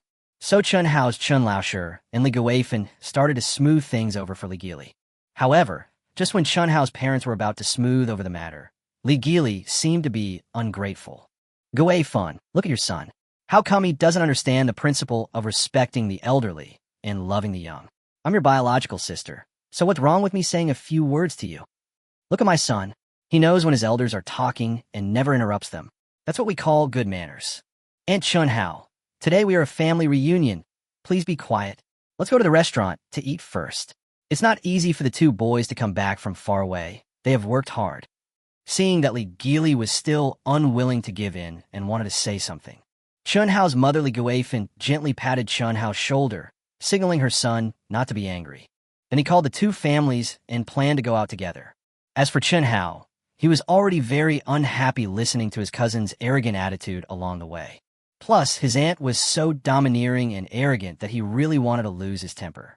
However, as a child, Chun Hao also knows the temperaments of his parents. Both of them are typical honest people, and they are always kind to others. Therefore, in order not to embarrass the two elders in such an occasion as today, Chun Hao suppressed his anger, directly grabbed his father and mother's hands, and stopped talking. Chun Hao chose to remain silent, and Li Gili had no one to attack. So, with the mediation of Li Guifan, the two families left the house directly. Went out of the community. Chun Hao's hometown is a small county town. His parents are a school security guard and a female worker in a cotton mill. The couple's daily life is relatively simple. So, when they went out to eat, the couple decided to just find an ordinary restaurant. Chapter 55. The reunion dinner is not a reunion. Chun Hao is furious. After all, conditions are limited. Even if their son comes back and they want to provide him with the best treatment, the couple is a little powerless. However, when I heard the couple say they wanted to find an ordinary restaurant, Li Gili started to act up again. "Guifan, I am your biological sister. My precious son is coming back today, but you said you would host a welcoming party for Chao Chuan. How can it be of a low standard? After all, it's just a meal. We have to choose the best restaurant. I'll make the decision on this matter. Let's talk about the Qingya Hotel opened by the Qingya Group in our county. It's a high-class place. People there are all rich and powerful. This way, we won't lose face for our super-rich family. Guifan, you won't be reluctant, will you? I'm your biological sister, and I have helped your family a lot. If you can't even afford to treat me to a meal, then it seems that there is no need for our two families to have any contact in the future." Li Gili has taken shamelessness to the extreme. She clearly knew that her sister was an honest person, but at this time, she mentioned twice that she was Li Guifan's biological sister. While saying this, he also placed himself on the pinnacle of the moral high ground. After this, even though Li Guifan was really reluctant to spend so much money on treating everyone to a meal, she could only smile awkwardly at her husband and son Chun Hao. "That's true, sister. Chao Chuan is an outstanding child. Now that Chao Chuan has found a good job, it's time to celebrate. Then let's go to Qingya Hotel. Chun Hao, you are familiar with the road. You could go ahead." Li Guifan also noticed that her son Chun Hao was unhappy again, so she sent Chun Hao to lead the way. Seeing that his mother had already compromised, Chun Hao could only suppress his temper again and simply walk to the front to lead the way for everyone. After several consecutive times of forbearance, Chun Hao's mood became extremely bad. Originally, he came back this time just to see his parents, because based on the level of confidentiality of the controlled nuclear fusion project and the magnetic levitation project, after Lonka Institute has arranged everything, Chun Hao estimated that he might not be able to go home for the next 3 to 5 years. This is not to say that the research and development of controlled nuclear fusion will take that long. Chen Hao has already developed a controlled nuclear fusion device. It will only take 1 or 2 months at most for the academicians of the Lonka Academy to analyze it.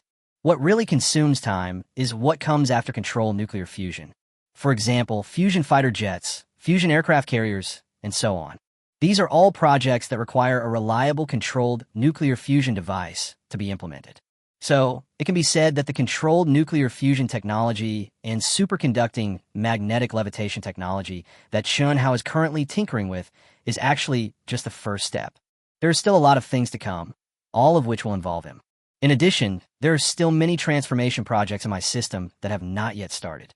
After a rough estimate, Chen Hao could basically judge that he would hardly have the opportunity to be with his parents again in the next few years. Of course, it is precisely because of this reason. Therefore, under today's circumstances, Chen Hao chose to be tolerant again and again.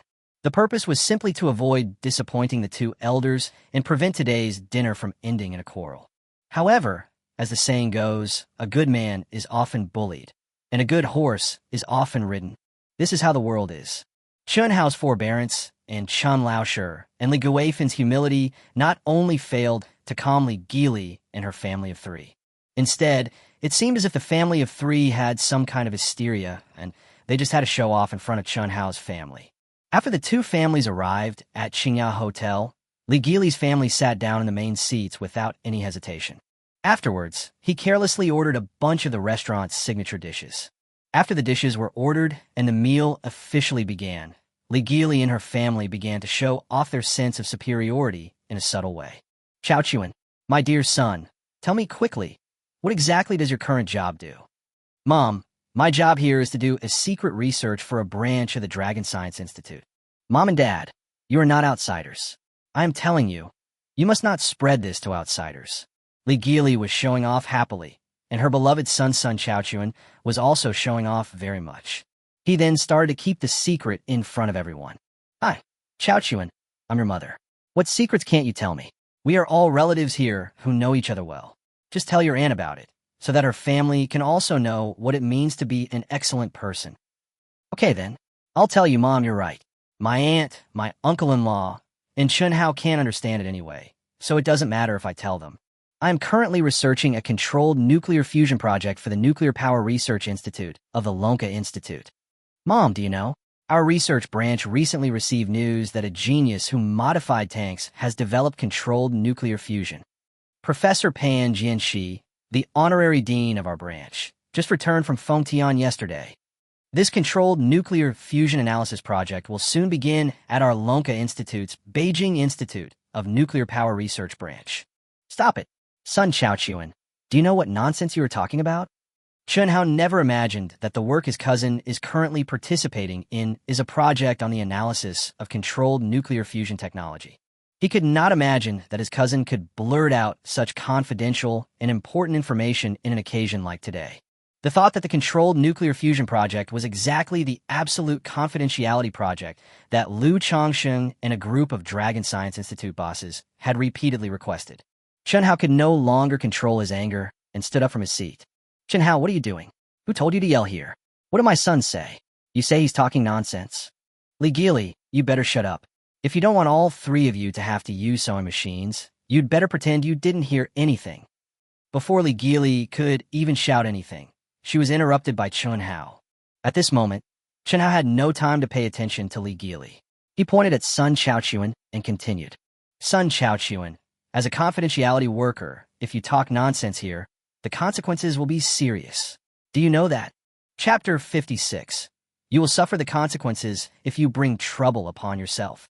As your cousin, I usually give in to you, but if I hear anything about things that shouldn't be revealed from you today, don't blame me for being disloyal, and I'll beat you up. Although Chen Hao's emotions were clearly showing signs of exploding at this moment. But now he has no intention of sending his cousin in jail. After all, the person in front of him is his eldest cousin, and everyone present is his relative. Even if he had the idea and impulse to sacrifice his relatives for the sake of justice, he would not threaten his relatives without warning them. Chen Hao only stopped the other party with stern words because son Chao Chuan had not revealed any confidential information. The purpose is to make his cousin sober up and not ruin his life for the sake of his temporary face and sense of superiority. However, Chun Hao's noble sentiments at this time did not awaken Sun Chaochuan.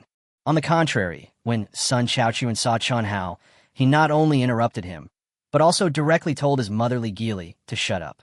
He immediately became angry. Chun Hao, why are you showing off in front of me? Do you understand the technology I'm using? You want to stop talking? Who do you think you are? I'm involved in the controlled nuclear fusion project, and I will report the day after tomorrow to personally participate in the technical analysis of controlled nuclear fusion. I said, what can you do to me? You are a second-rate student from a third-rate school. How can you understand what confidential information is? You are yelling here. Do you know? Bang. Catch him for me now, right now. Hoo. Just when Sun Chaochuan was still acting crazy and presumptuous, and just when the two families were already on the verge of a war, an accident happened. A whole team of fully armed soldiers suddenly rushed into the box without any warning and pounced directly on Sun Chaochuan, who was just showing off. Who are you? Don't arrest my son. You. The panicked Li Geely wanted to go over to stop them, but as soon as she stood up, two guards grabbed her hands behind her back and pressed her down on the table. How dare you leak scientific research secrets in broad daylight? You are so bold. Catch him. Catch the guy who just talked nonsense, and take him away immediately. Commander Pang Jinhua's voice was as loud as a huge bell, which frightened everyone in the box. It was precisely because of Commander Pang's roar that Chun Hao seemed to realize something and turned his head to look towards the door. After seeing this, Chun Hao himself was a little confused. The people standing at the door of the box were Professor Qingshuren and Commander Pang Jinhua, as well as a large group of fully armed Special Forces elites holding guns. Academician Chung, Commander Pang, why are you here? Chun Hao said with confusion in his head. Hey, Chief Engineer Chun, you still have a nerve to ask us? If you want to leave, just tell us. Now the entire Beijing military region, Fengtian military region, Beihai military region, and the entire Lonka Academy are almost in chaos. I can't get through to you even if I call you. If it weren't for the many cameras in modern society, we would have found this place by tracking all the way. Chief Engineer Chun, if anything goes wrong, it will be a huge loss to our entire scientific research and military industry. As he spoke, Academician Qingshuren walked directly into the box and pulled Chun Hao into the crowd of soldiers. Come on, let me tell you what's going on. After Professor Qingshuren's concise description, now Chun Hao understood exactly what had happened. It turned out that my trip home unexpectedly caused such a huge shock. Speaking of this matter, it really can't be blamed on Chun Hao, because the Lonka Institute and the Beijing Military Region Headquarters have been busy with personnel transportation and the expansion of the Lonka Institute's Scientific Research Center. Therefore, the official appointment of Chief Engineer Chun Hao will not be announced for a while. Since there is no formal appointment as Chief Engineer, Chun Hao is now an idle staff member. So, because of this oversight at work, Chun Hao mistakenly thought that it was no big deal for him to leave the guest house. The result was good. Chun Hao boarded the train home alone in broad daylight. On the other side, Academician Pan Jianxi and Academician Mao Weiguo went to the guest house to find Chun Hao because of some important matters. The two of them went to see Chun Hao to discuss the formal appointment of Chun Hao as chief engineer. But when I arrived at the guest house, I found that the appointment letter had not arrived yet, and the chief engineer was gone. The two of them were completely panicked in an instant. Whether he is the chief engineer or not is a secondary matter. The key is that the magnetic levitation technology and controlled nuclear fusion technology have not been fully analyzed. If Chun Hao can't be found, wouldn't it be like the development of these two epic-making technologies was suddenly interrupted? What should I do with this matter?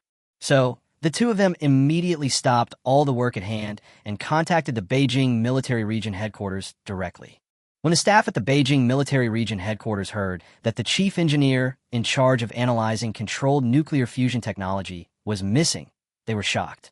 We immediately contacted the Lonka Institute's headquarters, as well as the Fengtian Military Region, Beihai Military Region, and all branches of the Lonka Institute. Finally, with the urgent intervention of the Beijing Military Region, the two academicians finally found Chun Hao's identity information in the ticket sales records of the railway station. Afterwards, the two academicians saw that Chun Hao's hometown was relatively close to Beihai City, only 300 or 400 kilometers away. Therefore, academician Qingshuren from the Beihai Research Branch of the Lonka Academy was immediately dispatched to contact Commander Pang Jinhua, the head of the Beihai Military Region. After the two groups of people received the news, they traveled at lightning speed and met in the county town where Chun Hao was from in less than 2 hours. After the meeting, the two had no time to rest and immediately mobilized all the staff of the local Special Service Brigade and all the members of the nearby military camps.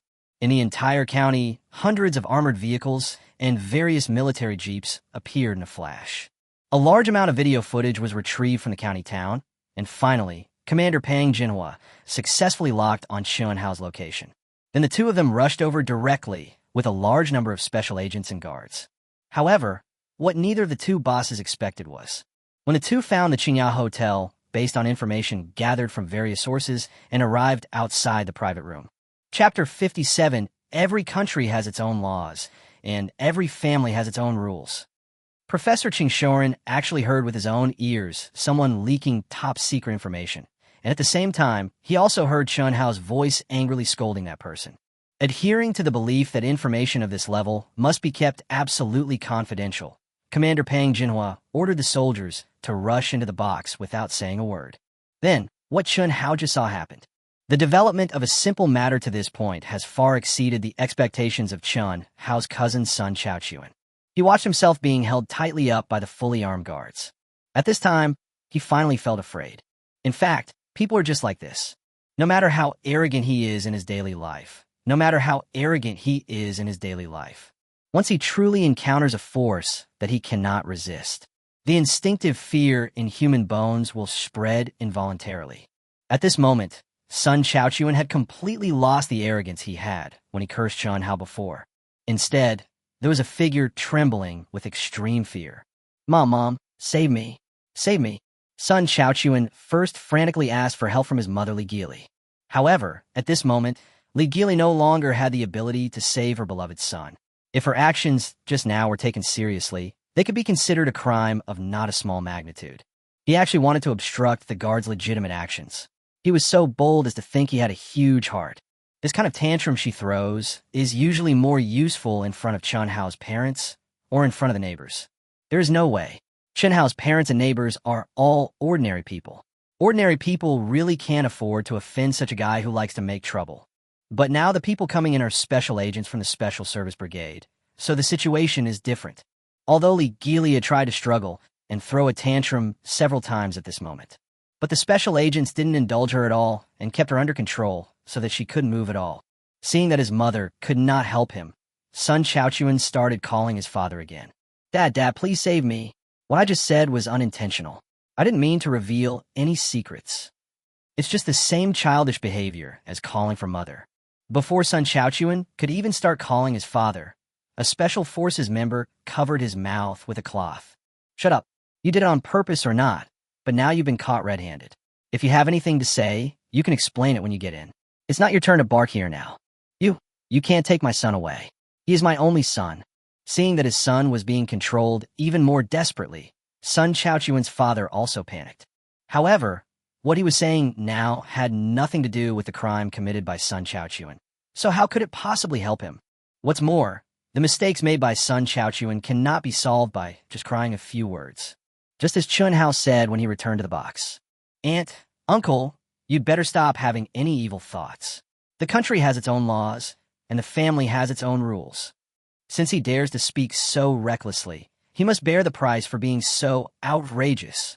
You can't help him like this, Chun Hao said coldly. However, after Chun Hao said this, Sun Chaochuan's father seemed to have thought of something. Suddenly, he ran in front of Chun Hao and knelt down in front of him with a plop.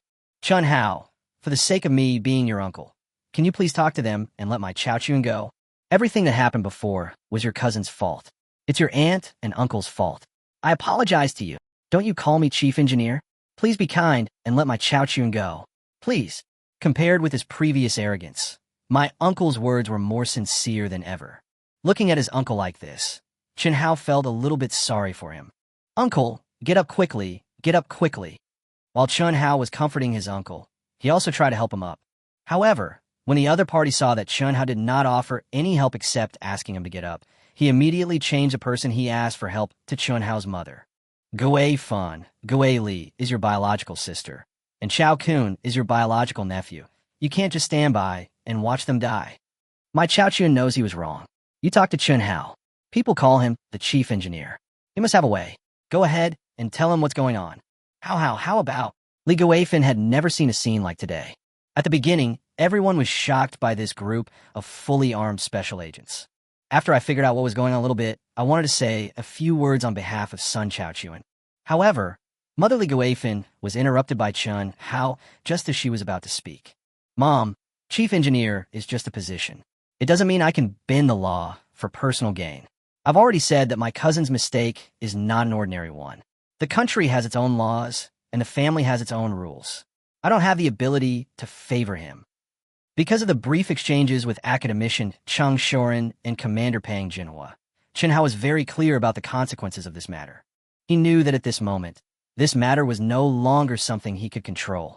So when his mother began to plead for the other party, he could only shake his head helplessly, expressing his powerlessness.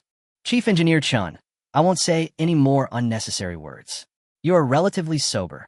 This man has violated the law. I will send him directly to where he should go. As for the miscellaneous matters, we will talk about it after I finish this matter. Commander Pang Jinhua waved to all the special agents under his command. The special agents immediately pulled Sun Chaochuan outside and put him directly into a camouflage-painted jeep. Send him directly to where he should go. Leave 2 teams behind. The rest of you, follow me and take the suspect back first. Chun Hao knew that he could not escape the law of the country, so naturally, Pang Jinhua, as the commander of a military region, would not be subject to any accidents. He first sent someone to escort Sun Chaochuan out of the store, and then discussed the matter with Chun Hao and Professor Cheng Shorin. In the end, after taking Sun Chaochuan away, Commander Pang Jinhua simply reorganized the team, and finally followed the team, escorting Sun Chaochuan out of the box. Hey, don't go. What about my son? Chapter 58. The way of man is to take from the poor to provide for the rich. He watched his son being taken away, and his troublesome daughter-in-law was also blocked in the box. At this time, Chun Hao's uncle finally knew what despair was. I definitely can't eat at the banquet. Chun Hao, the uncle, stared at the door for more than 10 minutes before turning around and looking at his wife, who was still a little aggressive. Why are you looking at me? Why don't you hurry up and find a way to save your son? You useless old thing. I'm so unlucky to marry you in this life. Bang! An extremely crisp and loud applause rang out directly in the box. Along with the applause, a huge red palm print, as big as the red Fuji tree, was imprinted on Li Gili's cheek. You dare to hit me? This slap stunned Chun Hao's family and Chun Hao's Aunt Li Gili, who were present. Although Chun Hao's uncle is a little arrogant at times, in the final analysis, he doesn't do anything too out of line. But today, after witnessing with his own eyes how his son got into big trouble because of his outspokenness, he finally came to his senses. I'm gonna beat you up, you loser. You've always been comparing yourself to others, showing off everywhere. Now, you've taught your son to be a troublemaker, and you still have the nerve to throw a tantrum here. I'm gonna beat you to death, you loser. It was already late at night when we left Qingyao Hotel. Chun Hao's family definitely cannot interfere in the affairs of his uncle and aunt. Of course, their family had no intention of intervening again. After all, Chun Hao had made it clear as day, and Commander Pang Jinhua had also made clear the reality of the situation, so it was impossible for Chun Hao to solve it. Therefore, Chun Hao's family could only watch the 2 non-professional wrestlers continue to fight in the box, while they chose to leave. Come to think of it, Chun Hao's parents wanted to comfort both sides' excitement. But in this situation, what can 2 ordinary and honest people do to help? Staying there would only cause more conflicts. So Chun Hao's parents finally had no choice but to choose to mind their own business. As for what happened after leaving the hotel, it was much simpler. Under the escort of Cheng Shorin and a large group of special service soldiers, Chun Hao first accompanied his parents back home and stayed for a while. Later, with the introduction of academician Cheng Shorin, Chun Hao told his parents that he was doing research and development for Huaxia. Of course, the specific circumstances cannot be disclosed. Chun Hao's parents didn't understand, but they could see that their son had made great progress. At the same time, thanks to the personal testimony of Cheng Shorin, a top scientific research celebrity, Chun Hao's parents are even more confident about their son's current development. Who is Cheng Shorin? How could Chun Hao's parents not know? These scientists are often shown on TV. How could they be fake? Even Professor Cheng Shorin's words were doubted by them. How could those military jeeps and armored vehicles that escorted their family of 3 homie fake. Obviously, it was impossible. Son, just go back without worry. Don't come back home without telling me. We're doing well with your parents. As long as you're doing well out there, we will be satisfied. In the future, you must listen to the country's words, study scientific research well, and strive to create more high-tech for our China. In the future, our Chun family will be honored. Go, don't be sad. Mom and Dad are satisfied to see you like this. Don't worry about us. Before leaving, Chun Laosher, for the first time ever, stuffed a bulging newspaper bag into Chun Hao's hand. When Chun Hao opened it, he saw a thick stack of crumpled banknotes inside.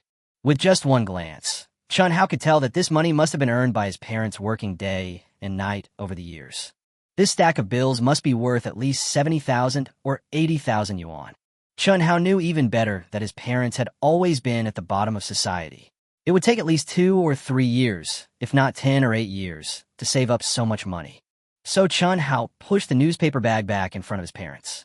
Mom and Dad, I have money now, and my current job is so good, I will never lack money in the future. You 2 elders should keep this money for yourselves. Oh, I have another card here. Take it. There should be about 600,000 Chinese yuan in it, which is enough for you 2 to live a good life in the future. So, where did you get so much money? Before Chun Hao could finish his words, his father and mother both stared at him with their eyes wide open. Well, Mom and Dad, I could do research with Mr. Cheng now. How can I be short of money? Think about it. The chief engineer on TV has a salary of hundreds of thousands or millions. Speaking of which, the way Chun Hao got this money is quite interesting. In fact, according to Chun Hao's actual deposit before, he only had 100,000 Chinese yuan. Moreover, the 100,000 Chinese yuan were given as a gift for modifying the tank system. In addition to this money, Chun Hao also took the 2 million yuan that Wang Hua gave him for tank modification. However, the 2 million was a check, and Chun Hao didn't have time to take it with him when he came back this time. As for the extra 500,000 Chinese yuan on this card, I don't know if anyone can actually remember it. Yes, it was the interest on the 10 billion yuan transfer that had been lying in his account for a few days. The 10 billion yuan was given to him by Yanrua Hai, the big boss of Qingya Group. However, before the money could even warm up, Chun Hao used it to exchange for a ball lightning weapon system. So, after all the trouble, Chun Hao is now left with only this bank card with about 600,000 yuan in it and the check he didn't bring with him. In fact, Chun Hao was quite surprised at the extra interest of more than 500,000 yuan that he received out of nowhere. Because this was the first time he realized that rich people don't actually need to do anything at all, and they can live an ordinary life for several lifetimes. The interest for a few days was more than 500,000 yuan. It was such a large sum of money that even if Chun Hao's parents skipped food and drink for 5 or even 10 years, they would not be able to come up with it. As a result, Chun Hao just let 10 billion yuan lie on his card for a few days, and then it came out. If this is not money-making money, then what is it? It's even more convenient than a money tree. Perhaps this is the way of heaven, to take from the surplus to make up for the deficiency, and the way of man, to take from the deficiency to serve the surplus. Chapter 59, Destroyer. Deterrence is coming. Just when Chun Hao, Cheng Shoren, and his party were heading towards the capital city under the cover of night. 5,000 miles away in the vast ocean, extremely tense and exciting naval confrontations are taking place. 500 nautical miles outside the Tian'an Sea. Because it is located at the edge of the Pacific Ocean, where 2 major continental plates intersect and where various atmospheric circulations converge. Therefore, the fishery resources in that place are extremely rich. Moreover, since this area is located in the high seas, there are no special restrictions on fisheries according to international law. Therefore, that sea area has always been a key fishing area for fishermen along the Chinese coast and fishermen from several neighboring countries. However, it happened on an inconspicuous night. I don't know if it was because the Pyongyang lost face in the global tank competition, or because they had already thought of many dirty tricks a long time ago. In short, on this day, the Chinese fishermen drove their deep-sea fishing boats to this sea area, as they did in previous years. These simple fishermen encountered the most frustrating voyage of their lives. The appearance of a large and beautiful destroyer directly disrupted all the fishermen's work plans. The 7,000-ton surface warship, like a huge monster, appeared directly on the channel where the fishermen had to pass to pull their nets to catch fish. The leading fisherman wanted to argue with the other side, but the other side arrogantly rejected the unanimous request of all our fishermen and resolutely refused to leave the waters. Not only that, the other party also arrogantly told these simple and kind fishermen that this is the high seas and belongs to international waters. They come when they want to and leave when they want to. No one else can interfere. Now, the fishermen finally understood what was going on. It seems that the other party is clearly here to cause trouble. Because according to past practice, warships from various countries rarely appear in this sea area during the fishing season every year. The reason is that fishermen from several surrounding countries come here to fish. The appearance of warships will easily cause the fish to scatter and interfere with the fishermen's normal plans. During this season, usually, even if a few warships appear in this sea area, their purpose is basically to escort fishermen from their own country. Firstly, it will not interfere with the operations of fishermen from other countries. Secondly, it will not directly go to the fishermen's operating routes to cause trouble. But this beautiful destroyer, contrary to the practices of the past decades and the habits of fishermen for thousands of years, came here to stir up trouble. Not to mention that the big, beautiful fishing boats would never come to fish in this sea area. This sea area is tens of thousands of miles away from the mainland of Great America. Why would a fisherman go so far to fish? That's crazy. Just looking at the actions of this destroyer, those are actions that the warships of several neighboring countries would never take. Whose warship would go to the fisherman's fishing route and wander back and forth for no reason? If this is not obviously looking for trouble, what else could it be? Beihai Military Region, Combat Command Center. Commander Pang Jinhua, who had just received the news, immediately took his team back to the base from Chunhao's hometown on a military helicopter. As soon as he entered the Combat Command Center, Commander Pang saw his colleagues from the Navy Department standing anxiously in front of the electronic display screen of the Command Center, discussing something nonstop. Colleagues from the Army and Air Force departments, however, all had frowns on their faces and were sitting at the conference table in the Combat Command Center, checking the latest information with serious expressions. Oh, these bastards are so mean. They messed up the fishing season like this. What are our fishermen going to do? A naval colonel pointed angrily at a sea map on the electronic display screen. What should we do? If it's up to us, I would just order our destroyers to open fire and kill them. Anyway, our destroyers are stronger than theirs now. If a fight really breaks out, they will definitely not be a match. Another naval colonel clenched his fists and said indignantly, "Fight, fight, fight. Can we just fight casually? Who knows? They might just be expecting us to fight. They are now using international maritime laws and international waters. They're wandering around there and disturbing fishermen. If you take action, how will international public opinion view us? This is all their conspiracy. They are clearly plotting against us." Another naval colonel bluntly stated the opponent's plan. "Yes, they just want to plot against us. Let us take action first." That's right. Otherwise, with the strength of our Dragon 52D destroyer, it would be a bargain for him if we don't beat him back home. It's just an Arleigh Burke-class destroyer.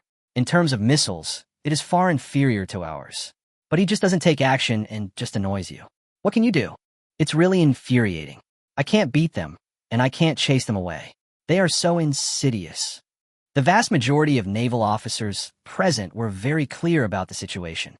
This situation was precisely the reason why a group of officers urgently reported to the headquarters and wanted to call back Commander Pang Jinhua urgently. After all, Commander Pang Jinhua is not just a military district commander. He also serves as the commander of the Longway Fleet. The entire Longway Fleet actually belongs to the Beihai City Military Region. So, after encountering this serious provocation, the Beihai City Longway Fleet Command first dispatched a Long 52D missile destroyer to the operating sea area to carry out an expulsion operation.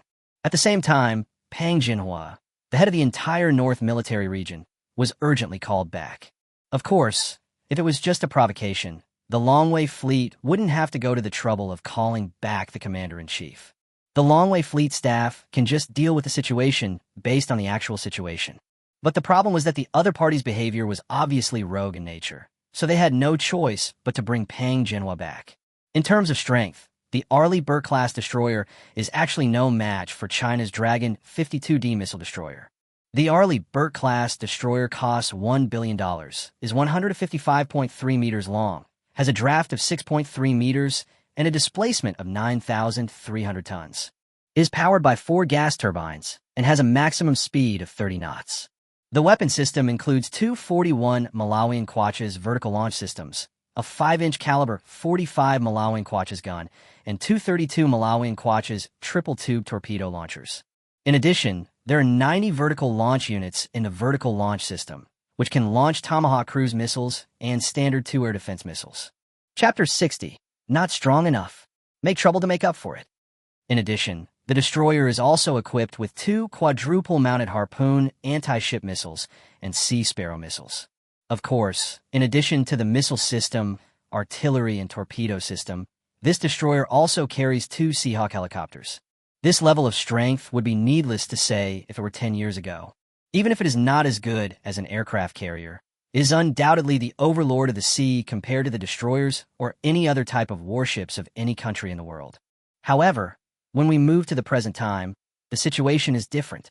The fundamental reason why this situation is different is the birth of the Long 52D missile destroyer developed by China.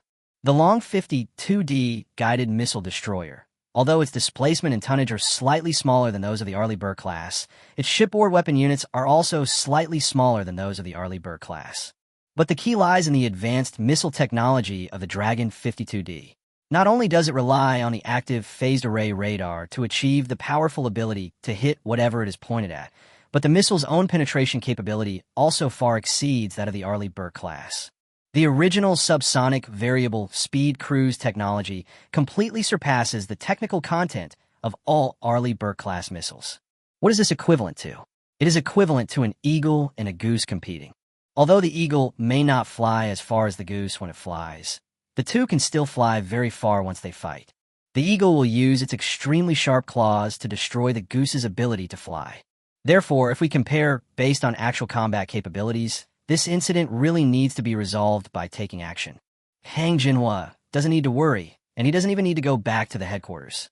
The battle can be easily resolved with the command of the naval members under the Longway fleet. However, this is where the opponent's insidiousness lies. Ever since China's Dragon 52D went there, what was that Arleigh Burke class destroyer doing? It was actually messing around. They specifically targeted the fishermen's operating channels and ran away as soon as a destroyer passed by. Then when the destroyer came back, they went to the fishermen's operating channel to cause trouble. After a few rounds of this, all the honest fishermen were harassed to the point of being speechless. There is no way. After all, fishing boats cannot be compared with destroyers. What should we do if they interfere with us? We can only continue to ask for help from our own warships. But the question arises again. This sea area is so vast, and there are so many fishermen working there. How many fishermen can our destroyer take care of at the same time? You can't just send out 3 or 5 warships to specifically keep an eye on the other side's destroyer that's causing trouble. So, after all the trouble, we have ended up in the current situation where we can neither fight them nor drive them away. Well, if we take action, it will cause international public opinion. If we don't take action, they will just be like flies that annoy people everywhere. It really is worthy of being called a beautiful style, a style that is specifically designed to annoy people. After listening to his subordinates' discussions, Commander Peng Jinhua frowned unconsciously. This matter is really difficult to handle, because if you are not careful, either the fishermen will work in vain and return empty-handed, or an accidental discharge of a gun will lead to a greater conflict. No, the fishermen's operating season is only 1 or 2 months. If we let these bastards continue to mess things up like this, in 2 months, hundreds of thousands of our fishermen will be left without food. This problem must be solved within half a month. Not only must it be solved, but we must also make these bastards suffer. Did you all hear that? After thinking for a long time, Commander Peng Jinhua slammed the table and asked all the personnel in the Combat Command Center. I heard it. Everyone answered immediately and loudly. Well, let's work together to find a solution. This solution must be the best of both worlds. I have 2 requests. First, we must not have any accidental discharge of weapons, because there are still many of our fellow fishermen here. If we really fight, the enemy will not be able to defeat us. If they take their anger out on our fellow fishermen, we will be sorry to our ancestors. Besides, if we do this, we will fall into a big trap. We should not act on impulse and bring unnecessary trouble to our country. Second, we must make the other side suffer, and we must make sure that the other side, who came over with a swagger, returns in disgrace without using shipborne weapons. How do we solve this? As soon as Commander Pang Jinhua finished speaking, all the leaders of the Army, Navy, and Air Force looked at him in unison. Why are you all looking at me? I'm thinking too. If we put our heads together, we'll definitely come up with a solution. Seeing that there was a hint of confusion in everyone's eyes, Commander Pang Jinhua did not leave the crowd, but sat directly on the chair in front of the conference table in the combat center, staring at the electronic coastal defense map with a serious expression, and began to think. After an unknown amount of time had passed, a colonel from a North military district suddenly stood up and raised his right hand. You got an idea? Tell me about it. Pang Jinhua raised his hand and gestured. I have thought of a way to successfully drive the enemy away without falling into their trap. What? You've come up with a solution? Tell us more carefully. Upon hearing this, Commander Pang Jinhua immediately stood up from his chair and asked anxiously, if we have electromagnetic interference technology or some other technology that can paralyze the interior of the enemy's warships, then they will have to leave even if they don't want to. Moreover, the advantage of this technology is that there is no visible sign of any exchange of fire, and it is impossible to lock onto the opponent. So, as long as we have this technology, even if the other party wants to exaggerate the incident and say that we beat them up, they won't be able to produce any evidence. Electromagnetic interference is not like artillery shells that leave craters and fragments. Even if they were to research the cause of this kind of loss afterwards, I'm afraid they would have to study it for 3 to 5 to 7 years, not to mention using this kind of thing to stir up a bigger incident. A sentence wakes up the dreamer. The words of his subordinate army colonel immediately opened up Pang Jinhua's entire thinking. Okay. That's a good idea. Commander Pang Jinhua cheered 3 times in a row, and then he thought of an old friend and a new friend. Chapter 61, Full Band Blocking, Super Electromagnetic Interference Matrix. As for the old friend, it is naturally Commander Liu Changsheng who is negotiating business in the Camel Kingdom. When he was talking on the phone with Liu Changsheng before, he had heard about the tank that used a ball lightning weapon to accidentally evaporate a sand dune with a diameter of 500 meters within 10 kilometers. This incident not only shocked Pang Jinhua, but also made Pang Jinhua feel a strong interest in this kind of super weapon that could destroy the opponent invisibly. At the same time, Commander Pang Jinhua thought of Chun Hao, the super talent who developed this technology. It had only been less than a day since I separated from Chun Hao. In fact, Pang Jinhua has not yet realized how much help this super genius Chun Hao can bring to the Navy's warships. Now, after his subordinates reminded him, he actually connected Chun Hao, the modification master, with the Navy. Yeah, why didn't I think of that? Since Chun Hao can make a weapon like ball lightning, he can also create a super tank that is resistant to electromagnetic interference. There is no reason why he can't come up with a solution to this kind of thing. Okay, I'll go to the capital again and talk to Chun Hao to see if he can come up with any solution. As he spoke, Commander Pang Jinhua's eyes suddenly lit up. Then he ordered the members of the Navy Longway Fleet at the Combat Command Center. All commanders of the warships of the Longway Fleet, listen up. From now on, closely monitor the movements of the enemy destroyers and report to me immediately if there are any unusual movements. If the other party opens fire first without caring about their dignity, then we should not be polite. We should strike when it is time, and once we strike, we must strike hard. If the enemy continues to use this harassment strategy, then we must maintain our current status and keep a close watch on them. We must not lose sight of our target. Also, everyone else should return to their respective positions and continue with their own affairs according to the original plan. I will arrange the next plan when I come back. After arranging all the work for his subordinates, Pang Jinhua directly took out the mobile phone from his waist and wanted to call Chun Hao. Early the next morning after returning to the Lonka Academy in Beijing, Chun Hao received an urgent call from Commander Pang Jinhua of the Beihai military region. At the same time, Chun Hao also received the latest reward sent to him by the system. Ding dong. Host reward distribution detected. Congratulations to the host for completing the installation process of the ball lightning weapon system.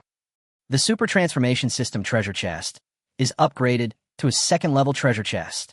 The exchange values of various systems in the treasure box have been greatly reduced. Ball lightning weapon system, priced at 1 million, can be exchanged for points of the same value. Shadow Invincible Stealth System, priced at 2 million, can be exchanged for the same amount of points. Hypersonic cruise system, priced at $5 million, can be exchanged for points of the same value. Mysterious reward is officially issued. Full band blocking electromagnetic interference matrix technology, requiring 400,000 points. Successful installation reward. Level +1, 200,000 points. Full band blocking electromagnetic interference matrix technology, only 400,000 credits. Chen Hao himself couldn't believe that he would receive such a powerful technical reward. This made him forget for a moment that the reward distribution had been delayed for several days.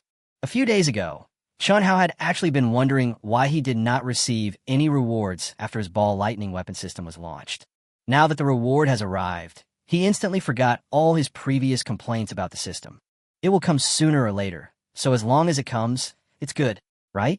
What's more, what makes Chen Hao even more excited about this system reward is that it actually matches Commander Pang Jinhua's urgent needs. How could Chen Hao complain about the system anymore? Commander Pang Jinhua made it very clear on the phone. He wanted a device that could interfere with a warship's internal control systems. This full-band blocking electromagnetic interference matrix is exactly this kind of equipment. It fits the bill perfectly. According to the introduction of the full-band blocking electromagnetic interference matrix, this equipment has a powerful effect of interfering with and phasing electromagnetic waves of all bands.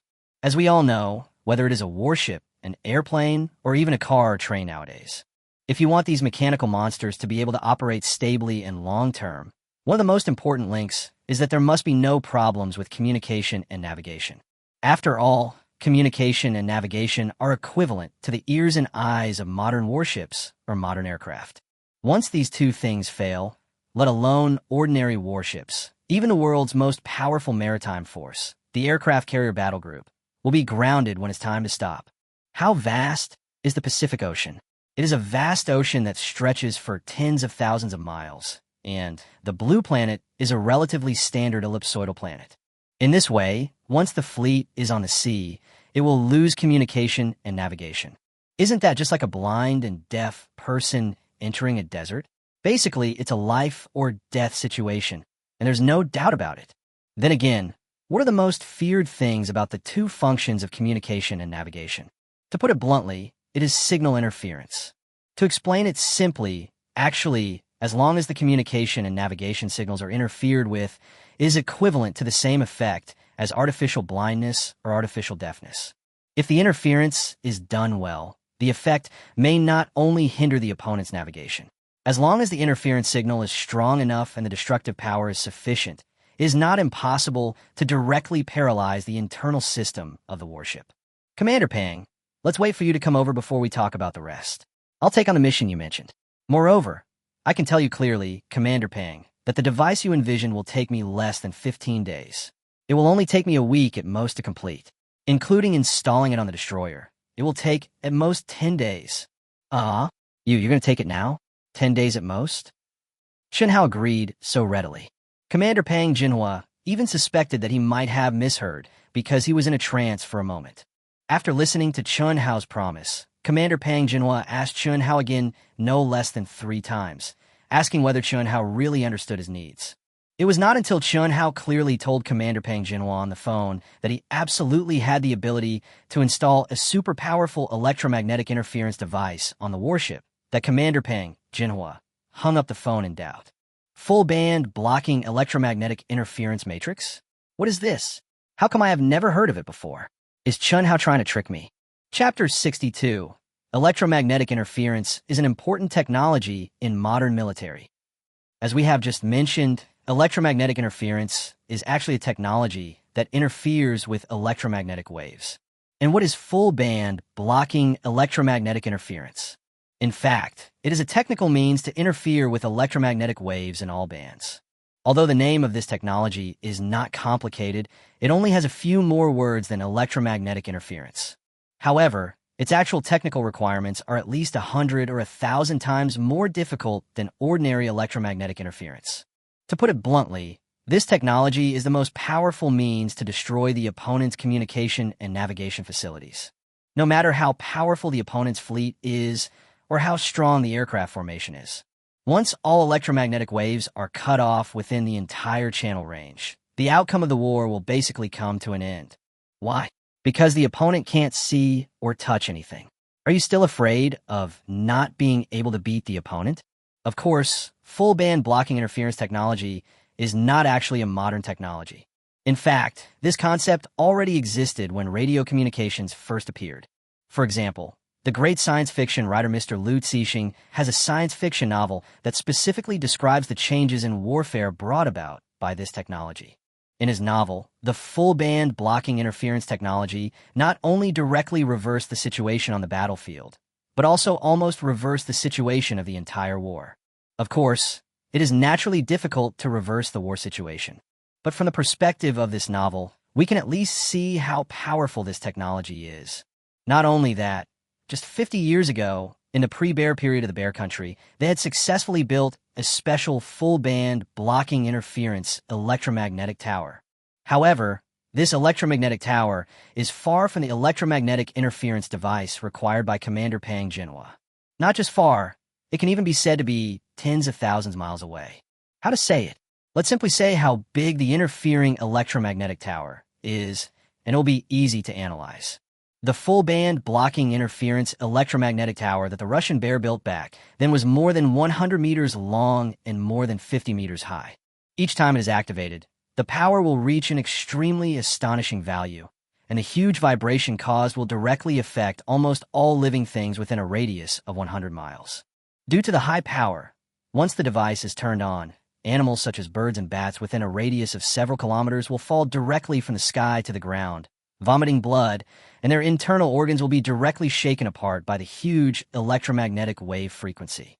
Let me ask you, how could such a horrific device be the equipment that Commander Pang Jinhua needs? Not to mention how great the starting power is. Just take the size of the interference electromagnetic tower as an example. I'm afraid it may not even be able to fit on the deck of an aircraft carrier. How big is a typical aircraft carrier? About 300 meters long, 70 meters wide, and 70 meters high. Moreover, this height includes the height of the aircraft carrier's integrated island. In fact, if we count from the deck to the bottom of an aircraft carrier, its height is only about 30 to 40 meters. Let me ask you, how can a 40-meter high aircraft carrier be equipped with a 100-meter long and 50-meter high interference electromagnetic tower? Wouldn't that cover the island? The runway would be completely occupied, and even carrier-based aircraft couldn't fly. What Commander Pang Jinhua needed was a brand new electromagnetic interference device that was not only powerful, but also incredibly powerful. The volume cannot be too large, otherwise it will not be able to be loaded on a warship after it is built. This is a joke, isn't it? However, with such stringent technical requirements, Pang Jinhua really couldn't understand why Chun Hao agreed so readily. It also makes you feel at ease and puts your mind at ease. My fellow fishermen on the high seas have been unable to catch any fish. How can I not be anxious? I'm almost dying of anxiety. With an extremely nervous mood, Commander Pang rushed to the Research Institute of the Dragon Science Academy in Beijing late the next day. However, when he arrived at the Research Institute, Commander Pang did not see Chun Hao. On the contrary, he met academician Chang Shoren, who came to greet him. Commander Pang, you're here really early. You must have been tired from the journey and didn't get any rest the whole night yesterday. Looking at Commander Pang's two panda eyes, Professor Chang Shoren yawned immediately. Old Chang, you haven't had any rest, have you? Have you been busy with the expansion of the research center since you came back? Seeing that Chang Shoren's condition was not much better than his own, Commander Pang Jinhua also responded with a smile. Who said it wasn't? Now the magnetic levitation project and the controlled nuclear fusion project are both vying to expand their scale. I was pulled away as soon as I came back, and I've been busy until now. I just have some free time. Otherwise, look at me. Why would I have a pair of panda eyes? Ha ha ha. I didn't expect that the work of you scientific researchers is not any easier than that of us military members. After hearing Chang Shoren's self-deprecation, Commander Pang Jinhua smiled. Then he continued to ask academician Chang Shoren. Old Chang, is Chief Engineer Chun Hao here? I don't have time to talk to you about anything else right now. Chief Engineer Chun, he's at the research center that is being expanded now. When we were not back last night, the analysis of controlled nuclear fusion was one step closer, and the academicians were very excited. Oh, okay, I understand. Then please take me to meet Chief Engineer Chun Hao. Okay, follow me. It didn't take long before Commander Pang Jinhua, under the guidance of academician Chung Shoren, arrived at the newly renovated research center of the Lonka Institute. The scale of the research center is quite large. It took the two of them more than 10 minutes to walk from the entrance of the research center to the floor where Chun Hao was currently. With a creaking sound of the door opening, Pang Jinhua saw Chun Hao, who was busy writing and drawing at a desk. "Chief Engineer Chun, I'm coming." Walking up to Chun Hao, Pang Jinhua first greeted Chun Hao gently. Next, his attention was attracted by a design drawing on the table. The content of this drawing does not seem to be very complicated. It is basically just a hand-drawn structural design drawing. However, when Pang Jinhua got close to the design and looked at it carefully, his entire brain was about to explode from the extreme shock. This can't be the anti-electromagnetic interference device you mentioned. It's been less than one night, and you've even drawn a blueprint? How is this possible? How is this possible? Chapter 63, Escorting Compatriots. Zheng He's Glorious Mission. Pacific Ocean, High Seas, Fisherman's Operating Area. The Zheng He Long 52D destroyer is currently sailing on the vast ocean. The wind and waves today are not very strong, but there is heavy fog on the sea because of the heavy rain yesterday, so the visibility is relatively poor. This Zheng He belongs to the Longway Fleet of the North Military Region and went out to sea for training about a month ago. Later, due to the sudden incident of Arleigh Burke-class harassment of fishermen, the Longway Fleet headquarters directly sent this destroyer here. The rank of Zheng He is not very high among the current Chinese warship series. The destroyers with larger tonnage include the 10,000-ton Long 55 type destroyer, in addition to the even larger Long 75 type amphibious assault ship. The tonnage of the Long 75 type amphibious assault ship has reached the threshold of 40,000 tons, which can actually be regarded as a medium-sized helicopter carrier in the international scope. However, the strength of the Chinese Navy is actually far more than that. In addition to the 40,000-ton amphibious assault ship, we actually have three more powerful national treasures. The three large aircraft carriers, the Daqin, the Dahan, and the Datang. The Datang aircraft carrier is equipped with an electromagnetic catapult system that even the Ford, the USS Ford, has not yet figured out. Therefore, if we talk about our modern naval strength, even if we cannot overwhelm the entire blue planet, at least we have reached a level that most countries look up to. Of course, to deal with the harassment of the Arleigh Burke-class destroyer this time, we certainly won't use aircraft carriers. After all, our opponents are too weak. If we really send a big guy and scare them to the point of peeing their pants, that would be embarrassing. Therefore, after comprehensive consideration, the Longway Fleet headquarters dispatched the Zheng He with a displacement of 7,500 tons. The reason why this destroyer was named Zheng He. In fact, we really have to start with our 5,000 years of history and culture. Unlike the ship names of most countries which have no historical origins, our destroyers all have profound reasons for their names. Take the Zheng He ship, for example. Zheng He. His name needs no introduction, and everyone knows him, although he was not an emperor. However, his abilities and achievements can definitely be regarded as brilliant and lasting in the 5,000 years of history. During his 7 voyages to the West, countless countries along the way surrendered to him.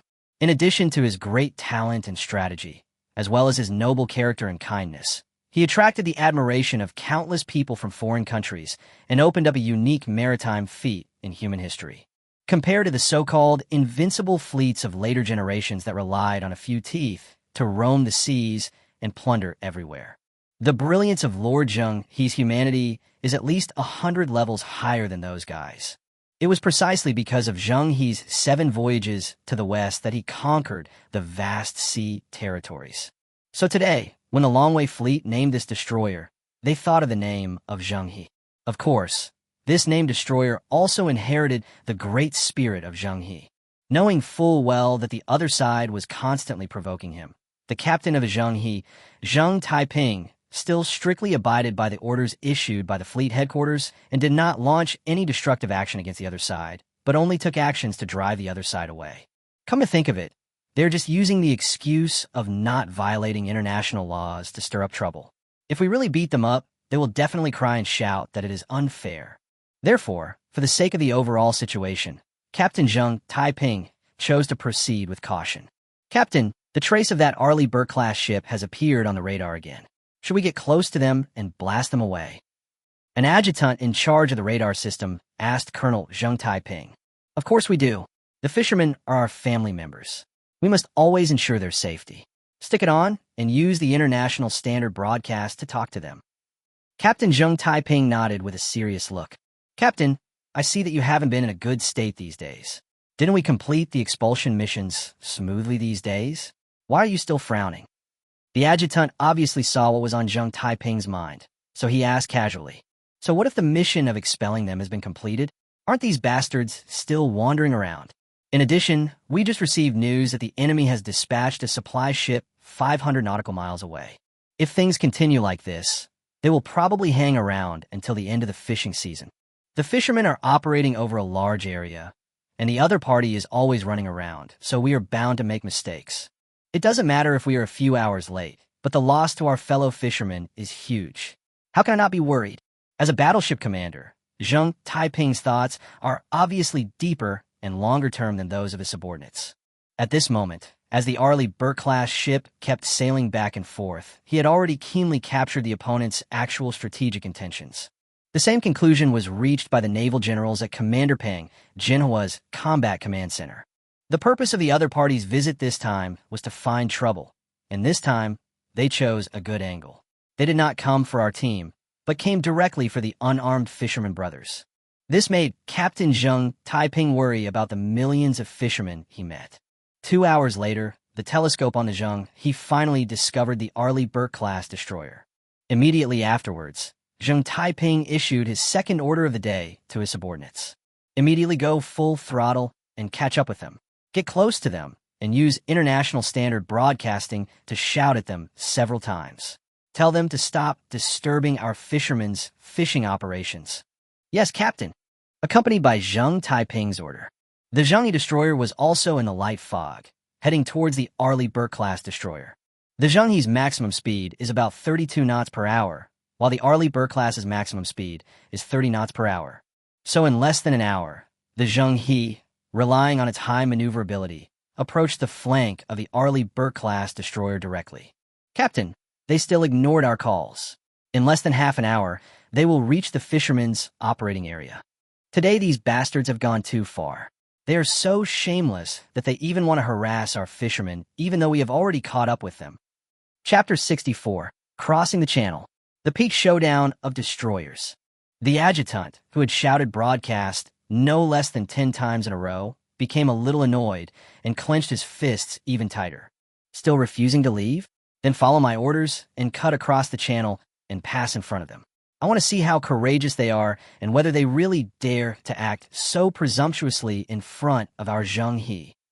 Give me an order. If the enemy collides or opens fire, all launch units must immediately empty their ammunition, including all missiles. Not a single round should be left. These bastards dare to do something evil. Let's let them know what it means to not reciprocate. Okay, Captain, I've been waiting for you to say this. Crossing the channel actually means directly penetrating to the other side of the opponent from the flank. This kind of operation basically relies on the ship's maneuverability and high speed to make a feint in front of the opponent. Of course, this feint does not mean that the opponent is feinting, but that we are feinting. As for the opponents, it all depends on whether they have the ability to take on this move. If the enemy is strong enough, they can speed up and overtake our warships when they cross, thus hindering our warships. But if the opponent doesn't have that strength, then they only have two options left. The first move is naturally a direct collision or firing. But in this way, we will have sufficient reasons to deal with them. Although Zheng Taiping was a relatively cautious general, as a battle-hardened captain like him, he had actually long wanted to have a real gun-to-gun and cannon-to-cannon battle with his opponent who was known as the world's #1. Therefore, if the opponent takes this kind of action, it is basically tantamount to asking for death, and there is absolutely no second possibility. As for another feasible move for the opponent, it is to give in, slow down, and leave. This kind of operation, although the safety factor is a little higher, will not lead to accidental discharge of the gun, and we will not eliminate it. But after all, it is a bit embarrassing for the opponent. Therefore, when Zheng Taiping used this move, he was actually clearly warning the other party not to continue messing around. Sure enough, the situation was just as Captain Zheng Taiping had expected. The other party was just a piece of silver-plated gun. They simply don't have the courage to confront us head-on. Oh shit, is this guy from Dragon Country crazy? Why'd he block our way?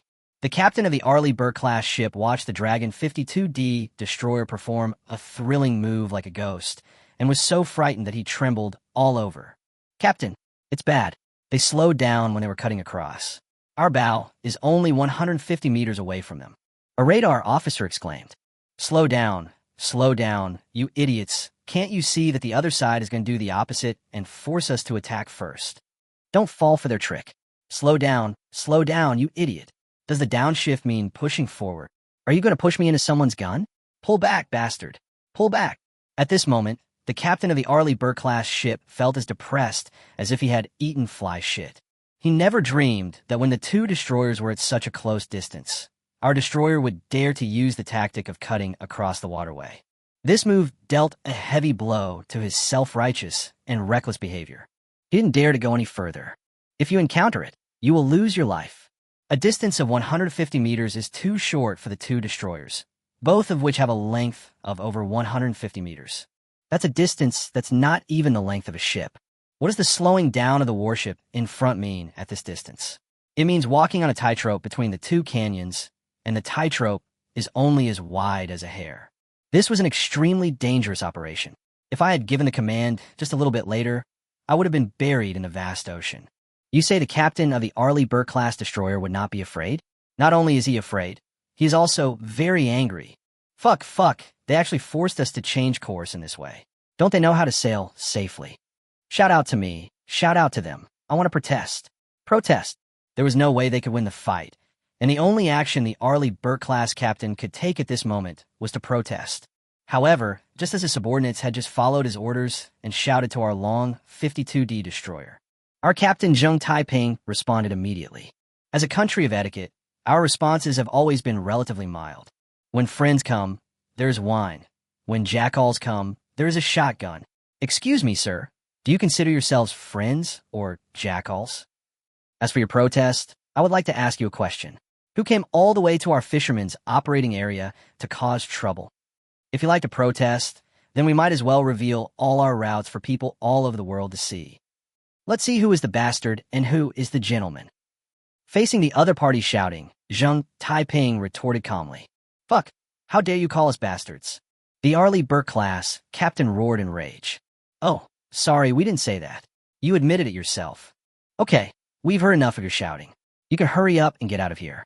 If you don't blame us for repeating the navigation action a few more times. Zheng Taiping is a captain recognized by the whole fleet as a brave and combative captain. How could the other party's words possibly interfere with his judgment?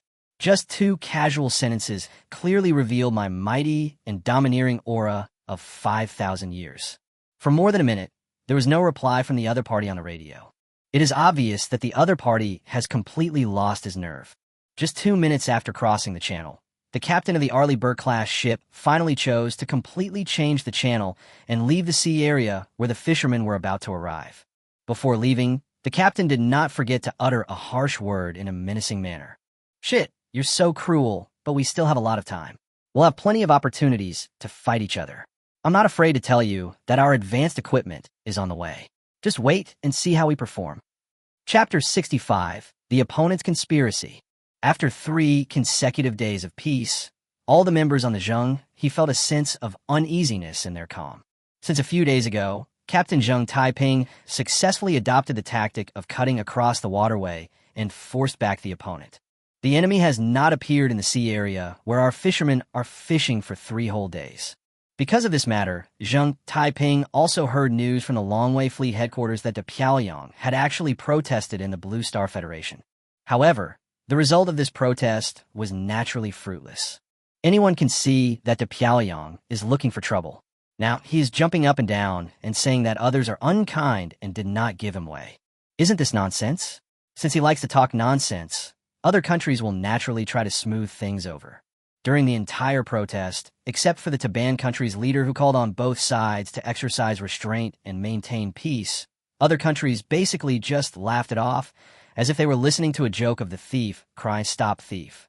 Seeing that the thief crying "Catch the thief" trick failed, the Pyongyang didn't know what was going on and she just stopped. However, when it came to the 5th day, the situation was obviously different. Day 5, Pacific Ocean, high seas, fishermen's operating area. The visibility in the sea area today is much higher than in the previous few days. Standing on the deck of the Zhenghe, Captain Zheng Taiping could see dozens of nautical miles at a glance, all the way to where the sea and the sky met. Some people may ask, the sea is obviously flat and the visibility is so good. Why can we only see a distance of dozens of nautical miles? Shouldn't it be able to see very far? This involves a relatively basic geographical issue. As we all know, the blue planet is actually a sphere with a diameter of more than 12,000 kilometers. Therefore, when people look into the distance on the sea, they will be affected by the curvature of the blue planet, thus limiting their vision to a certain range. This is also the reason why when people see a sailboat approaching from a distance, they see the sails first and then the hull. The curvature of the blue planet limits people's visual distance, so we can only see this far. Captain, it's been a few days, and we successfully completed the last operation. Why do you seem a little anxious? An adjutant came to the deck of a Zhenghe destroyer and walked to the side of Zheng Taiping. The adjutant himself was actually a little uneasy. However, his uneasiness is different from Zheng Taiping's. His uneasiness is based on Zheng Taiping's uneasiness. As for himself, he actually didn't know what the captain was worried about. That's why he couldn't help but come over to ask his captain today. It's too quiet, too quiet. Something must be wrong. When things are out of the ordinary, there must be something fishy going on. What does that mean? The adjutant looked at Zheng Taiping in confusion. I know the Piaoyang too well. They're not the kind of people who would retreat after suffering a loss. Although our actions a few days ago shatter their plans, they will never give up. The current situation is a bit too quiet, so I think there may be a problem. But I can't guess what the problem is. Alert! Alert! Alert! Radar detected 3 warships approaching the target. Alert! Alert! Alert! Radar detected 3 warships approaching the target. Alert! Alert! Alert! Radar detected 3 warships approaching the target. Just when Zheng Taiping was still wondering where the Arleigh Burke-class ship had gone, the destroyer's alarm suddenly sounded at this moment. Captain Zheng Taiping, who did not have time to stay for long, immediately returned to the command cabin with his adjutant. Captain, our active phased array radar has just detected radar echoes of large warships appearing simultaneously in the east, south, and west. 3 directions at the same time? What's going on? Did they send more destroyers? Zheng Taiping asked hurriedly. Captain, it's unclear. We haven't received accurate satellite images from headquarters yet. To lock onto the enemy's target and determine the type of the enemy's warship, we still need to wait for our Chang'e series of high-altitude reconnaissance satellites. The signals of other reconnaissance satellites have been intercepted by the enemy's Starlink. Starlink interferes with the signals of our low-altitude satellites. Zheng Taiping was shocked and vaguely realized that the situation was not good. Zheng Taiping is quite clear about satellite communications. After all, modern warship navigation and warship operations require reconnaissance satellites and communication satellites to provide accurate data, images, and radio signals. As mentioned before, this is a limitation based on the curvature of the blue star. In fact, the warship's own radar system is unable to detect targets beyond 1 or 200 nautical miles. Because of the curvature of the blue planet, the signal is blocked by the sea level. Therefore, under normal circumstances, no matter how advanced the warship's own radar system is, it can only monitor a reconnaissance diameter of tens or hundreds of nautical miles. If the distance is exceeded, the radar system will either be unable to detect the target or be unable to accurately locate and identify the target due to the disappearance of the signal and the significant reduction of seawater. So, every time this happens, the crew on the warship will use reconnaissance satellites and communication satellites in space to complete the target locking, identification, and communication tasks of a warship. After all, the range of satellites in the sky affected by curvature is small, and the higher the satellite, the smaller the impact. The question just answered by Zheng Taiping's subordinates was about what happened after the satellite signal was connected. What Zheng Taiping didn't expect was, at this time, the other party actually used Starlink's jamming technology to block the signals of our low-altitude satellites. At the same time, we do not have that many high-altitude satellites, and the time for accurate reconnaissance and positioning is not as timely as that of low-altitude satellites. As a result, at this moment, it is impossible to determine the reality of the opponent's target. Captain, yes, the enemy's Starlink has interfered with all our low-altitude satellites. As for the high-altitude satellite, it will take about 2 hours for it to move above us and send us accurate images and models. The radar observer answered seriously. 3 targets appear at once? What should we do, Captain? The adjutant had never encountered such a scene before, and immediately turned his gaze to Zheng Taiping. Don't worry about that for now. Let's adjust the course and find the nearest radar signal. Get close to the detection range of our ship's phased array radar. Then we can do anything. Chapter 66, The Ultimate Misleading. We were fooled. Faced with such a sudden change, Zheng Taiping actually couldn't come up with any particularly good solution. So he could only order the course to be adjusted first, and then move the battleship within the range of the battleship's radar. After all, only when the destroyer reaches the radar range can it use the advanced active phased array radar to detect the opponent's accurate situation. So this is the only way Zheng Taiping can deal with it at the moment. However, although Zheng Taiping had already carried out a simple screening in the fastest way, but in the end, he still got caught off guard and fell for it. 105 nautical miles from the target. 93 nautical miles from target. The radar signal curvature interference has been removed, and the target radar return signal is being analyzed. Oh no, Captain. The ship 90 miles ahead is not a destroyer at all. Suddenly, the radar observer's exclamation rang out in the control room. Not a destroyer? What kind of warship is that? An aircraft carrier? A frigate? A submarine? Zheng Taiping's heart skipped a beat, and he asked quickly. Captain, it's nothing. We've been fooled. It's an unmanned submarine. We've all been fooled. What? An unmanned submarine? Could it be that they specially set up a misleading signal? Damn it. Why didn't I think of this? After getting the final result, Zheng Taiping suddenly felt extremely annoyed. Now he finally understood what this signal was. It turns out that was the opponent's unmanned submarine that surfaced and caused trouble. Needless to say, the opponent's unmanned submarine must be equipped with a series of devices that simulate destroyer signals, specifically designed to mislead him as the captain. Turn immediately and head for the second target. Time is running out. If we are any later, our fishermen will be in danger. Report to the captain, we have sailed too far. The radar signal of the second target has disappeared, and the radar signal of the third target has disappeared. The radar observer replied with a frown. What? Both signals were lost. Zheng Taiping unconsciously clenched his teeth, and his brain started working rapidly. Zheng Taiping was very sure that among the 3 previous signals, one must have been sent back by the Arleigh Burke-class destroyer. Therefore, at this moment, he immediately thought of the other party's purpose of causing such interference, to confuse the public. Faced with such a sudden move by the opponent, Zheng Taiping knew that the only option left for him was a large-scale search. This is like playing hide-and-seek. The other party has already hidden quietly. If you want to look for him in the original direction again, it will definitely be futile. The fisherman's operating area is so large that the destroyer's own active phased array radar cannot cover it at all. The only way is to slowly search the entire fisherman's operating area until the target is found. Quick, return to the fishing area and start a large-scale search. We must find a location of the enemy warships. After pondering for a moment, Zheng Taiping decisively issued his order. 8 hours later, the Zhenghe destroyer once again found traces of the Arleigh Burke-class destroyer. However, at this time, the opponent had completely completed the harassment mission, stirred up all the fish in the target area, and left the operation area. The angry crew members wanted to drive the Zhenghe to chase after the enemy and give them a good beating. But he was stopped by Zheng Taiping. No need to chase them. It's useless. If we continue to chase them, we will reach the far sea area. At present, the other party has supply ships waiting for them. To put it bluntly, the enemy can go wherever they want. If we rush in pursuit without a supply ship, I'm afraid by the time they catch up, their supplies will have been almost exhausted. If the enemy sets up an ambush or something, our warship will be finished without support. Zheng Taiping's thinking was clearer.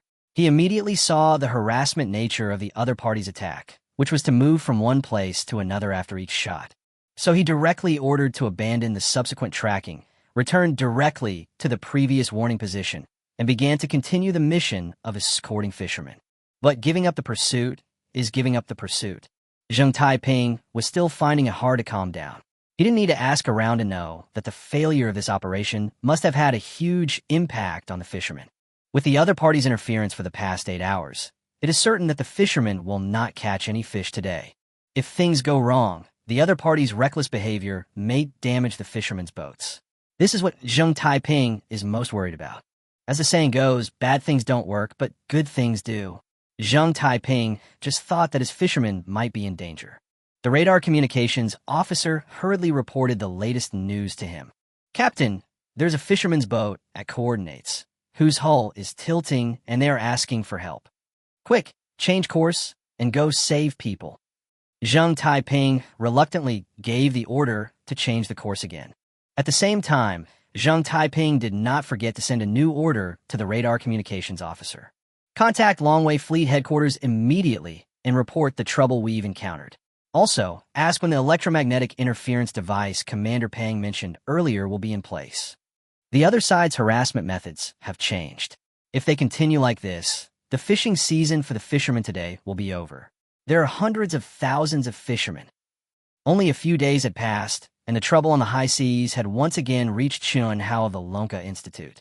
The situation has far exceeded Commander Pang, Jinhua's expectations. The other party now has no idea where they got the unmanned submarine device from to mislead Captain Zheng Taiping. This device itself is not a big deal, but the misleading signal device installed in it has really given Pang Jinhua a lot of trouble. An unmanned submersible, that thing can dive underwater at any time. No matter how powerful Zheng Taiping's destroyer was, it had no way of reaching the bottom of the sea and catching that thing. In addition, the other party used this unmanned submarine to work in coordination, which directly misled Captain Zheng Taiping's judgment. Now, it is obvious that the fishermen's fishing plans today will be greatly affected. Of course, this is not the most worrying thing for Commander Pang Jinhua. What worried Commander Pang the most was the other party's disgusting tactics. The Zhenghe destroyer, which was unable to defeat Zheng Taiping, actually went to affect the helpless fishermen. Chapter 67 Emergency Support. Super Electromagnetic Interference Matrix. How could a fisherman's fishing boat compete with a warship? Wouldn't it just turn sideways and overturn the fishing boat? This situation has already occurred, and if Pang Jinhua still can't come up with a good solution at this moment, it won't be long before the fishermen have to give up their fishing plans for the whole year and go home completely.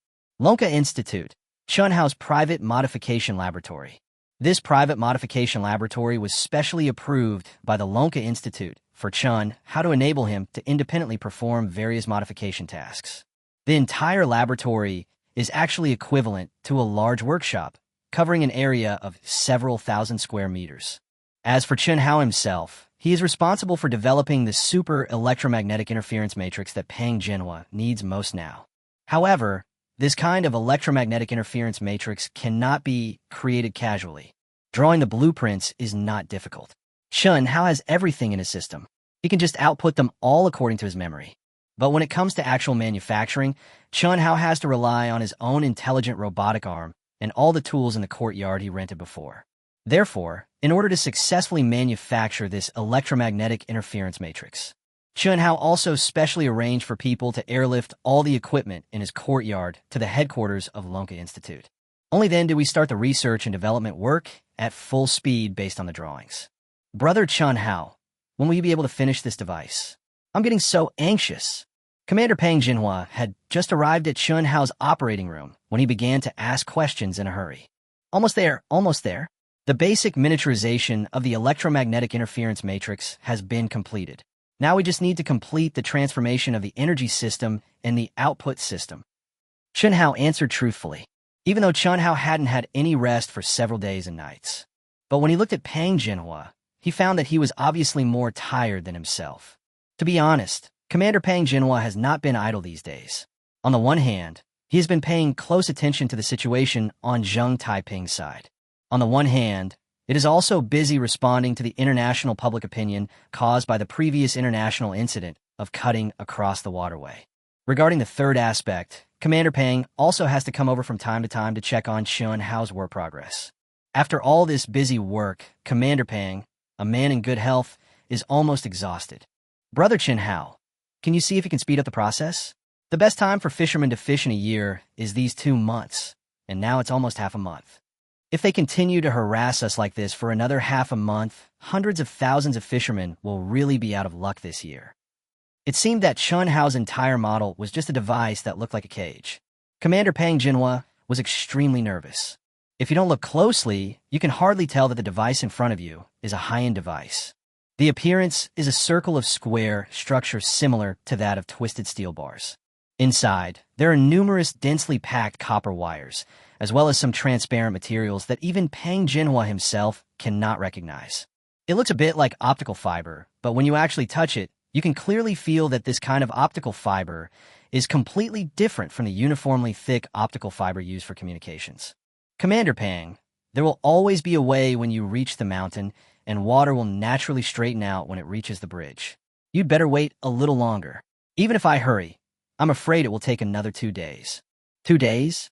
2 days plus the delivery of the device, plus installation and debugging.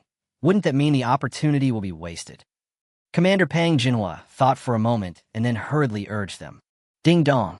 Feeling the host's pressure increase sharply. The system actively prompts useful information. The host can speed up the transformation project by enhancing operational efficiency. Efficiency enhancement system.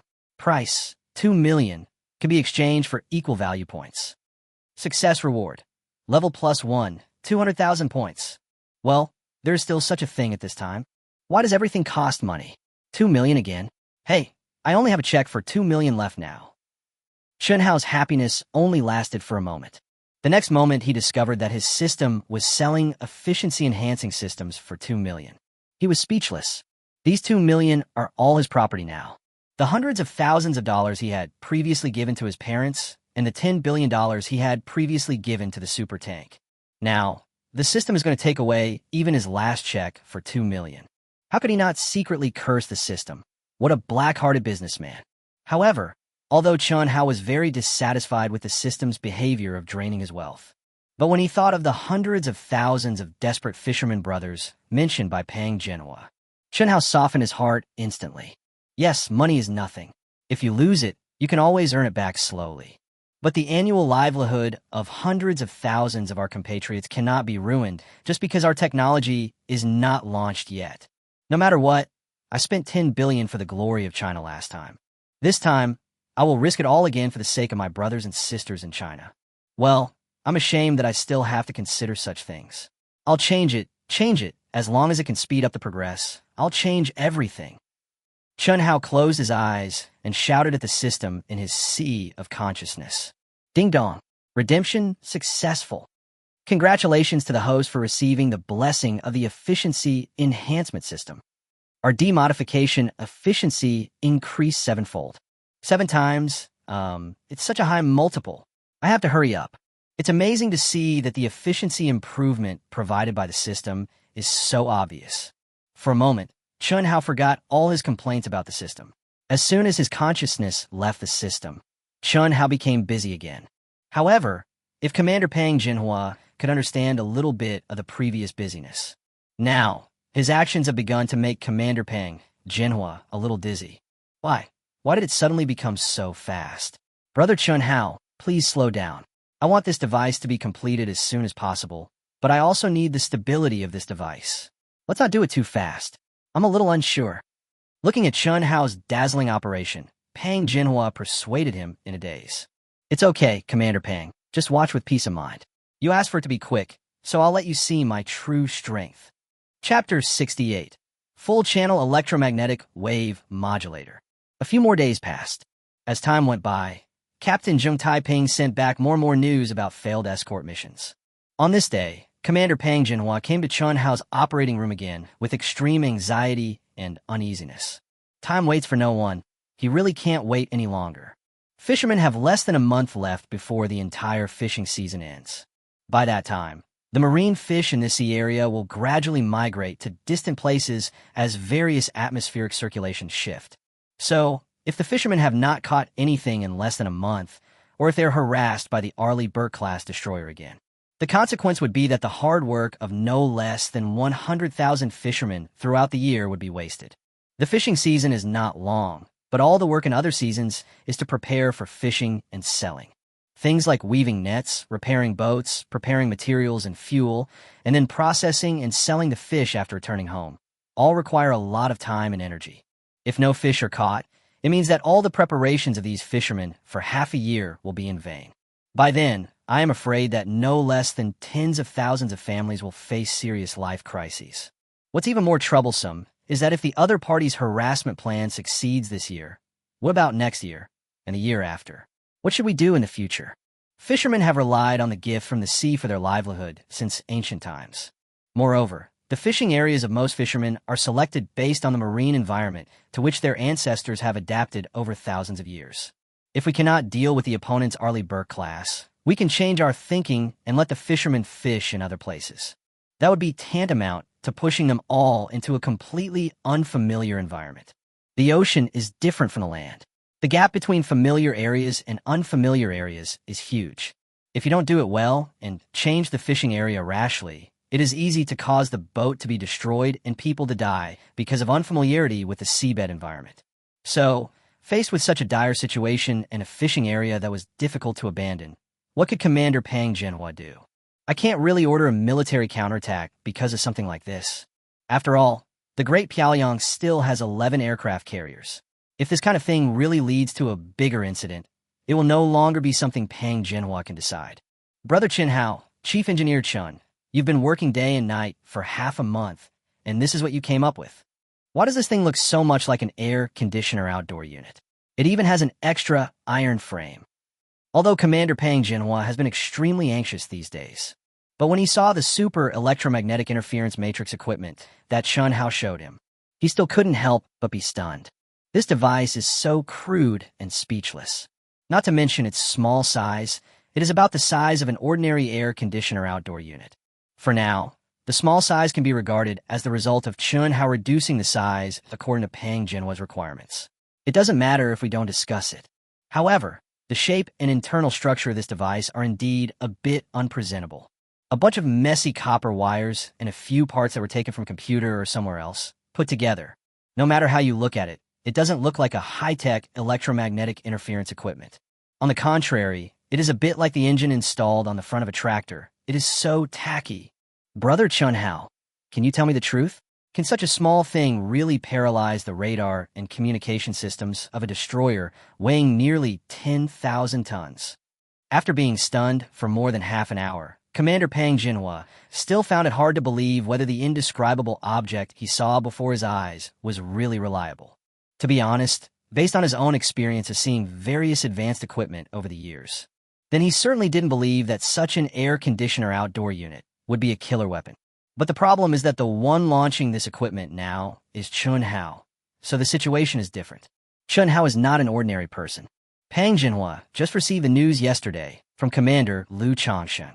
It is said that the Prince of the Camel Kingdom ordered hundreds of the super tank that Chun Hao modified for the second time.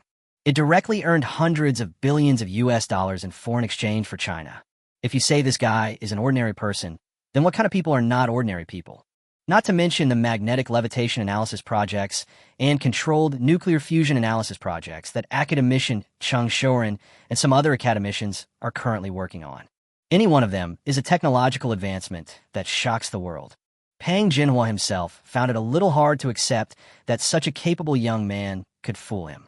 Whether it could be paralyzed or not, we can know it by testing it. Commander Pang, doesn't Beihai City have a special naval base? If you were worried, we could just take this device to the naval base for testing. And it's relatively close to the high seas where fishermen operate. After the test, we can install this equipment directly on the warship.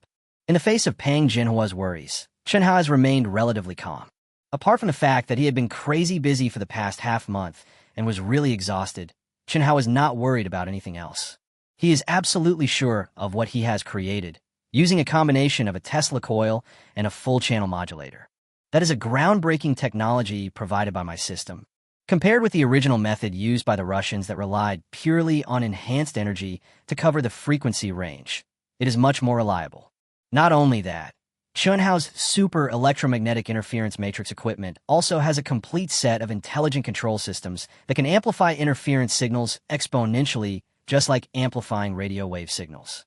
To the greatest extent, it is possible to cause signal overload at any receiving signal end, causing it to become paralyzed. This is like a big eater who can usually eat 10 bowls of rice in one meal, But today, he is suddenly forced to eat 10 bowls of rice from a rice cooker. It would be strange if he doesn't die of overeating. The principle of paralyzing the opponent's communication and radar systems is so simple and so pure. The saying, one force can defeat 10 skills, is exactly this truth. Test? Well, we need to test it. Well, it's getting late. I will dispatch a military passenger plane to take us to the Beihai Military Region Naval Base. At Chunhao's reminder, Pang Jinhua immediately recalled the research and development process of military equipment. Chapter 69. Big trouble caused by equipment testing. The military plane soon landed at an airport near Beijing. After receiving the news, Pang Jinhua and his team immediately took Chunhao and the air conditioner outdoor unit and rushed to the airport. After boarding the plane, only a few hours passed, and the group landed at the Air Force Base of Beihai Military District. The Air Force Base is about 50 kilometers away from the naval base. In order to save time in transporting the equipment, Commander Pang Jinhua dispatched 2 armed helicopters to airlift the equipment directly to the research center of the naval base. After arriving at the research center, Commander Pang Jinhua immediately urged Chunhao to start the test. However, at this moment, Chunhao followed the standard procedure and asked Commander Pang Jinhua to immediately stop all warship training in the entire base. At the same time, Commander Pang Jinhua issued an order to the naval base prohibiting foreign warships from entering the base. As for these 2 commands, they are easy to understand. Chunhao was worried that once his device was activated, it would paralyze the warships sailing in the base. Therefore, in order to ensure that no other accidents would occur except the target ship, Pang Jinhua decisively made detailed deployments according to Chunhao's requirements. The target ship is a missile boat from the 1970s, which was retired and sealed about 5 or 6 years ago. However, the ship happened to be needed for Chunhao's test today, so Commander Pang Jinhua temporarily towed it out and placed it on the sea surface of the harbor about 10 kilometers away from the research center. After all the preparations were completed, Commander Pang gave the order to officially start testing the super electromagnetic interference matrix equipment. However, what Commander Pang Jinhua, all the naval officers present, and even Chunhao himself did not expect was, when he started the test, he actually created a huge hornet's nest. Start the test. Level 1 function activated. Super electromagnetic interference matrix sends interference waves. Sizzle. 2 hours later, less than an hour had passed since the test was successful. A large number of people had already gathered at the naval base to demand accountability. Commander Pang, I think you really need to give me a reasonable explanation. The deputy general manager of Beihai Shipping Corporation was sweating profusely while panting and continued angrily. I'm just wondering, when our shipping company is busy today, why did more than 20 cargo ships suddenly lose contact within 50 kilometers outside your base? The communication is down. The radar is nowhere to be found, and if the air traffic control department hadn't said there was abnormal electromagnetic interference here, I wouldn't know who to contact. Commander Pang, I just received a call for help from them. There are more than 20 cargo ships. The communication and navigation systems are all paralyzed. Do you know how much our company is going to lose this time? Our general manager has already contacted the tugboat company 7 times. 7 times. By the way, we certainly have no control over what your base is developing, but next time you do the same thing, could you please notify us in advance? I received a message from the air traffic control department. I was driving here, but smoke started coming out of the dashboard when I was halfway there. I came here on a fellow villager's motorcycle. Tell me, where can I go to seek justice? The words of the deputy general manager of the shipping group stunned all the heads of the naval departments present. No one, including Commander Pang Jinhua, had expected that such a simple test would cause such widespread chaos. Not only the shipping group, but also the heads of many related companies, such as Beihai Communications Company, Beihai Transportation Company, etc. came over. And coincidentally, everyone came here on old-fashioned motorcycles. As for the reason why everyone did this, it was because the car was driving and was about to reach the range of 30 to 50 kilometers from a base. As a result, all the cars broke down due to malfunctions in their electronic systems. What's worse, there was even a phenomenon of line explosion, which scared several responsible persons into thinking they were attacked by some advanced alien technology. Oops, the power is still too high. After listening to the extremely depressed descriptions of these responsible persons, Chunhao finally understood the reason for the incident. After all the talk, it turned out that the incident was really caused by the equipment testing on my side. Now, there was no need for anyone to explain. Chenhao also knew what was going on. In all likelihood, the error in the device that I developed is a little too large. The strong electromagnetic interference that was originally within a range of 10 kilometers was directly expanded to a range of 30 to 50 kilometers due to the error. As a result, this series of events happened. You know, modern cars are highly intelligent, and basically all cars are connected to satellite navigation systems and real-time communication systems. Once the full-band electromagnetic interference of my device is activated, it would be strange if these cars and cargo ships are not paralyzed. The electromagnetic interference of this device is used to interfere with warships. It can also accurately deal with cars and cargo ships. Everyone be quiet, be quiet. What are you talking about? Cars, cargo ships, and communication companies within a radius of 50 kilometers are paralyzed? How is this possible? Pang Jinhua was able to roughly understand what was going on. At the same time, when Chenhao said bad, Commander Pang Jinhua very wisely linked this test with the occurrence of these events. However, then again, Commander Pang had never heard of such a large area and so many devices and equipment being paralyzed at the same time, let alone imagined it. So, for a moment, he really found it a little hard to believe. How is it possible? Commander Pang, the main computer room of our communications company's subsidiary closest to your base is full of smoke, and we are busy putting out the fire. How can you tell me it's impossible? I know you're a big shot, Commander Pang, but it's not easy for us either. Now the communication sites within a radius of dozens of kilometers are paralyzed. If the same situation happens a few more times, what do you think we should do? We dare not carry out emergency repairs now, for fear that the same thing will happen again. The general manager of a communications company said with an extremely helpless look on his face. Oh, and our tugboats don't dare to enter the sea area right now. Commander Pang, you have to find a solution as soon as possible. Don't let our tugboats get paralyzed after entering. As soon as the general manager of the communications company spoke, the deputy general manager of the shipping group quickly responded. Chapter 70. Withdraw the destroyer and exchange it for a speedboat. That's not all. On the way here, I want to make a phone call to ask first, but guess what? My car just started smoking, and the next second, my phone started smoking too. Look carefully, I still have burn marks on my hands. I can't even believe it when I say it. It's so painful. After the vice president of the shipping group finished speaking, a person in charge of a power company spoke again. In fact, logically speaking, there is not much connection between this power company and the electromagnetic interference device itself. However, the power company has only recently installed a complete national unified power dispatching system, which is specifically used to receive and issue various dispatching signals for peak shaving and valley flattening of the power system. As a result, as soon as Chenhao's electromagnetic interference matrix was used, the entire power company's dispatching system was paralyzed. Sorry, it was our mistake. I will arrange for someone to deal with it right away. Please calm down, everyone. Facing a huge crowd of people who came to find out the reason, Commander Pang Jinhua also felt his scalp tingling for a moment. But at the same time, Commander Pang suddenly felt an irrepressible excitement in his heart.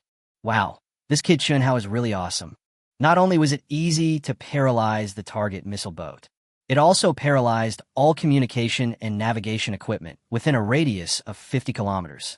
This full-band blocking and interference matrix is really amazing. I have been a military man all my life, but I have never seen such a powerful electromagnetic interference device. Once such a powerful jamming device is used on the battlefield, wouldn't it instantly render the opponent blind? Crazy, so crazy. This technology is simply a super invention in the history of military development, no less than the invention of the little mushroom. Of course, that being said, scientific research feats are scientific research feats, but the impact it has caused must be dealt with as soon as possible. After all, the power system, communication system, and shipping system are all related to the lives of the residents of Beihai City. If I only think about the scientific breakthrough, it would probably hurt the hearts of everyone present.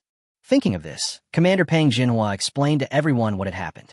Then he immediately arranged for an adjutant to accompany the visitor to deal with this series of matters. After sending everyone away, Commander Pang immediately grabbed Chenhao's arm and said, "This device works. This device works great. Let's install it now. Once it's installed, I'll send out a warship and bring back the Zhenghe destroyer." Commander Pang Jinhua really couldn't wait any longer. The naval base is at least 700 or 800 kilometers away from the Pacific fishermen's operating waters.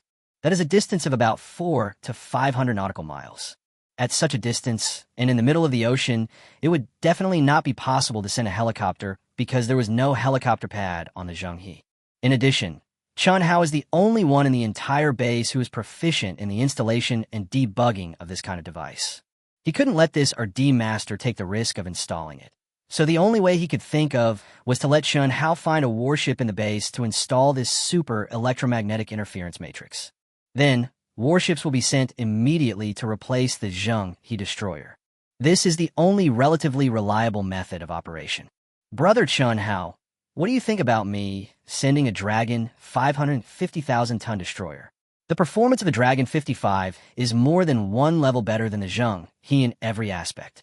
Sending the Dragon 55 will definitely solve the problem of the Arleigh Burke-class destroyers harassing fishermen at one time. A 10,000-ton destroyer? That's not necessary. Commander Pang, the power of this device has nothing to do with the tonnage of the warship. I see that you are so anxious now. I think it would be better to send a speedboat, the faster the better. In this way, not only can the time be greatly compressed, but in case of accidents, the losses will also be relatively reduced. Faced with Commander Pang Jinhua's proposal, Chen Hao thought about it for a while and gave his own answer. By the way, Commander Pang, are there any other missile speedboats in the base? The ones that are close to being retired or have already emptied their ammunition compartments. As far as I know, missile boats are the fastest. If we send missile boats, we can save a lot of time. In this way, the fishing security of our fishermen can be achieved as soon as possible. Missile boat.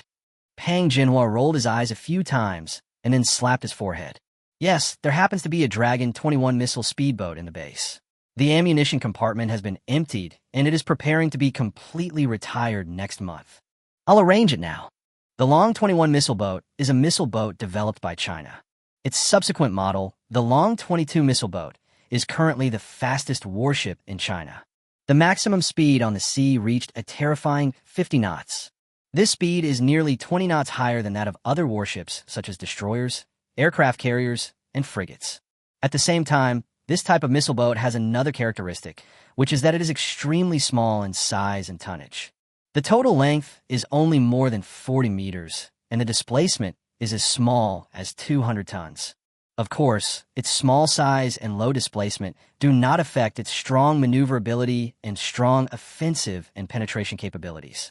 If this speedboat is used for support, not only can support arrive quickly, but also due to its extremely small hull, it will not be easily detected by the enemy's satellite. In this way, the plan of supporting Zhenghe could be accomplished quietly.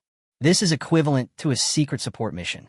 So it was most appropriate for Pang Jinhua to think of such a speedboat at this time.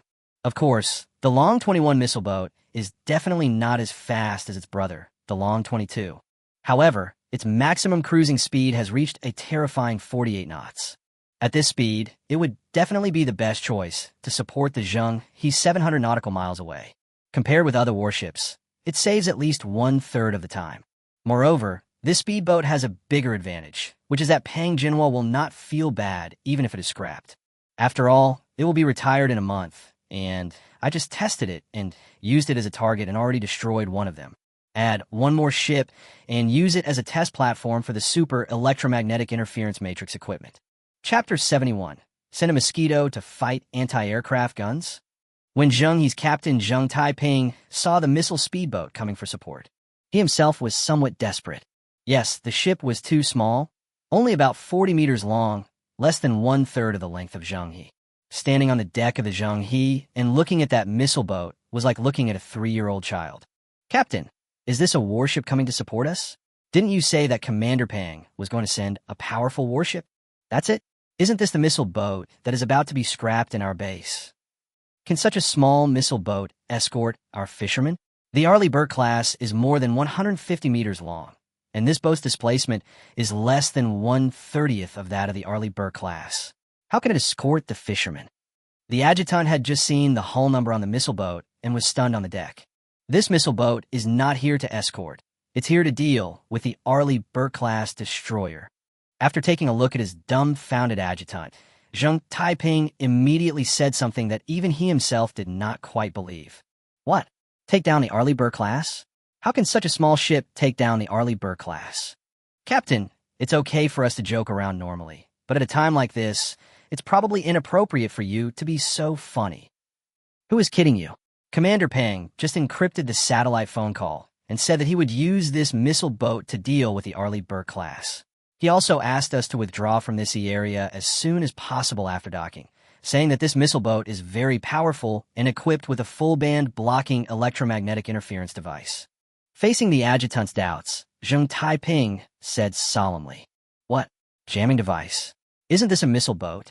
How can there be any electromagnetic jamming device? Why don't I see any?" The adjutant's eyes widened even more. After listening to Captain Zheng Taiping's explanation, the adjutant stared at them wide open. "I want to go and see what the difference is between that missile boat and the missile boats I've seen before." Of course, just as the crew of Zheng, he raised questions about the missile boat. Hundreds of nautical miles away, the captains and crew of the Arleigh Burr-class ships were actually paying close attention to the small missile boat that suddenly entered the satellite monitoring range. "Adjutant, how many communication signals have the spy satellites intercepted?"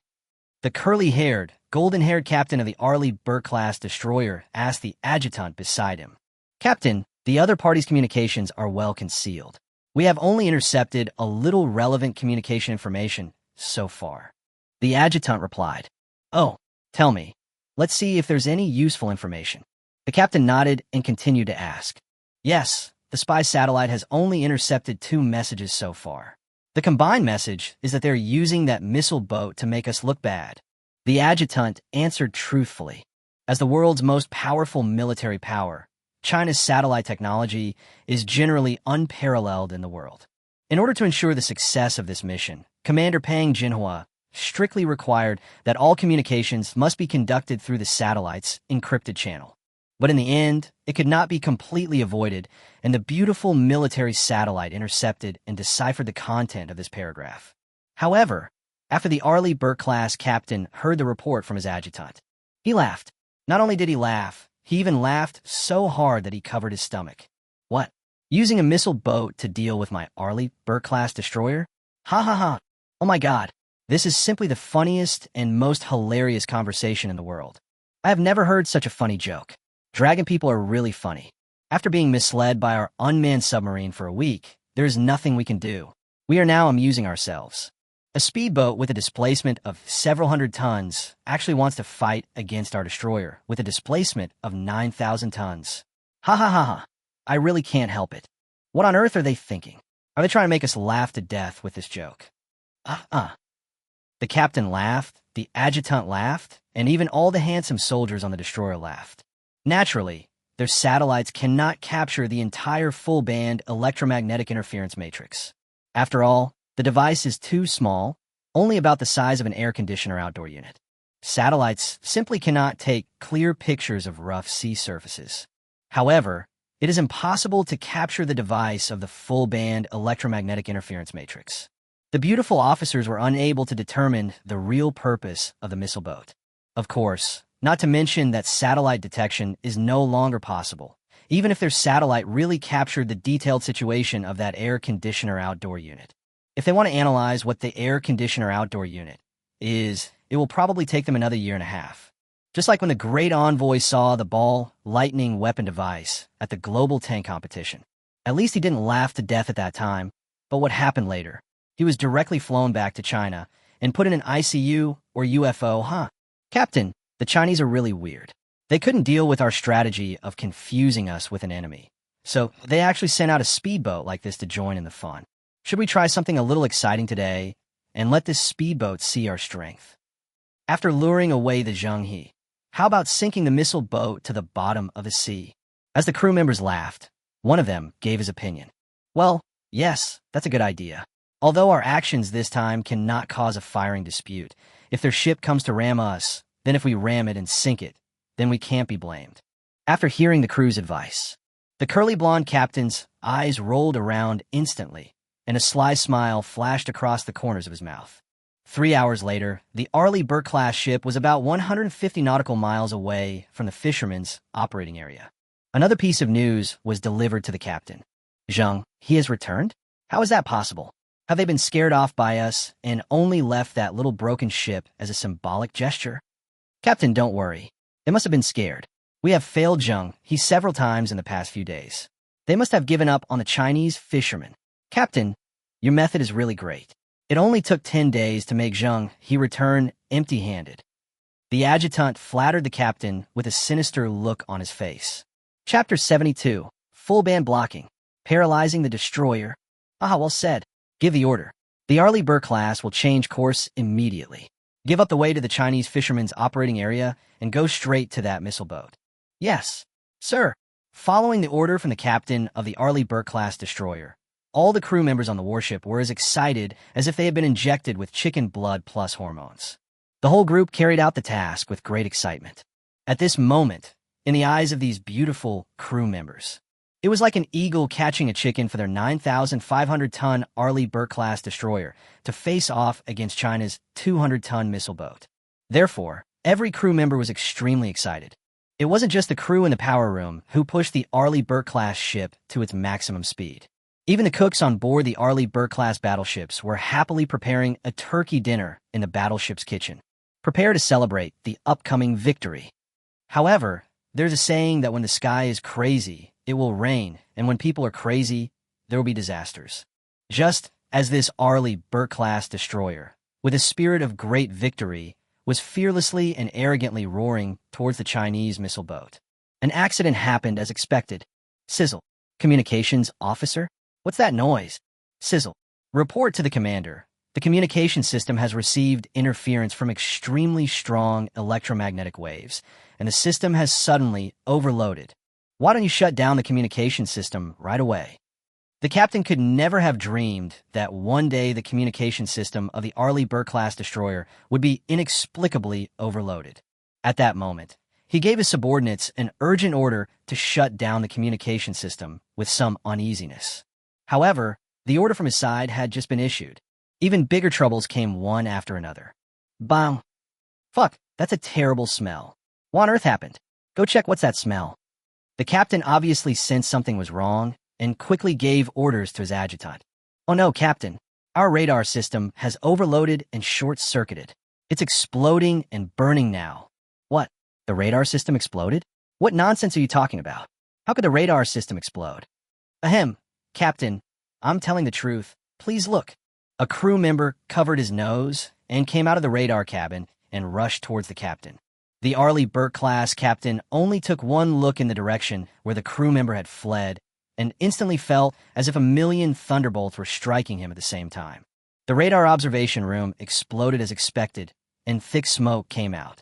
It is obvious that the radar room was attacked by some unknown electromagnetic means, and the power was extremely high otherwise. Such a situation would never happen in a radar room. Electromagnetic attack. This is an electromagnetic attack. Quick, adjust the course and rush back. Finally, after the communication system failed and the radar system was completely paralyzed, the captain connected the small missile boat and the electromagnetic jamming device for the first time. At this moment, even though he couldn't convince himself how this giant destroyer with a displacement of more than 9,000 tons could be disrupted by a small speedboat, but his intuition told him that he was in big trouble today. Oh no, Captain, the satellite navigation images and all communication channels have failed. We are lost. Track. 20 minutes later, a crew member's words completely destroyed the spirit of the Arleigh Burke-class captain. In the past 20 minutes, he has tried his best to find a way to repair the radar and communication systems. But there was no way out. The energy of full-band electromagnetic interference really made it impossible for him to escape. All communication channels were overloaded, no matter how many times he repaired them and reconnected the communications and satellite signals. As a result, the next second, the equipment will short-circuit again due to overload and explode. I tried it no less than 5 times in a row, repairing it again, repairing the connection, then the connection was disconnected, and then it was disconnected and repaired again. The captain finally realized that he might not be able to repair the communication and radar systems. Because this entire sea area is filled with full-band electromagnetic vibrations, the intensity of these vibrations is so high that it has even directly affected the physical level from the signal level. This is just like a general computer virus, which can only damage the computer software at most. However, when a super virus appears, it can take advantage of the software overload effect and directly cause all the computer hardware to overload. It won't be long before the computer hardware burns out due to the heavy load. This is the current situation. The captain wanted to reconnect communications and navigation. However, in the face of such extremely strong electromagnetic interference, he had no ability to do this at all. So, he could only helplessly wait for the warship under his command to gradually deviate from its course. Until now, it was completely lost. The Pacific Ocean is not a small river, even though the 9,500-ton Arleigh Burke-class destroyer is huge. Even if an aircraft carrier comes, to put it bluntly, it is just a leaf floating on the vast ocean. Without the guidance of communications and navigation, no matter how powerful a warship is, it will now become a pile of scrap metal on the sea. Apart from being at the mercy of others, they no longer have any ability to fight. Damn it, it's over. It's all over. This battleship has been paralyzed. Our mission is over. The Arleigh Burke-class captain's legs went limp, and he sat down on the floor of the command module in despair. It was 3 full days later that the beautiful supply ship finally found the Arleigh Burke-class destroyer more than 2,000 nautical miles away. By that time, the Arleigh Burke-class destroyer had already become riddled with holes and could no longer be supported. The entire radar cabin and communication cabin were burned to ashes due to the powerful electromagnetic shock. Even the most reliable automatic control system on the battleship had many circuits burned out due to the high temperature generated by the fire and explosion in the radar cabin and communication cabin. Such a 9,500-ton Arleigh Burke-class destroyer was completely paralyzed under such circumstances. Not only that, even after several large and beautiful warships came to support the rescue, a group of armament experts did not find any trace of attack on the Arleigh Burke-class ship. The pure electromagnetic interference meant that even if they wanted to complain, they could not find anyone to complain to. Without evidence, who would believe this if it were told to others? Not to mention, if this matter is brought to the international level for protest, whether anyone will believe it or not is not the point. It would be good enough if it doesn't make people all over the world laugh their teeth off. A 9,500-ton battleship was paralyzed by interference without even encountering a 200-ton speedboat. If this isn't a huge surprise, then what else could it be? Chapter 73. Who brought the ancient call? The victory came so suddenly that even Commander Pang Jinhua didn't understand what was going on when he received the congratulatory message from the Beijing Military Region Headquarters.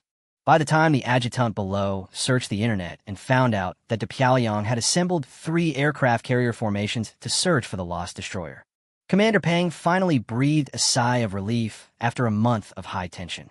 The harvest for hundreds of thousands of fishermen is finally guaranteed. Commander Pang sighed deeply, and before he knew it, a tear of excitement quietly slid down his face. "Commander, are you crying?" The adjutant next to him reminded. "Really? Almost 40 years. Commander Pang," Jinhua muttered to himself calmly. The adjutant didn't know what Commander Pang meant by his words. Because he was still young, only in his 30s, and had not experienced the maritime conflict 40 years ago. Let's go back to the 1980s. At that time, Commander Pang Jinhua was just an artillery platoon leader in the army.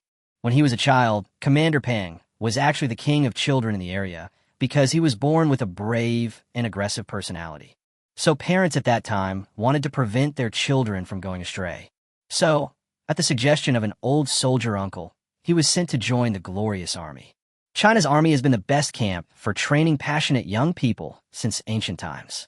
After entering the military camp, Pang Jinhua was influenced by the soldiers' noble spirit and quickly grew from a brave and fierce young man into a man determined to serve his country.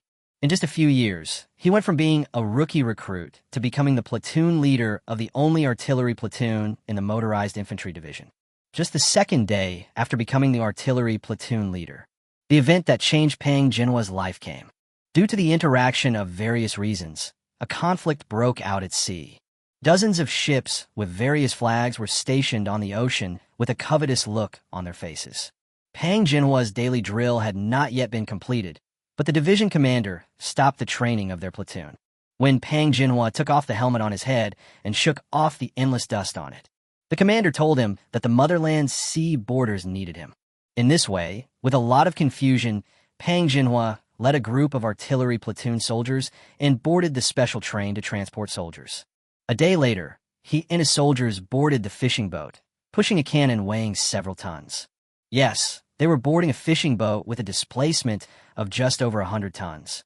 At that time, our navy was just in its infancy, and facing the threat of the opponent's huge fleet, it was far from being as calm and composed as it is today. The largest warships in the entire navy weigh only a few hundred tons, and their number is pitifully small. Therefore, in order to cope with the opponent's relentless pressure, the headquarters had no choice but to come up with this extremely heroic yet heartbreaking response. Standing on the deck of the fishing boat, young Pang Jinhua experienced for the first time the truth that those who fall behind will be beaten. The difficult confrontation lasted for a month. Rocket launcher shells, accompanied by the rise and fall of the waves, guard the border coastal defense day and night. Finally, at the last moment, the opponent was completely scared away by our fighting spirit of not fearing sacrifice. The ships with various flags looked like long-hungry beasts when they came, but looked like fleeing rats when they left. That was the first time Pang Jinhua experienced the joy of victory. This feeling of joy was qualitatively different from any joy he had felt in the first 20 years of his life. There is not much sweetness and happiness, only the sweat and anxiety of myself and my brothers under the rolling waves. A month is not that long in a person's life, but in the hearts of Pang Jinhua and his row of soldiers, it was longer than a century. Reload and fire. Reload and fire again. The fishing boat was too small, and every time the cannon fired, the hull would deviate from its original position.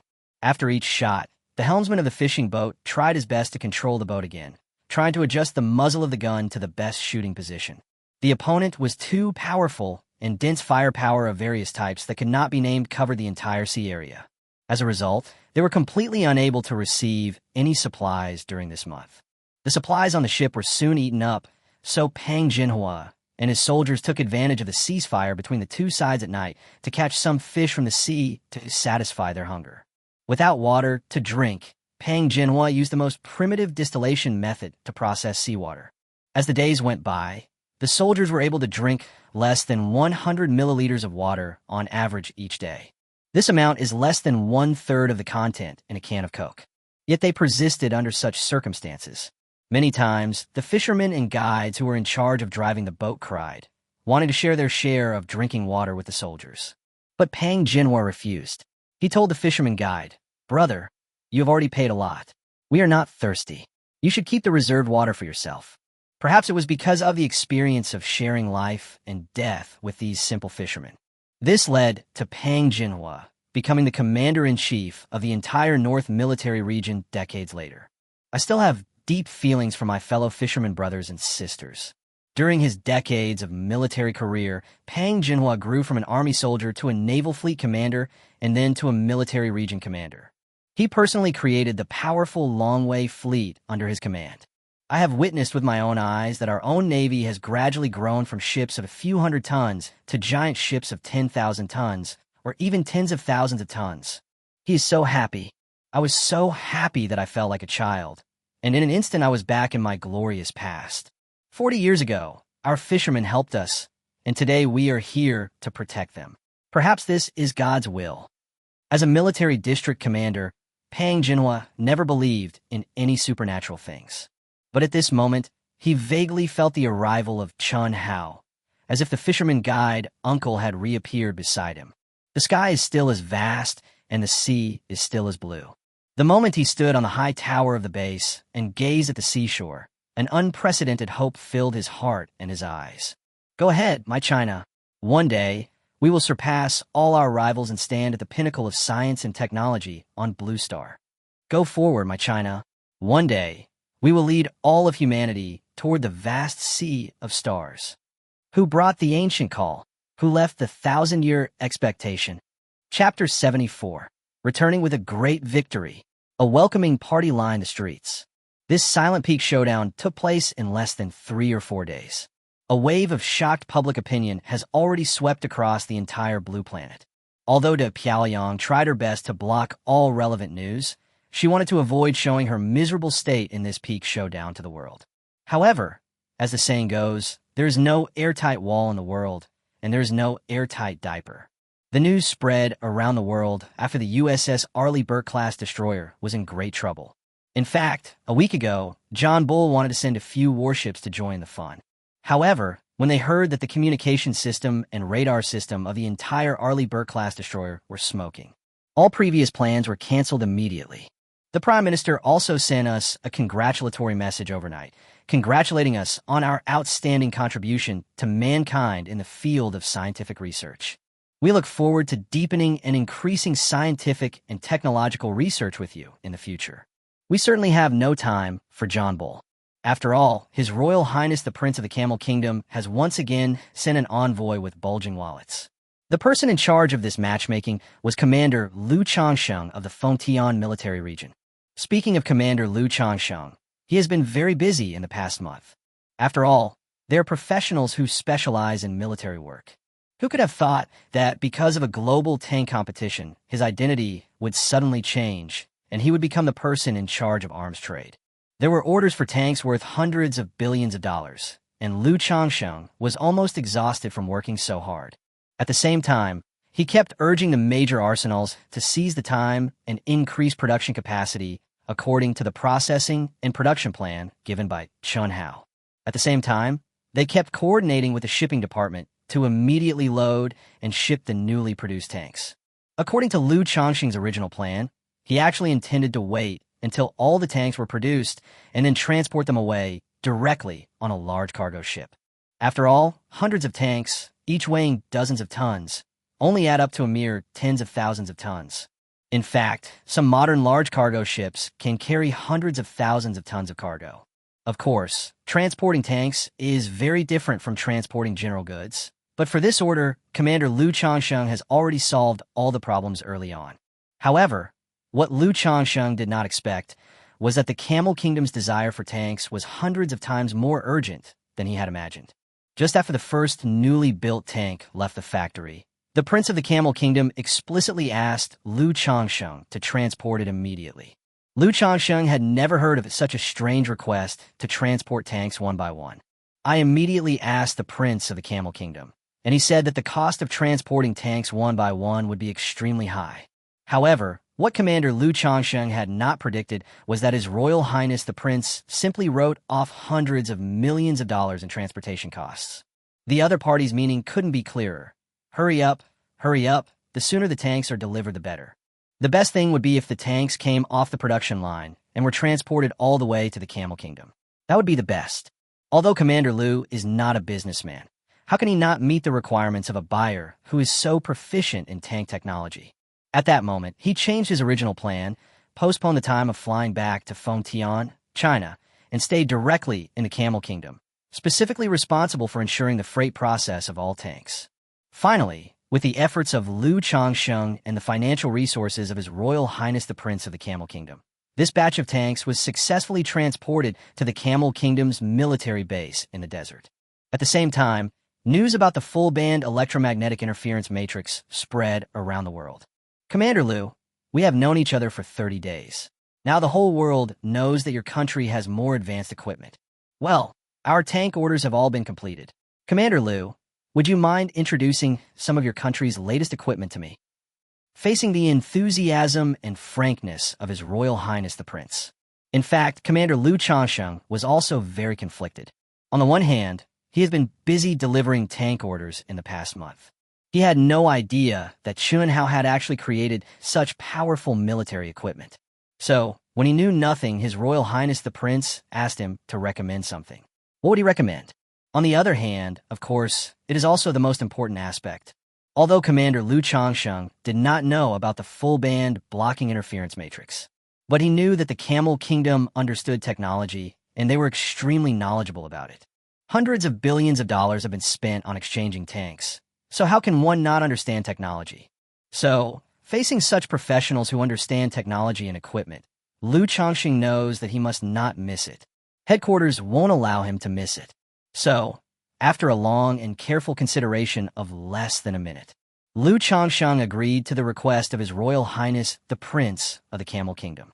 The next day, Commander Liu flew back with Liu Feng, Wang Hua, and the entire delegation of princes from the Camel Kingdom. on the way to the Beijing military region headquarters. His Royal Highness the Prince was very happy. Looking at the crowds lining the streets to welcome him, His Royal Highness was deeply moved. Oh my God, the Chinese people are really the most welcoming people in the world. I didn't expect that my impromptu decision would be welcomed by people. I'm so moved. I can't describe it. His Royal Highness, the Prince, kept waving to the people outside the car window and from time to time wiped away his tears of emotion. Of course, at this moment, His Royal Highness the Prince actually did not know that the people lining the road to welcome them were not there to welcome them. After all, their trip here was a very last-minute decision. Even if the Beijing military region headquarters really wanted to give a grand welcome, there is no time to prepare, right?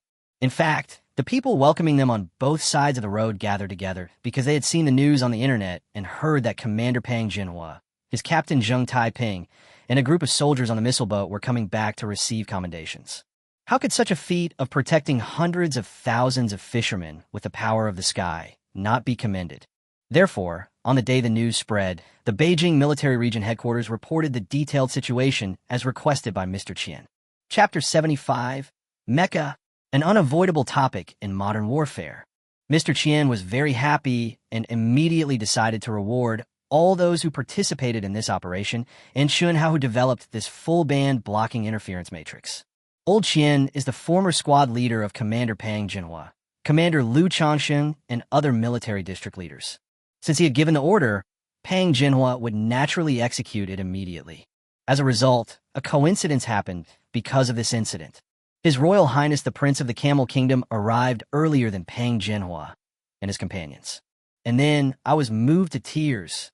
In order to express his gratitude for our warm welcome, His Royal Highness the Prince of the Camel Kingdom saw Mr. Qian from the first moment. His Royal Highness the Prince excitedly expressed the Camel Kingdom's expectation to cooperate with us in the field of military equipment. Mr. Qian was naturally well aware of the lofty ambitions of Mr. Go, the rich man in the Camel Kingdom. So at that moment, I kindly asked the other party what his expectations were in terms of equipment. For example, you may want the most advanced fighter jets, or the most advanced missiles, or the most advanced destroyers, or something like that.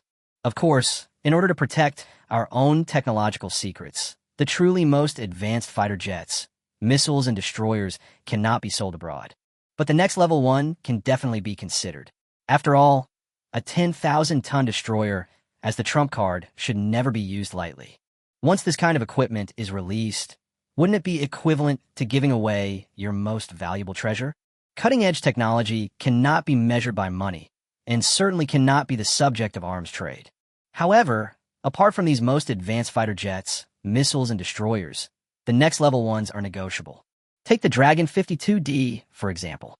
It has already had sales cases, and its technology is not the best. So, if the other party really wants to buy it, we can't say that we are neglecting their sincerity. However, what Mr. Qian did not expect was, when His Royal Highness the Prince of the Camel Kingdom expressed his vision, everyone present was stunned by His Royal Highness the Prince's wild ideas. Mr. Qian, our Camel Kingdom is located in the desert, so although warships and airplanes are very useful in the desert, they're useless most of the time. With the current strength of our Camel Kingdom, generally speaking, no one would dare to start a war easily. So my father believes that the Camel Kingdom may face more military conflicts on the ground in the future. It is for this reason that we have purchased hundreds of super tanks from your country at all costs. But then again, although the tanks are good, their mobility does not meet our expectations. The equipment we are looking forward to is a new type of equipment that is dozens of times more maneuverable than a tank.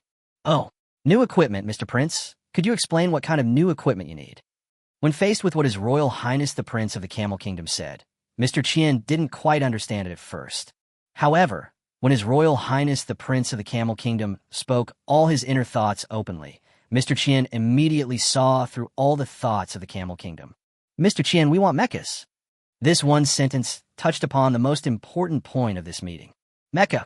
This is not a new term. The full name can also be called mechanical power armor. In human history, since the beginning of war, equipment such as mechas can be said to have been conceived in human minds for no less than hundreds or thousands of years. Just like the golden helmets and golden armor worn by the gods in myths and legends, They can actually be regarded as the earliest human fantasy about mechas. Of course, people in ancient times had never seen any mechanical equipment, so their imagination was sometimes lacking. For example, the windfire wheels under Nez's feet isn't it actually the jet engine under the feet of the Iron Man's equipment? As the saying goes, the times are developing and society is progressing. The fantasy about mecha began to gradually become concrete after human society entered the Industrial Revolution, especially in modern society with the development of various intelligent technologies. Mechanical power armor has gradually moved from fantasy to reality. Although among the actual combat equipment in human society today, people have not heard of any country actually developing real mecha equipment. However, in countless science fiction works and in military equipment research laboratories of various countries, the exploration of mechas has already begun. Isn't the outfit that Iron Man is wearing a mecha? And the huge Gundam mecha in the Pacific Rim movie actually falls into the category of modern mecha fantasy. And these are the words that the Prince of the Camel Kingdom said during this trip. It really is in perfect harmony with the development of modern science and technology. To put it bluntly, people have already guessed the fact that the country's most important equipment would not easily participate in arms trade. So, people came up with another idea. That is to come up with a very reasonable idea for joint research and development. Mr. Chien, I know that currently no country in the world can develop mechas. However, we believe that your country is able to build super equipment that can easily paralyze a destroyer under the premise of such fierce global arms competition. Then your country must have the ability to build tactical mechas. Of course, regarding the mecha, our Camel Kingdom will not ask you to develop it for no reason. Our idea is this. Our Camel Kingdom will provide the money, your country will provide the talent, and we will jointly develop. What do you think, Mr. Chien? Without much probing, the Prince of the Camel Kingdom directly confessed all his thoughts to Mr. Chien. Your country provides the money, and we provide the talent? Well, this is a good idea. Faced with the prince's frankness, Mr. Chien did not respond easily. Instead, after thinking for a moment, he smiled kindly at His Royal Highness and replied, I think this question is worth considering. But considering it, a new type of equipment like mechas that has no ready-made cases in the world today requires a lot of preparation if we want to jointly develop it. How about this? If your highness doesn't mind, you can stay for a few more days. How about I, old man, understand the situation first and then give you an answer? Your highness, you have just arrived. You can't just come here exhausted and talk about guns and cannons. In my opinion, you should relax and enjoy the scenery first. Chapter 76. 200 billion investment, just for the birth of the mecha. Pang Jinhua, Chun Hao and his party arrived at the Beijing military region later that day. Mr. Chien came to the military base in person. After simply awarding medals of honor to Zheng Taiping and his team, the missile ship crew, and Chun Hao himself, Mr. Chien also held a discussion meeting. The topic of the meeting was exactly the mecha issue that Mr. Chien and the Prince of the Camel Kingdom had discussed during the day. Jinhua, you are my old subordinate. Tell me, do you have any ideas about the research and development of equipment such as mechas? The Camel Kingdom is willing to invest 200 billion miles Dao and jointly launch the world's first tactical mecha with us. I'm old, and I don't understand a lot of these new equipment. So, I came to you to ask you to analyze and see if we have the ability to build such a device. Money issues are secondary. What's important is what others have thought of. We must not fall behind. The historical experience of the past 100 years has fully demonstrated the correctness of the saying that those who lag behind will be beaten. So, my request is very simple. If others can make new equipment, we must also develop it. Others are not capable of developing equipment, so we must find a way to develop it before others. Only by staying ahead in science and technology can we build the strongest Great Wall for our China and our nation. Mr. Chien's speech was truly thought-provoking. As soon as he opened his mouth, everyone in the conference hall began to think critically about the development of science and technology. However, thinking is just thinking, and it is not so easy to realize the ideas in Mr. Chien's words. Take Commander Pang Jinhua, for example. The moment he heard Mr. Chien asking him to speak, I've been thinking repeatedly in my mind about the possibility of realizing mecha equipment. To be honest, he felt that this possibility was very slim, at least in the next decade. The reason is simple. It is due to Commander Pang Jinhua's deep understanding of mecha equipment. As we all know, Commander Pang Jinhua is very familiar with academician Cheng Shoren. Therefore, under the influence of scientific research giants like academician Cheng Shoren, Commander Pang's understanding of cutting-edge technology is much higher than that of ordinary military district leaders. Regarding mecha, he had an in-depth discussion with academician Cheng Shoren a few years ago. The results of that discussion were not very optimistic. The reason is based on the complexity of the tactical mecha system. In fact, mecha is just a set of mechanical armor worn over soldiers. But once people look into it in detail, they find that it is not that simple. First of all, the internal and external core system architecture of the mecha is already a super project that is no less than the explosion of a small mushroom.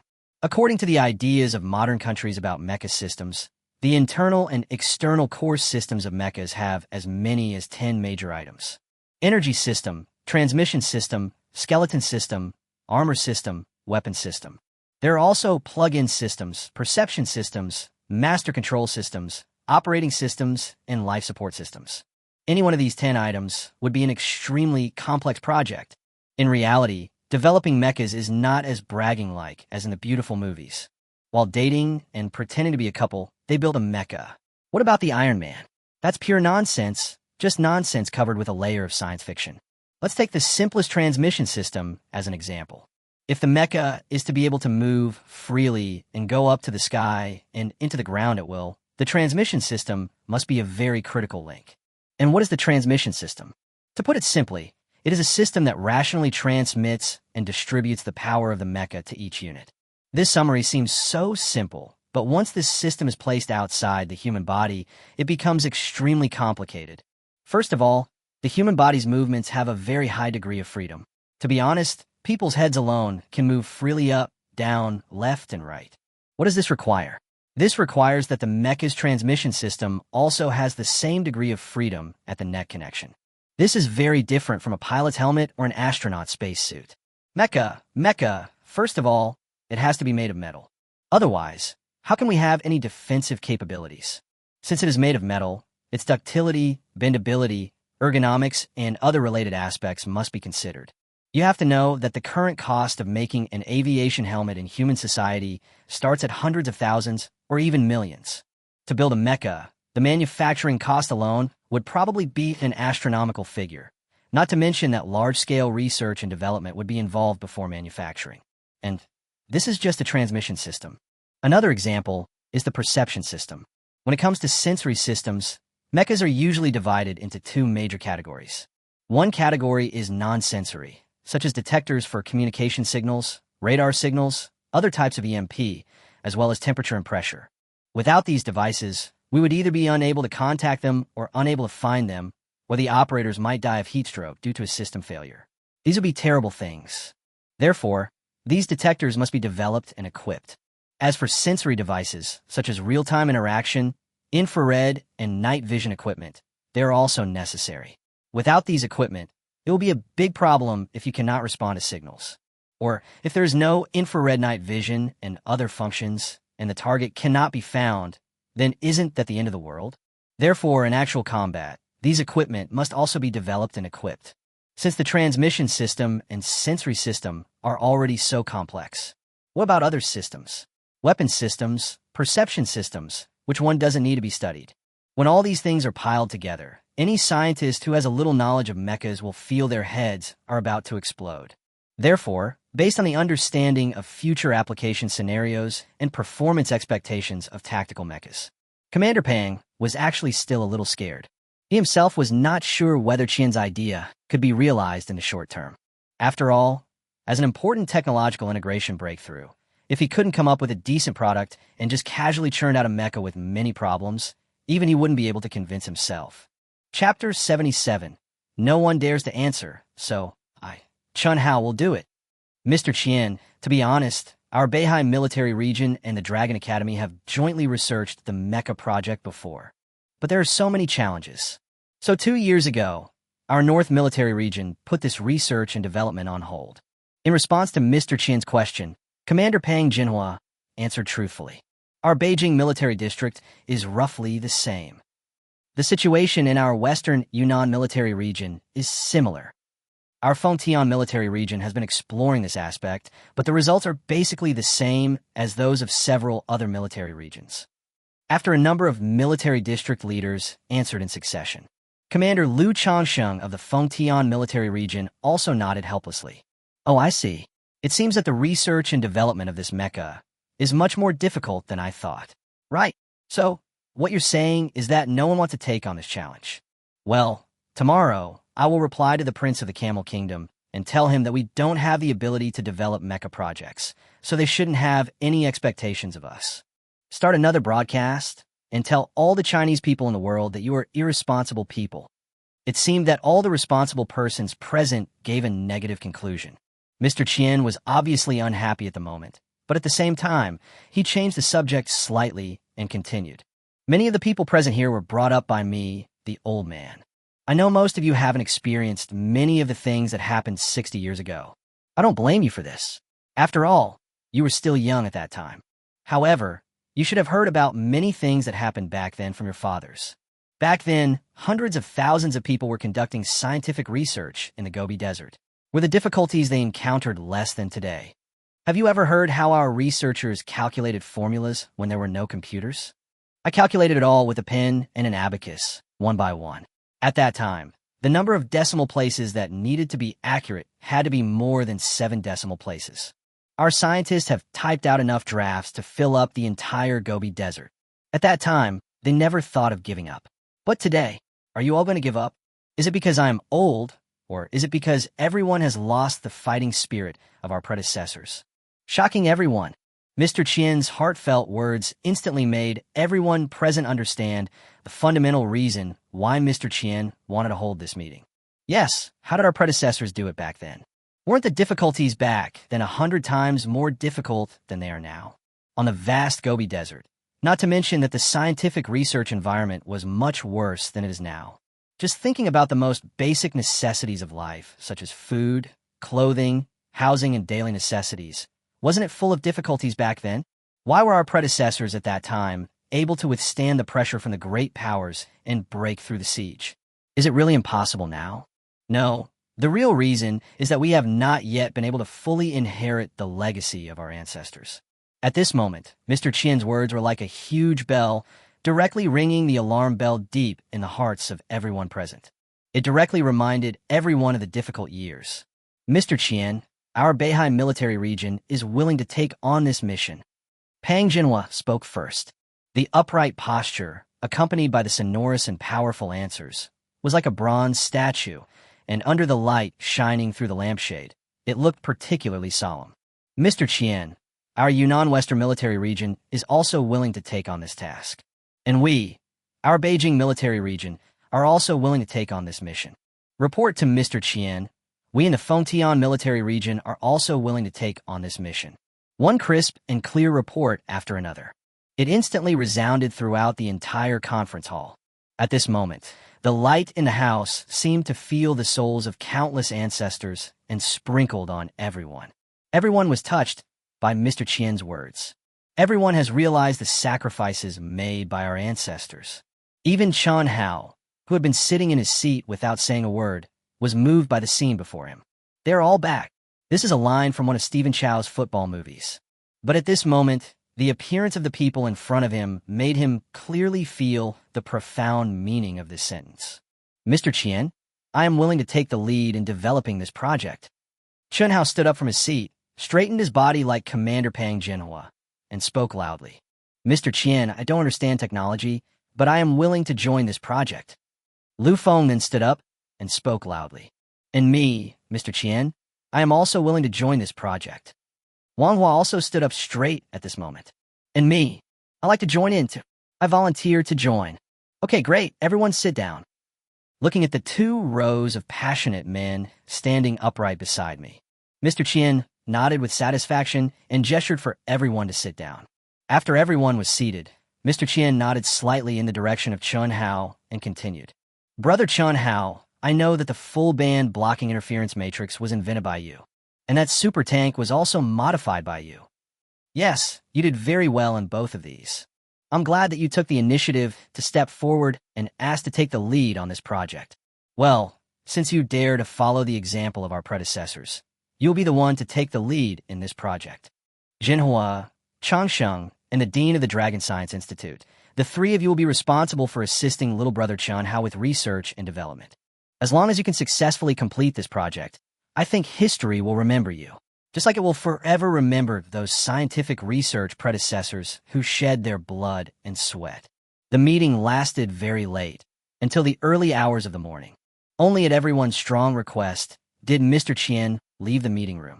Mr. Qian is old, and everyone is reluctant to let him work so hard. After Mr. Qian left, everyone immediately returned to the conference room and continued their in-depth discussion on the mecha project. Of course, this discussion is mainly about how to realize the super project of tactical mecha. Given that Mr. Qian has already appointed Chun Hao as the chief engineer of our D in design, a group of responsible persons also focused their attention on Chun Hao. Chapter 78. The Blue Star Overlord Who Will Not Allow to Be Surpassed. Outside the beautiful white palace, in front of the green lawn, two men with serious expressions were whispering to each other. Walking in the front was still the Great Commander Bai Deng. Following half a body length behind him was still the Commander-in-Chief's personal advisor and foreign envoy Welch. What was different from the last time the two met was, this time, the two men were obviously not as energetic as before. Needless to say, Welch was so angry about his failure in the last global tank competition that he fainted for more than a week. Later, if the doctor hadn't thought that he was too ashamed and angry and had become a vegetable, he would have given him an injection of veterinary nerve-stimulating hormone. He didn't even let out a howl and bounced off the hospital bed to recover. However, after he recovered, it might have been because the injection of medicine was too strong, or maybe the knot of unwillingness to fail in his heart was too strong.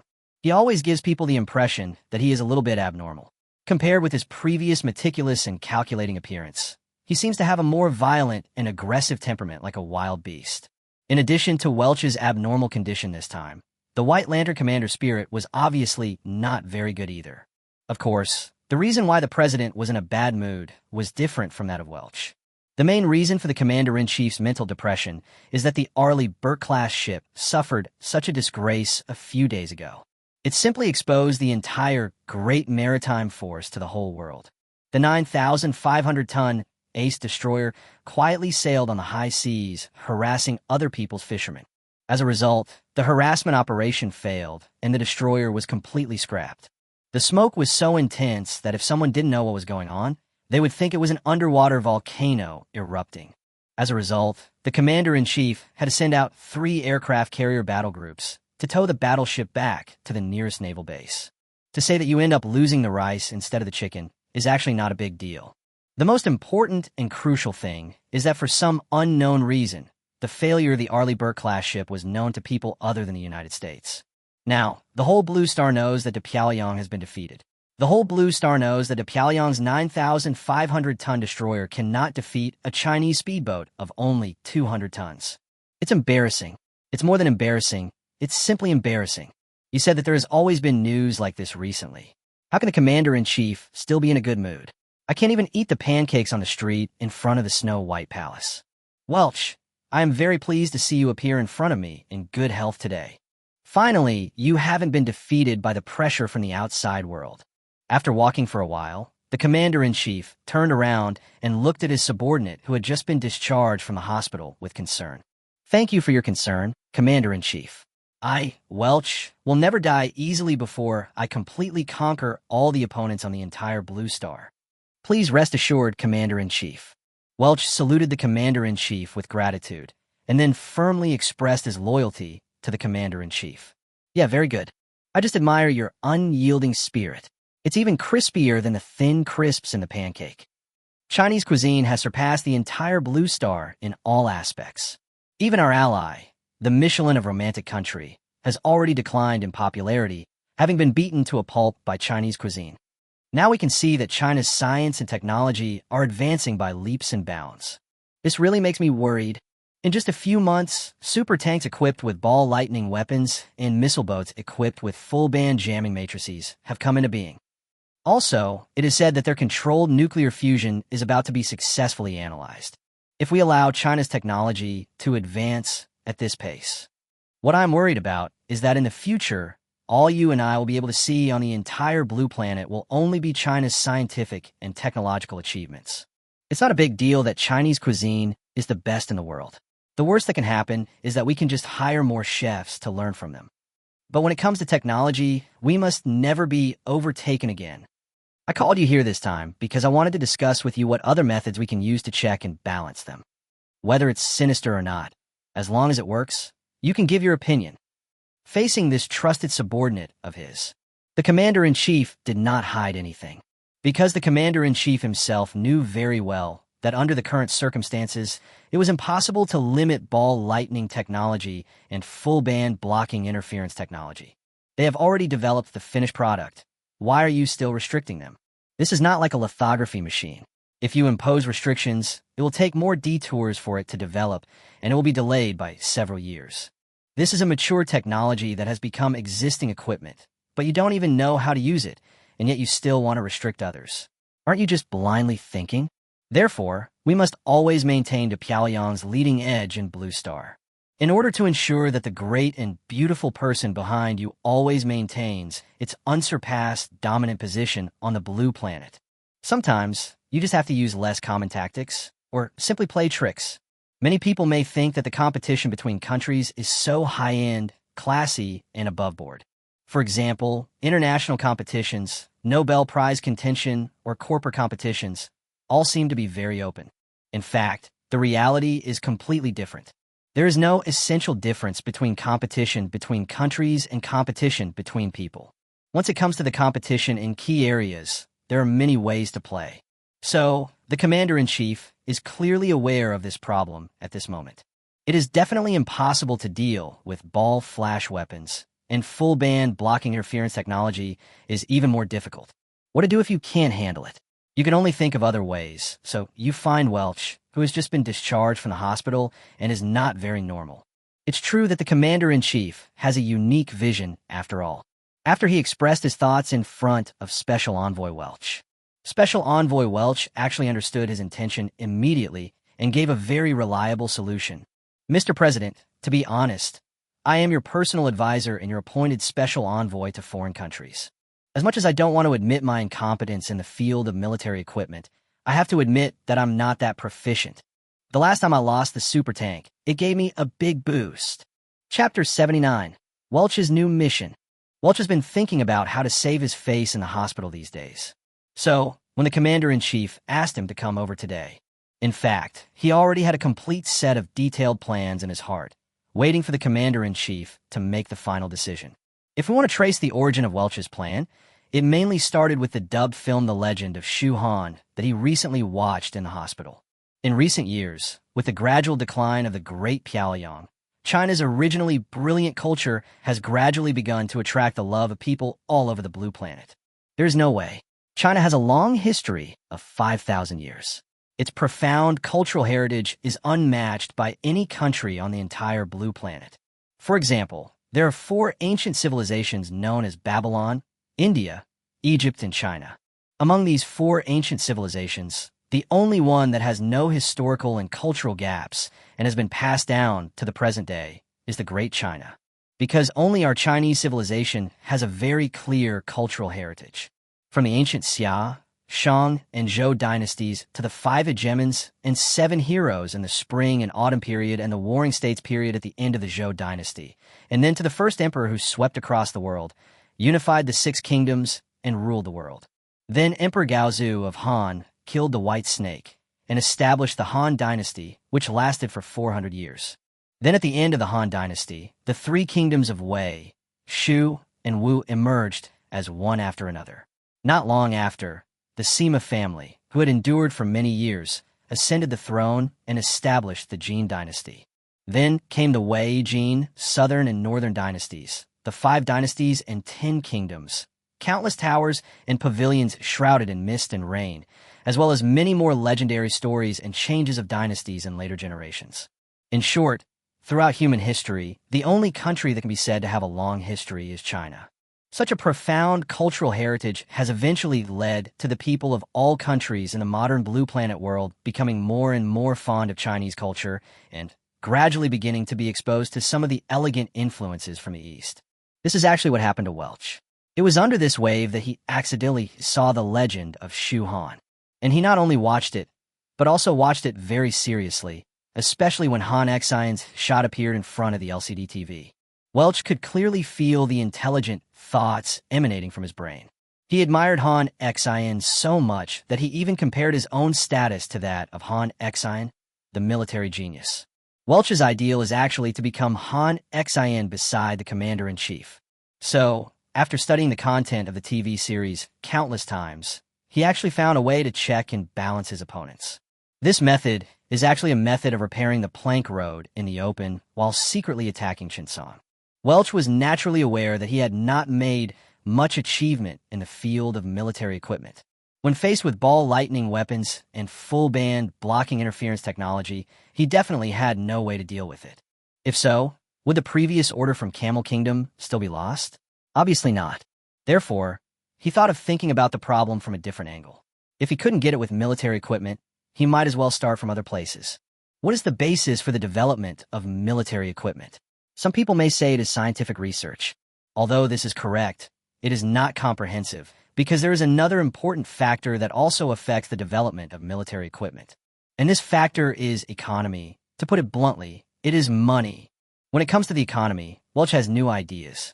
Because he had just learned an important piece of news recently that many companies led by Chinese businessmen are rapidly expanding into the global market. Many brands are also gradually competing with the world's first-tier brands. Among them, the latest news is that Yin Ruohai, the head of Qingya Group, is going to host a world-class jewelry exhibition. Speaking of Yin Ruohai, those who are familiar with him may know that he is a world-renowned entrepreneur in the luxury goods field. It was also this entrepreneur who brought Gucci and Prada, which have been leading the development of Blue Star luxury goods, directly to quasi-first-tier brands. The Qingya Group's Qingya and Suya brands have become two of the world's top luxury brands. Just recently, Yin Ruohai wanted to further expand Qingya Group's influence throughout the entire Blue Star. He spent a huge amount of money to prepare a super jewelry exhibition in the Kingdom of Baidi. It is said that the jewelry to be exhibited at the exhibition alone is worth tens of billions. Not to mention how many celebrities from all over the world Mr. Yin has invited for this exhibition. Ambassador Wilkie keenly found a breakthrough from this matter. He actually thought of using the business field to create things and thus influence foreign exchange investment. In Welch's vision, if this jewelry exhibition that shocked the entire Blue Star failed, the impact would definitely not be limited to the jewelry field, but would extend to other fields and even to the entire investment field. In this way, the opponent's corporate reputation will be ruined, and the opponent's profits in global economic trade will naturally be reduced. As opponents' profits in global economic trade decrease, won't the research and development of military equipment naturally face the dilemma of lack of funds? If this move is handled well, it will be more severe than the financial crisis. I remember that back then, when my famous economist teacher was ordered to deal with the disobedient Sakura, he took advantage of the bubble in the real estate sector of Sakura. So, with such successful cases, as long as you plan properly, why worry about not producing a butterfly effect and stirring up a storm? Well, it's a great idea to build a plank road in the open while secretly attacking Chinsong. Welch, you really have an extremely smart brain. Just do it your way. I believe that as long as merchants all over the world are unwilling to do business with them because of fear and worry, then even if they come up with some new equipment, they will definitely not have the money to mass produce it. After listening to Welch's story, Commander White Lantern seemed very happy. Because just 20 years ago, before he became the president, he had already heard about the Asian financial crisis. That year, Welch's teacher swept across the Asian financial world, causing Sakura's economy to regress by more than 20 years, and it has not yet recovered. If I can replicate the miracle of that year, then in the history of the Pyongyang's development, I, the great commander, will be famous for thousands of years. Not bad. Not bad. It feels like a conspiracy has succeeded. Teacher Zhang Haochuan also hurriedly persuaded them. Yes, you are still young now, and your beasts still have a lot of room for growth.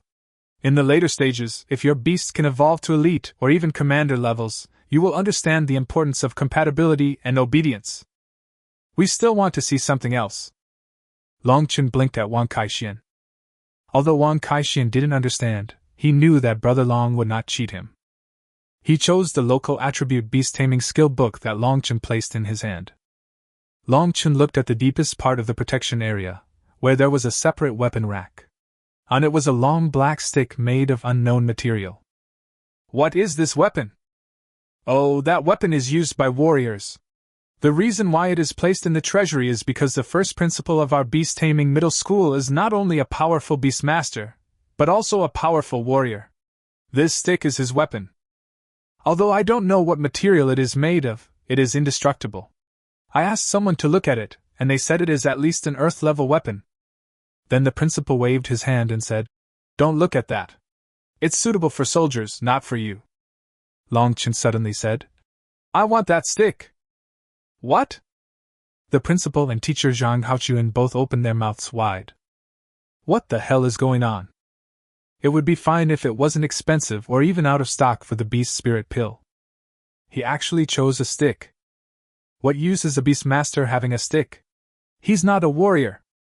Zhang Haochuan immediately recalled the scene where Longchen used a gun as a stick to beat up a group of third-level warriors from the ancient beast church. Then he said, "Principal, since Longchen has already taken a fancy to that stick, why don't we give it to him? After all, we are a beast master school, and there is no point in keeping a warrior's stick, right, Principal?" The principal's face turned green. "You big-head ghost. What a muddy thing. To be honest, this is the real treasure of the treasury. The one-of-a-kind one. The material of this stick is definitely extraordinary. It can be said that it is also top-notch among Earth-level weapons."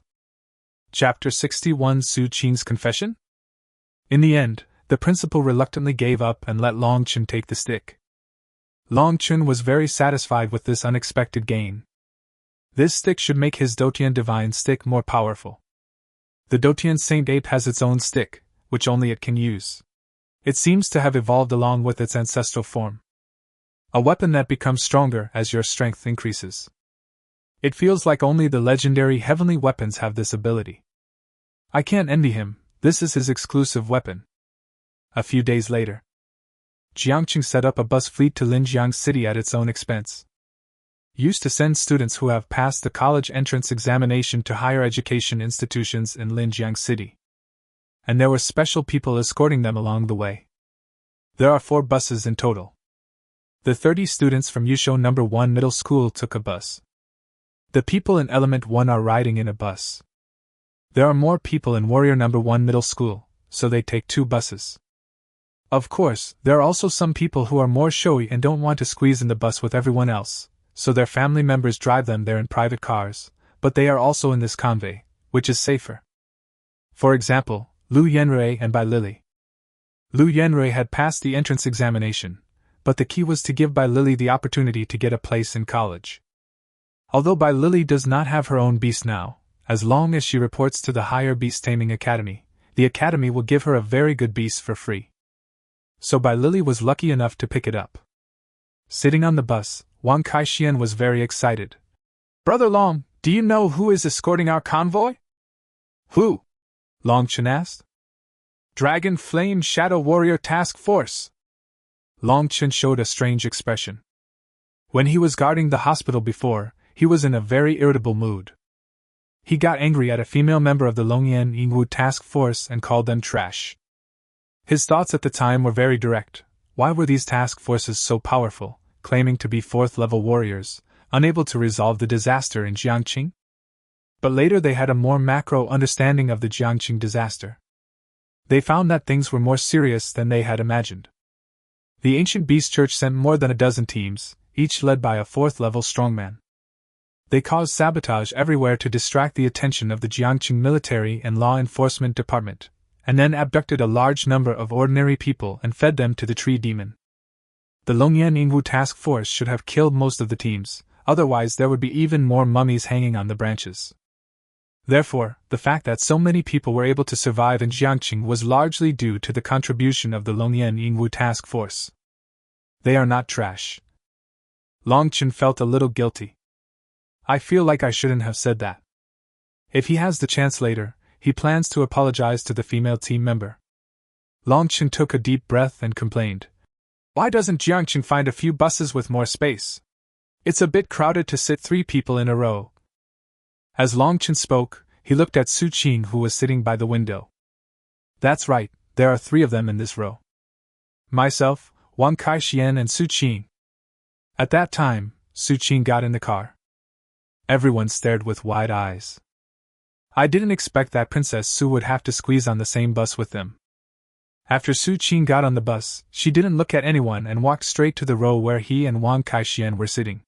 Then the 2 of them were stunned for a moment, and immediately stood up and gave their seats to Su Qing, letting her sit by the window. So their row immediately became the focus of the entire car. By the way, Amelia Su, why didn't you take a private car? In theory, you should be able to go to Linjiang City more comfortably. Longchen asked jokingly. Did you deliberately give up the more comfortable private car because you wanted to sit with me? Ha! Longchen was laughing, but suddenly he couldn't laugh anymore. Because Su Qing was looking at him with a straight look. And the space is so narrow and the distance is so close. I felt that Su Qing could see every pore on my face clearly. Who can withstand such a gaze? The distance between their faces was less than 20 centimeters. He could even smell Su Qing's fragrant scent. Longchen really wants to kiss you and then let you stare at me. If you look at me again, I'll kiss your lips until they're swollen. However, Longchen only dared to think viciously in his heart. I felt inexplicably sad when I came out. When they arrived in Linjiang City, Su Qing's identity will immediately undergo a drastic change. The daughter of the governor of Linjiang Prefecture. A body worth 1,000 gold. I don't know how many people are rushing to climb up. It is said that in a big city like Linjiang City, the sky is unfathomable. It is more than 100 times higher than the low ceiling in Jiangqing. Even Wang Kaixian said that the Wang family, the richest family in Jiangqing, would not even be able to become a third-rate family if they went to Linjiang City, and could only be the last-rate family.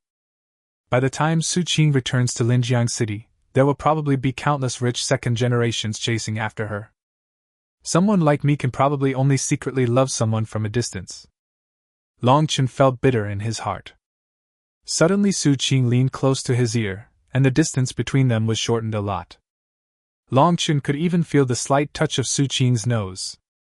To the students in the back seat, it seemed like Su Qing suddenly kissed Longchen on the cheek. This bold action made Longchen feel like an electric shock ran through his body. My body immediately tensed up and my breathing became difficult. What is Su Qing doing? It happened so suddenly. I can't be really in love with him. I heard that you killed a 4th-level beast master from the ancient beast church? Su Qing suddenly asked in a very quiet voice. Long Chen's rippling eyes suddenly became more focused. The pupil suddenly became as small as a needle tip. Now he was really nervous. He turned his head slightly to look at Su Qing, but the distance between them was too close. My lips seemed to be slightly scratched. Su Qing was frightened and shrank her head back to her seat. A faint blush suddenly appeared on her pretty face, which was as white as ice. Looking out the window, Su Qing was looking at Longchen in the reflection, and her eyes looked like she wanted to kill him. But Longchen didn't bother to apologize and quickly leaned close to Su Qing's ear. Student Su Qing, are you kidding me? How can I possibly kill a 4th-level beastmaster? People like you should know how powerful an elite 1-star spirit beast is. It is not something that our students can defeat. Su Qing rolled her eyes slightly. That look seemed to be saying, do you think I believe it? The students in the back row widened their eyes. What are these 2 people doing? Su Qing kissed Longchen first. Then Longchen kissed her back? When did these 2 get together? And a gifted girl like Su Qing. How could she possibly look down upon a poor guy like Longchen? I rack my brains but can't figure out why. Now everything makes sense. Su Qing fell in love with Longchen, so she was willing to join Longchen's team in the exam, and then help Longchen pass the exam. So the reason why Longchen was able to pass the exam was because he was with Su Qing. So shameless.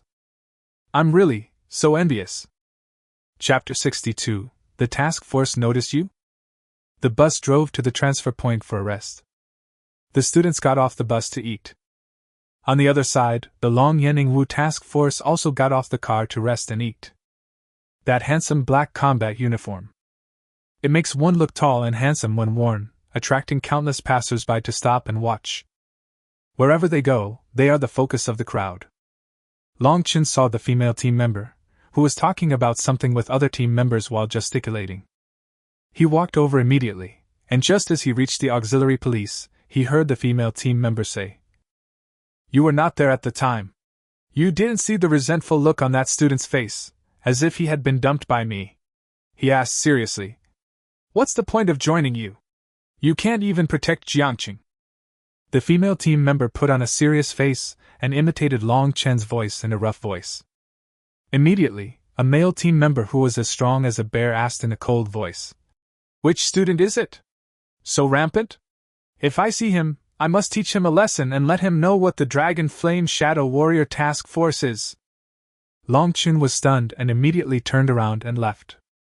Someone noticed him and said, "Classmate, why are you here instead of going to eat? Our break time is relatively short, and we have to continue on our journey after dinner." The female team member turned around and saw Long Chen. Long Chen didn't dare to turn around, and said with his back to him, It's okay, I took the wrong road." Female team member Yendi flashed a cunning look.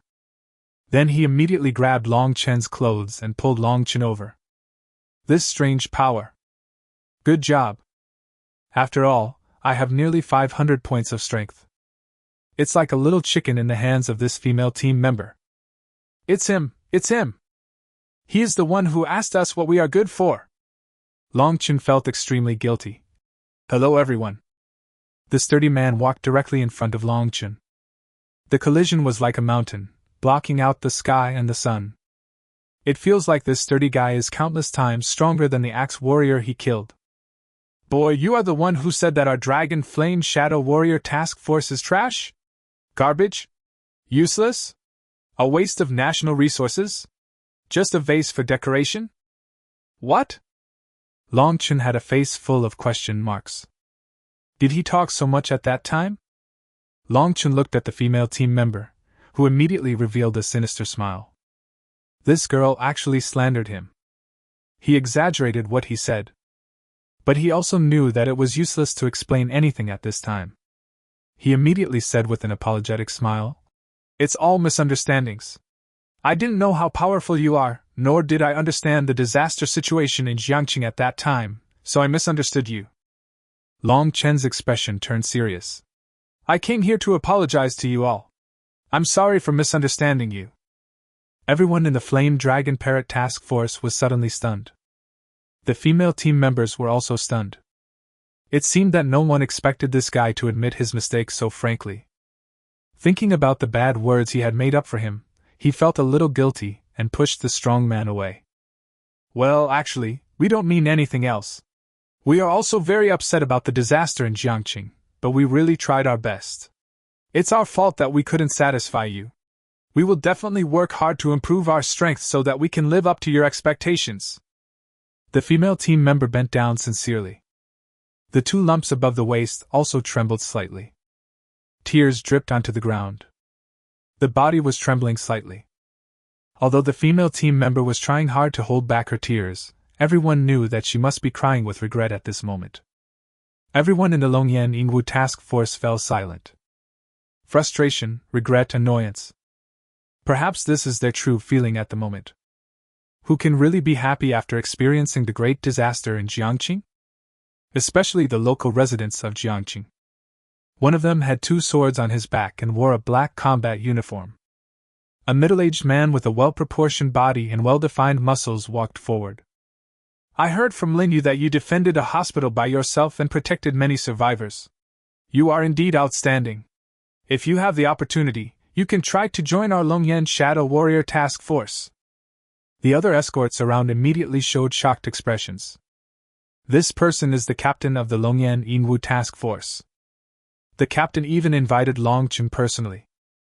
Long Chen is still a student now, and hasn't even stepped into the gate of the Advanced Beast Taming Academy. "Have you already extended an olive branch?" This is too big a step. You know, many students from higher education institutions may not be able to join the Longyan Yingwu task force. Lin Yu smiled and said, You won't refuse again this time, right? Long Chen immediately said, Of course, I'm willing to join. A hint of cunning flashed in Lin Yu's eyes again. Then you try it. Lin Yu handed Long Chen an invitation letter. Long Chen put it directly into his pocket and returned to the dining table to continue eating. Everyone looked at Long Chen with different eyes. OMG! Has Long Chen already found a job? And the opponent is the Longyan Yingwu Task Force. That is a department with extremely high salaries, independent of the military and law enforcement departments. It has a very high degree of freedom and is specialized in handling major disasters and major incidents. How many people dream of joining such a department? As a result, Long Chen joined so easily? Brother Long, you are so awesome! You got the offer to join the Dragon Flame Shadow Warrior Task Force. You're one step ahead of all our classmates, Wang Kaixian said excitedly. It turns out that holding Brother Long's thighs tightly is the right thing to do. At the dining table, Su Qing glanced at Long Chen. A light pour of cold water.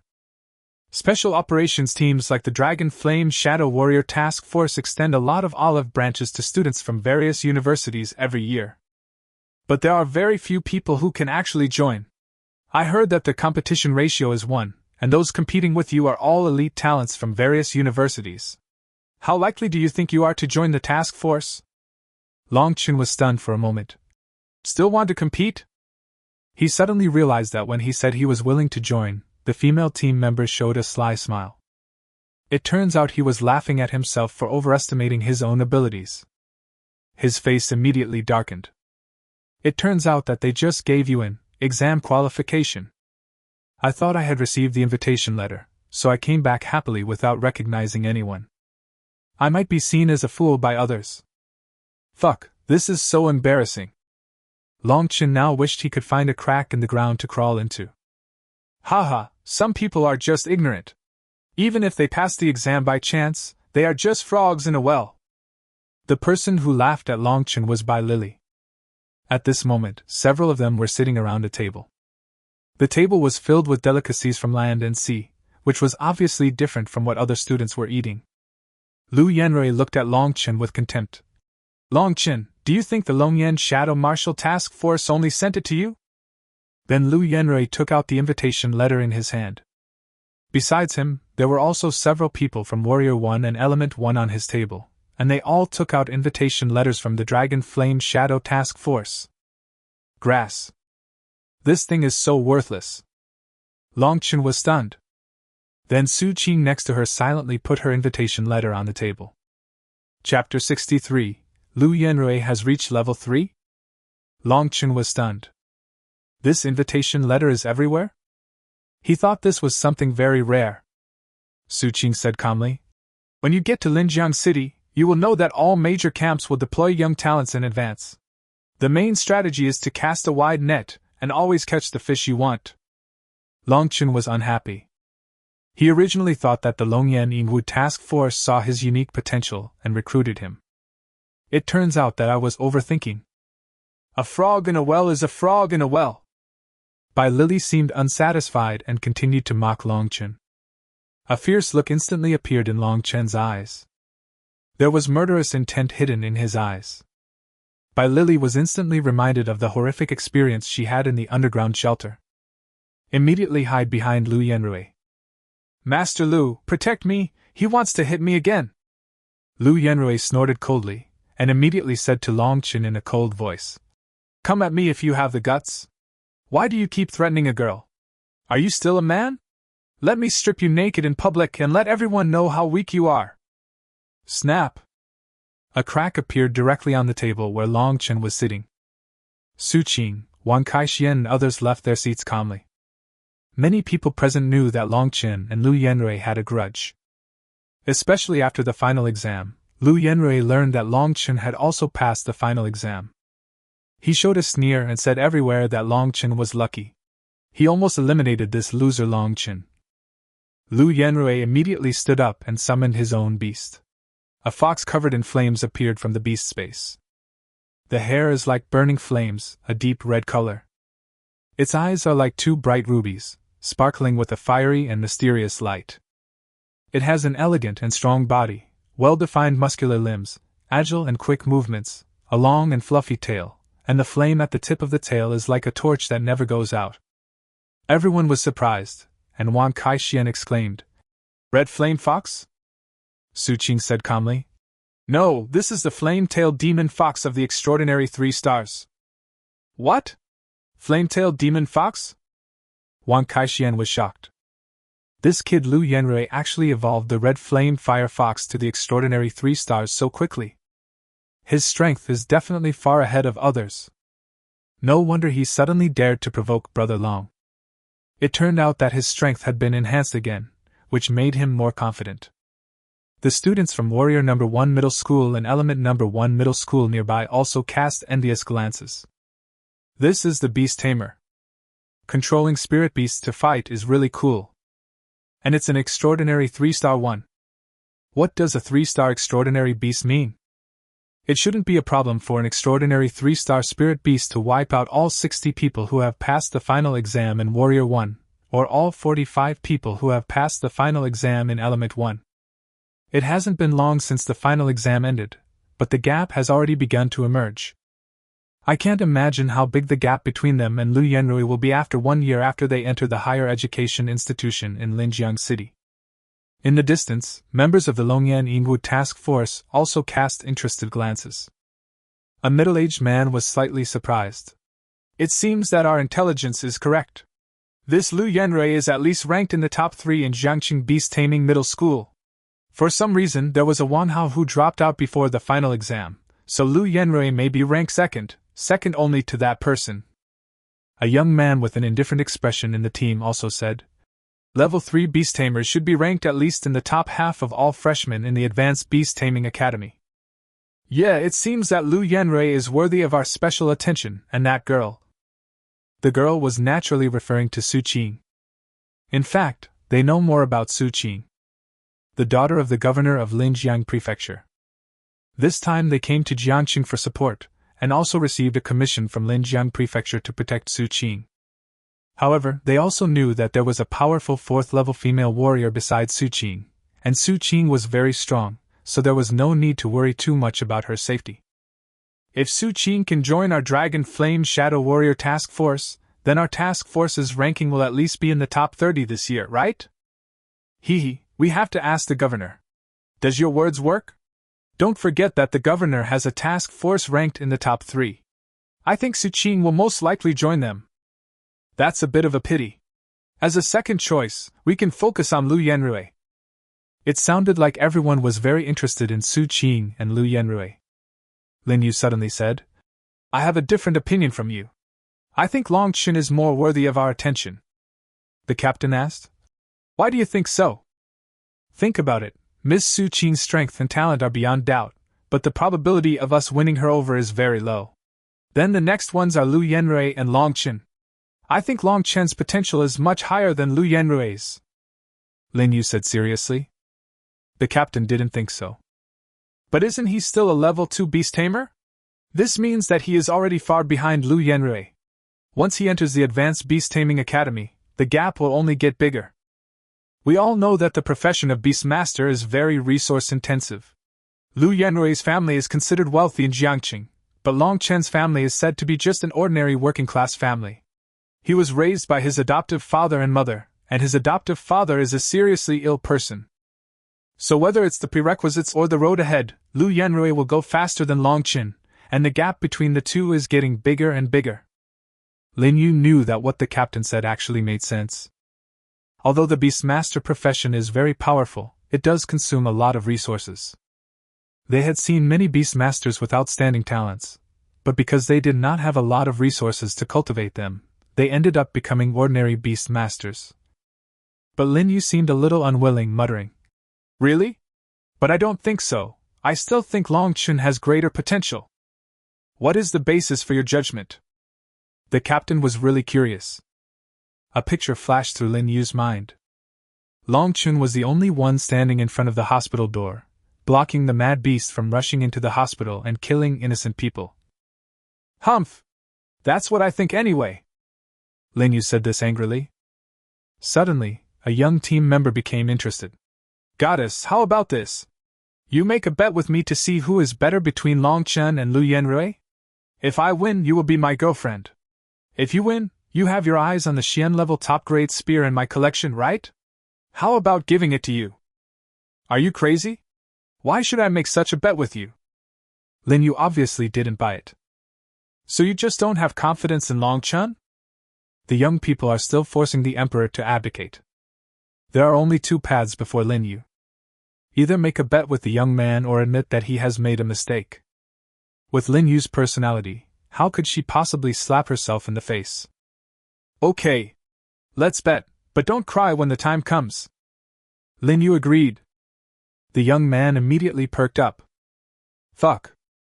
Lin Yu, who has countless suitors, is about to become his girlfriend? The young man immediately shouted excitedly. Hey! Lu Yanrui, if you beat Long Chen, I will give you a bottle of extraordinary 3-star evolution potion. Lu Yanrui was stunned. Extraordinary 3-star evolution potion. Millions per bottle. Lin Yu immediately got furious. Phone Sikong! You are cheating! Chapter 64. Extraordinary 2-star instantly kills extraordinary 3-star. Even Wang Kaixian was a little shocked. Evolution liquid costs millions for a bottle, and you give it to me just like that? It's worthy of being the Dragon Flame Shadow Task Force. That's too generous. But this also illustrates a phenomenon. The Longyan Yingwu Task Force seems to value Lu Yanrui very much. Otherwise, it would be impossible to give Lu Yanrui such great benefits for no reason. It seems that he is just being angry, but in fact, it may be a deliberate price he paid in order to train Lu Yanrui. Lu Yanrui was also overjoyed. I didn't expect that the Longyan Yingwu Task Force is so optimistic about him. Okay, I will definitely not let you down, and will teach Long Chen a lesson. Long Chen frowned. Was he being treated like a monkey? Lin Yu also immediately said, Long Chen, as long as you beat Lu Yanrui, I will also give you a bottle of extraordinary 3-star evolution liquid. The crowd was shocked. What is going on? Is Long Chen also highly regarded by the Longyan Yingwu Task Force? Lu Yanrui glared at Long Chen resentfully. This damn guy. He stole my limelight in school, and now he's still trying to steal my limelight after graduation. Long Chen pondered for a moment. Can I not have the 3-star Transcendent Evolution Liquid? I want 2 spiritual nourishment pills. Lin Yu was a little surprised. This guy actually wanted to bargain. And the lion opened his mouth wide. For a Beastmaster, the strength of his mental power determines the duration and coordination of controlling the beasts in combat. Even for a Beastmaster to advance to a higher level, one of the conditions is that his mental power must reach a certain threshold. However, it is very difficult to improve spiritual power. Many Beastmasters have lost their fortunes in the attempt to improve their spiritual power. The price of a spirit-nourishing pill is comparable to that of a bottle of extraordinary 3-star evolution liquid. This guy wants 2 pills right away. Tens of millions. Lin Yu thought. Okay, I agree, but the premise is that you must win. Su Qing looked at Lin Yu deeply. This girl. Why are you willing to pay such a high price for Long Chen? Tens of millions is not a small number. Even for members of the Longyan Yingwu Task Force, it would be a huge sum of money to come up with tens of millions at one time. Feng Sikong, who was next to Lin Yu, said with a smile. Goddess, it seems that you have lost your mind a little. Long Chen is only a level 2 beast tamer. How can he defeat Lu Yanrui? Snort! Lin Yu didn't say anything, just looked at Long Chen, and that look seemed to say that if you dare to lose, you are dead. Long Chen shrank his neck. Lu Yanrui laughed contemptuously. Long Chen, do you know what it means that people die for money and birds die for food? I will make you pay the price for your greed today. Everyone discovered that the murderous intent in Lu Yanrui's eyes was no longer hidden. There is a high probability that Long Chen's beast will be killed. Long Chen is finished. Bai Lily immediately said flatteringly. Master Lu, if you kill that guy's beast, I can cooperate with you in various positions tonight. A hint of lust flashed across Lu Yanrui's eyes. But he didn't show it too obviously in front of Su Qing and Lin Yu. There was a cold smile on Long Chen's lips. Bang! A snap of fingers. A beast controlling space opened up behind him. Two giant beasts came out. The blood-marked turtle and the violent iron-eating beast. Everyone exclaimed. No wonder Long Chen is so confident. There are actually two extraordinary two-star beasts. This level of strength is outstanding among students of the same period. Strange, isn't everyone saying that Long Chen's family is poor? How can I have the money to evolve two extraordinary two-star beasts? Everyone from the Longyan Yingwu task force. He also began to look serious. I originally thought this would be a battle with a huge disparity in combat power. The captain continued to comment. But I didn't expect that one of them developed vertically and the other developed horizontally, and both of them achieved good results. Feng Xikong disagreed. But to be honest, this is really a matter of experience. Long Chen is still thinking too simply. Do you really think that two beasts can defeat one? Goddess, what do you think? Lin Yu didn't say anything. But to be honest, she now regretted making the bet. Two spiritual energy nourishing pills are nothing. The key is to be the girlfriend of Feng Xikong, a playboy. It would be better to kill her. If she were to make the assessment. Long Chen's chance of winning is probably no more than 10. Sure enough, Lu Yanrui mocked. You useless idiot, you are really a frog in a well. Do you think numbers are useful in the face of absolute strength? Flame-tailed demon fox, burn them to death! The flame-tailed fox rushed over instantly. Like a cluster of surging and hot flames. Swinging the torch-like tail and sweeping it vigorously, it immediately releases flame damage over a large area. The surrounding ground was immediately burned into black. The air was filled with scorching heat. There were even female students whose long hair was set on fire, causing them to scream in surprise. Oh my God! With such a high temperature, will the turtle and panda beasts be cooked directly? Of course it will. This is a super 3-star flame beast. It will be easy for it to kill two super 2-star beasts. Long Chen is too arrogant. He relies on his two extraordinary 2-star beasts to dare to challenge the extraordinary 3-star beasts. How ignorant! Everyone thought that Long Chen would let the two beasts flee. But he didn't expect that Long Chen was going to let the turtle take the brunt of it. Feng Xikong poked Lin Yu. Goddess, are you sure you don't want to persuade this young man? It's not easy to evolve a 2-star beast, and it's such a pity that it was burned to death. Snort! Lin Yu was too lazy to pay attention to Feng Xikong. Feng Xikong shrugged.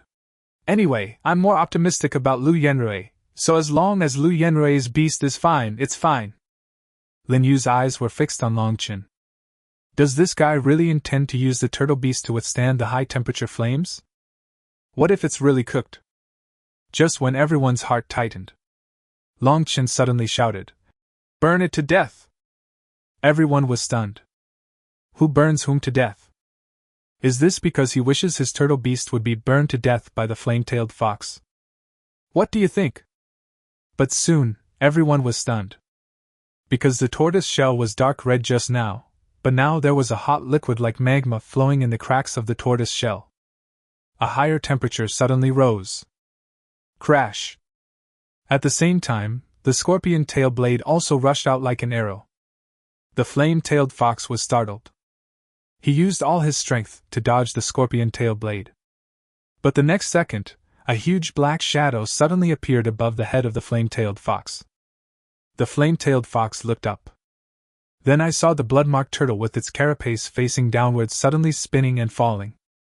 The flame-tailed fox was crushed to death like a mountain. Immediately afterwards, the high temperature like magma instantly burned the flame-tailed fox's skin and flesh. Moreover, the power of the blood-vein turtle is beyond imagination. This power is totally beyond the ability of the flame-tailed fox to contend with. Being pressed down on one hand, and burned by the scorching heat on the other, Lu Yanrui's face suddenly turned very ugly. The situation happening before his eyes was beyond his expectations. His own flame-tailed demon fox is an extraordinary 3-star spiritual beast. Why is it suppressed in turn? But what happened next made Lu Yanrui extremely horrified. The scorpion tail blade actually pierced into the head of the flame-tailed fox. Gulp gulp. Hot lava is pouring in. The flame-tailed fox howled in pain. But it only lasted less than a minute before there was no movement. My brain is fried. Dead? The whole audience fell silent instantly. You can even hear a pin drop. The flame-tailed fox is dead just now. The extraordinary 3-star was killed by the extraordinary 2-star? No. It's a massacre. Chapter 65: A Prosperous Metropolis. The blood-patterned turtle continued to inject lava until several holes were burned through the flame-tail fox's head. The red face was accompanied by all kinds of blood stains. Many students who were not able to handle the stress could not help but vomit. Lu Yenrui turned pale and knelt down on the ground. Tears flowed madly. The flame-tailed demon fox is his trump card that he plans to use to show off his prowess in the entrance test. Now he's dead. He's broken down. It's ruined, everything is ruined. My great plan just went down the drain. The scene was silent for at least a minute. Then everyone started to gasp. Never seen it. I've never seen anything like this. There is a huge gap in strength between extraordinary 2 stars and extraordinary 3 stars. How did you accomplish the counter-kill? It's incredible. The key point is that Lu Yenrui's flame-tailed fox is not a rubbish spirit beast.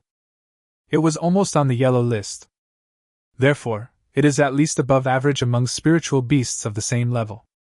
Just like that, it was killed by Long Chen's obsolete spirit beast. Everyone looked at Long Chen as if he were a monster. Su Qing also gave him a meaningful look. The most surprised ones were the members of the Longyan Yingwu task force. Feng Sikong asked dully, Captain, how many times has a 2-star superhuman killed a 3-star superhuman in the Advanced Beast Taming Academy? 30 plus 3 times. There was a younger man with short hair and a cold face in the team. He said calmly, I have done it 3 times, and Lin Yu has done it twice. This number is not small though. But it is, after all, an Advanced Beast Taming Academy where geniuses gather. There is a huge gap between geniuses. For example, the members of their task force are basically the chosen ones in various higher education institutions. So it is not surprising to have such a record. But Long Chen hasn't even reported to the school yet. It is not easy to already have such strength. Lin Yu woke up immediately. Immediately, the tip of his nose turned up to the sky, and he said proudly, See what I said? I said this kid can do it. Lin Yu looked at Feng Sikong proudly. Feng Sikong is extremely depressed now. The cooked duck flew away. In his opinion, Long Chen was bound to lose. But this extremely low probability event actually happened. Feng Sikong snorted coldly. Then Lin Yu rushed over and gave Long Chen a big hug. The abundance of the food immediately made Long Chen feel distracted. The female warriors have good figures. Suddenly, Long Chen felt a burning sensation on the back of his head. When he turned around, Su Qing was looking at him coldly. Lin Yu also noticed Su Qing's gaze. The two women looked at each other directly. For some reason, Long Chen, who was stuck in the middle, felt like he was being electrocuted. You have to give me the spiritual energy nourishing pill you promised me. Long Chen immediately thought of the important matter. Lin Yu glared at Long Chen pretentiously. I'm already hugging you, and you're still thinking about the spiritual energy nourishing pill? Long Chen immediately distanced himself from Lin Yu. I didn't ask you to hug me, and you hugged me, so you want to pay off your debt? Are you crazy or am I crazy? Do you smell so good? These words made Lin Yu instantly unhappy. You're such a jerk, Long Chen. I'm so optimistic about you. I'm never going to talk to you again. Bang! Lin Yu handed 2 spiritual power nourishing pills to Long Chen's hand. Long Chen was a little surprised. How could you carry such valuable ammunition with you? This is like carrying tens of millions in cash with you. This Lin Yu is not simple. At this time, another member of the Longyan Yingwu task force said with a hint of ridicule, Boy, you are a little too stupid. If you were to get together with Lin Yu, a rich woman, you wouldn't have any problem eating the 2 spiritual energy nourishing pills, or even eating them like candied beans. Long Chin immediately frowned slightly. What does that mean? That he is stupid? Long Chin snorted coldly. No matter how rich you are, can you be as rich as Su Qing? Everyone immediately looked at Long Chin. What does this mean? It was as if he was asking with his eyes, what does Su Qing's wealth have to do with you? What is your relationship? You are already with Su Qing, a super rich woman, so you look down on Lin Yu, a small rich woman? What does this mean? The governor's daughter already has a boyfriend. Speak more clearly. Hey! This is big news. Linjiang City is always vulnerable to earthquakes. Lin Yu couldn't help but be stunned. Although the Lin family was rich, if compared with the governor's family, they might be a little worse. This guy and Su Qing. The students in Jiangqing also looked at Su Qing and Long Chin with shocked eyes. The male classmates were so envious that they almost bit their lips. Long Chin ascended to fame in one step. But Long Chin no longer explained. That's enough. You can guess it yourself. Snort. Su Qing frowned slightly. This guy. He said these words thinking he was getting the upper hand, but he didn't know that he was already in big trouble. After the meal, the convoy continued on its journey. Su Qing was still sitting next to Long Chin. At first, no one understood why Su Qing and Long Chin were so close.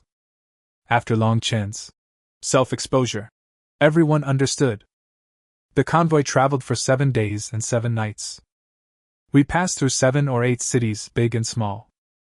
Only then did we arrive at Linjiang City, the most central city in Linjiang Island. Long Chin and others got out of the car and stepped onto the land of Linjiang City. In an instant, the hustle and bustle of the city surged in like a tide. What meets the eye is endless prosperity. The tall buildings are lined up one after another, like a steel forest reaching into the sky. Various lights flickered on the exterior walls of the buildings, and a constant stream of various vehicles were running on the wide road that was like a river. Amid the hustle and bustle of traffic, the sounds of horns and engines are intertwined, forming the main component of the city's noise. There were crowds of people on both sides of the street. Fashionable men and women were wearing clothes of different styles, exuding the temperament of big city residents. The shops on the street are dazzling, with huge signs flashing attractively. There are everything from high-end fashion brand stores to snack stalls full of fireworks. Long Chin and others widened their eyes. His mouth was slightly open, his face full of shock and amazement. His eyes moved from the tall building to the brilliant neon lights, and then to the bustling crowd. He could not see enough. The students around him also stood there in shock. One of them tightly grasped the corner of his clothes, his palms full of sweat, and muttered to himself, "This is Linjiang City. It's even bigger and more prosperous than we imagined. Compared to here, Jiangqing is just a small village. The difference is so huge. I can't imagine how people here live. This place is simply heaven." The students' faces were all flushed with excitement. Most of them came to Linjiang City for the first time. So each one was more shocked than the other.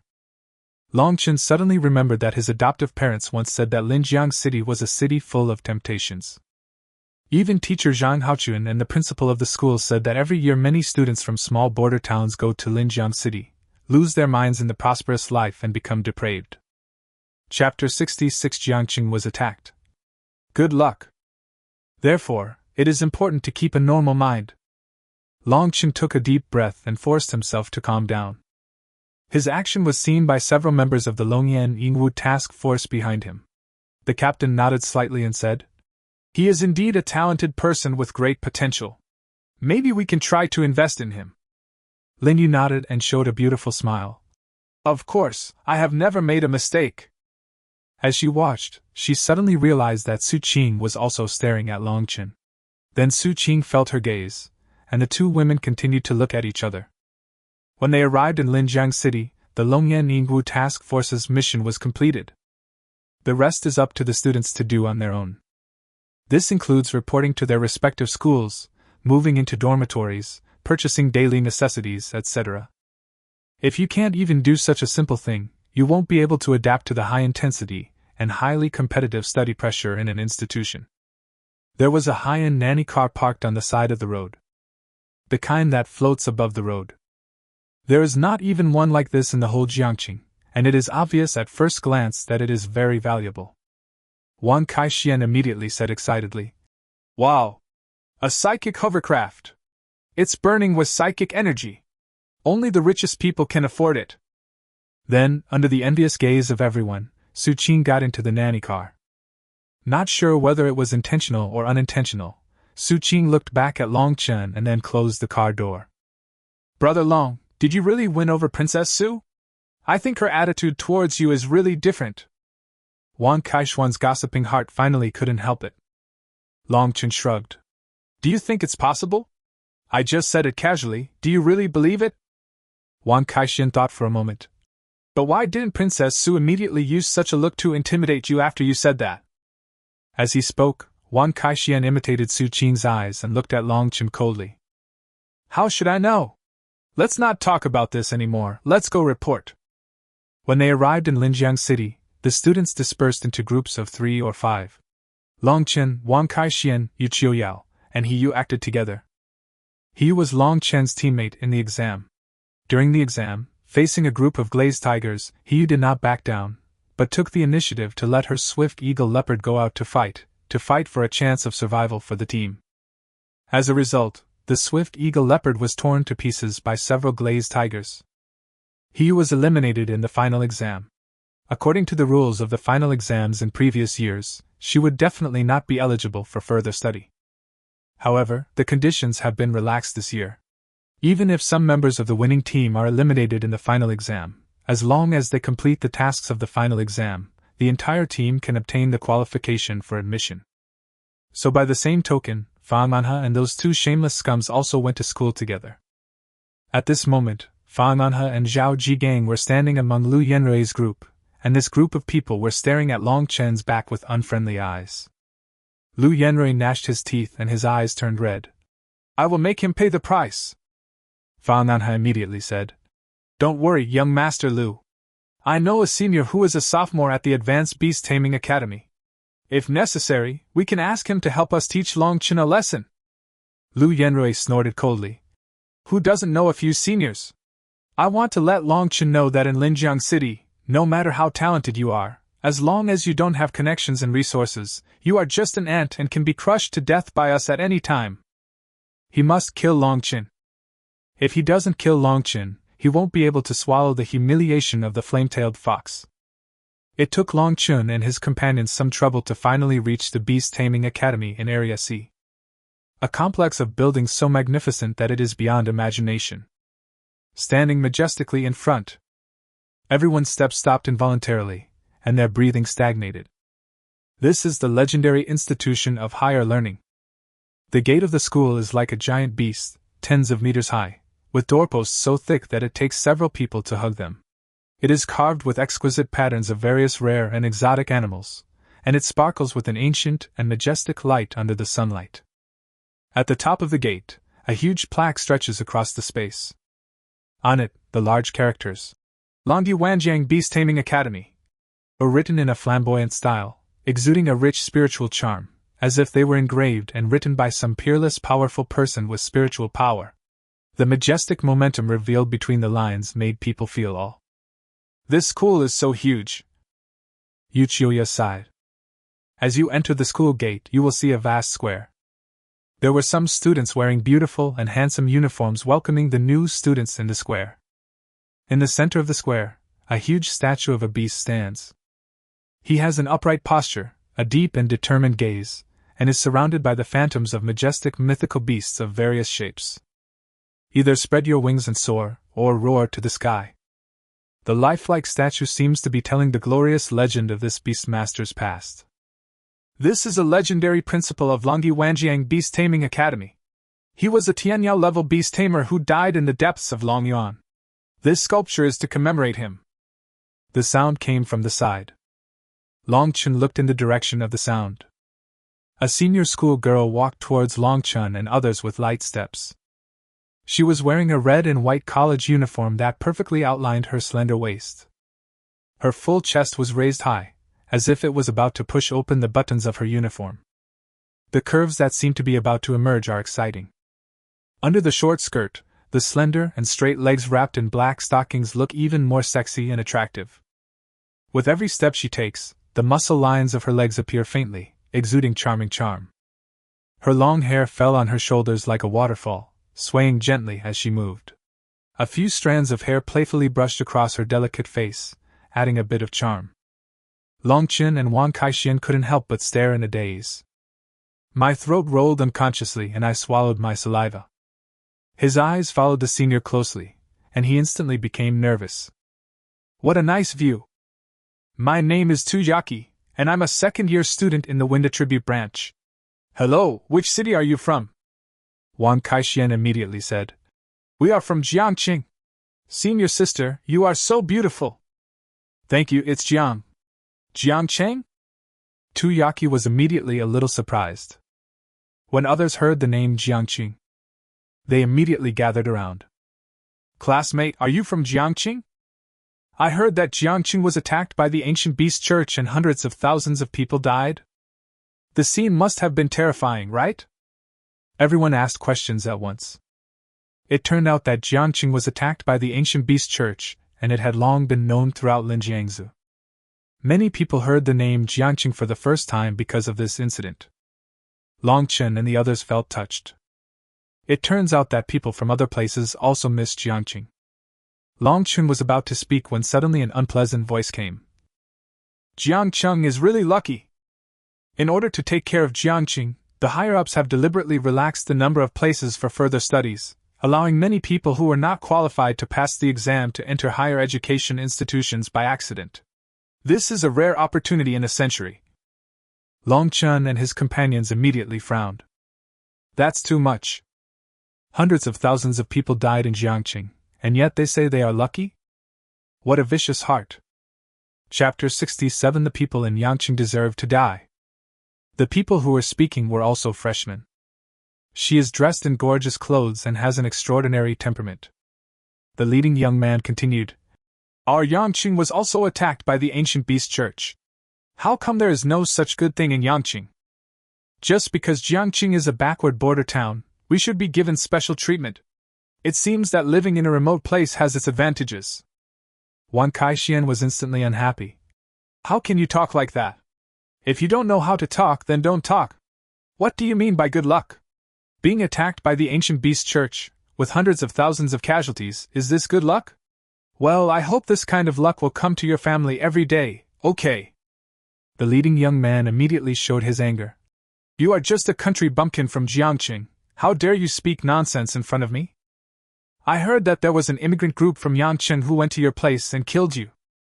But that team is not even average in Yangqing. It's just lower middle strength. You can imagine how weak your Jiangqing is. How can you deserve so many places for further studies? The onlookers around listened to what the Yangqing youth said. He showed a somewhat surprised expression. They started talking in whispers. Is the gap in strength so big? If Jiangqing is so weak, it's no wonder that Yangqing students feel it's unfair. If it were me, I would feel uncomfortable too. It seems that Yangqing Beast Taming Academy only has 15 places for further study. And yet the Jiangqing Beast Master Academy, which is so weak, has 30 places. If what the people of Yangqing said is true, a team with a lower middle ranking can be so powerful in the Jiangqing exam area, then Jiangqing's strength is really not up to par. Such discussions made Longchen and his companions very unhappy. Everyone has his or her own hometown complex. No matter how poor or remote it is, that is where I grew up. I would have been furious to hear others belittle me like this. Wang Kaixian cursed. Stop talking nonsense! You still have the nerve to say that? That Yangqing team is a spy of the ancient beast church. Is your Yangqing a place that specializes in producing spies? What is there to be proud of? If I were you, I would not dare to see anyone a long time ago, and I would wish I could find a place to hide. When it comes to the ancient beast church, the onlookers' faces changed instantly. So there is such a thing? That's really abominable. They actually act as pawns for the church of the ancient beasts. The key is that some people are proud of it? We should investigate these people carefully. Maybe they are also spies of the church of the ancient beasts. The faces of several people in Yangqing suddenly became very ugly. for Yangqing being infiltrated by the ancient beast church is indeed a dark history. It has a great impact on the image of Guangzhou. Because of this, Yangqing Beast Taming Academy originally had 30 places for further studies each year, but now it has been halved. And this fat guy actually dared to bring it up in public. Isn't he trying to make the students from Yangqing get excluded from Longi Wanjiang Beast Taming Academy on purpose? You are looking for death, the young man said angrily. Several people behind the young man immediately stepped forward, ready to use their numbers to teach Long Chen and the others a lesson. Who is looking for death? Let's have a fight if you dare. Wang Kaixian rolled up his sleeves. Although he usually doesn't like to fight. But since someone was pointing fingers at his hometown and scolding it, he couldn't stand it. Haha, okay, I'll let you start from scratch. The young man prepared to open the beast taming space. Wang Kaixian also started it simultaneously. The fluctuations in the beast controlling space made everyone feel palpitating. Suddenly, a stronger spatial fluctuation came. From a senior. Behind her, the door to the beast controlling space was at least 10 meters high. A terrifying aura permeated out. The overwhelming pressure made everyone feel extremely nervous. Long Chen's pupils moved slightly. This is the space for elite beast tamers. This senior schoolgirl looks like a vase, but I didn't expect she is so strong. His strength is no less than that of the wolf brother I met in Jiangqing at that time. But he is much younger than wolf brother and looks not much different from them, only 1 or 2 years older at most.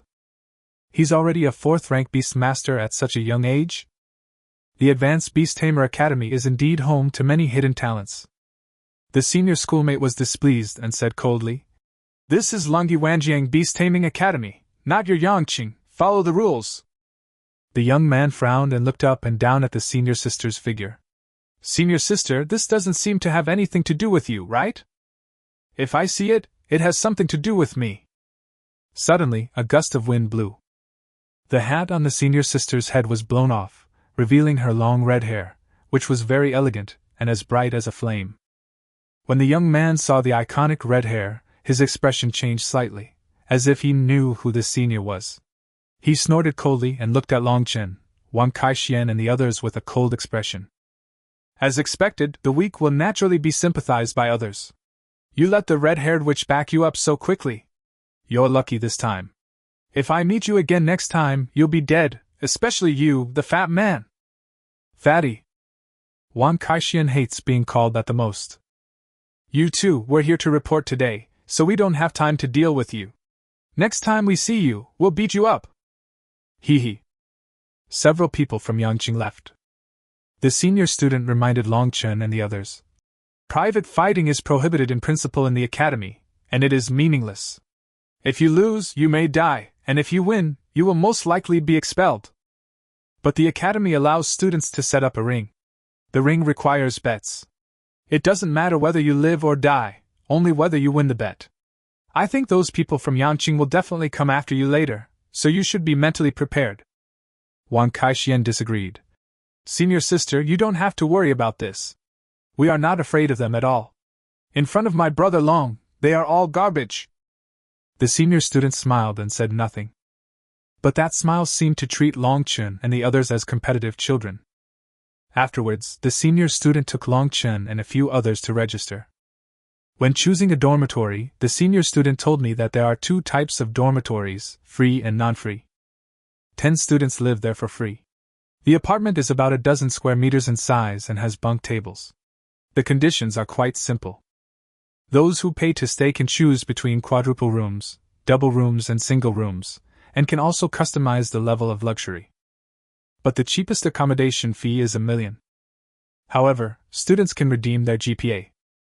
The reason for this design is that the school is to encourage students to study hard, improve their abilities, complete the homework and tasks assigned by the school, and obtain a large number of GPA points so that they can live in paid dormitories without paying. Long Chen was surprised. To be honest, he didn't want to choose. The free conditions are too harsh. The population density is almost as high as that of a prison. The senior student suddenly said, Actually, there is another way, which is boarding. Many students can't afford to live in paid dormitories, but don't want to suffer in free dormitories, so they will find a host family near the college. It costs 100,000 to 200,000 yuan a year. Although it is not as good as paid dormitories, it is definitely much better than free dormitories. Long Chun began to think. Wang Kaixian said, "Brother Long, you decide. I'll go wherever you go. If that doesn't work, I'll rent a paid dormitory for 2 people, and we can live together?" Chapter 68 Homestay. The senior student smiled and said, "You two have a good relationship." "Hey, Brother Long is my big brother." Wang Kaixian is not afraid of being looked down upon by his senior schoolmates. In fact, Brother Long gave him even more. Previously in the storeroom of Beast Taming Middle School No. 1, he had intended to take the Beast Spirit Pill, but Brother Long hinted to him not to take it and chose a skill book instead. After coming out, Brother Long gave him several bottles of mysterious potions that had never been seen on the market. After he gave them to his lazy pig to eat, the lazy pig's compatibility with him surprisingly increased by 10. A Beast Spirit Pill costs 10 million and can increase the compatibility by up to 5. Brother Long gave him the Beast Spirit Pill worth 20 million. What's the problem with paying for dormitory fees? Isn't that normal? After considering it, Long Chun decided to go out and find a boarding place. Although Wang Kaixian is rich, being rich is not something that can be achieved in this way. A Beastmaster will need money from many places in the future. If you decide to find a host family, I can introduce you to a good one at a reasonable price. How about that? The red-haired senior was very enthusiastic. Even the enthusiasm made Long Chun a little suspicious. As a person who has lived 2 lives, he knows very well that no one in this world will be nice to you for no reason. Okay. Thank you, senior. Wang Kaixian agreed immediately. He is the typical guy who can't move when he sees a beautiful woman. Long Chun didn't say anything. After all, they are unfamiliar with the place, and it is not easy to find a reliable host family. Besides, the senior student may not have any ill will towards them. Because he saw sympathy in the senior's eyes? Even mercy? The look in his eyes really looks like he is looking at a refugee. Forget it, let me settle down in the host family first. In the end, Yu Qiuyao decided to live in a paid dormitory. He will live in a free dormitory. Wang Kaixian whispered to Long Chun that Hiyu's family conditions were actually quite good. Although they were not rich, they were well off. However, Hiyu's swift shadow leopard died in the battle, and afterwards Hiyu's family bought him another spirit beast, and spent all their money to evolve it into a super 2-star spirit beast. As a result, our family went from being well off to being poor, so we couldn't even afford to live in a host family, and could only live in the free dormitory provided by the college. Long Chun sighed. There was nothing he could do about it.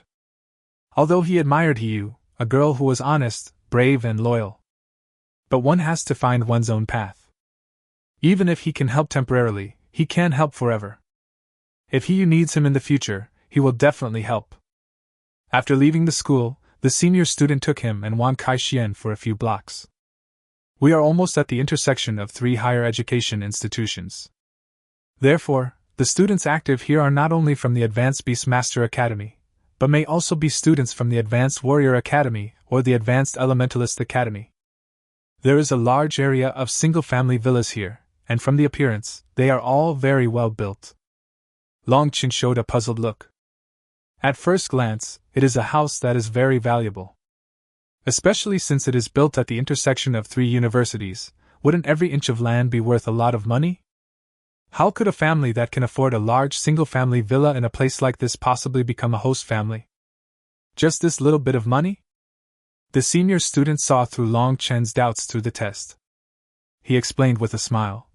Although most of the owners here are not short of money, they also have children to raise, and raising children is a huge expense, so being a host family allows them to earn more money, and on the other hand, they can get to know some of the proud students in the school. Long Chen suddenly realized. The doubts in his heart were finally resolved. After taking a winding route, we arrived at one of the detached villas. The senior student seemed to be very familiar with this place and walked in through the door with ease. "And Jiang, I brought 2 new students to you. Yaki, you're here? Come in." The sound came from the kitchen. In the kitchen, that figure is like a moving painting. She was wearing a slim-fitting cheongsam with floral patterns, the cut of which perfectly outlined her still graceful figure. Her slender waist was like a willow in the wind, swaying slightly, exuding endless charm. She stood in front of the stove, her ink-black hair loosely tied up, a few strands of hair hanging down on her fair neck, adding a bit of lazy sexiness. The dishes in the pot are sizzling and emitting an enticing aroma. She was light and graceful. Occasionally, she leaned over slightly to check the cooking temperature of the dishes in the pot. The neckline of her cheongsam slid down a little, revealing her snow-white skin, which shone with a charming luster under the warm light in the kitchen. Long Chin and Wang Kai-shian were stunned. These two young boys suddenly felt hot as hell. His eyes were wide open, as if attracted by a magnet, staring at the woman's body swaying slightly with her movements without blinking. My throat rolled unconsciously, as if something was stuck there, and my hands, which were originally placed naturally, became a little uneasy. When he saw the charming curves of the woman bending over, Long Chen's heart skipped a beat, as if it was about to burst out of his chest. My feet seemed to be nailed to the ground, unable to move an inch. I could only stand there stupidly, with a blank mind. Tu Yaki saw Long Chen and Wang Kai-shian like this. There was a hint of amusement on his face. Don't fall into Aunt Jiang's charm. Long Chen and Wang Kai-shian lowered their heads instantly. This senior sister is not kind. Say it in front of the beautiful woman. Don't they have any face? The beautiful woman raised her head when she heard the voice. Her face looked even more beautiful in the mist of heat. Time seemed to be particularly kind to her, leaving no trace of age at all, but instead adding a bit of mature charm to her. There was a faint smile in his eyes, very gentle. What are your two names? The beautiful woman was busy at the stove while talking calmly to Long Chin and the other man. Long Chin! Wang Kai-shian! They both said it almost at the same time. After looking at each other, they quickly looked away. It was really embarrassing. The beautiful woman seemed to be used to this. He just smiled and said, I happen to have 2 empty rooms. The rent is 200,000 yuan a year. Is that acceptable to you? Long Chin hasn't spoken yet. Tu Yaki immediately said. And Jiang, give them a discount. They are from Jiangqing. Mention Jiangqing. The beautiful woman immediately stopped what she was doing. There was a bit more sympathy and compassion in that gentle gaze. So you're from Jiangqing. I heard that Jiangqing was hit hard by the disaster, and hundreds of thousands of people died. It's really not easy for you to come out of that disaster. The beautiful woman immediately decided. How about this? I'll let you live here for free first, and when you make some money, you can pay me the rent. Ah? No need. Long Chen and Wang Kai-shian were a little flattered. These people are so nice to them. Are people in big cities so nice? Tu Yaki gave the answer. Just accept your aunt's kindness. After all, Jiangqing was hit by the disaster, and the entire Linjiang prefecture should give the green light to the people of Jiangqing. There are limits to what we can do, and we can only help you with this kind of thing. Chapter 69, Holy Beast Pharmacy Pavilion. Long Chen and Wang Kai-shian went upstairs to pack their things. Their room was at the end of the corridor. 1 room per person. This villa has 3 floors. There are 2 rooms on the first floor. There are 5 rooms on the second floor. There are 4 rooms on the third floor. Aunt Jiang just said that there are only 2 rooms left. That means all 11 rooms are full. Aunt Jiang has to live in a room by herself. So there are a total of 10 rooms with 10 students living in them? After a simple tidying up, they went downstairs. At the stairs, I heard the conversation between Senior Tu Yaki and Aunt Jiang. It's so pitiful. I wonder if their family members are still alive. It's not easy to survive a disaster. I guess they are terrified. That's right. Just now I saw some students from Yangqing expressing their dissatisfaction with their superiors favoring Jiangqing and giving them more places for further studies. Yangqing. Aunt Jiang sighed. Many people confuse the things in Jiangqing and Yangqing, but in fact, there are essential differences between the two. Jiangqing was attacked by the Ancient Beast Church, and Yangqing produced a group of traders from the Ancient Beast Church, so of course the higher authorities had to limit the number of places for admission to Yangqing and expand the number of places for admission to Jiangqing. The students in Yangqing have nothing to complain about. Anyway, Yaki, please help them if you can in school. Since they were admitted under relaxed conditions, their foundation is weaker than that of ordinary students. The freshman competition will soon determine how many resources they can get, and the strength gap between the freshmen will also begin for the first time. Those who can rank on the freshman list will become the top batch of freshmen. Aunt Jiang, I understand. I will help if I can, but they still have to rely on themselves for their own lives. You are right. Longchen pondered. It seems that I really misunderstood these two people. They really just felt sorry for themselves and Wang Kaixian. But what is this freshman competition they are talking about? What is the freshman ranking? I feel like there is a lot for them to explore in institutions of higher learning. Long Chen's anticipation instantly reached its peak. Then he and Wang Kaixian said hello to Aunt Jiang and the senior schoolmate, and then left the host family, planning to go out for a walk. It was my first time to Linjiang City, and everything was new to me. Aunt Jiang suddenly remembered. Didn't Xiaofei go to teach some time ago? Where did she go? Tu Yaki thought about it, and suddenly her face changed slightly. It seems to be Jiangcheng. Then contact her quickly and ask her what's going on. Tu Yaki immediately contacted the girl named Xiaofei. After a while, Xiaofei answered the phone. Xiaofei, are you okay? Did you return safely from Jiangcheng? Opposite was a heroic female warrior wearing silver armor and holding a spear. He sighed. I'm back. Jiangcheng was severely affected by the disaster, so we ended our teaching time early. I'm fine, but when we were fighting against the ancient beast church in Jiangcheng, I almost died. When she thinks about it now, she still feels a lingering fear. At that time, she met Wolf Brothers' ancient beast church action team. If it weren't for the two students from the beast-taming middle school who rescued them, she would never have been able to come back. Tu Yaki and Aunt Jiang's pupils moved slightly. Jiangcheng was so dangerous. Aunt Jiang said immediately, I'm glad you're okay. Come home quickly and I'll make you something delicious. By the way, 2 new beast masters from Jiangcheng just moved into our house today. Their foundation may be a little weak, so I asked Tu Yaki to take care of them as much as possible at school. 2 new beast masters from Jiangcheng? The first things that came to Yu Lingfei's mind were Longchen and the fat man. But it shouldn't be such a coincidence. Yu Lingfei said. That's quite a coincidence. However, don't think that he has a weak foundation just because he is from Jiangcheng. Jiangcheng has some very powerful new beast masters, very powerful. Okay, come back soon. Tu Yaki didn't take it seriously. She also knew that there was a very powerful new beast tamer in Jiangcheng. The governor's daughter. A unique existence among the freshmen in Jiangcheng. Originally, not many people paid attention to this matter. But ever since Jiangcheng suffered a disaster, people have been discussing it more. Some people said that the governor's daughter was also in Jiangcheng. As the governor's daughter, she has top-notch resources and talents. It's normal to be very strong. Longchen and Wang Kaixian were not wandering around aimlessly. They went to the largest spirit beast trading center in Linjiang City. The scale is hundreds of times that of Jiangcheng's spirit beast trading hall. It is built in a very high-end style and has a lot of people. The two of them looked around until their eyes were dazzled. In Jiangcheng, a spirit beast cub with a controllability of more than 85 is already extremely rare and requires a huge price to be auctioned.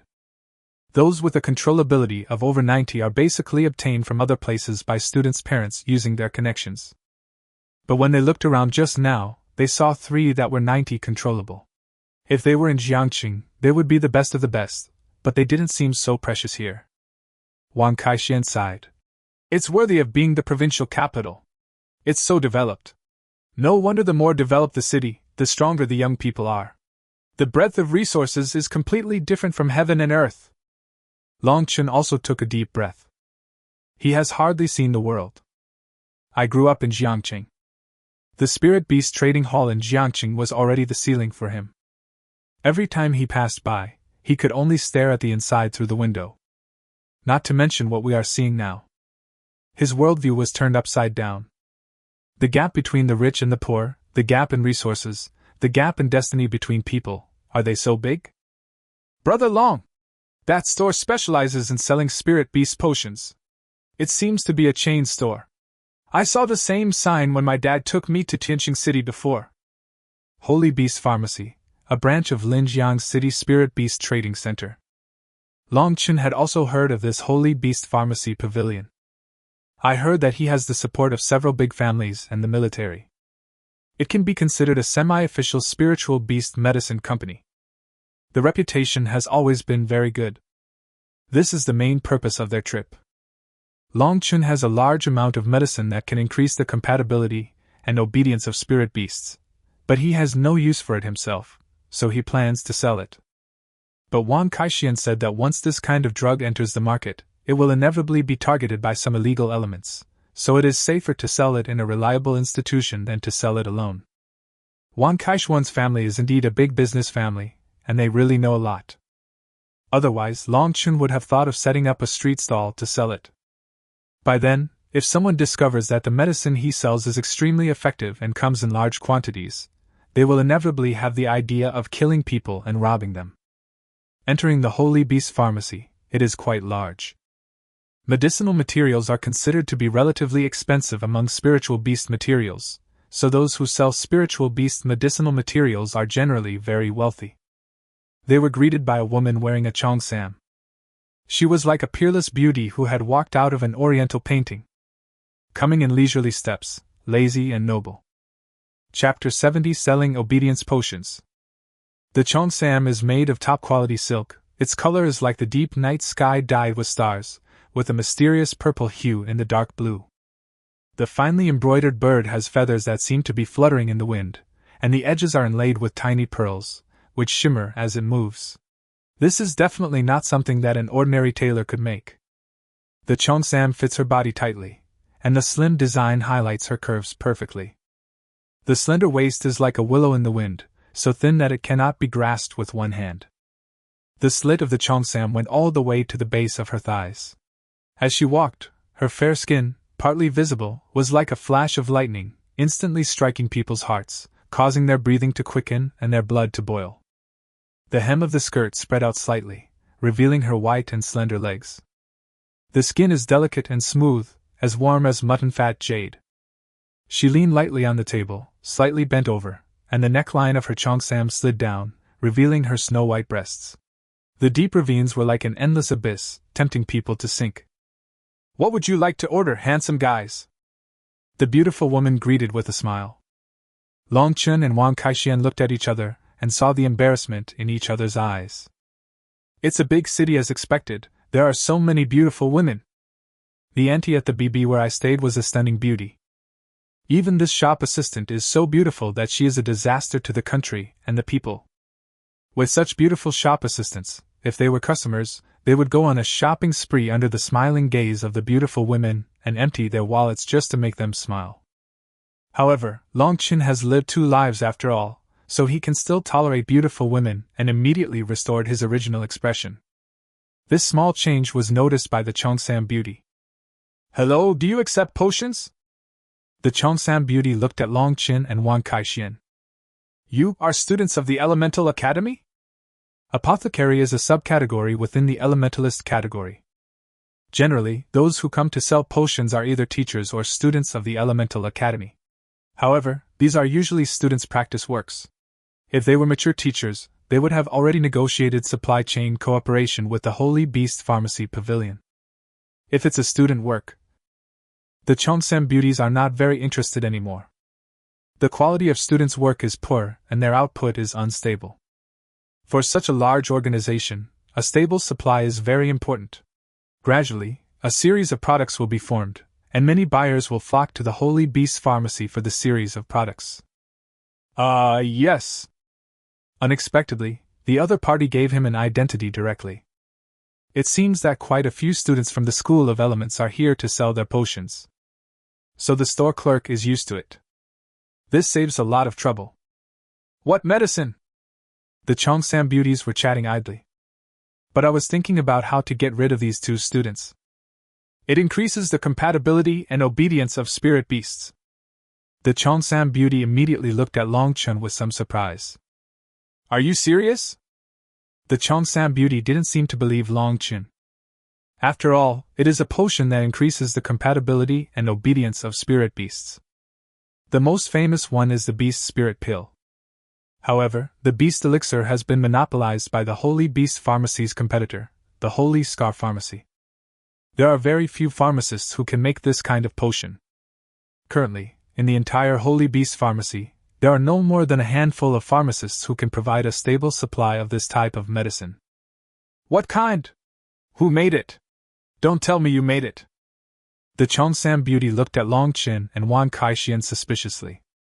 Long Chen's brain raced. Well, it was our teacher who made this potion, but it is not convenient for our teacher to come out, so he entrusted us to discuss cooperation with you. If you don't want it, I will go to the Stigmata Potion Pavilion across the street to ask. Just as Long Chen was about to leave, the Cheongsam beauty immediately stopped him. Wait a minute, we also need to understand it clearly. Right now it's just your one-sided statement. Can your potion really improve the compatibility and obedience of spirit beasts? The Cheongsam beauty was also thinking hard. How many pharmacists in Linjiang City are there that they haven't asked? Those pharmacists were in a high position. He is not easily persuaded by anything and he remains unmoved by poverty and humbleness. I heard that even the Stigmata Pharmacy wasn't able to conquer it. Could it be that one of them figured it out? Agreed to cooperate with their Holy Beast Pharmacy? But you can't save face, so you let the students do it for you? The Cheongsam woman thought a lot. But overall, most Cheongsam women are distrustful. In the past, 8 out of 10 people who came to sell this kind of medicine were scammers, one was blindly confident, and the remaining one could only produce semi-finished products with unstable efficacy. How about this, you show me the effect of your potion.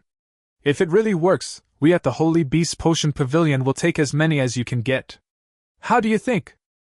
Long Chen frowned slightly. How to show it? It's easy. Just keep 7 or 8 copies and we'll know the actual effect after testing. After hearing 7 or 8 copies, Long Chen turned around and prepared to leave. No sincerity. I didn't take them seriously at all. In that case, there is no need to talk about it. The Cheongsam woman sneered. What? Are you afraid that we will find out that it's a fake? If you come to cheat again in the future, I will have people kick you out. You are so young and you don't learn your lesson. In her opinion, this was a sign that the other party had been exposed. Long Chen was too lazy to explain. Suddenly, several people ran in hurriedly. They came in with a huge tiger beast tied up in a hurry. The middle-aged man in the lead was sweating profusely. Ms. Bai Meng, is there still no potion to increase the compatibility of spirit beasts? My son is going to take part in the freshman competition soon, but his compatibility with spirit beasts is so low. How can he compete then? Bai Meng hurried over and said apologetically, I'm so sorry, Mr. Liu. We have already discussed it with the pharmacist. He said he would supply us with a batch of beast-controlling pills as soon as possible, but he hasn't given it to us yet. How can you not keep your word? I have already paid the deposit, and this is what you tell me? If I had known earlier, I would have gone to the Stigmata Pharmacy across the street. How can you be so unreliable? Not reliable. For such a large chain of pharmacies. This is the most horrible review. Once you are given the impression of being unreliable, it has a huge impact on the entire enterprise. Bai Meng was so confused, she was killed by that pharmacist. At this time, a young man in a green robe walked in. The moment he appeared, there was an immediate fragrance that filled the air, making everyone feel relaxed physically and mentally. Pharmacist. Everyone's eyes became hot. The pharmacist is a mysterious figure who is hard to find. It actually showed up today. Bai Meng immediately showed a hint of coldness when he saw this person. The young pharmacist smiled and said, Bai Meng, the customer has even paid the deposit, but you can't produce the product. This is very damaging to the reputation of your Holy Beast Pharmacy. The smile on Bai Meng's face disappeared instantly. You were the one who breached the contract first. You promised to supply us with beast control pills, but you didn't supply them to us on time. The young pharmacist disagreed. I said, as long as you agree to be my woman, all my medicines will be sold at your place. It's you who disagrees, so I can only cooperate with the Stigmata Pharmacy. Bai Meng was almost mad. The suburbs were shaking with anger. Especially those two babies, rising and falling with the chest. It makes people's eyes dazzled. You are so shameless! Chapter 71. Come, let's perform a GAZ stealing a dog. The anxious middle-aged man heard. Does the Stigma Pharmacy have your beast-controlling pills? The young pharmacist nodded. I think so. I just gave it to them today. Okay. I'll go buy it right away. The middle-aged man looked at Bai Meng viciously. I will never come to the Holy Beast Pharmacy again. I also want my relatives and friends not to come here. This unreliable institution should just go bankrupt. Bai Meng looked unhappy. Finished. Something big happened. Once the breach of contract by the Holy Beast Pharmacy is exposed, this will definitely cause many customers to turn to the Stigmata Pharmacy to buy. The impact is too bad. What to do? Bai Meng was extremely anxious, but there was nothing he could do at this moment. Wait a minute, I have. Suddenly, a voice was heard.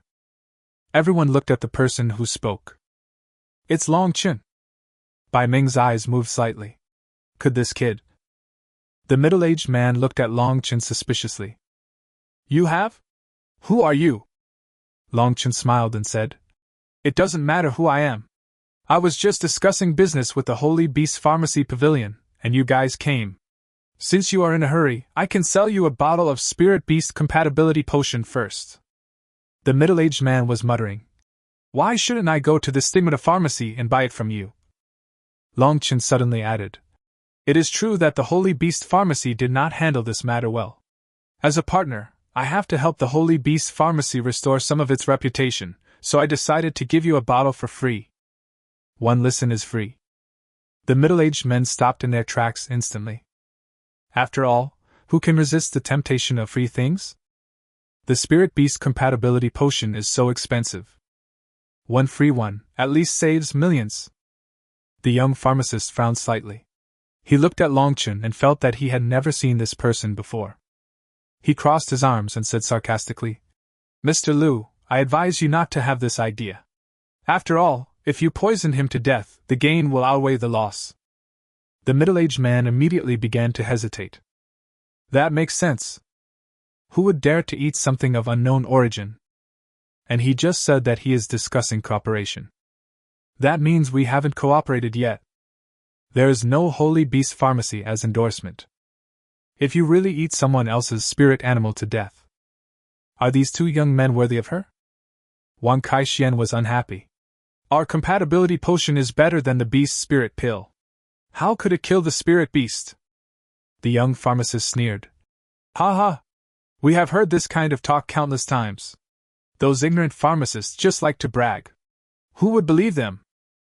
Bai Meng looked at Long Chen. She also wanted to see where this boy got his confidence from. Long Chen hesitated for a moment, then opened the beast-taming space. Summoned the furious Iron Eater.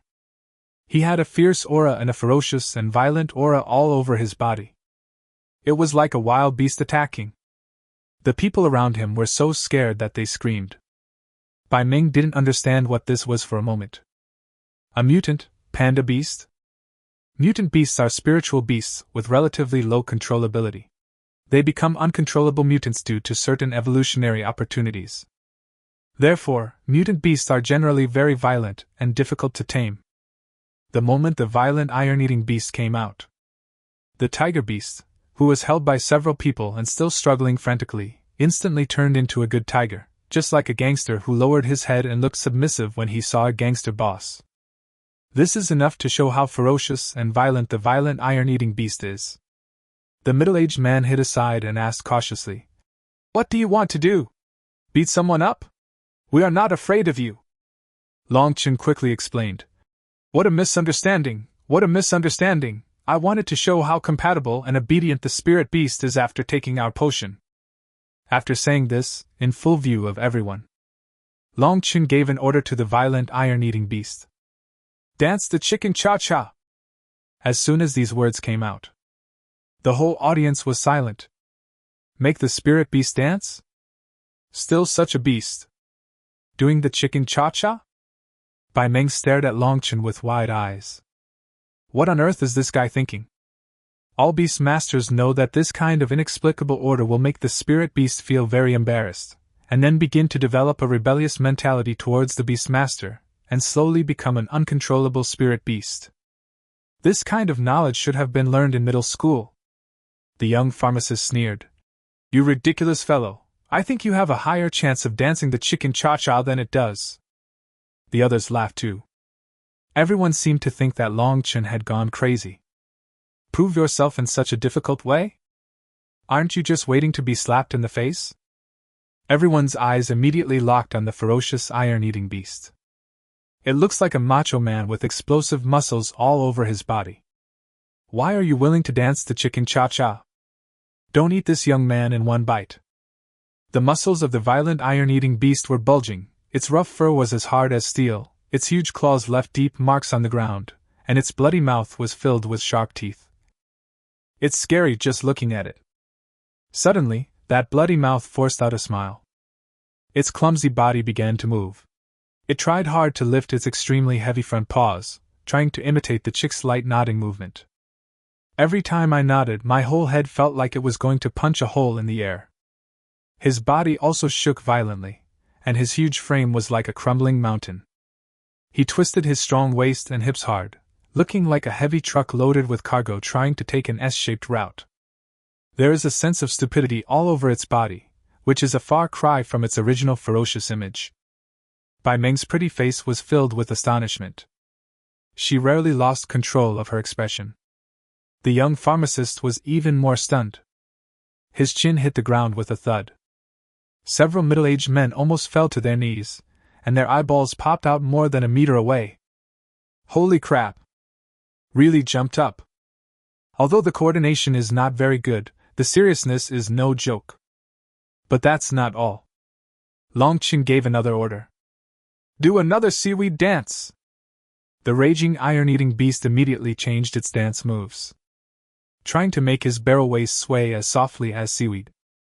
But the movement was more like a high-rise building hit by an earthquake, swaying left and right without any rhythm at all. Forget it, the dance is too ugly. Let's just act like a bastard stealing a dog. The violent iron-eating beast is very cooperative. Suddenly he changed his posture again. The huge body was curled up as much as possible, with the back slightly arched. His eyes, as big as green beans, rolled around and he moved cautiously in a strange pace. He tiptoed to the side of the tiger beast, and then picked up the huge tiger beast in front of everyone. He rushed out of the pharmacy in a flash. While running, he was muttering something. There is a lot of saliva hanging from the corners of his mouth, which is very obscene. The middle-aged men suddenly reacted. Our Chisha tiger was really stolen. I hope it won't eat it. Long Chen just snapped his fingers. The violent iron-eating beast sent the red tiger back in an orderly manner. The red tiger was frightened and huddled into a ball. The violent iron-eating beast touched the tiger beast's head very kindly, and that action looked as humane as it could be. Then he returned to Long Chen's back and looked at everyone with a silly smile on his face. Everyone's scalp is tingling. Is the obedience so high? It's rare and high. Chapter 72, 2 million per bottle. Sell 10 bottles first. This obedience is at least 90, right? Someone asked. Another person said directly, How can 90 be such a high obedience rate? I think it is at least 95. Oh my god, the mutant spirit beasts have such a high degree of obedience. It seems that their compatibility potion is really effective. Bai Meng's eyes also became bright, looking at Long Chen deeply. Something was already being thought about in her beautiful eyes. The young pharmacist knew something was wrong. He immediately snorted coldly. Everyone, don't be fooled by his tricks. I don't think this is a mutant spirit beast at all. It is actually a very easy to control and very docile panda beast. It just looks ferocious and terrifying. The young pharmacist walked over and kicked the violent iron-eating beast. See, even if I kick it, it doesn't react. Suddenly, the silly smile on the violent iron-eating beast's face suddenly stopped. The muscles in his body tensed up instantly, as if they were cast in steel. His eyes were like two balls of burning red flames, emitting an extremely frightening murderous light. Huge fangs protruded from the corners of its mouth, flashing a cold and deadly luster in the sunlight. The people around him were oppressed by his powerful aura and dared not breathe. The young pharmacist sensed something was wrong. When I looked up, I saw the eyes of the violent iron-eating beast. The blazing anger revealed endless cruelty and bloodlust. The young pharmacist was about to explain. Roar! A violent roar, mixed with smelly saliva and breath, blew the young pharmacist several meters away. Boom, boom, boom, boom, boom. The violent iron-eating beast showed its sharp claws. With earth-shaking steps, he chased after them violently. The young pharmacist was scared to death. Help, help! The young pharmacist is not good at fighting, so at this time he can only ask for help. Bai Ming didn't want to cause any casualties, so he immediately looked at Long Chen. Long Chen understood what he meant. Bang! A snap of fingers. The ferocious iron-eating beast seemed to stand still in front of the young pharmacist. That fierce and ferocious face and nails as sharp as knives. Less than a few centimeters away from the young man's face. The ferocious iron-eating beast immediately trotted back to Long Chen's side. Boom! Long Chen was not polite either. Kick him hard. The force was so strong that even the violent iron-eating beast was shaken. Did it make you rush out? Facing Long Chen's kick. The violent iron-eating beast did not show any anger at all. He lowered his head, like a child who had made a mistake. This scene shocked everyone again. Not only is the obedience extremely high, the loyalty is also incredibly high. It's just perfect. The middle-aged man suddenly woke up and immediately ran to Long Chen, rubbing his hands. Hey, little brother, you just said you would give it to me for free. Before he could finish his words, Bai Meng suddenly came over. He grabbed Long Chen's arm and pulled him to the side. Then he smiled and said to the middle-aged man, Mr. Liu, he is the supply chain of our Holy Beast Pharmacy. You can't break the rules. The middle-aged man is almost regretting his decision. If he had known this earlier, he wouldn't have hesitated. Now millions are gone. Long Chen's arms were held tightly by Bai Meng, as if afraid that he would run away. In addition, Bai Meng had a very plump figure, causing his arms to almost sink into it. Long Chen couldn't help swallowing. Suddenly, Long Chen felt a fiery gaze from behind. When he looked back, he was stunned. Su Qing? At this moment, Su Qing seemed very surprised to meet Long Chen here. But Su Qing looked at Bai Meng hugging Long Chen. How does this guy hook up with people wherever he goes? Why didn't I realize he was this kind of person when I was in number 1 middle school? That Long Chen was just about to explain to Su Qing. He now feels like he's been caught cheating. My old face is burning with pain. He wanted to pull his arm free, but Bai Meng thought this action meant he was going to run away, so he held him tighter. Handsome guy, don't leave, come in and talk, we can discuss everything. Bai Meng deliberately said some aggressive words to make Long Chen feel embarrassed. The key is that Bai Meng's strength is much greater than imagined. He was totally dragged away. Long Chen watched Su Qing pout her lips, then turn around and leave. Misunderstood again. Long Chen wanted to cry. In the VIP room behind the Holy Beast Pharmacy, Bai Meng became serious and asked Long Chen a few questions. It's mainly about who made these potions, and how often it is supplied and so on. Of course, Long Chen would not say that he obtained it from the ancient world training ground. Just talking about a mysterious teacher who doesn't exist. As for the supply frequency, he couldn't say for sure. This kind of potion didn't always drop in the ancient realm training ground. After completing a level, there was a chance of getting 1 to 2 bottles, and sometimes there was none at all. So the tentative plan is to send it to her when it is available. Bai Meng agreed. Although it is not a stable supply chain. But this kind of spirit-beast compatibility potion is already in great demand. Just take as much as you can, and sell as much as you take, so there is no need to ask for anything else. The final price agreed upon was 2 million for a bottle of compatibility potion. Lower than Long Chen imagined. He thought it could be sold for at least 3 million. But if you think about it, it's normal, 3 million is the market price. I want to use the Holy Beast Pharmacy platform to sell it. You must share the profits with the other party. After all, it's worth it if it can save him a lot of unnecessary trouble. He gave out 10 bottles as the first batch. I didn't give him all of them. What if the Holy Beast Pharmacy saw that he had a lot of potions and wanted to steal from him? He has to be on guard against this. Before leaving, Bai Mingyan gave Longchen a diamond VIP card of the Holy Beast Pharmacy. With this card, he could get a 30% discount on all purchases at the Holy Beast Pharmacy.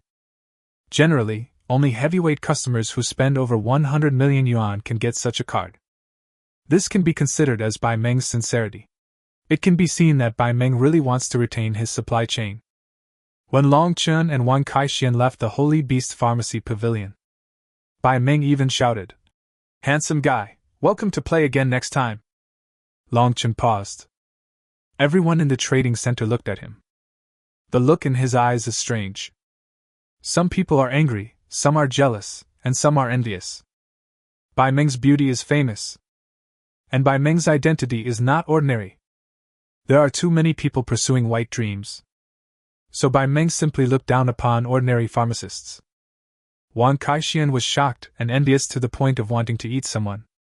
"Brother Long, what did you do with her just now?" "That's not true. She said that on purpose, and you still believed it?" Long Chin quickly pulled Wang Kaixian away. A corner. The dusty young pharmacist looked at the two of them sinisterly. There were several people standing behind him.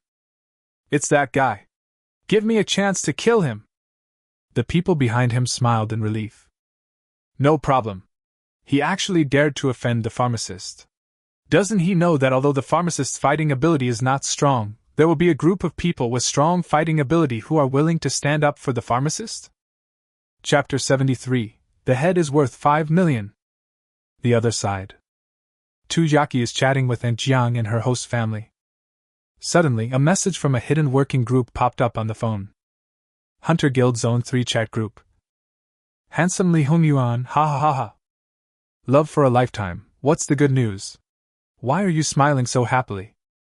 Commander Li Hongyuan, today, we brothers received a big order to kill a second-level beast master for 5 million. Wang Pacel's melons, huh? Which sponsor gave you the task? What kind of second-level beast master? Why is it so valuable?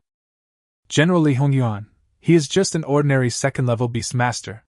His sponsor is rich, and he is a pharmacist. Everyone understood immediately when they heard it was a pharmacist. Those people are rich beyond imagination. Pharmacists are the most popular class for elementalists to switch to.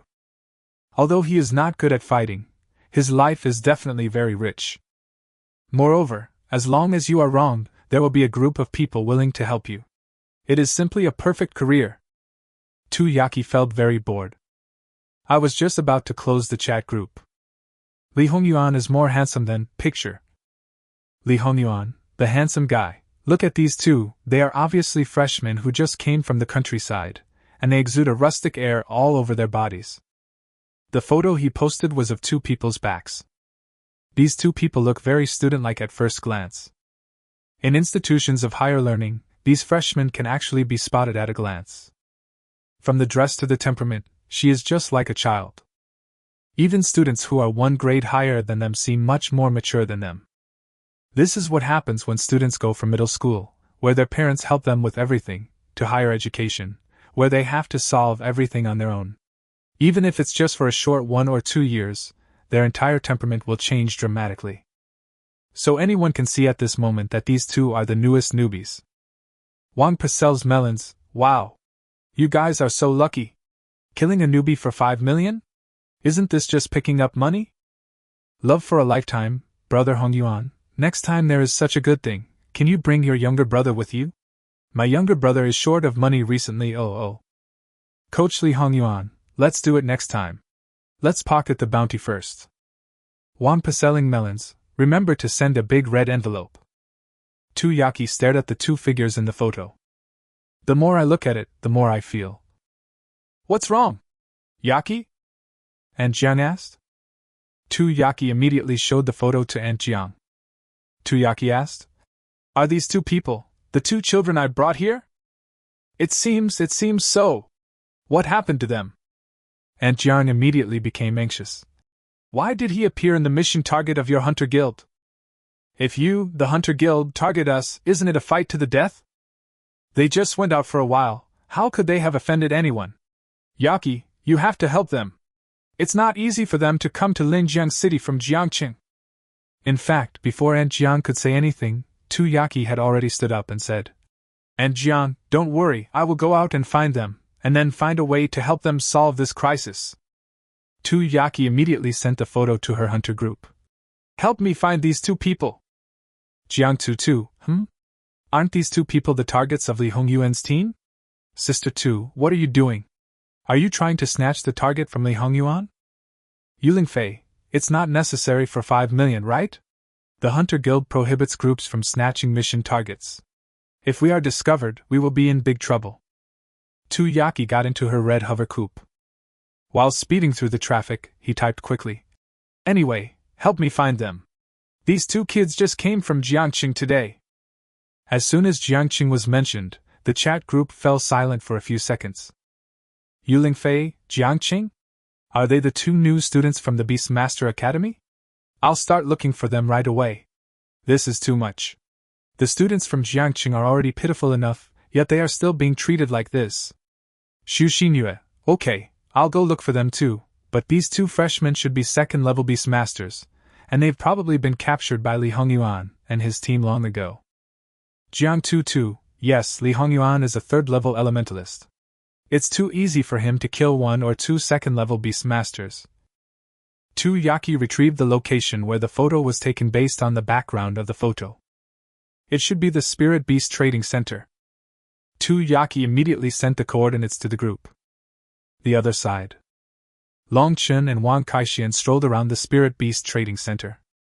Long Chen took Wang Kaixian into a small alley. Wang Kaixian was puzzled. Brother Long, why did we come in here? There is nothing here. Long Chen made a gesture to keep quiet. Wang Kaixian's eyes moved slightly immediately, and he understood what he meant. After a while, a few people followed up from behind this deserted alley. These people kept their distance from them intentionally or unintentionally. Long Chen and Wang Kai turned around. Who are you? Why are you following us? The leader was a young man with short hair. Looking at Long Chen and Wang Kaixian with contempt. Someone paid for your lives, so we hunters are here. Pay money to buy our lives? How much? Wang Kaixian asked. 5 million. 5 million? Wang Kaixian immediately complained. 5 million per person, and the two of us are only worth 10 million? Who is so short-sighted? Li Hongyuan sneered. He is worth 5 million, but you are worthless and not a penny. Wang Kaixian was shocked. I am worthless? He can't accept it. He is the son of the richest man in Jiangtian City. If we kidnap him, it's no problem to just ask for tens of millions of dollars, right? As a result, he is worthless in Linjiang City? Who hired you? I'll pay double. Go and kill that short-sighted financier. Wang Kaixian said very arrogantly.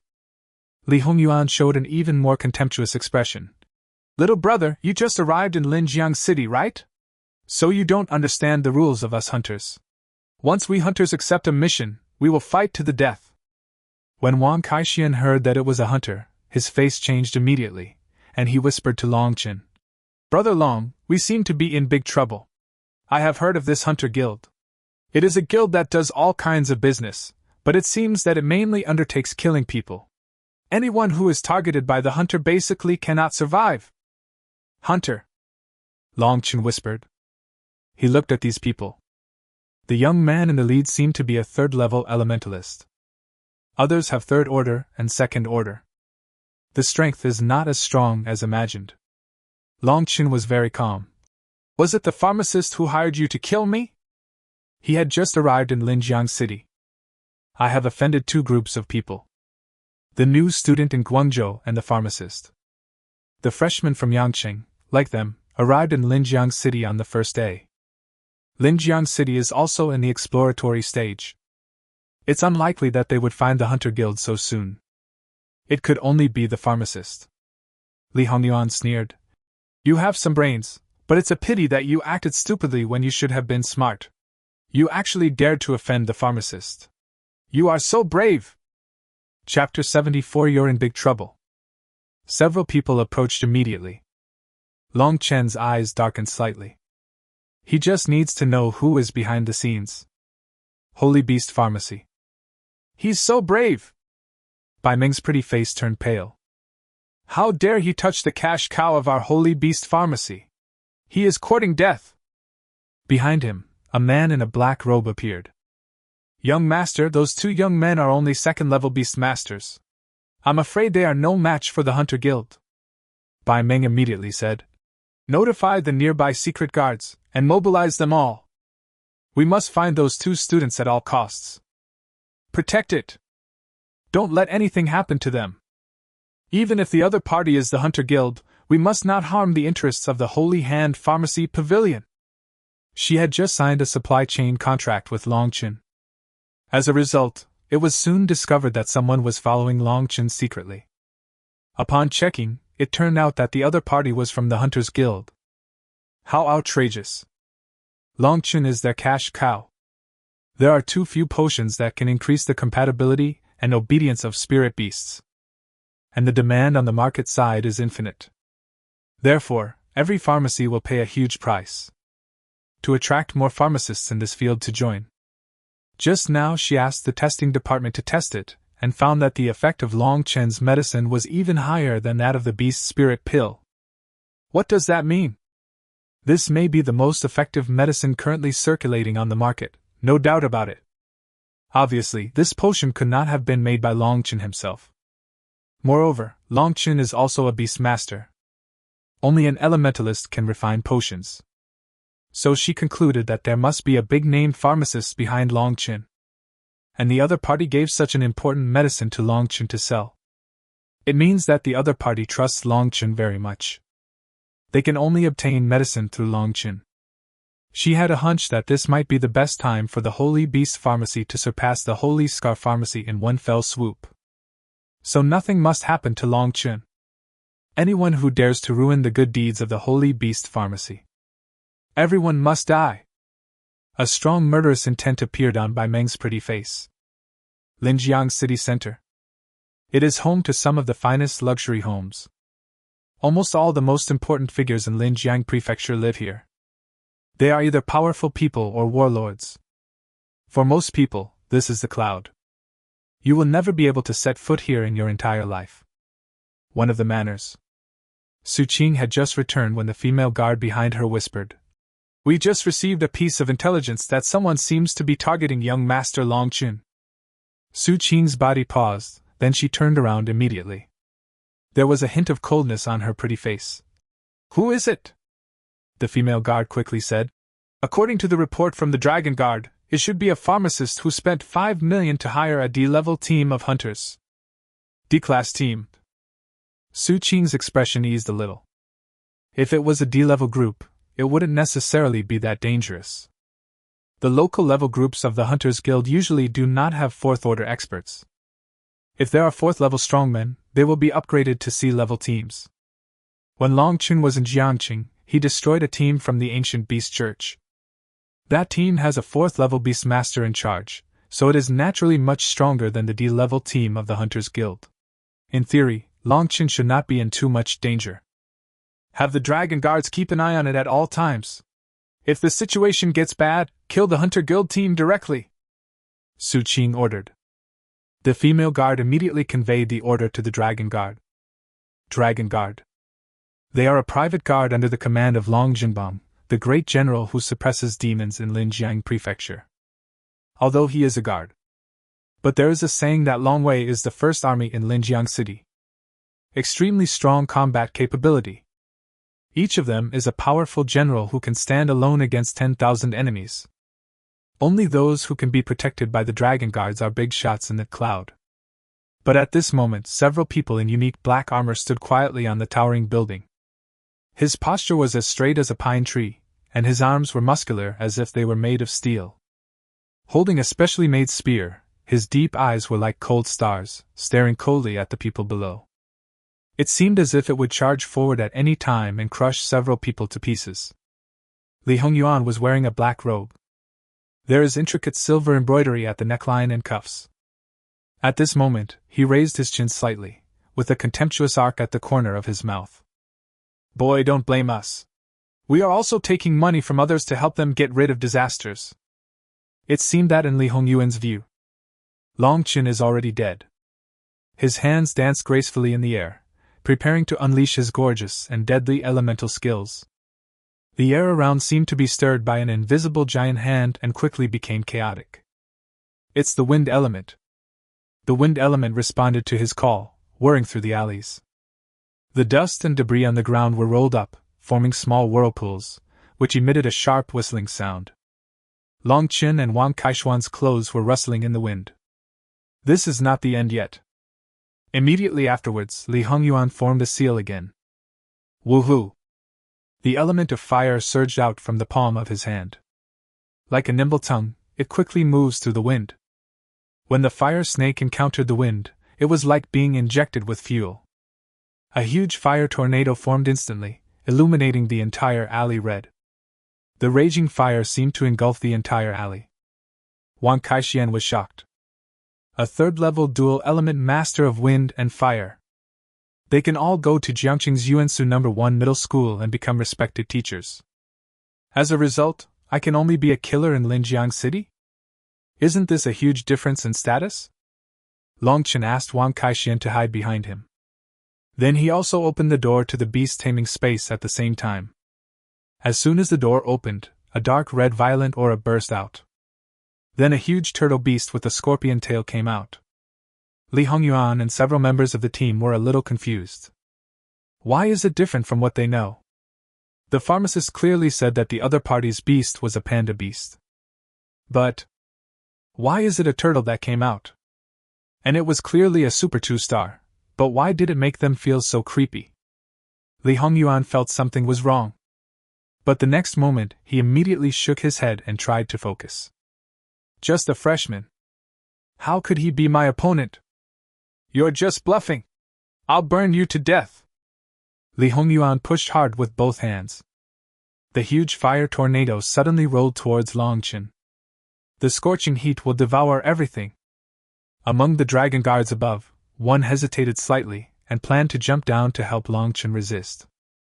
But he was stopped by the strong man in the lead. Captain, this guy is the one Our Lady has secretly assigned to us. We must protect his safety. He is a second-level beastmaster, so he can't possibly be a match for a third-level elementalist. Are we sure we won't take action? The captain looked solemnly at the turtle beast in front of Long Qin. Wait. He said only one word.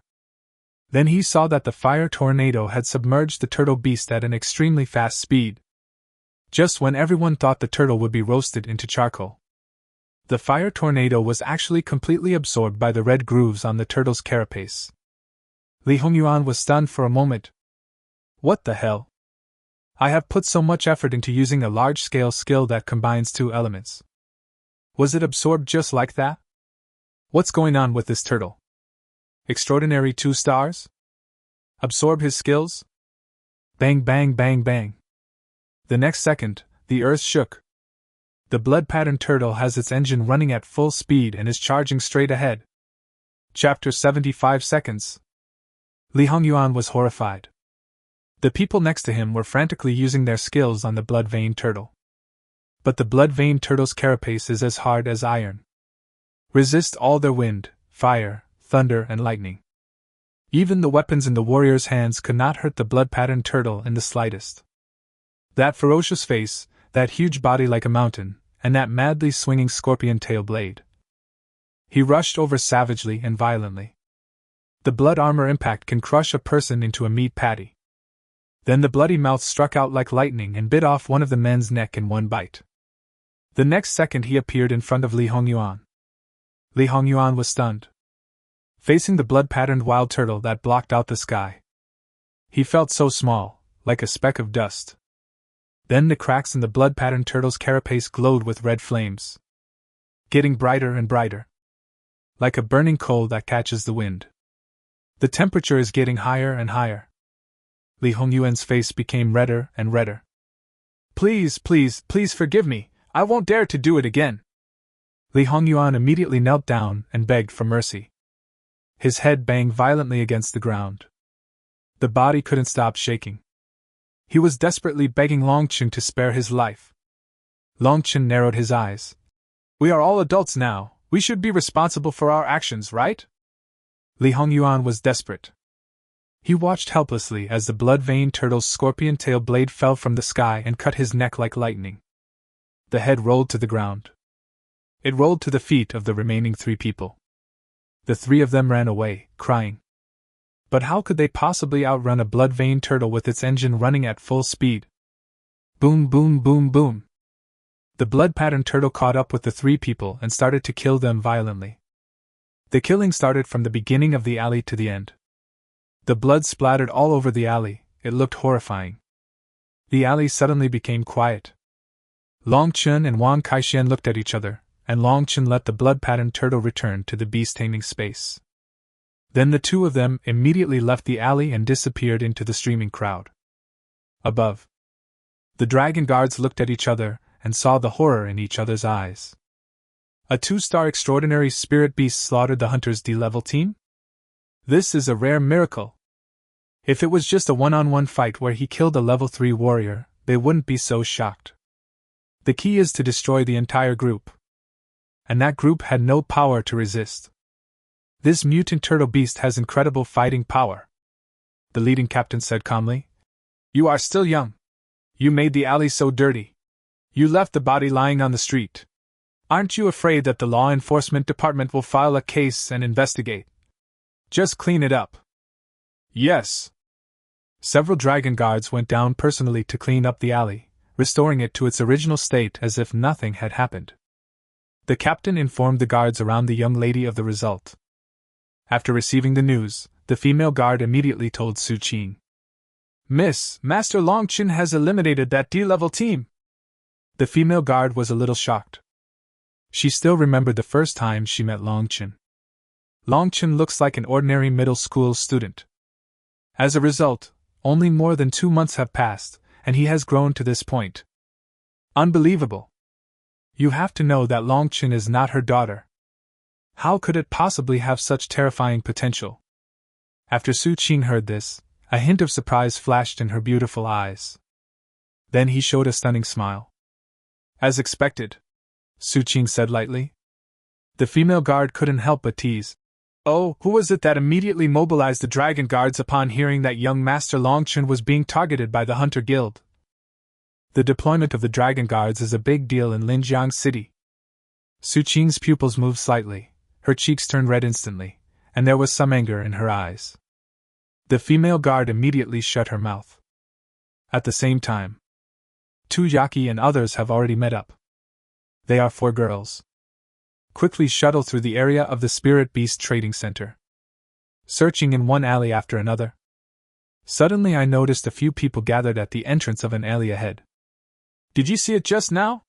Killing someone in broad daylight. Could it be the hunter who did it? The Hunter Guild is really getting more and more unscrupulous. Is there no one who can restrict the Hunter Guild? It's so bloody. The attack was so brutal that there's basically no trace of the body left. The 4 girls were stunned for a moment. Are they still late? Yuling Fei was so angry that tears came out. This is too much.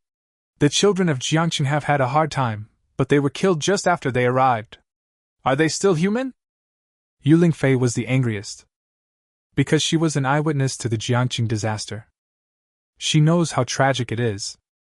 Many people cannot bear the blow of the death of their loved ones, and even if the disaster has subsided, they still choose to commit suicide.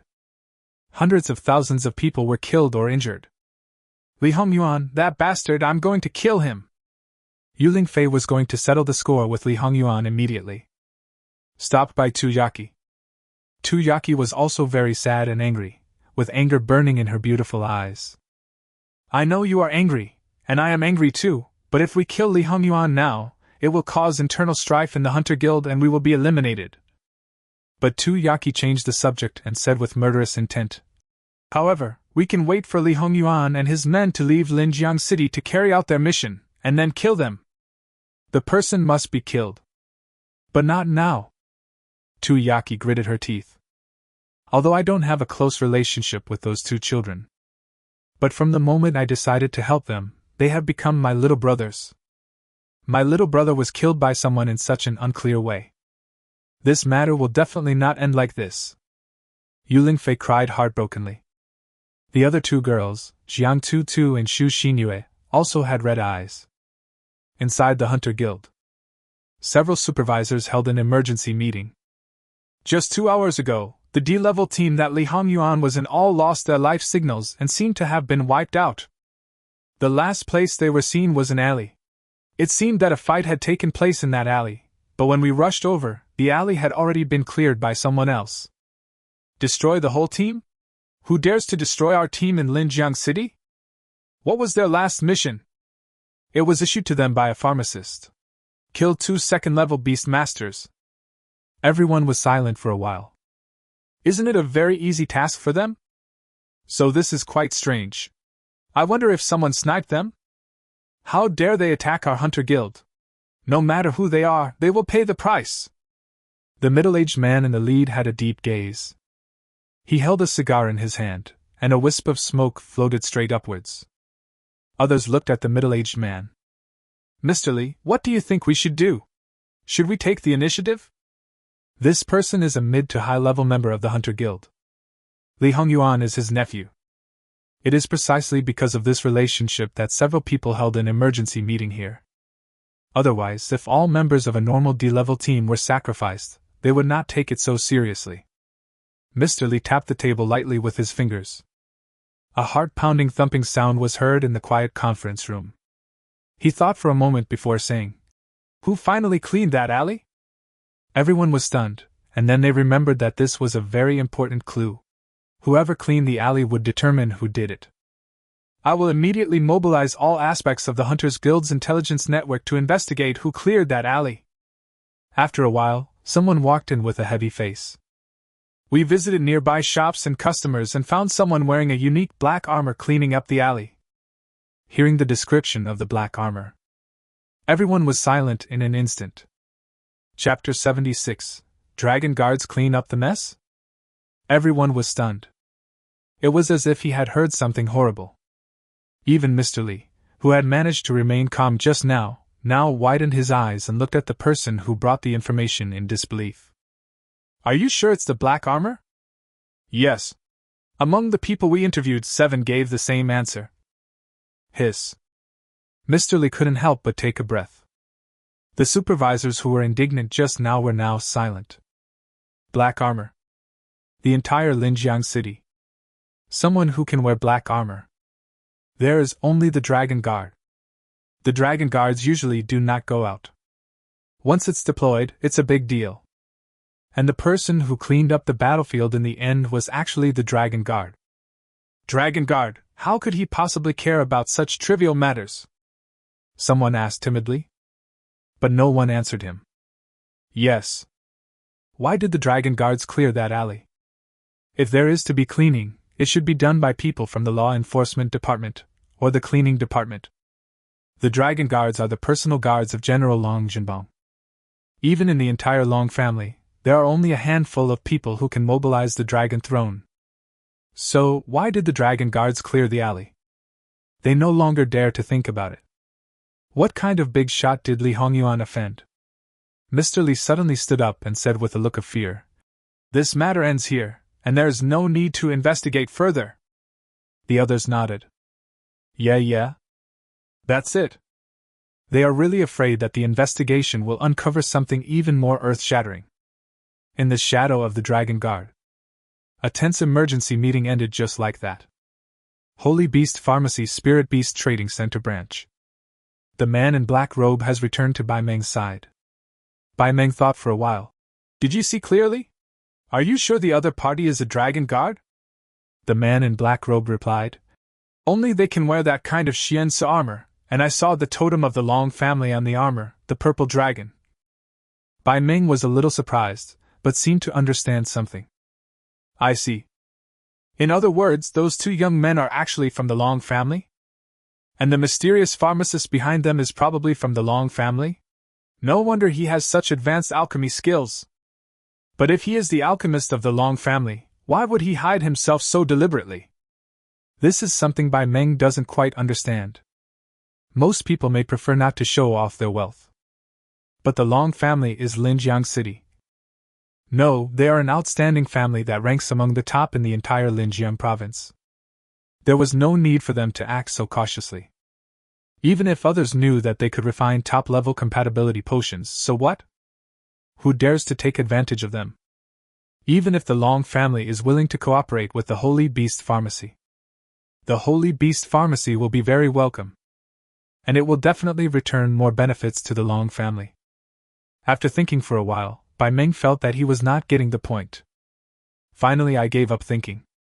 But since she already knew that the two young men were from the Long family, she would have to be more cautious when dealing with them in the future. Aunt Jiang paced in the villa. Yaki has been out for a while. There has been no news coming back. She was planning to put on her clothes and go out to look for it herself. When she was about to go out, someone suddenly opened the door. The one who opened the door. It was Long Qin and Wang Kaixian. Long Qin was puzzled. Aunt Jiang, are you going out? Aunt Jiang was stunned for a while before she woke up. She quickly hugged the two of them into her gentle arms, tears streaming down her face. Where have you two been? We were so worried. Worried about us? What happened? Long Chen and Wang Kaixian were both a little confused. Aunt Jiang checked for a long time and only breathed a sigh of relief when she saw that the two people had returned safe and sound without missing anything. Luckily it's not you. Have you eaten? Aunt Jiang didn't say anything. She felt that she and Yaki had seen it wrong. Maybe the two figures in the photo are not those of the two children at all. It was just a coincidence that the clothes they wore were the same, which led to the misunderstanding. In order not to scare the two children, Aunt Jiang did not say what happened. I didn't eat. Then the meal is ready, come back and eat. Aunt Jiang pulled the two people inside. Long Qin and Wang Kaixian didn't understand what was going on. But they could feel Aunt Jiang's kindness. And the sincere tears just now really make me feel like a warm family. Maybe they were worried that they were unfamiliar with Linjiang City, and thought they hadn't come back for so long because they got lost. The other side. Yaki received a message from Aunt Jiang. Huh! Aunt Jiang said that the two children have already gone back. Huh! Then. Jiang Tu felt strange because her and Yuling Fei's eyes were still red. Yuling Fei was also a little dazed. Yaki was embarrassed. I must have recognized the wrong person. Maybe the people in the photo are not them at all. Yuling Fei breathed a sigh of relief. No matter what, it's good that nothing happened. I was wondering why they had just arrived in Linjiang City and offended someone. Yeah, I'm glad you're okay. The four girls all breathed a sigh of relief. The next day. Opening ceremony of Longyi Wanjiang Beast Taming Academy. Long Chen and Wang Kaixian came early wearing the school uniforms issued by the school. The uniforms of the Beast Taming Academy are so cool. The blue and white suit is made of top-quality fabrics and workmanship. It is tailored according to the body shape and height of each student. Even a fat guy like Wang Kaixian looks handsome in his school uniform. Not to mention Long Chen. He found that clothes make the man. Ever since he put on this school uniform, he felt that he immediately looked much more elegant. They were both assigned to Class 3, Grade 1. Standing in the square formation, waiting for school leaders to preside over the meeting. Long Chen looked around and found that there were quite a few people. There are about 2,000 to 3,000 freshmen in this class. To be honest, it was a bit beyond his expectations. Because according to his estimation, there are less than 10 beast masters who advance to higher education in Jiangqing every year. There are hundreds of cities in Linjiang Prefecture. At most, there should be about 1,000 new students. But obviously, he was wrong. Some cities have far more places for higher education than Jiangqing. Haha, I'm put in the same class with you two losers. It looks like you two are going to be the last in our Class 3. An unpleasant voice was heard. Long Chen turned around. I found that the people from Guangzhou whom I met on the first day of arriving at the school were also there. Long Chen's expression changed immediately. It's like seeing shit and feeling disgusted. Grass. The good mood is gone in an instant,